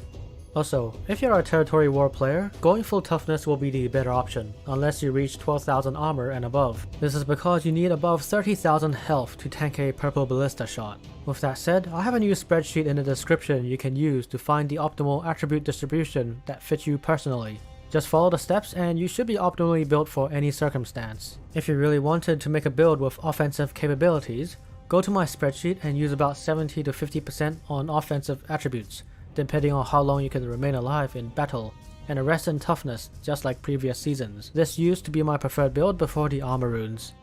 Talking about the runes, Season 8 is not a good season rune-wise for longswords. The 3 unique runes are lackluster compared to other similar runes, especially the short sword. The goat, Fresh Power, gives 100 damage to a hero when you're above 70% health. Even without the limitations, it lags behind the short sword, who gets 12% damage and 8% more defense, depending on their health. The Goat Power in Faith also loses to Short Sword Slayer boon, which increases not only defense, but also damage at a higher level. Generally speaking, other runes on other weapons mostly outshine the longsword in capabilities. That being said, we still need to choose from what we have. The 100 damage rune is a waste as it only increases your hero's damage and not your units. The best you can do is with the damage reduction rune and health regen when lower than 50% health. With the 6% damage reduction, you can almost keep it up for more than 20 seconds, but because you can't see the buff in game, it's quite hard to gauge how useful it is. The heal under 25% on the other hand, in combination with Mercy of Heaven and full armor, become extremely good at keeping you alive. Providing up to a 3% heal every second when you're on your last legs, I've outlasted situations impossible for most other classes. And it isn't a problem to stay alive for an entire game while tanking the most damage as a hero in your team. For everything else, I recommend increasing base stats, especially armor where you can. My runes are on screen, so you can copy them if you want. Anything related to bandages are not good, as you rarely if ever use them as a longsword player. Buffs after death are not good on a longsword because you'll likely die last and few times each game. The 10% damage reduction on point, or 3% damage reduction, might be decent, but the cost of 2 armor runes make it not worth the investment. Now then, let's talk about the skills the longsword has. This is the crux of the issue at hand, and I want you to be open-minded, to think about each skill's potential, and try them out yourself before committing to any set. I'll show you the ups and downs of all the skills, because I've tried them each extensively. My goal here is to share my experiences and help you decide on what you want. First up are the ultimates. This choice will determine what other skills you'll get later on, because the ultimates have completely different styles of play. Clash of Shields is almost unanimously used by all longsword users. In part, it's because every guide on the web backs it up, but it's also because the first level of it is indeed much better than Sally Forth. It's a perfect support ultimate with one of the most wanted aspects of the game, crowd control, built into its core. It even has heavy speed reduction to boot, making it a skill jam-packed with benefits. You might have seen it in action, or you might have heard others swear by it. I'm looking at you, Night Stalker. But undoubtedly, if you're just beginning to play longsword, you should choose this instead of Sally Forth. Go look at Night Stalker's channel if you want examples of its usage, like stopping cavalry charges and breaking formations. That being said, I'll raise some problems the ultimate has. The first is its 50-second cooldown, the longest ultimate cooldown in the game. This makes finding the right timing to use it especially important. The ultimate has a small travel distance, so you need to get as close to the front lines as possible when casting. And you'll need to get used to the distance so you can come back to the front line, else risk getting trapped in the enemy formations. It also requires you to be a full tank if you don't want to die slamming your body into enemy formations. This ultimate knocks down and slows heroes and units, but without good coordination, these precious few seconds can get wasted. This is especially true due to your inability to effectively control your own units while using this ultimate, but this can get better with more experience. I personally find this lack of damage and long cooldown quite punishing, but most of all, the need to be reactionary to cues like cavalry charges, or the need to follow up on ally pushes to disrupt enemy formations to fully benefit from it does not suit my playstyle. Although both ultimates are support oriented, Clash of Shield is much more of a team play, being the preferred ultimate in territory wars for good reason. On the other hand, I use Sally 4th, and not a lot of people can say that. In fact, I know no one else other than myself that uses this skill to the extent that I do. There are a few reasons behind this. First of all, it has a very high entry barrier. You need to max out the ultimate before it shows its potential. Each upgrade dramatically increases its damage output due to the substantial damage increases and lowered cooldown. The largest roadblock might be the achievement required to get the last upgrade, which needs you to get multiple Make It Happen badges, requiring 15 assists in any one game. This is challenging because you need to aim for it in order to get it, and a lot of people just stop at this roadblock. But if you complete it, the last upgrade provides up to 20% more damage for the ultimate, making it the second most damaging ultimate behind the unused dual blade ultimate. These roadblocks make the ultimate inaccessible to most longsword users, but even if you were to push through these roadblocks, you still face the fact that it's a hard to hit ultimate that has a long windup and a small area of effect. So why even bother going through the hardship to get it, you might ask? Why do I use the ult instead of classic shield? Well, that's because it makes the longsword hero into a support hero, not for the team, but for your own unit. This ult is a lot of things. When fully upgraded, it's the second highest DPS ultimate in the game due to its low cooldown of 37 seconds and raw damage. It also has one of the longest stun durations in the game, like the poleaxe and dual blade, although it can be disrupted. It uses all three damage types and every hit has a different effect, from stun, concussion to knockdown. This means after the second hit, your opponent might have a chance to counter concussion skill that can escape your last ult hit. The biggest mistake people have when using this ultimate is trying to get a kill. When you're in this mentality where you perceive every miss as a lost opportunity, you'll find the ultimate inadequate indeed. Instead, much like Clash of Shields, it is also a support ultimate with the aim of protecting your units from enemy heroes by disabling their advance, and killing them if they get too close to your units. Your long animations are there as deterrents against aggressors so enemy heroes do not come closer, and if they are unfortunate enough to get hit, they are trapped and are forced to take the damage and the stun, as well as your unit damage. Just imagine a mole player going into your units with his whirlwind attack. You wait until he stops and tries to retreat back to safety, but you use Sally 4th to stun his retreat while on the ground next to him waiting for his mistake. You stun him and deal up to half his health while your units take out the rest. There are generally three best case uses. One is to stun heroes who are using their skills on your units. In this case, you want to aim for when they finish the skill animation and stun him while in the middle of your units, resulting in an easy kill. Another best case scenario is using Sally 4th on an enemy hero who's trying to kill another ally hero. All you need to do is to stun him to change the battle to your team's favor. And lastly, in duels, you want to try blocking all the enemy skills so your ultimate is not interrupted, so you can deal and hit a massive burst of damage that will change the duel to your favor. I sometimes heavily rely on Sally 4th as my only source of damage in duels, and that says a lot about its damage potential. Or you can use the ultimate to stun and kill units like berserkers or enemy horse units after their charge. There is a reason why the game promotes the longsword as a defense and offense capable class. Most undervalue half the kit and forget its original purpose. Sally 4th is that skill that makes the longsword a well-rounded defense and offense-oriented hero. This ultimate is a game changer when done at the right time. Its stun and raw damage are lethal in the right circumstances, but only when your enemies are distracted and skill deprived, so patience is key when using a skill at the right time, similar to the perfect counterattacks in other games. It's an acquired taste. That's enough of me rambling about Sally 4th. I know that I'm fighting a losing fight due to the difficulty of appreciating the ultimate, but anyway, let's get on with the other skills. Like, I really First of all is Mercy of Heaven, the only obligatory skill for the longsword. The skill that heals you for 10% outright and 20% continuously for you, and 10% for your units and allies. Two of us went over there. This is the core ability to be a longsword, and one needs to use it as much as possible in every match. A good trick with this skill is to combat roll after you begin the animation of the encounter.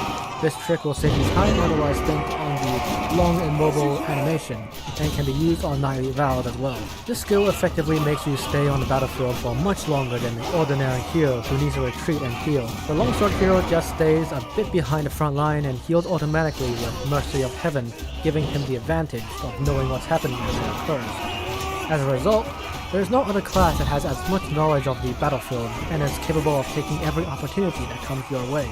Knowing that the result of a battle is decided before the battle begins, the longsword hero can decide more clearly than other heroes when to engage and when to back off from a losing fight. With Valor is the best unit killing skill the longsword hero has, and it is obligatory for any users of Clash of Shields because it remedies a lack of offensive capabilities. It has a very long animation which can cancel at any time with a very short cooldown, considering its damage potential. With and without this skill changes completely how many units your hero will kill on average, so if that's what you want, go for it. But do note, this is a skill that gets you into the most trouble and will get you killed by its constant advancing and predictable animation, but for Silver Trials and newer players, this skill is a must. Martial Prowess is an interesting skill, especially for tanks who want to commit being a pure tank. While its block when attacking is a plus, it heals 3% per hit, capping it at 6%, giving it a potential 12% heal per use. This provides even more sustain on top of Mercy of Heaven. This skill has a good synergy with Clash of Shields due to needing to stay on the front lines, so you can consider swapping out with Valor with this skill if you find yourself dying too much.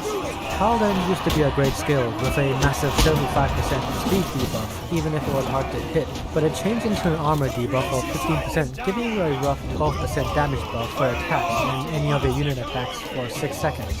I want to say it can be useful, but I've tried it for a long time to find its potential. It turns out to be quite awkward to use, especially because the hitbox is smaller than the animation. I rarely found it to be better than being behind your units and focusing on using X and V for that higher rate of attack, but it can be very rewarding when used on very heavy armor units with over 1000 armor. Shield Bash is the only recovery skill other than Sally Forth.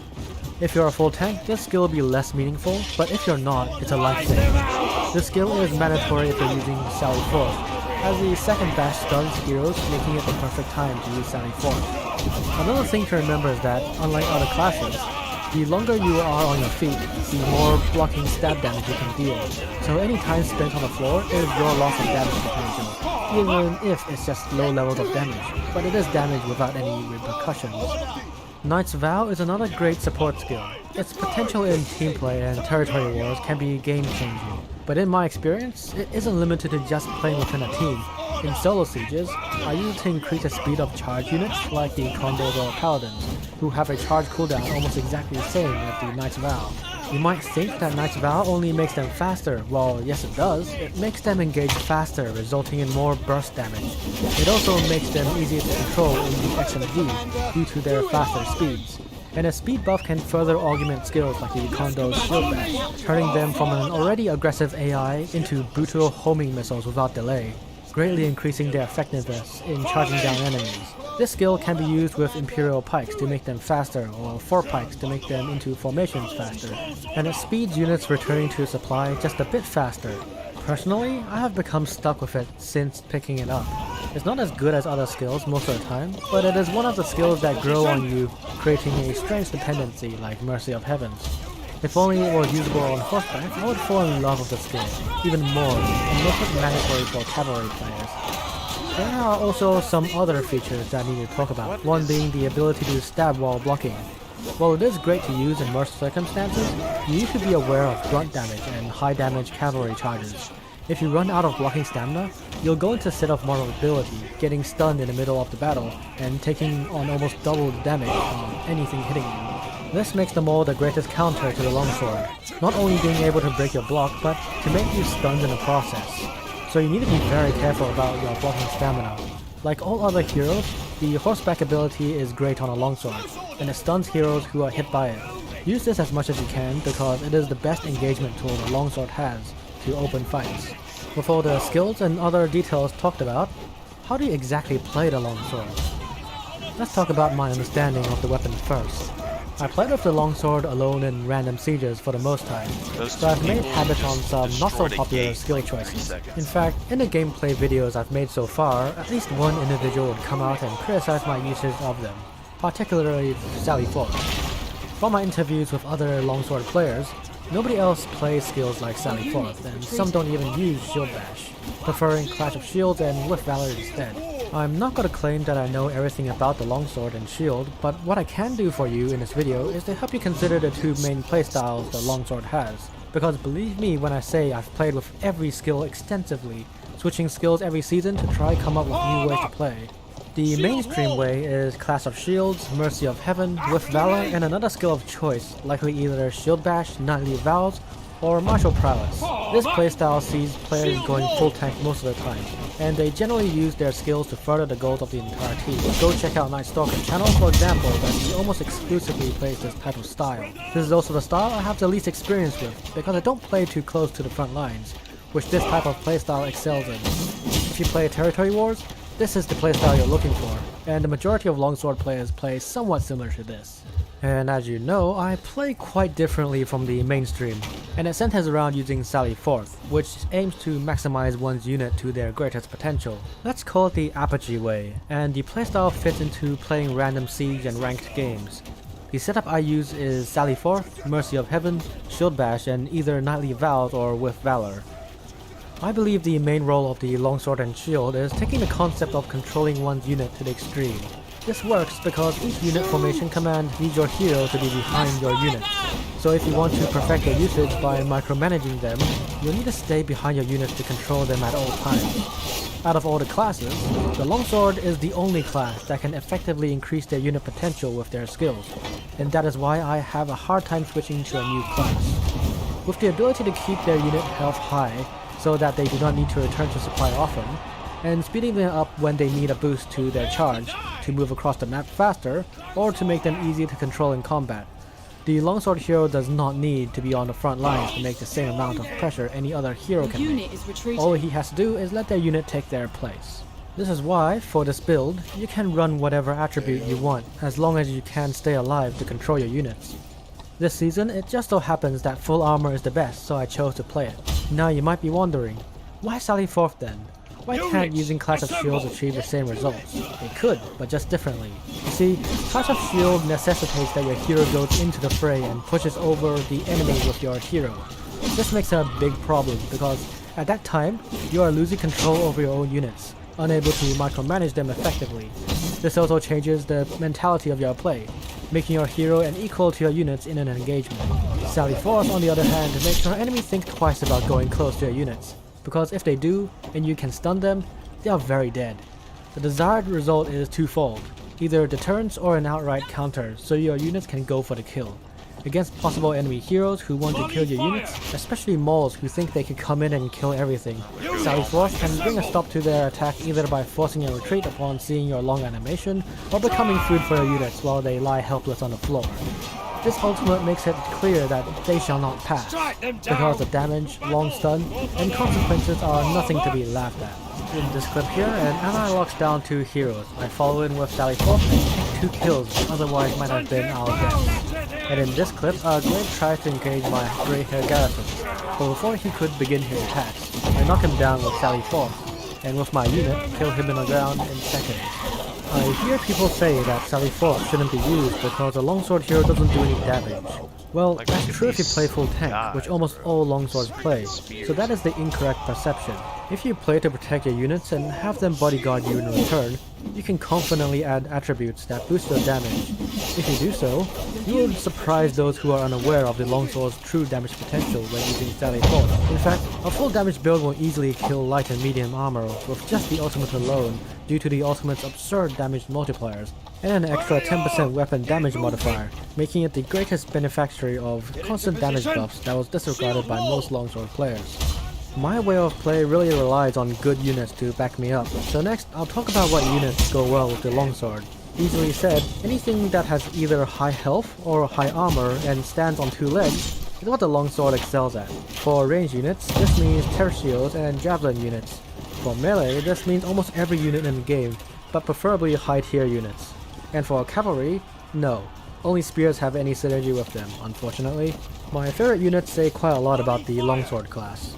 They are the paladins or expedition knights in Frontier, Fortio Bracco pikemen, javelin sergeants, tertios, and shield maidens. All of them, including tertios, are very micro-intensive due to their abilities, some due to their X and V, but what they have in common is great potential for great plays. This is central for the longsword, as the better your units are, the better results you can get on the battlefield. If you just started playing the game and want to play the longsword, I recommend the javelin sergeants as your first heroic unit. They are okay in melee, but are great in sustained range combat, making them the best pick. This is because if you only have one heroic unit to choose from, they are the only unit that can outlast an entire game if played right. As for longsword must-have units, the Tertio is one of the only golden era units all longsword players should have, because it not only has the armor and health to benefit from their heals, but it also lasts a very long time, while also being quite a micro-intensive unit that needs situational awareness to play well, which fits the longsword role perfectly. Paladins are another must-have. Not only are they my favorite unit, but they are basically more of you on the battlefield, making perfect synergy. Their heal becomes extremely strong with your healing. You can boost their charge with knightly vows. Their using X and V makes them stronger, so they are also micro-intensive. There is no unit and hero combo that has as much synergy as the Paladin and Longsword. What you don't want to have is Berserkers. They are simple to use and need no micromanagement, so even if you can heal them and boost them, they don't care about you and your controls, especially while in rage. Other units that I tend to leave for other heroes to use are Shield Walls. These Shield Walls can't defend against crowd control and lack damage to defend themselves and you. If you use Clash of Shields, maybe you can try, but if you use Sally Force, they don't benefit as much as other heroes who can support them with their own damage and their own crowd control. But that does not mean you shouldn't go out of your way to keep them healthy when you do have them nearby. So here are my final thoughts. Should you try this weapon out? I think everyone should get the weapon and use it in expeditions or any PvE contests. This is because they are the only healers in the game and they allow you to lower your unit hit losses in expeditions and bandit raids. I've had multiple expeditions with 5 longswords and they are the easiest to cooperate with because they know exactly what they're doing. You can still use your main weapon, but if you're grinding for unit XP, go with longswords in combination with one or either stalwarts, berserkers, grey hair garrisons, or shield maidens, and one cavalry unit like the armigers or monastics for some other maps. If you don't have the above, invest in spear sergeants as they are the best alternative. Are these longswords meta, and how strong are they in the tier list? In territory wars, they are S tier, especially in tier 4 wars of attrition. In PvE, they are undoubtedly the best hero to beat. In sieges, they are great with a group of friends and they do fairly well on their own.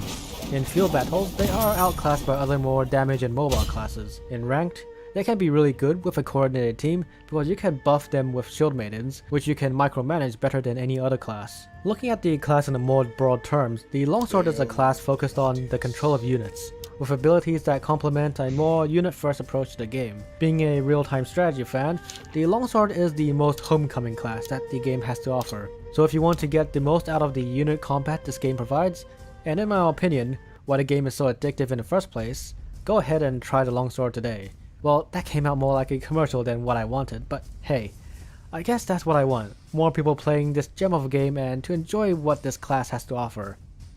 This was Alan, don't forget to like and subscribe, and see you in the next one.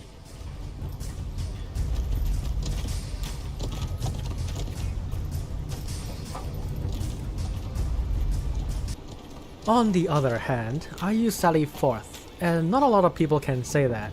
In fact, I know no one else other than myself that uses this skill to the extent that I do. There are a few reasons behind this. First of all, it has a very high entry barrier. You need to max out the ultimate before it shows its potential. Each upgrade dramatically increases its damage output due to the substantial damage increases and lowered cooldown. The largest roadblock might be the achievement required to get the last upgrade, which needs you to get multiple Make It Happen badges, requiring 15 assists in any one game. This is challenging because you need to aim for it in order to get it, and a lot of people just stop at this roadblock. But if you complete it, the last upgrade provides up to 20% more damage for the ultimate, making it the second most damaging ultimate behind the unused Dual Blade ultimate. These roadblocks make the ultimate inaccessible to most longsword users, but even if you were to push through these roadblocks, you still face the fact that it's a hard to hit ultimate that has a long windup and a small area of effect. So why even bother going through the hardship to get it, you might ask? Why do I use the ult instead of Clash of Shields? Well, that's because it makes the longsword hero into a support hero, not for the team, but for your own unit. This ult is a lot of things. When fully upgraded, it's the second highest DPS ultimate in the game due to its low cooldown of 37 seconds and raw damage. It also has one of the longest stun durations in the game, like the poleaxe and dual blade, although it can be disrupted. It uses all 3 damage types and every hit has a different effect, from stun, concussion to knockdown. This means after the second hit, your opponent might have a chance to counter concussion skill that can escape your last ult hit. The biggest mistake people have when using this ultimate is trying to get a kill. When you're in this mentality where you perceive every miss as a lost opportunity, you'll find the ultimate inadequate indeed. Instead, much like Clash of Shields, it is also a support ultimate with the aim of protecting your units from enemy heroes by disabling their advance, and killing them if they get too close to your units. Your long animations are there as deterrents against aggressors so enemy heroes do not come closer, and if they are unfortunate enough to get hit, they are trapped and are forced to take the damage and the stun, as well as your unit damage. Just imagine a mole player going into your units with his whirlwind attack. You wait until he stops and tries to retreat back to safety, but you use Sally Forth to stun his retreat while on the ground next to him waiting for his mistake. You stun him and deal up to half his health while your units take out the rest. There are generally 3 best case uses. One is to stun heroes who are using their skills on your units. In this case, you want to aim for when they finish the skill animation and stun him while in the middle of your units, resulting in an easy kill. Another best case scenario is using Sally Forth on an enemy hero who's trying to kill another ally hero. All you need to do is to stun him to change the battle to your team's favor. And lastly, in duels, you want to try blocking all the enemy's skills so your ultimate is not interrupted, so you can deal and hit a massive burst of damage that will change the duel to your favor. I sometimes heavily rely on Sally Forth as my only source of damage in duels, and that says a lot about its damage potential. Or you can use the ultimate to stun and kill units like berserkers or enemy horse units after their charge. There is a reason why the game promotes the longsword as a defense and offense capable class. Most undervalue half the kit and forget its original purpose. Sally Forth is that skill that makes the longsword a well-rounded defense and offense oriented hero. This ultimate is a game changer when done at the right time. Its stun and raw damage are lethal in the right circumstances, but only when your enemies are distracted and skill deprived, so patience is key when using the skill at the right time. Similar to the perfect counterattacks in other games, it's an acquired taste. That's enough of me rambling about Sally Forth. I know that I'm fighting a losing fight due to the difficulty of appreciating the ultimate, but anyway, let's get on with the other skills. First of all is Mercy of Heaven, the only obligatory skill for the longsword. The skill that heals you for 10% outright and 20% continuously for you, and 10% for your units and allies. This is the core ability to be a longsword, and one needs to use it as much as possible in every match. A good trick with the skill is to combat roll after you begin the animation to cancel it. This trick will save you time otherwise spent on the long immobile animation, and can be used on Nightly Vows as well. This skill effectively makes you stay on the battlefield for much longer than the ordinary hero who needs to retreat and heal. The longsword hero just stays a bit behind the front line and heals automatically with Mercy of Heaven, giving him the advantage of knowing what's happening as it occurs. As a result, there is no other class that has as much knowledge of the battlefield and is capable of taking every opportunity that comes your way. Knowing that the result of a battle is decided before the battle begins, the longsword hero can decide more clearly than other heroes when to engage and when to back off from a losing fight. What Valor is the best unit killing skill the longsword hero has, and it is obligatory for any users of Clash of Shields because it remedies a lack of offensive capabilities. It has a very long animation which can cancel at any time with a very short cooldown, considering its damage potential. First of all is Mercy of Heaven, the only obligatory skill for the longsword. The skill that heals you for 10% outright and 20% continuously for you, and 10% for your units and allies. This is the core ability to be a longsword, and one needs to use it as much as possible in every match. A good trick with the skill is to combat roll after you begin the animation to cancel it. This trick will save you time otherwise spent on the long immobile animation, and can be used on Nightly Vows as well. This skill effectively makes you stay on the battlefield for much longer than the ordinary hero who needs to retreat and heal. The longsword hero just stays a bit behind the front line and heals automatically with Mercy of Heaven, giving him the advantage of knowing what's happening as it occurs. As a result, There is no other class that has as much knowledge of the battlefield and is capable of taking every opportunity that comes your way. Knowing that the result of a battle is decided before the battle begins, the longsword hero can decide more clearly than other heroes when to engage and when to back off from a losing fight. With Valor is the best unit killing skill the longsword hero has, and it is obligatory for any users of Clash of Shields because it remedies a lack of offensive capabilities. It has a very long animation which can cancel at any time with a very short cooldown, considering its damage potential. With and without this skill changes completely how many units your hero will kill on average, so if that's what you want, go for it. But do note, this is a skill that gets you into the most trouble and will get you killed by its constant advancing and predictable animation, but for Silver Trials and newer players, this skill is a must. Martial Prowess is an interesting skill, especially for tanks who want to commit being a pure tank. While its block when attacking is a plus, it heals 3% per hit, capping at 6%, giving it a potential 12% heal per use. This provides even more sustain on top of Mercy of Heaven. 12%. See, how am I supposed to know there's caps on these things?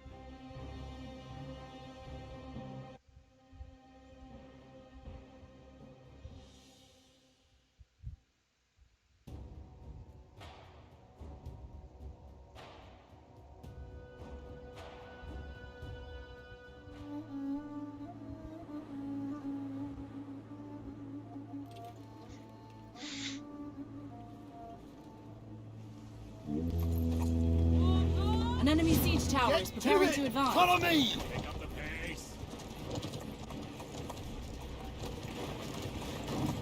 Form up! For close order! For close order! Yes, Commander. For close order!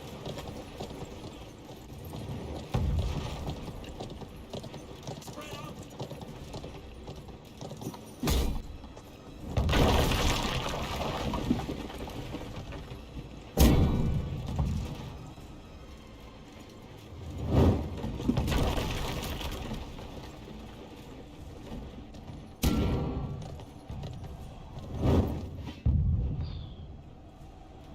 Shoot.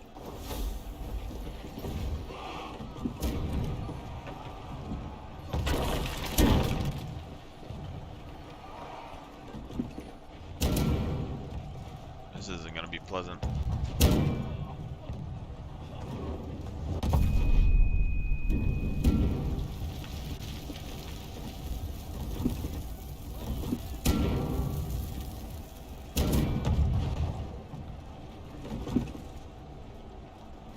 The enemy battering ram is preparing to advance.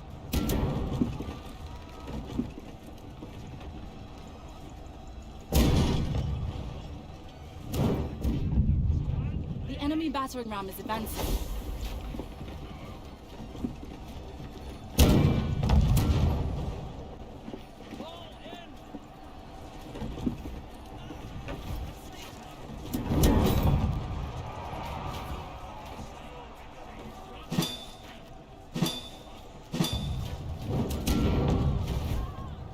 Stand together!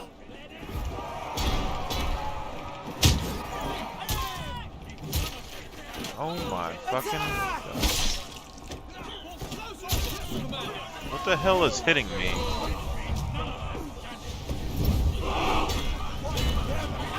Concussed again. He's not even near me.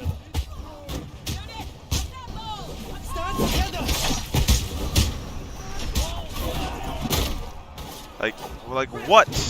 What is that? Huh? It's the assassin. It's invisible. It's attacking me while invisible. How am I supposed to know? Like, I know you can see them a little bit, but like when they're attacking you, they should turn uninvisible. They don't need to be invisible while they're attacking you.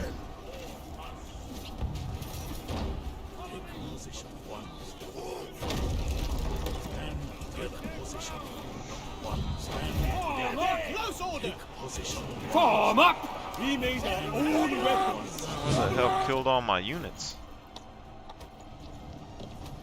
After me! All troops advance!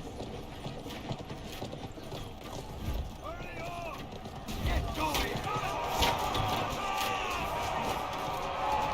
Get going! Quickly now! You heard the commander. Destroy them! Hurry on! Get going! As you command. After me! Follow me! Follow the commander!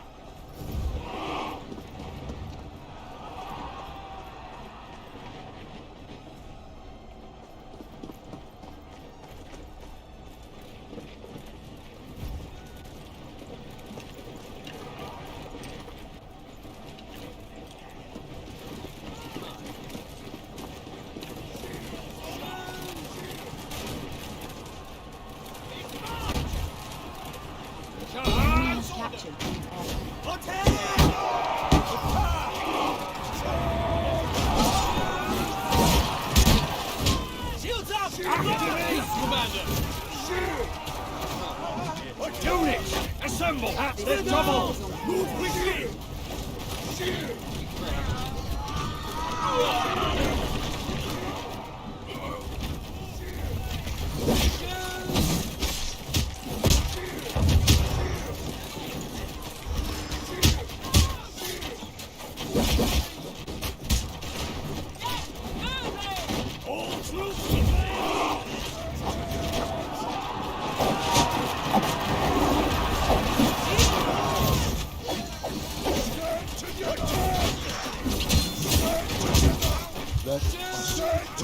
Shields up! Advance!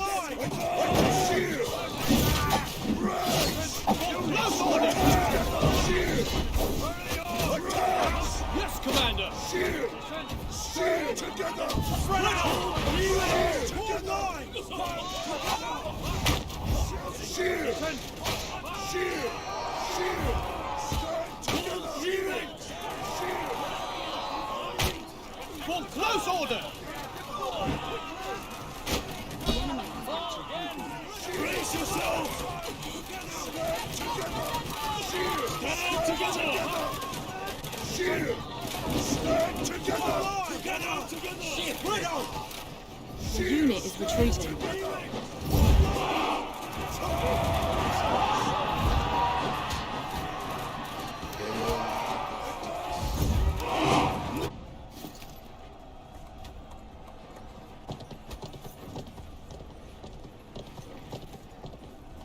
The enemy captured the point.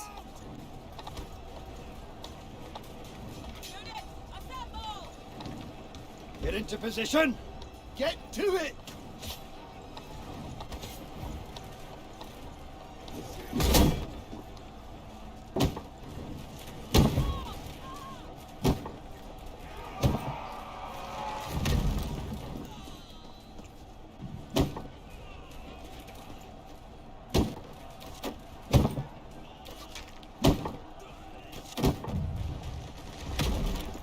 Form up!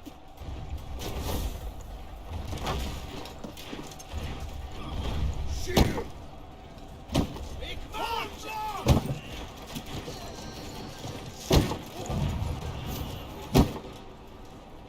Attack!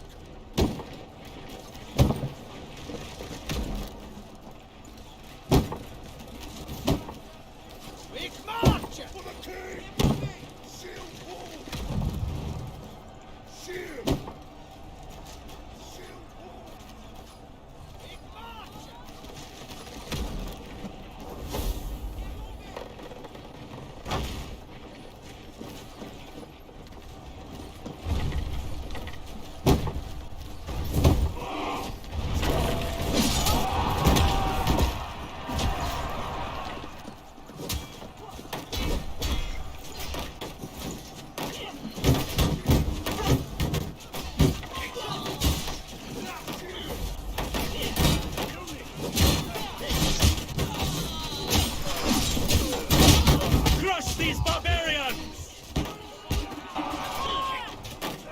As you command!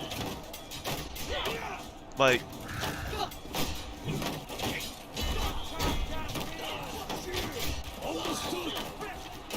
these guys with these long sticks can just sit there and destroy half my unit without taking any damage, and I just get obliterated by damage. Crazy.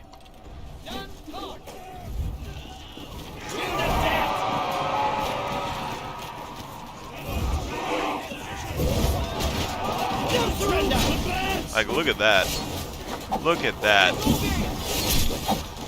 Right through a whole unit. All troops advance!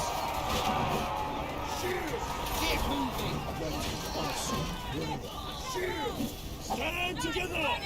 Brace yourselves! Like, what unit are they using of swordsmen that just walks right through my unit of swordsmen? Your unit is Like, my unit of swordsmen had the advantage too.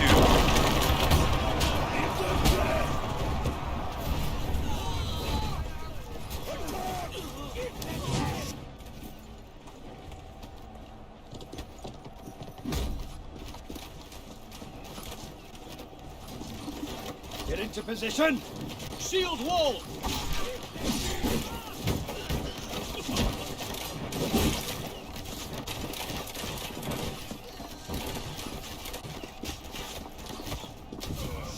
Give them hell! Re-ranks!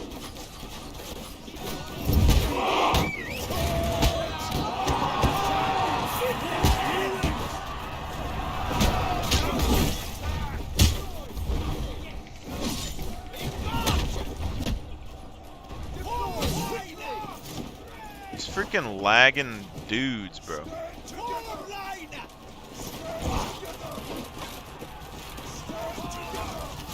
For close order!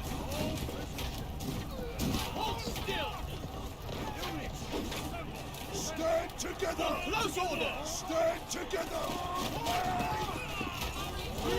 Stand together! Stand together! Brace yourselves! As you command! Ready! Brace yourselves! Stand together! Volley fire! Stand together! Brace yourselves! We captured a point. Shield drag! Brace yourselves! Brace!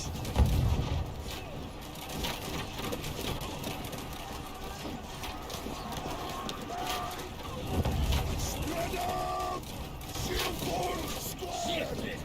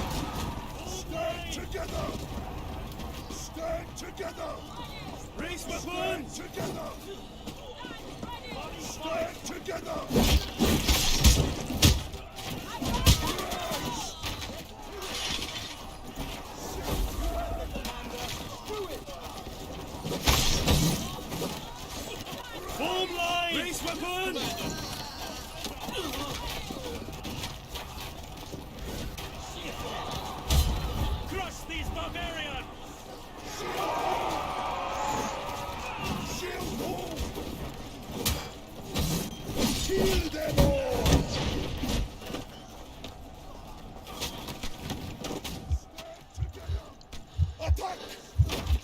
Oh my goodness.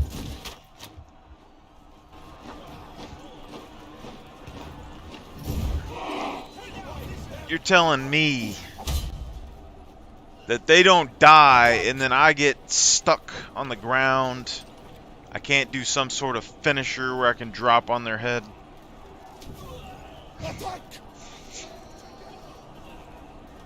Kind of BS. I guess realistically all I had to do was leave. She didn't have no units on the field. She had to go heal. It would take her out of the fight for a little bit.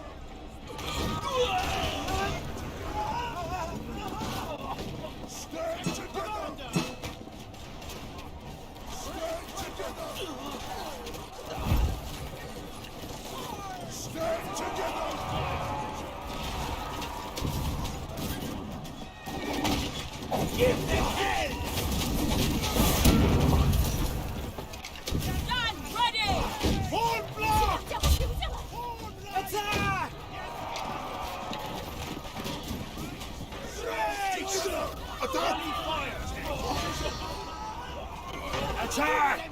Burn them! Stand together!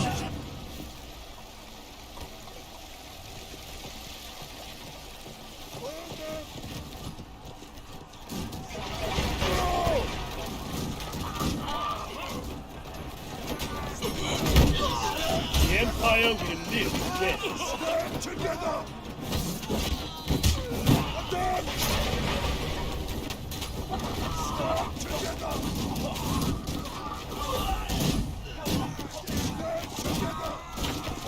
Stand together! Stand together!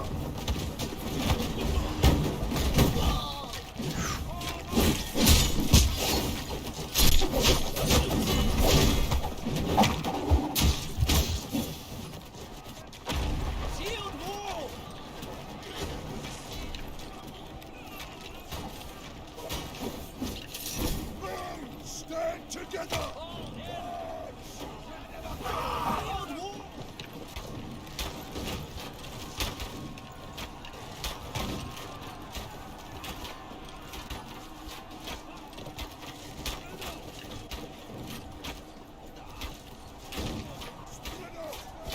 Attack at will! Careful, glory! Spread out! Shift it! Fall in!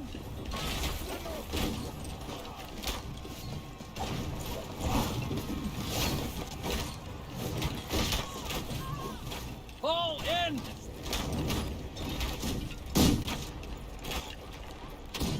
Give them hell! Units, assemble! Shift it! Hold close order! Get going! Break weapons!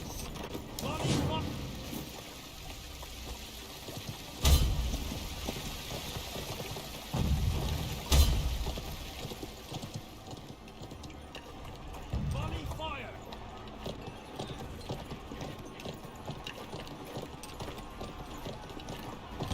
Units, assemble! Volley fire! Destroy the enemy! Volley fire!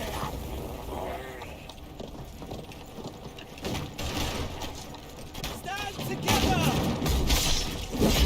Stand ready!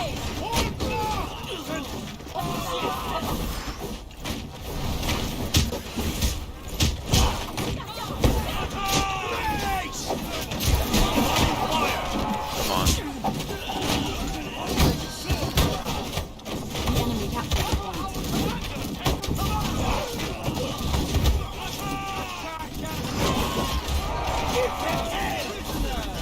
Stand ready!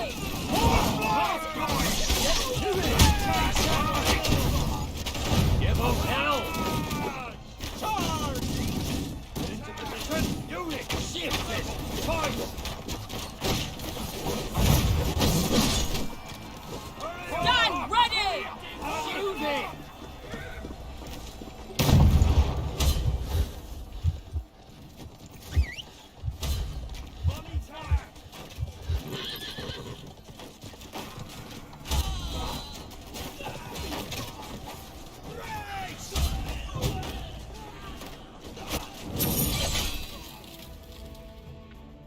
I just don't know. Like the style. Deo gratias.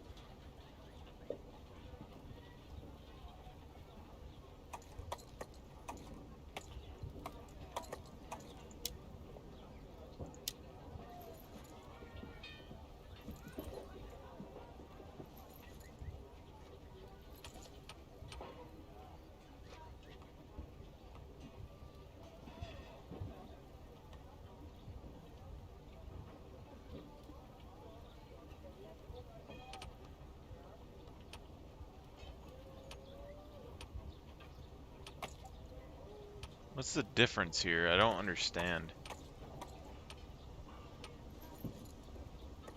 2 pieces increases maximum health by 5%, increases piercing slash defense by.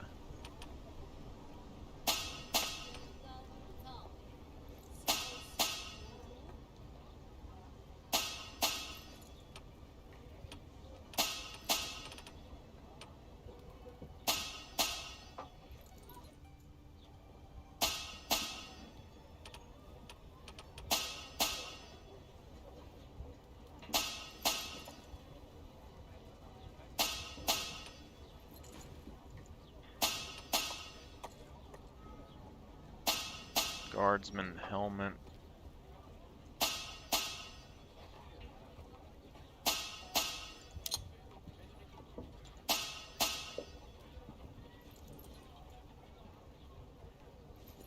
$800,000.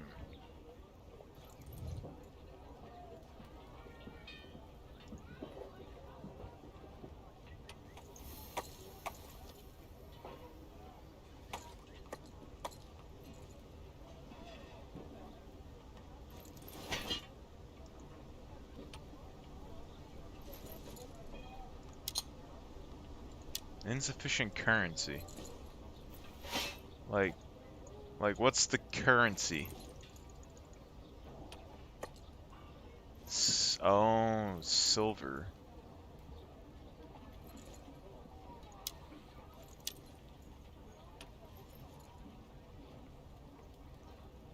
Leadership +6.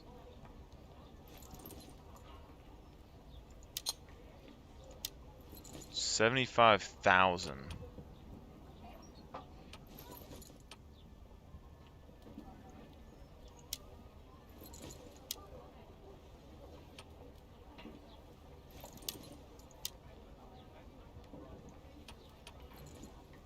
Could have swore I just saw a video where all these guys were like, oh yeah, you know, these purples are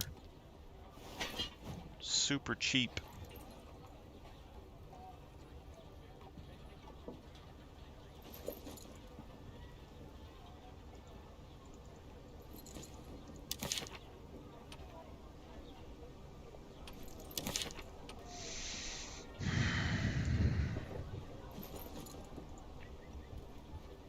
This skill has a good synergy with Clash of Shields due to needing to stay on the front lines, so you can consider swapping out with Valor with this skill if you find yourself dying too much. Paladin used to be a great skill with a massive 75% speed debuff even if it was hard to hit, but it changed into an armor debuff of 15%, giving you a rough 12% damage buff for attacks and any of your unit attacks for 6 seconds. I want to say it can be useful, but I've tried it for a long time to find its potential. It turns out to be quite awkward to use, especially because the hitbox is smaller than the animation. I rarely found it to be better than being behind your units and focusing on using X and V for that higher rate of attack, but it can be very rewarding when used on very heavy armor units with over 1000 armor. Shield Bash is the only recovery skill other than Sally Forth. If you're a full tank, this skill will be less meaningful, but if you're not, it's a lifesaver.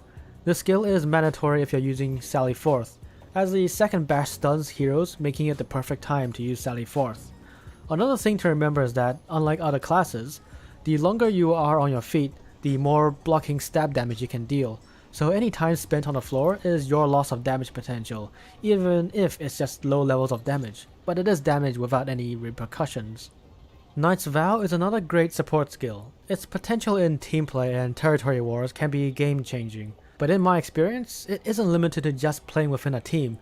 In solo sieges, I use it to increase the speed of charge units like the Condos or Paladins, who have a charge cooldown almost exactly the same as the Knight's Vow. You might think that Knight's Vow only makes them faster. Well, yes it does. It makes them engage faster, resulting in more burst damage. It also makes them easier to control in the X and V due to their faster speeds. And a speed buff can further augment skills like the Kondo's Shield Bash, turning them from an already aggressive AI into brutal homing missiles without delay, greatly increasing their effectiveness in charging down enemies. This skill can be used with Imperial Pikes to make them faster, or Fort Pikes to make them into formations faster, and it speeds units returning to supply just a bit faster. Personally, I have become stuck with it since picking it up. It's not as good as other skills most of the time, but it is one of the skills that grow on you, creating a strange dependency like Mercy of Heavens. If only it was usable on horseback, I would fall in love with the skill even more and make it mandatory for cavalry players. There are also some other features that I need to talk about, one being the ability to stab while blocking. While it is great to use in most circumstances, you need to be aware of blunt damage and high damage cavalry charges. If you run out of blocking stamina, you'll go into a state of vulnerability, getting stunned in the middle of the battle and taking on almost double the damage of anything hitting you. This makes them all the greatest counter to the longsword, not only being able to break your block, but to make you stunned in the process. So you need to be very careful about your blocking stamina. Like all other heroes, the horseback ability is great on a longsword, and it stuns heroes who are hit by it. Use this as much as you can because it is the best engagement tool the longsword has to open fights. With all the skills and other details talked about, how do you exactly play the longsword? Let's talk about my understanding of the weapon first. I played with the longsword alone in random sieges for the most time, so I've made habits on some not so popular skill choices. In fact, in the gameplay videos I've made so far, at least one individual would come out and criticize my usage of them, particularly Sally Forth. From my interviews with other longsword players, nobody else plays skills like Sally Forth, and some don't even use Shield Bash, preferring Clash of Shields and with Valor instead. I'm not gonna claim that I know everything about the longsword and shield, but what I can do for you in this video is to help you consider the two main playstyles the longsword has. Because believe me when I say I've played with every skill extensively, switching skills every season to try come up with new ways to play.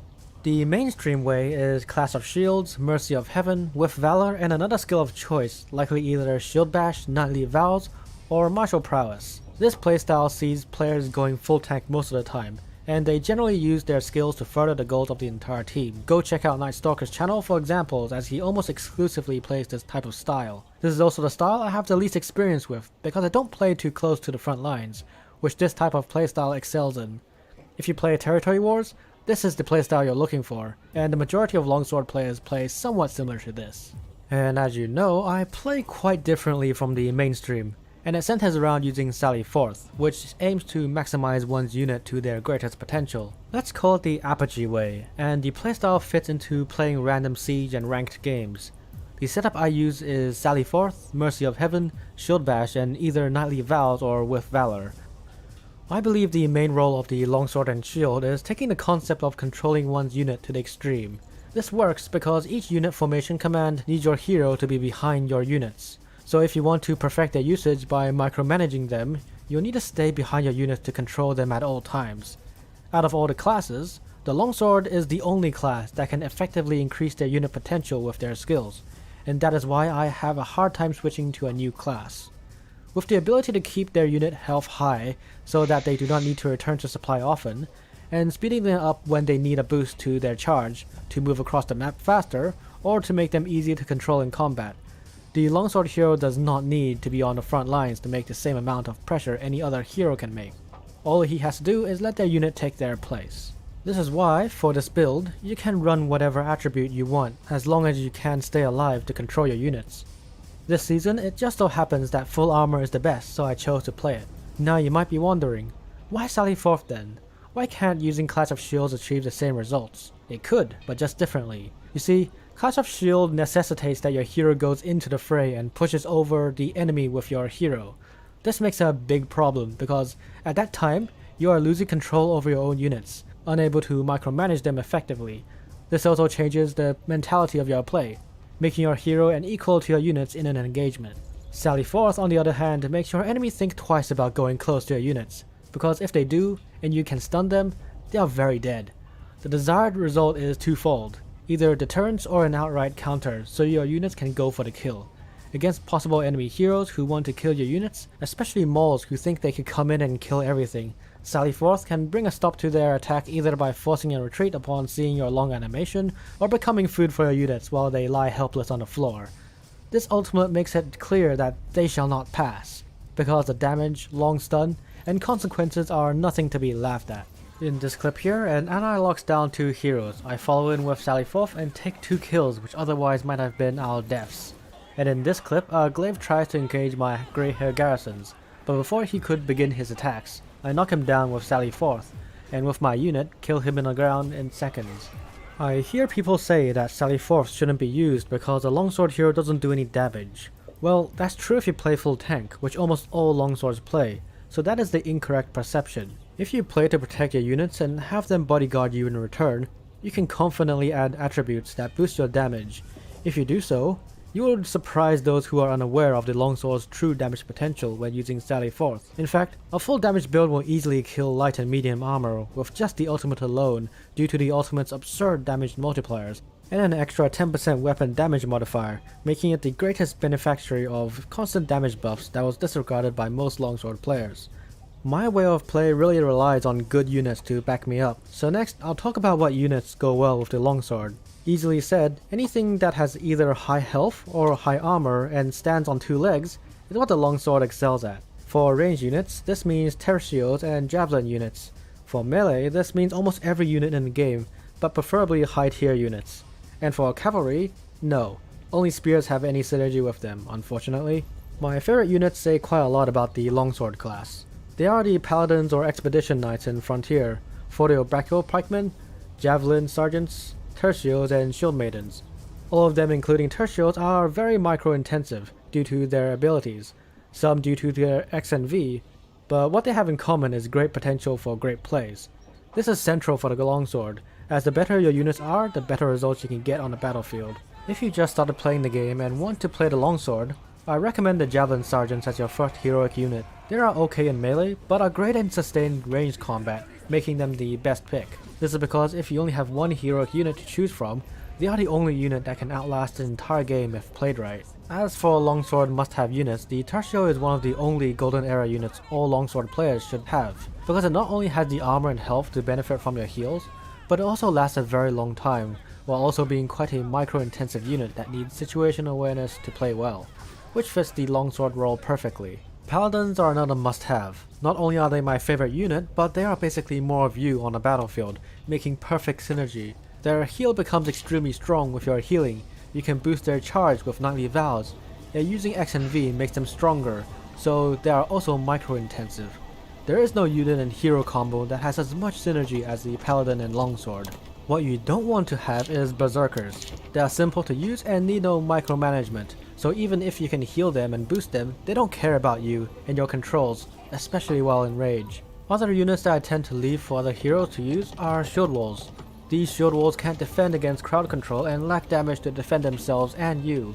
If you use Clash of Shields, maybe you can try, but if you use Sally Forth, they don't benefit as much as other heroes who can support them with their own damage and their own crowd control. But that does not mean you shouldn't go out of your way to keep them healthy when you do have them nearby. So here are my final thoughts. Should you try this weapon out? I think everyone should get the weapon and use it in expeditions or any PvE content. This is because they are the only healers in the game and they allow you to lower your unit hit losses in expeditions and bandit raids. I've had multiple expeditions with 5 longswords and they are the easiest to cooperate with because they know exactly what they're doing. You can still use your main weapon, but if you're grinding for unit XP, go with longswords in combination with one or either stalwarts, berserkers, grey-haired garrisons, or shield maidens, and one cavalry unit like the armigers or monastics for some other maps. If you don't have the above, invest in the spear sergeants as they are the best alternative. Are these longswords meta, and how strong are they in the tier list? In territory wars, they are S tier, especially in tier 4 wars of attrition. In PvE, they are undoubtedly the best hero to be. In sieges, they are great with a group of friends and they do fairly well on their own.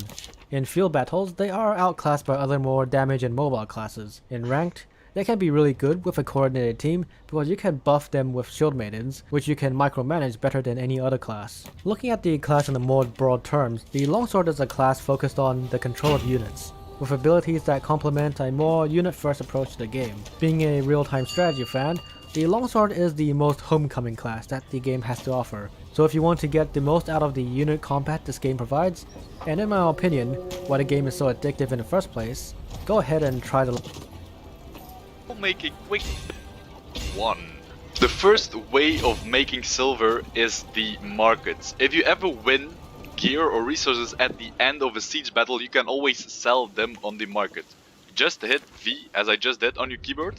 Left bottom you see the sell button. Press on it, choose something you want to sell. You see we have different types of gear. We have some resources. For instance, I want to sell these Nubuk gauntlets. I press on it. You see the game gives a suggested price itself. I always take the cheapest, so my gear will get on top and will sell the first. So take 117. I would suggest take the 3-day duration. It will cost some more bronze, but it makes sure your gear will sell. Just confirm and your item is good to go. Tip 2. The second tip I want to give you guys is play expeditions. So if you press J, we go to expeditions. You see there's 3 kind of difficulties. Expedition 1, you only need to be level 20. To be honest guys, you get level 20 pretty easily, even within a few hours of gameplay, which means free silver. Expedition level 2, a little bit more difficult of course. Level 40, level 60 is kinda hard. Sometimes you have to replay this one. But of course this one gives the most silver. Every time when you're successful in completing a expedition, you can claim a chest which will contain a small amount of silver. So I just played a expedition myself. I press L, I press weekly quests, I go to leadership, and as you can see, I have one expedition 1 and I can claim a chest. So guys, here's the thing. You can play expedition 1 4 times, expedition 2 you can play 3 times, expedition 3 you can play 3 times as well. So that means 10 times you have to play an expedition weekly. 10 times, 10 chests you will get, 10 times you will get silver. You should get around 5k silver with all the 10 chests combined, and you can play them within 2 hours. So, 2 hours. An enemy siege tower is preparing to advance. An enemy siege tower is preparing to advance.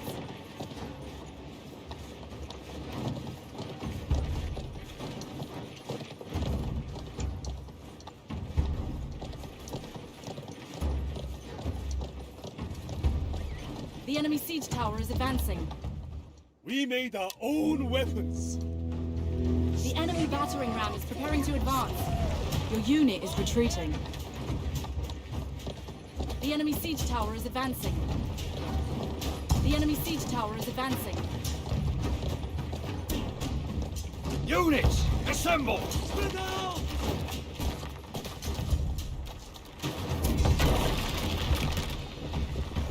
The enemy battering ram is advancing.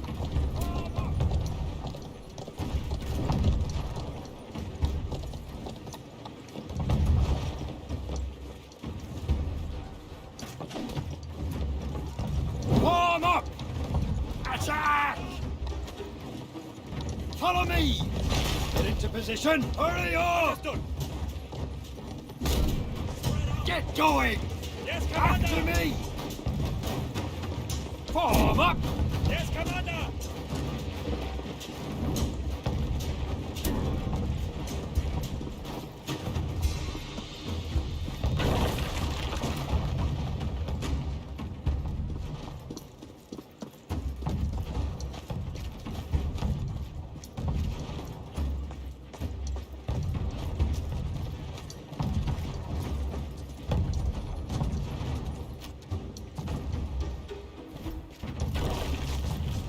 Hurry up!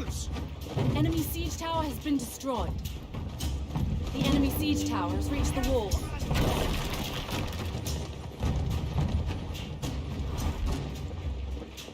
Take The position! enemy siege tower has reached the wall. Is advancing. Units, assemble! Stand together!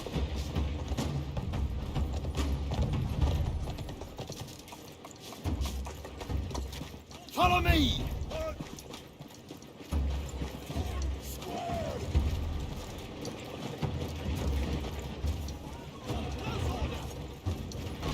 The enemy siege tower is advancing. Yes, Commander.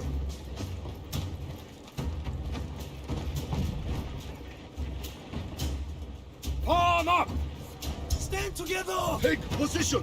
Yes, Commander.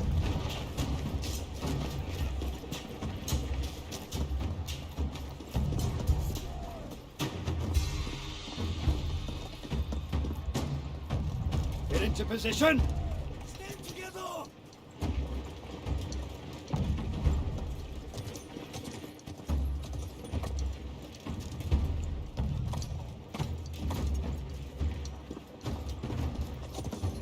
The enemy captured the point.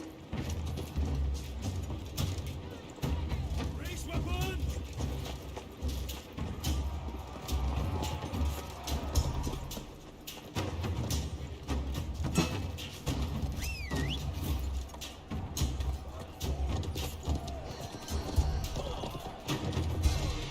Take aim!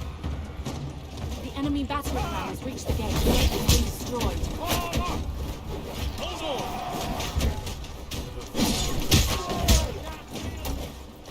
Get going! Head to fight! This is our spirit. Full square! Attack! That's the double!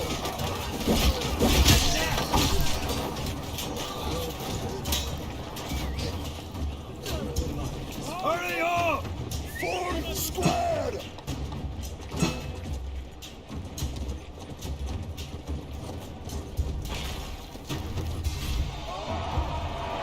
Form up! The enemy siege tower is advancing. We captured a point. The enemy siege tower has reached the wall.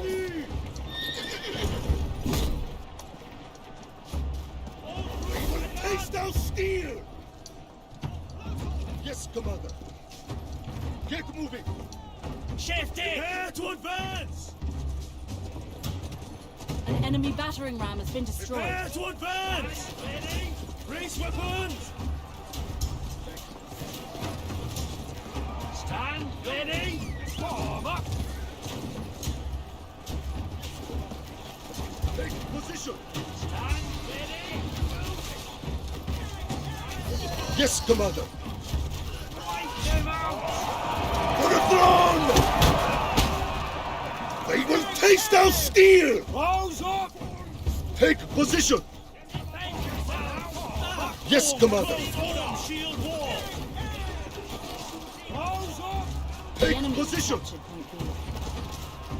Yes, Commander. Follow me! All right!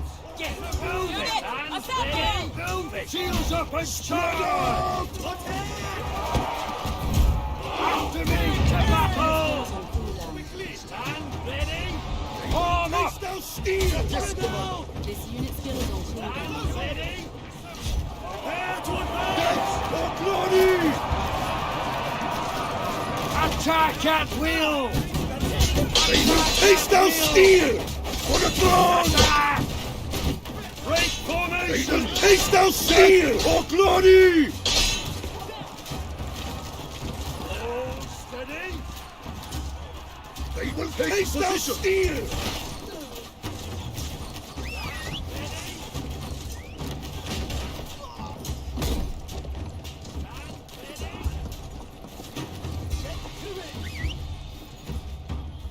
Get going! The enemy captured the point. Hurry up!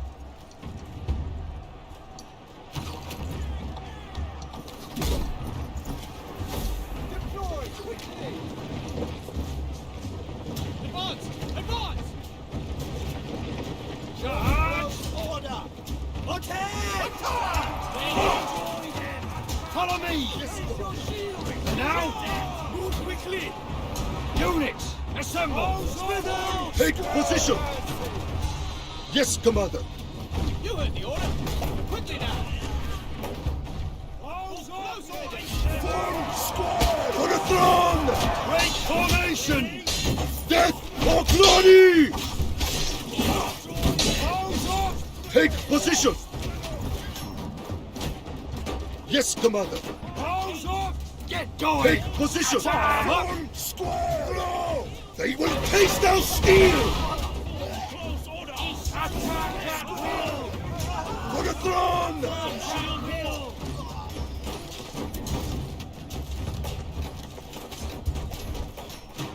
Form squad! This unit skill is on cooldown. Stand ready! Form squad! Shields up and charge! Squad! The enemy has captured. Attack at will! Attack! After me! This unit skill Form is on up! cooldown. Make This unit haste! skill is on cooldown. Quickly! Squad! Get into position! Spread out!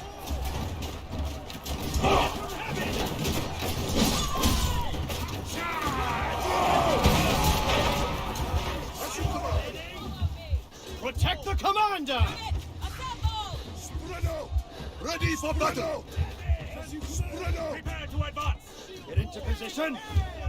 As you command! Ready for battle! Stand ready! Yes, commander!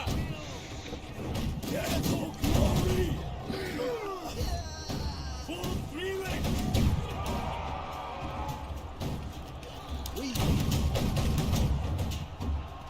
As you command!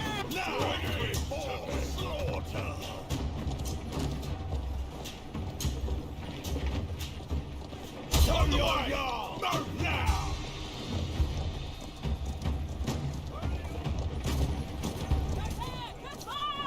On the way!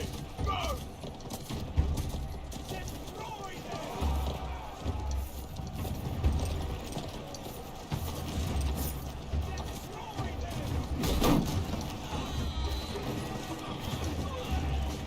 Form up!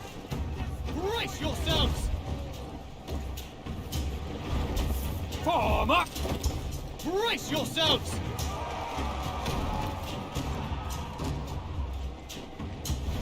Shield wall!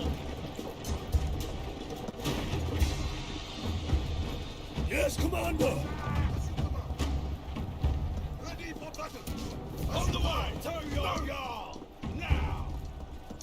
Ready for battle! The enemy has captured point C.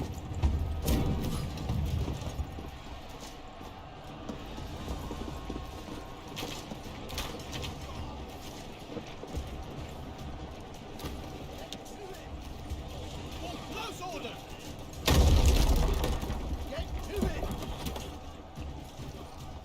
For close order! Let's move! Charge! Right there!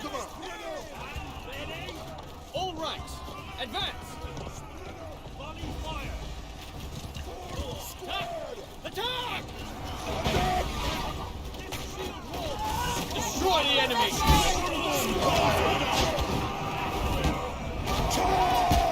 Kill them all! Attack!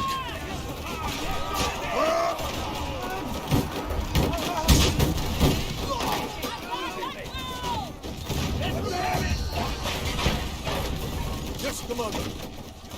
Form square! Spread out!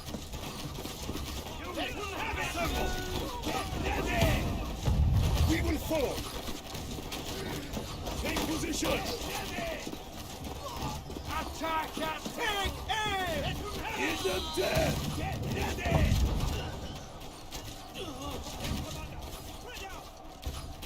Get ready! Take aim! Stand together! Unit, assemble! Take aim! Get ready!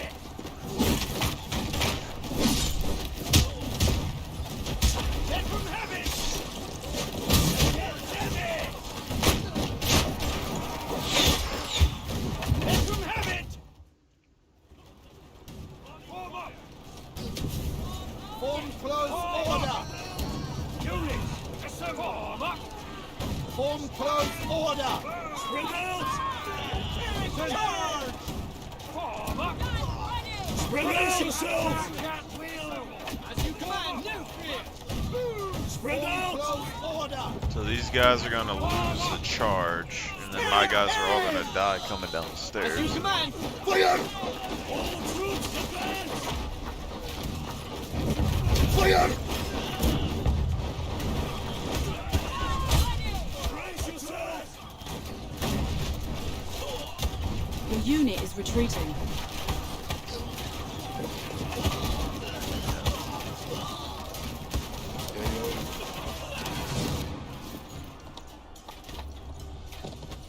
I just gotta assume that unit's dead.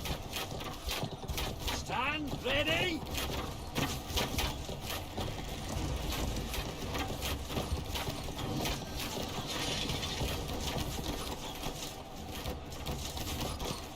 Maybe not. Units, assemble! Get into position! Get to it. Take position! For close order! Close order! Form up! Get to it.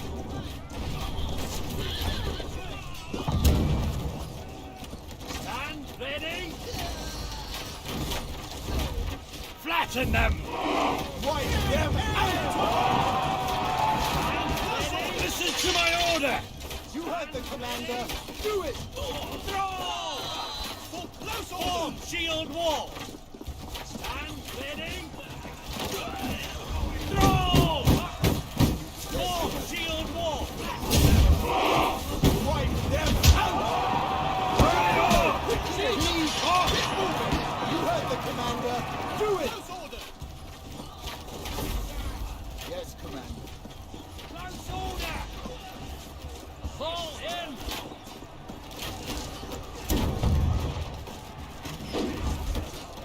Attack! Wipe them out. After me! Faster! You heard the commander. Do it. Form up! Get to it. Form close order.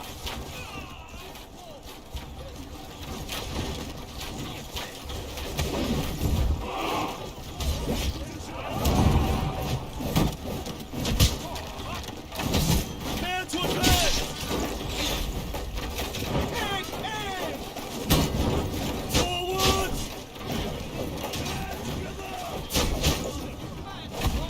Attack! Shield wall!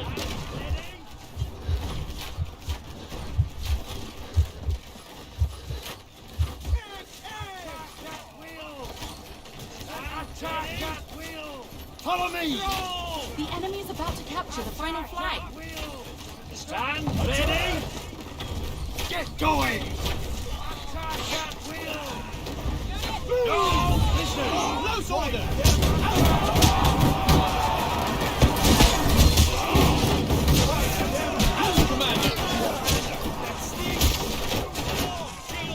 Defend yourselves!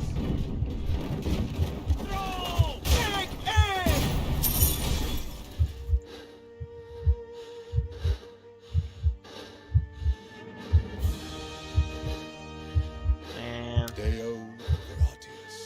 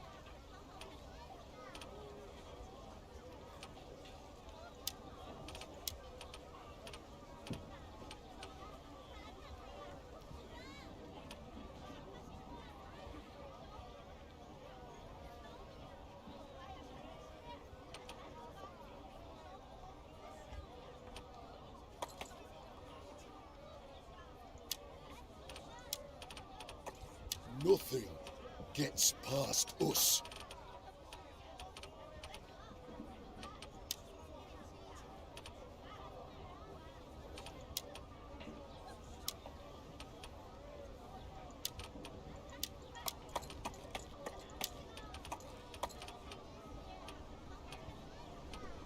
We made our own weapons.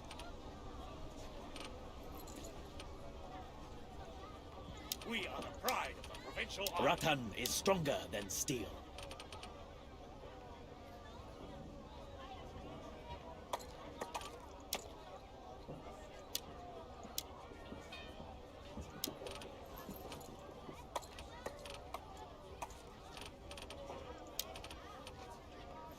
We're here to serve. This land is ours.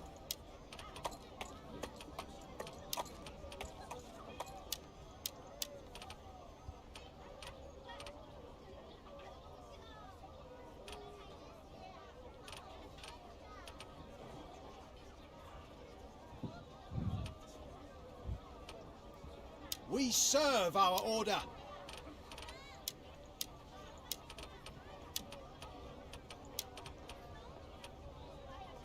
This land is ours!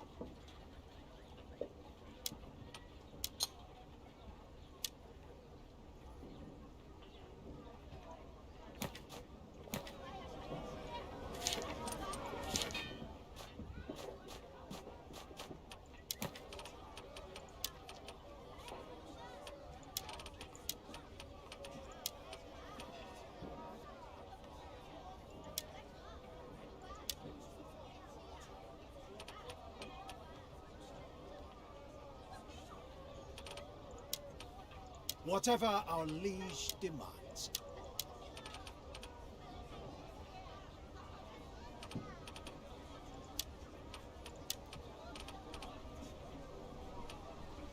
We will stand firm.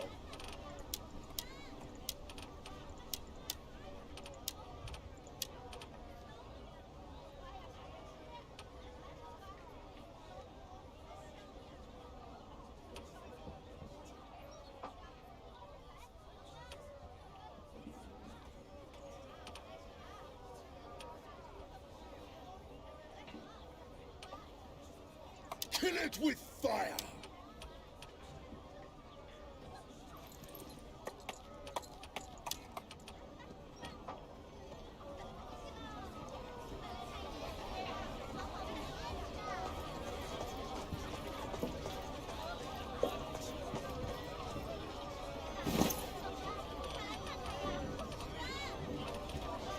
Man, what I spend all my money on, jeez.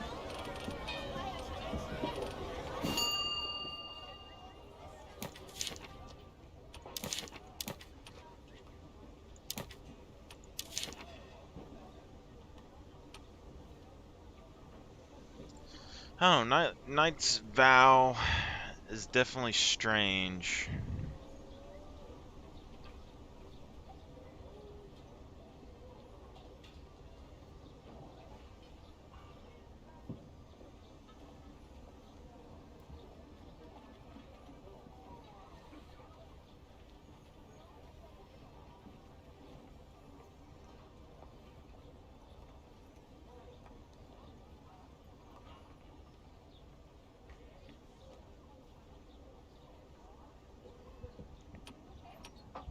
On top of this, I mean, Clash of Shields works okay, but I think we have to go with the Sally Forth ability.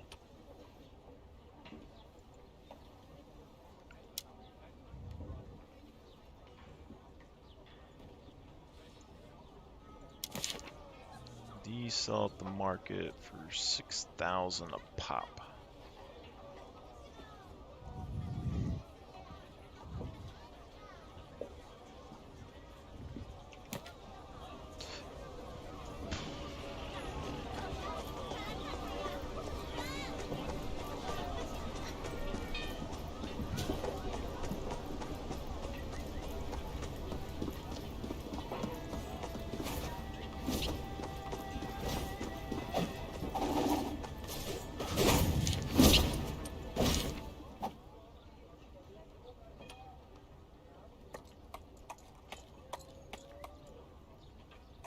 Charge and inflict damage.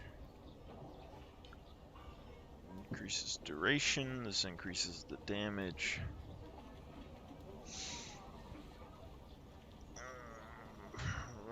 All this is though. That's just for struck. They're slowed. So I mean, if you had heavy infantry and you use that ability, you'd be able to smash in to form their line a little bit. Rush in with your infantry, smash them, and then pull your guys back out. Is what I'm gathering. Or like if you all in, it's supposed to open up a gap so that your men can get in. But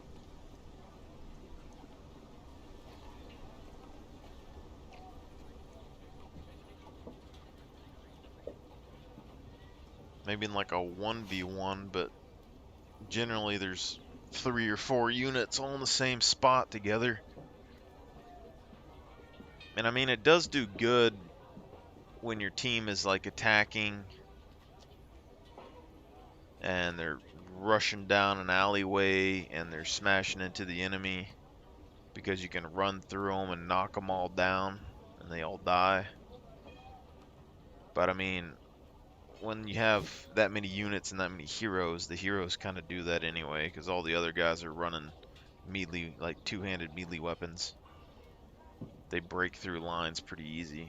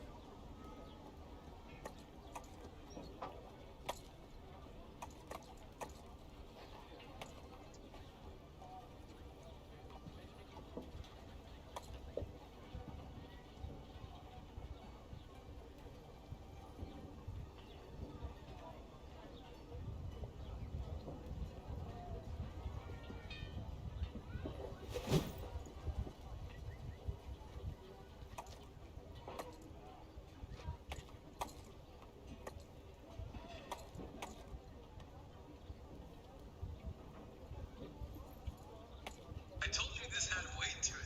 You hear that? It smells nice. It tastes good. Could be a little more cinnamony. Icing only tastes like sugar. We already got it in the bag. Okay, so to make these cinnamon balls, we're tasting a little bit different. First, start with a medium-sized bowl. To that, you're gonna add 4 cups of 580 grams of all-purpose flour, half a cup or 107 grams of grain-loaded sugar, and 3/4 of a teaspoon or 6 grams of fine sea salt. Then realize that you're gonna do this in a stand mixer, so that your kernels will never large enough. So put it in a stand mixer. Give that some whiskey business until thoroughly combined. To that, you're gonna add 1/3 cup or 84 grams of unsalted softened butter. Take 2 lumps and just kind of blend that in there until it's thoroughly incorporated with dry flour. Also use your fingers to press that together as well. Now separately, I've got 1 cup or 235 grams of lukewarm milk, that is. 100 degrees Fahrenheit. To that, you're gonna add 2 1/4 teaspoon or 7 grams of instant yeast. Just simply stir to dissolve, because we're using instant, don't do instant. Unless you're worried that it's dead, in which case, yes. Pop the flour mixture onto the stand mixer. Begin mixing on medium-low speed using the spiral dough cookie thing. Add your yeasty milk, 2 whole eggs, and 1 egg yolk. Then just let that mix on medium-low speed for about 2 to 3 minutes, or it's making a nice smooth dough. Now look, I know a lot of people are gonna be like, Josh, I don't have a stand mixer. Then you can totally do this by hand, just a little bit more difficult. Now once that dough pulls together, pull it off your stand mixer. Make sure to give the dough a little taste. Does this look dangerous to you? Because it is. Don't do this. Plop your dough onto a lightly Nothing surface. Just give it a gets little past about 30 us. seconds to a minute just to help really smooth it out, get that structure. Or if that dough's gonna be a little bit loosey-goosey, that's okay. Roll that into a ball, plop it into a greased bowl, and cover it with a damp towel or plastic wrap. And let it rise at room temperature for 1.5 hours or until done. Make sure to give a personality, right? Come on. Give it some love. So maybe some kisses. Now once your dough's ready, let's mix together our cinnamon sugar. To do that, you're gonna need 1 cup or 225 grams of brown sugar, 1 tablespoon or 14 grams of muscovado sugar, that's optional, and 2 1/2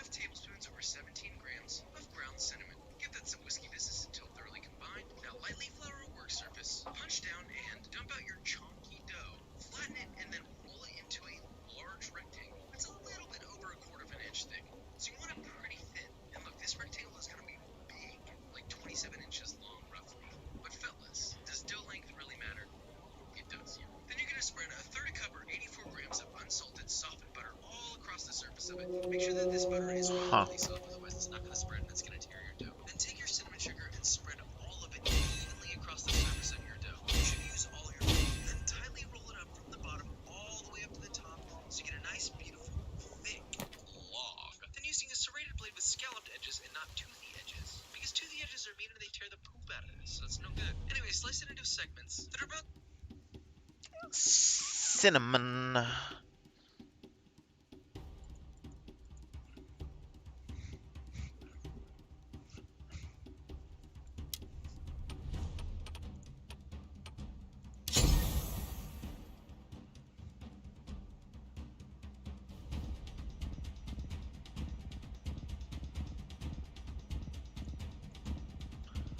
The goal is to be mobile. We gotta float like a butterfly and run like a butterfly and bait enemy teams into stuff, or we hit them with the charge and then we pull our guys back right afterwards. We'll try not to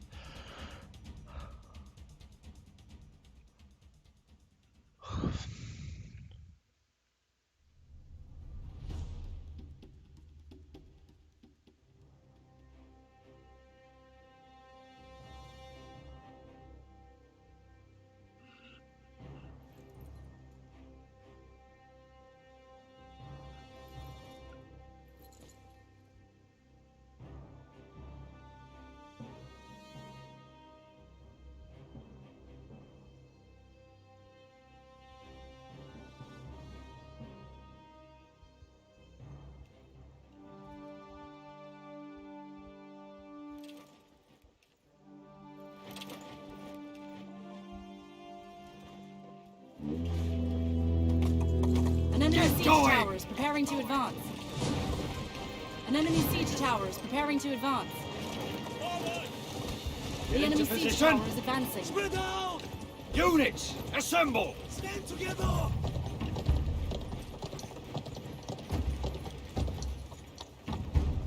The enemy siege tower is advancing. The enemy siege tower is advancing.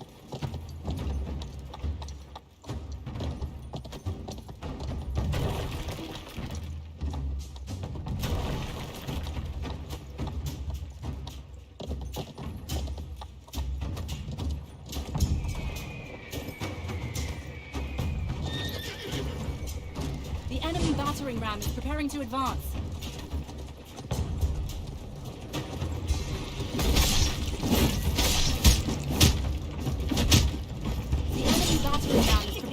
Battering ram is advancing.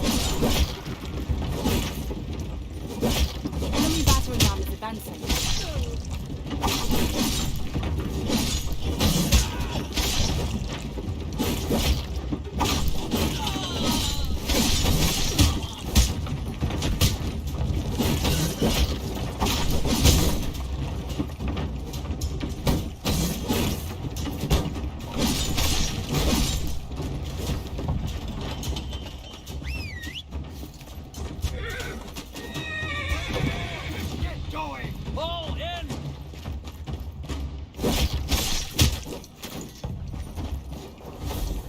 Siege towers reach the walls.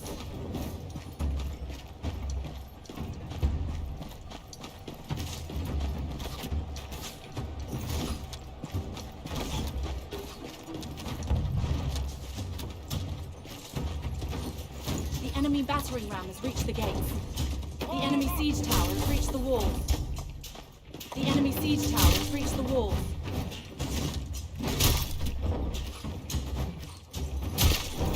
Our gate has been destroyed.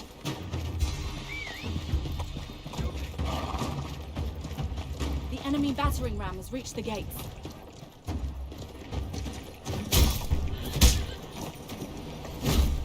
The enemy battering ram has reached the gates.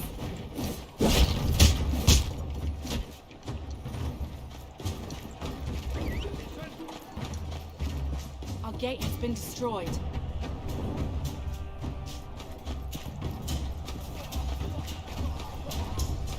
Follow me! And now,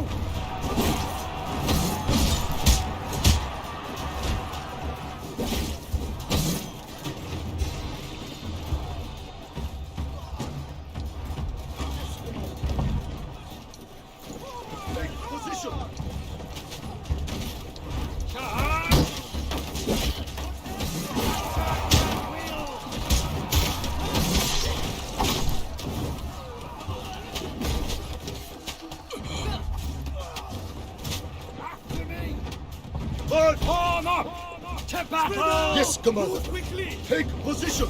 Yes, Commander. Take position. Advance.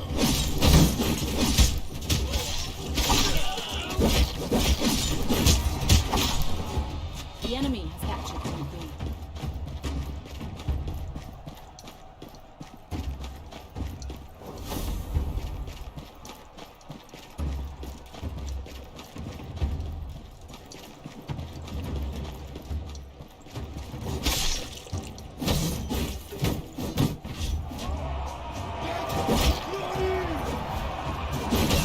After me! At the double! Taste those steel. Press weapons! Spread out!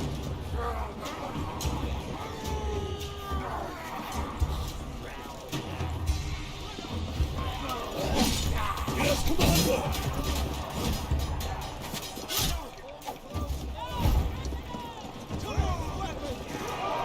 Hurry up!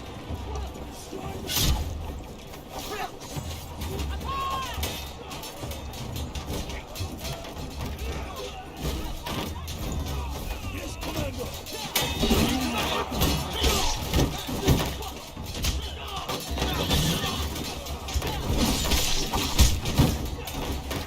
Shields up and charge!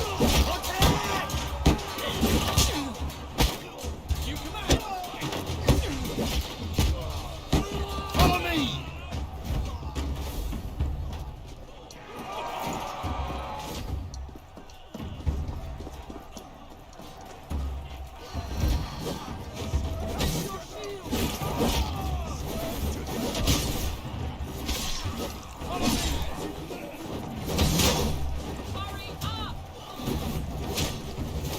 Strike them down!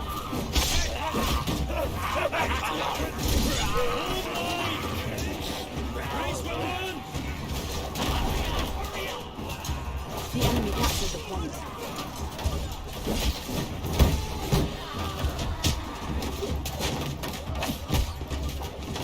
Long wedge!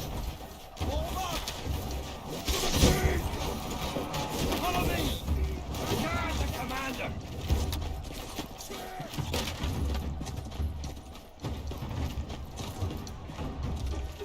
They will taste our steel.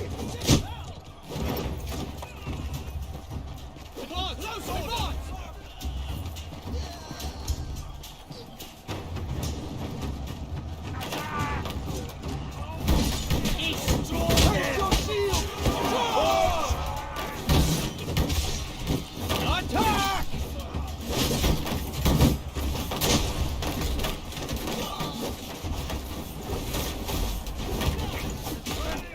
Get to it!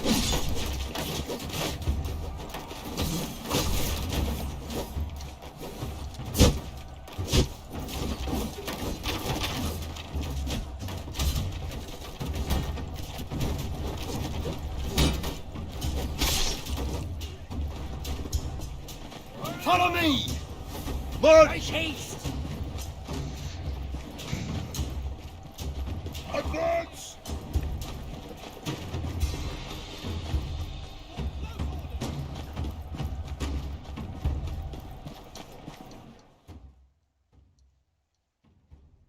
We're here to serve.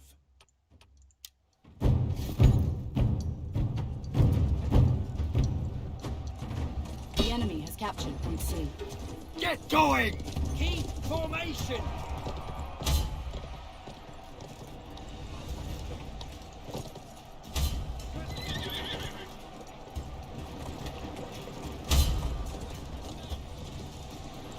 Form up! Get moving! Form up!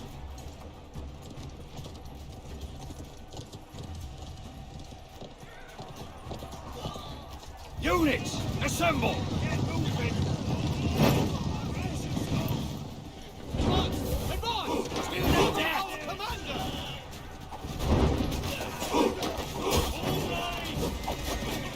Raise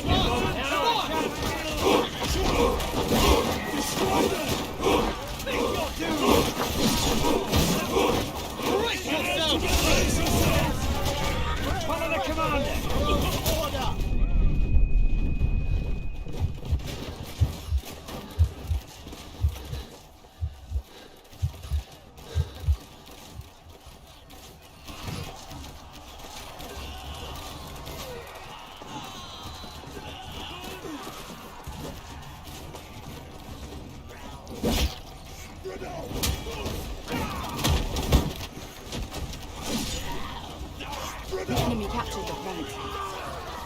sword!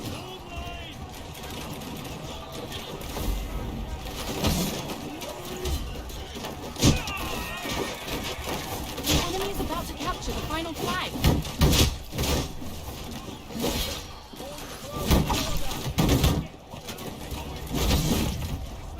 Volley fire!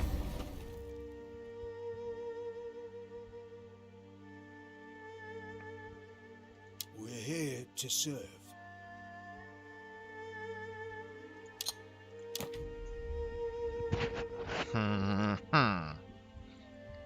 Uh-huh.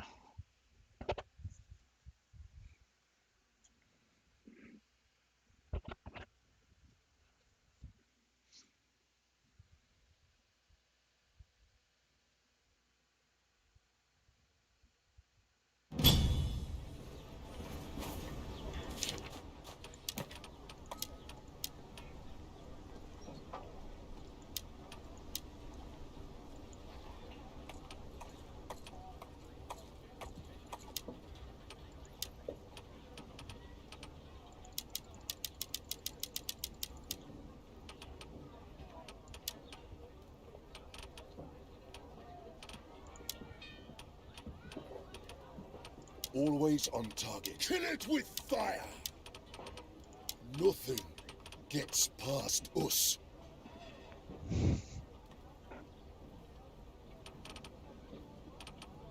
We serve our order.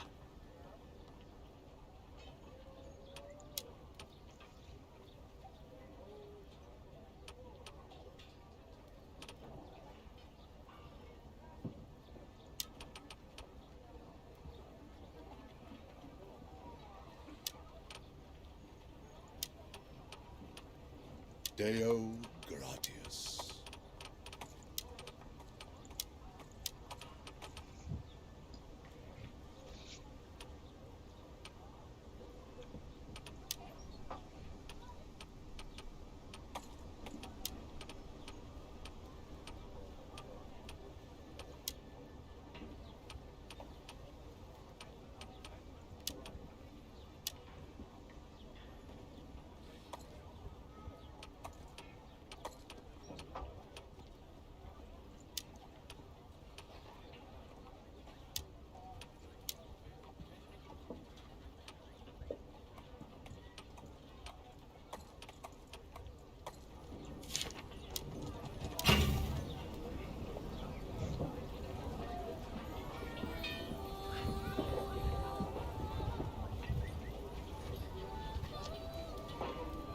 About 2 inches thick, you should end up with 12 solid balls. Give or take a couple scrapers, that's okay. Lightly grease a 9x13 baking dish. Follow the description for mine. Line the bottom of the pan with your cinnamon rolls. Should get nice and even rows of 3. It's cool if they touch you on them. Make sure to face their little tails towards each other. Now once your whole pan is full of cinnamon rolls, lightly cover the plastic wrap and let that rise at room temperature for about 30 to 45 minutes, or until they're 1.5 times their original size. Remove your plastic wrap, then just pop those bad boys into the oven, set to 375 Fahrenheit or 190 Celsius for 15 to 20 minutes, or until you get beautifully risen, plump golden brown cinnamon rolls. Pull those out and let those cool in their container for about 15 minutes. Now to make your vanilla bean cream cheese glaze, you're gonna start with 4 ounces or 115 grams of full-fat cream cheese. Whip on high speed until nice and smooth, then blend in 3/4 of a cup or 90 grams of powdered sugar until completely smooth. Then mix in 3 tablespoons or 45 milliliters of or a dish and spice. Once you get a nice thick but still drizzleable glaze, add half of a vanilla bean scraped of its seeds. Save the pod for later. Whisk that in, and you've got your glaze. Okay, so at this point in time, your bun should be cool but still quite warm. Now you can just go ahead and drizzle on your cream cheese glaze and use all of it.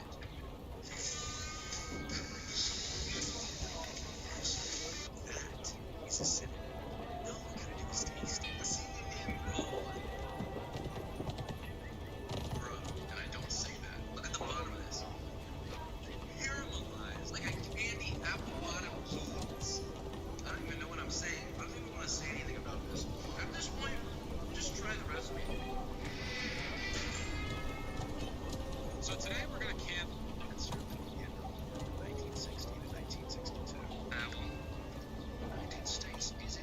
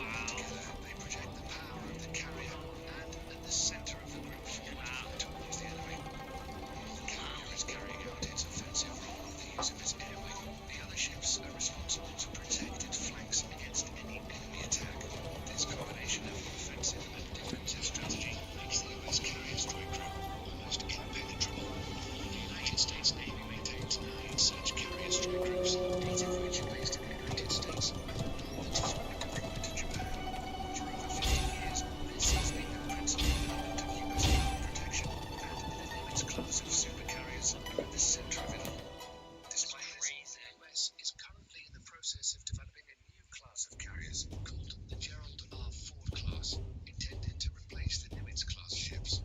This new supercarrier will be even more technologically advanced and is expected to continue U.S. dominance of the oceans well into the late 21st century. We're all familiar with what an unmanned aerial vehicle or drone is.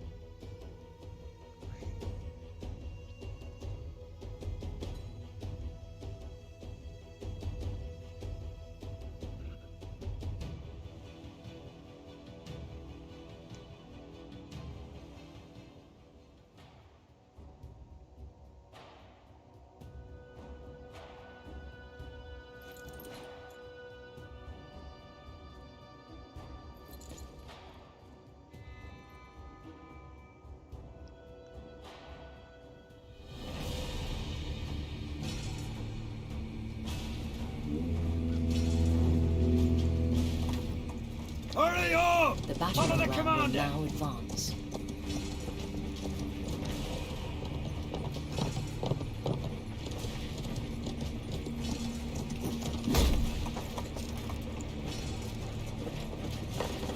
Get into position! Yes, The battering ram will now advance. The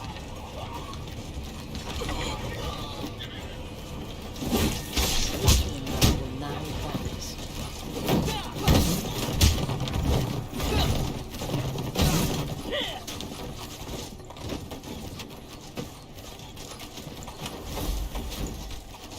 The battering ram has reached the gates.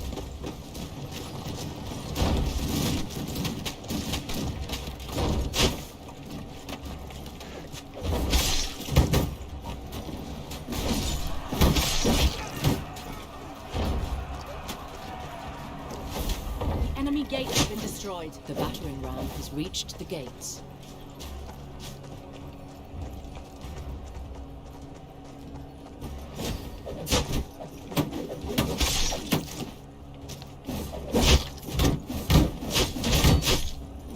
Their gate has been destroyed.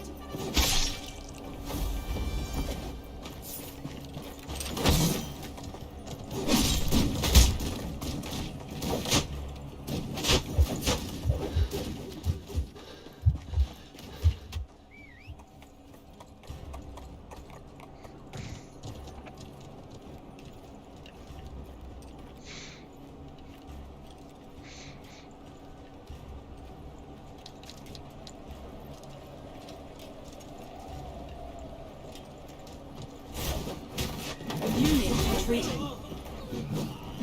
Fall in! Get into For position! close order! Brace Units, yourselves! assemble! Get into position! For close order!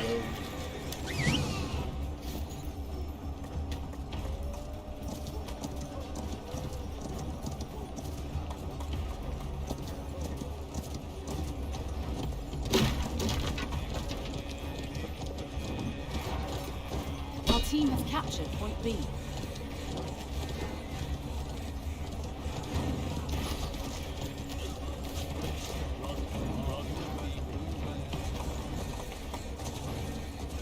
Units, assemble! For close order! Move it!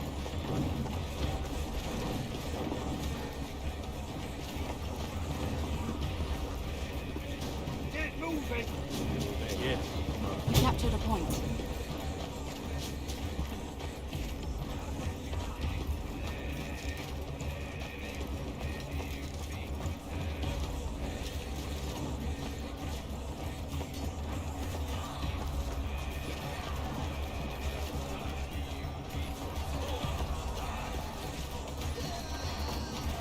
Follow me!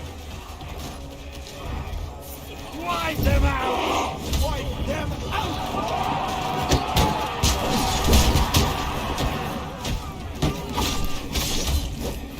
Get going! After me! Quickly now! Deploy, quickly!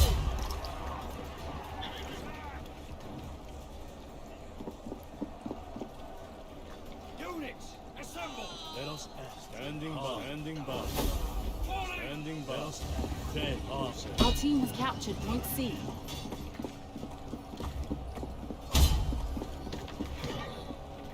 Let us act. Dead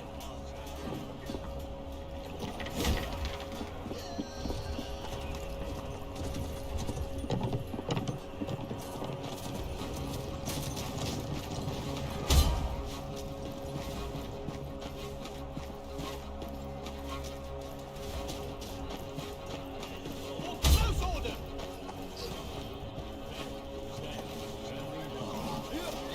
All close order!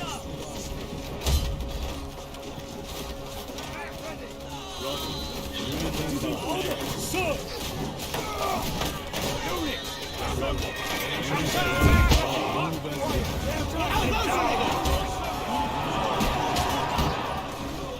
Follow me! Cover me! Commander, Form up! get to it! Form up! Get to it!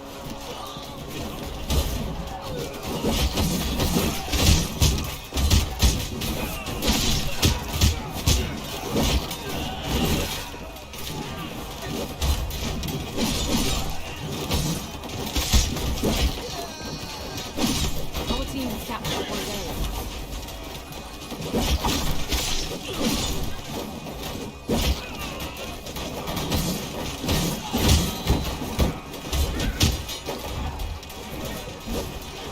Protect the commander! Do it! Understood! To victory! And wipe them out!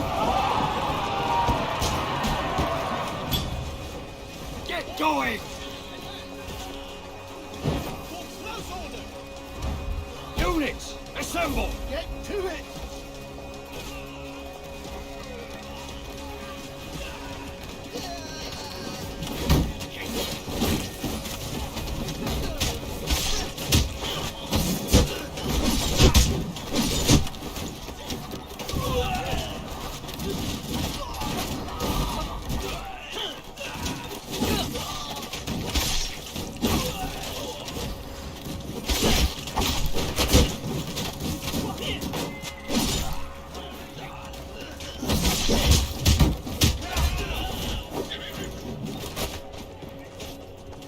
Spread out!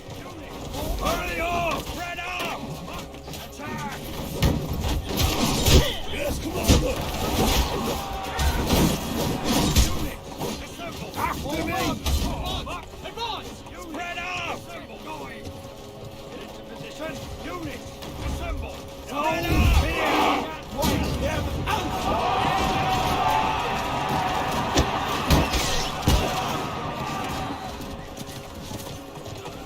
After me! Form up! Going! Move it! Follow me! Commander, do it! Form up! Get to it! Form up! Units, assemble! Form up!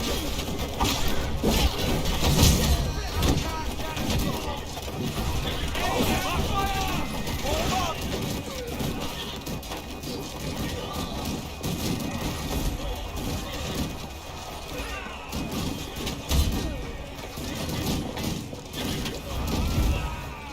Attack! Wipe them out! Attack!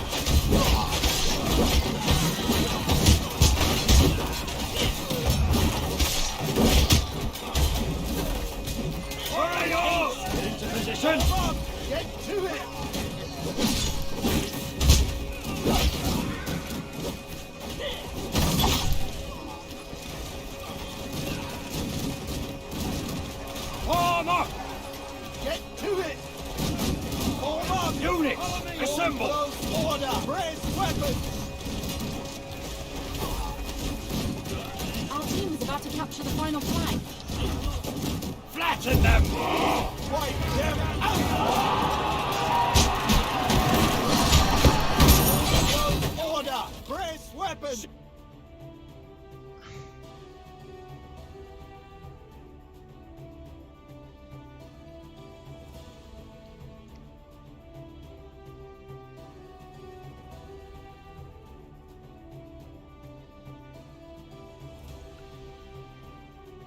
Deo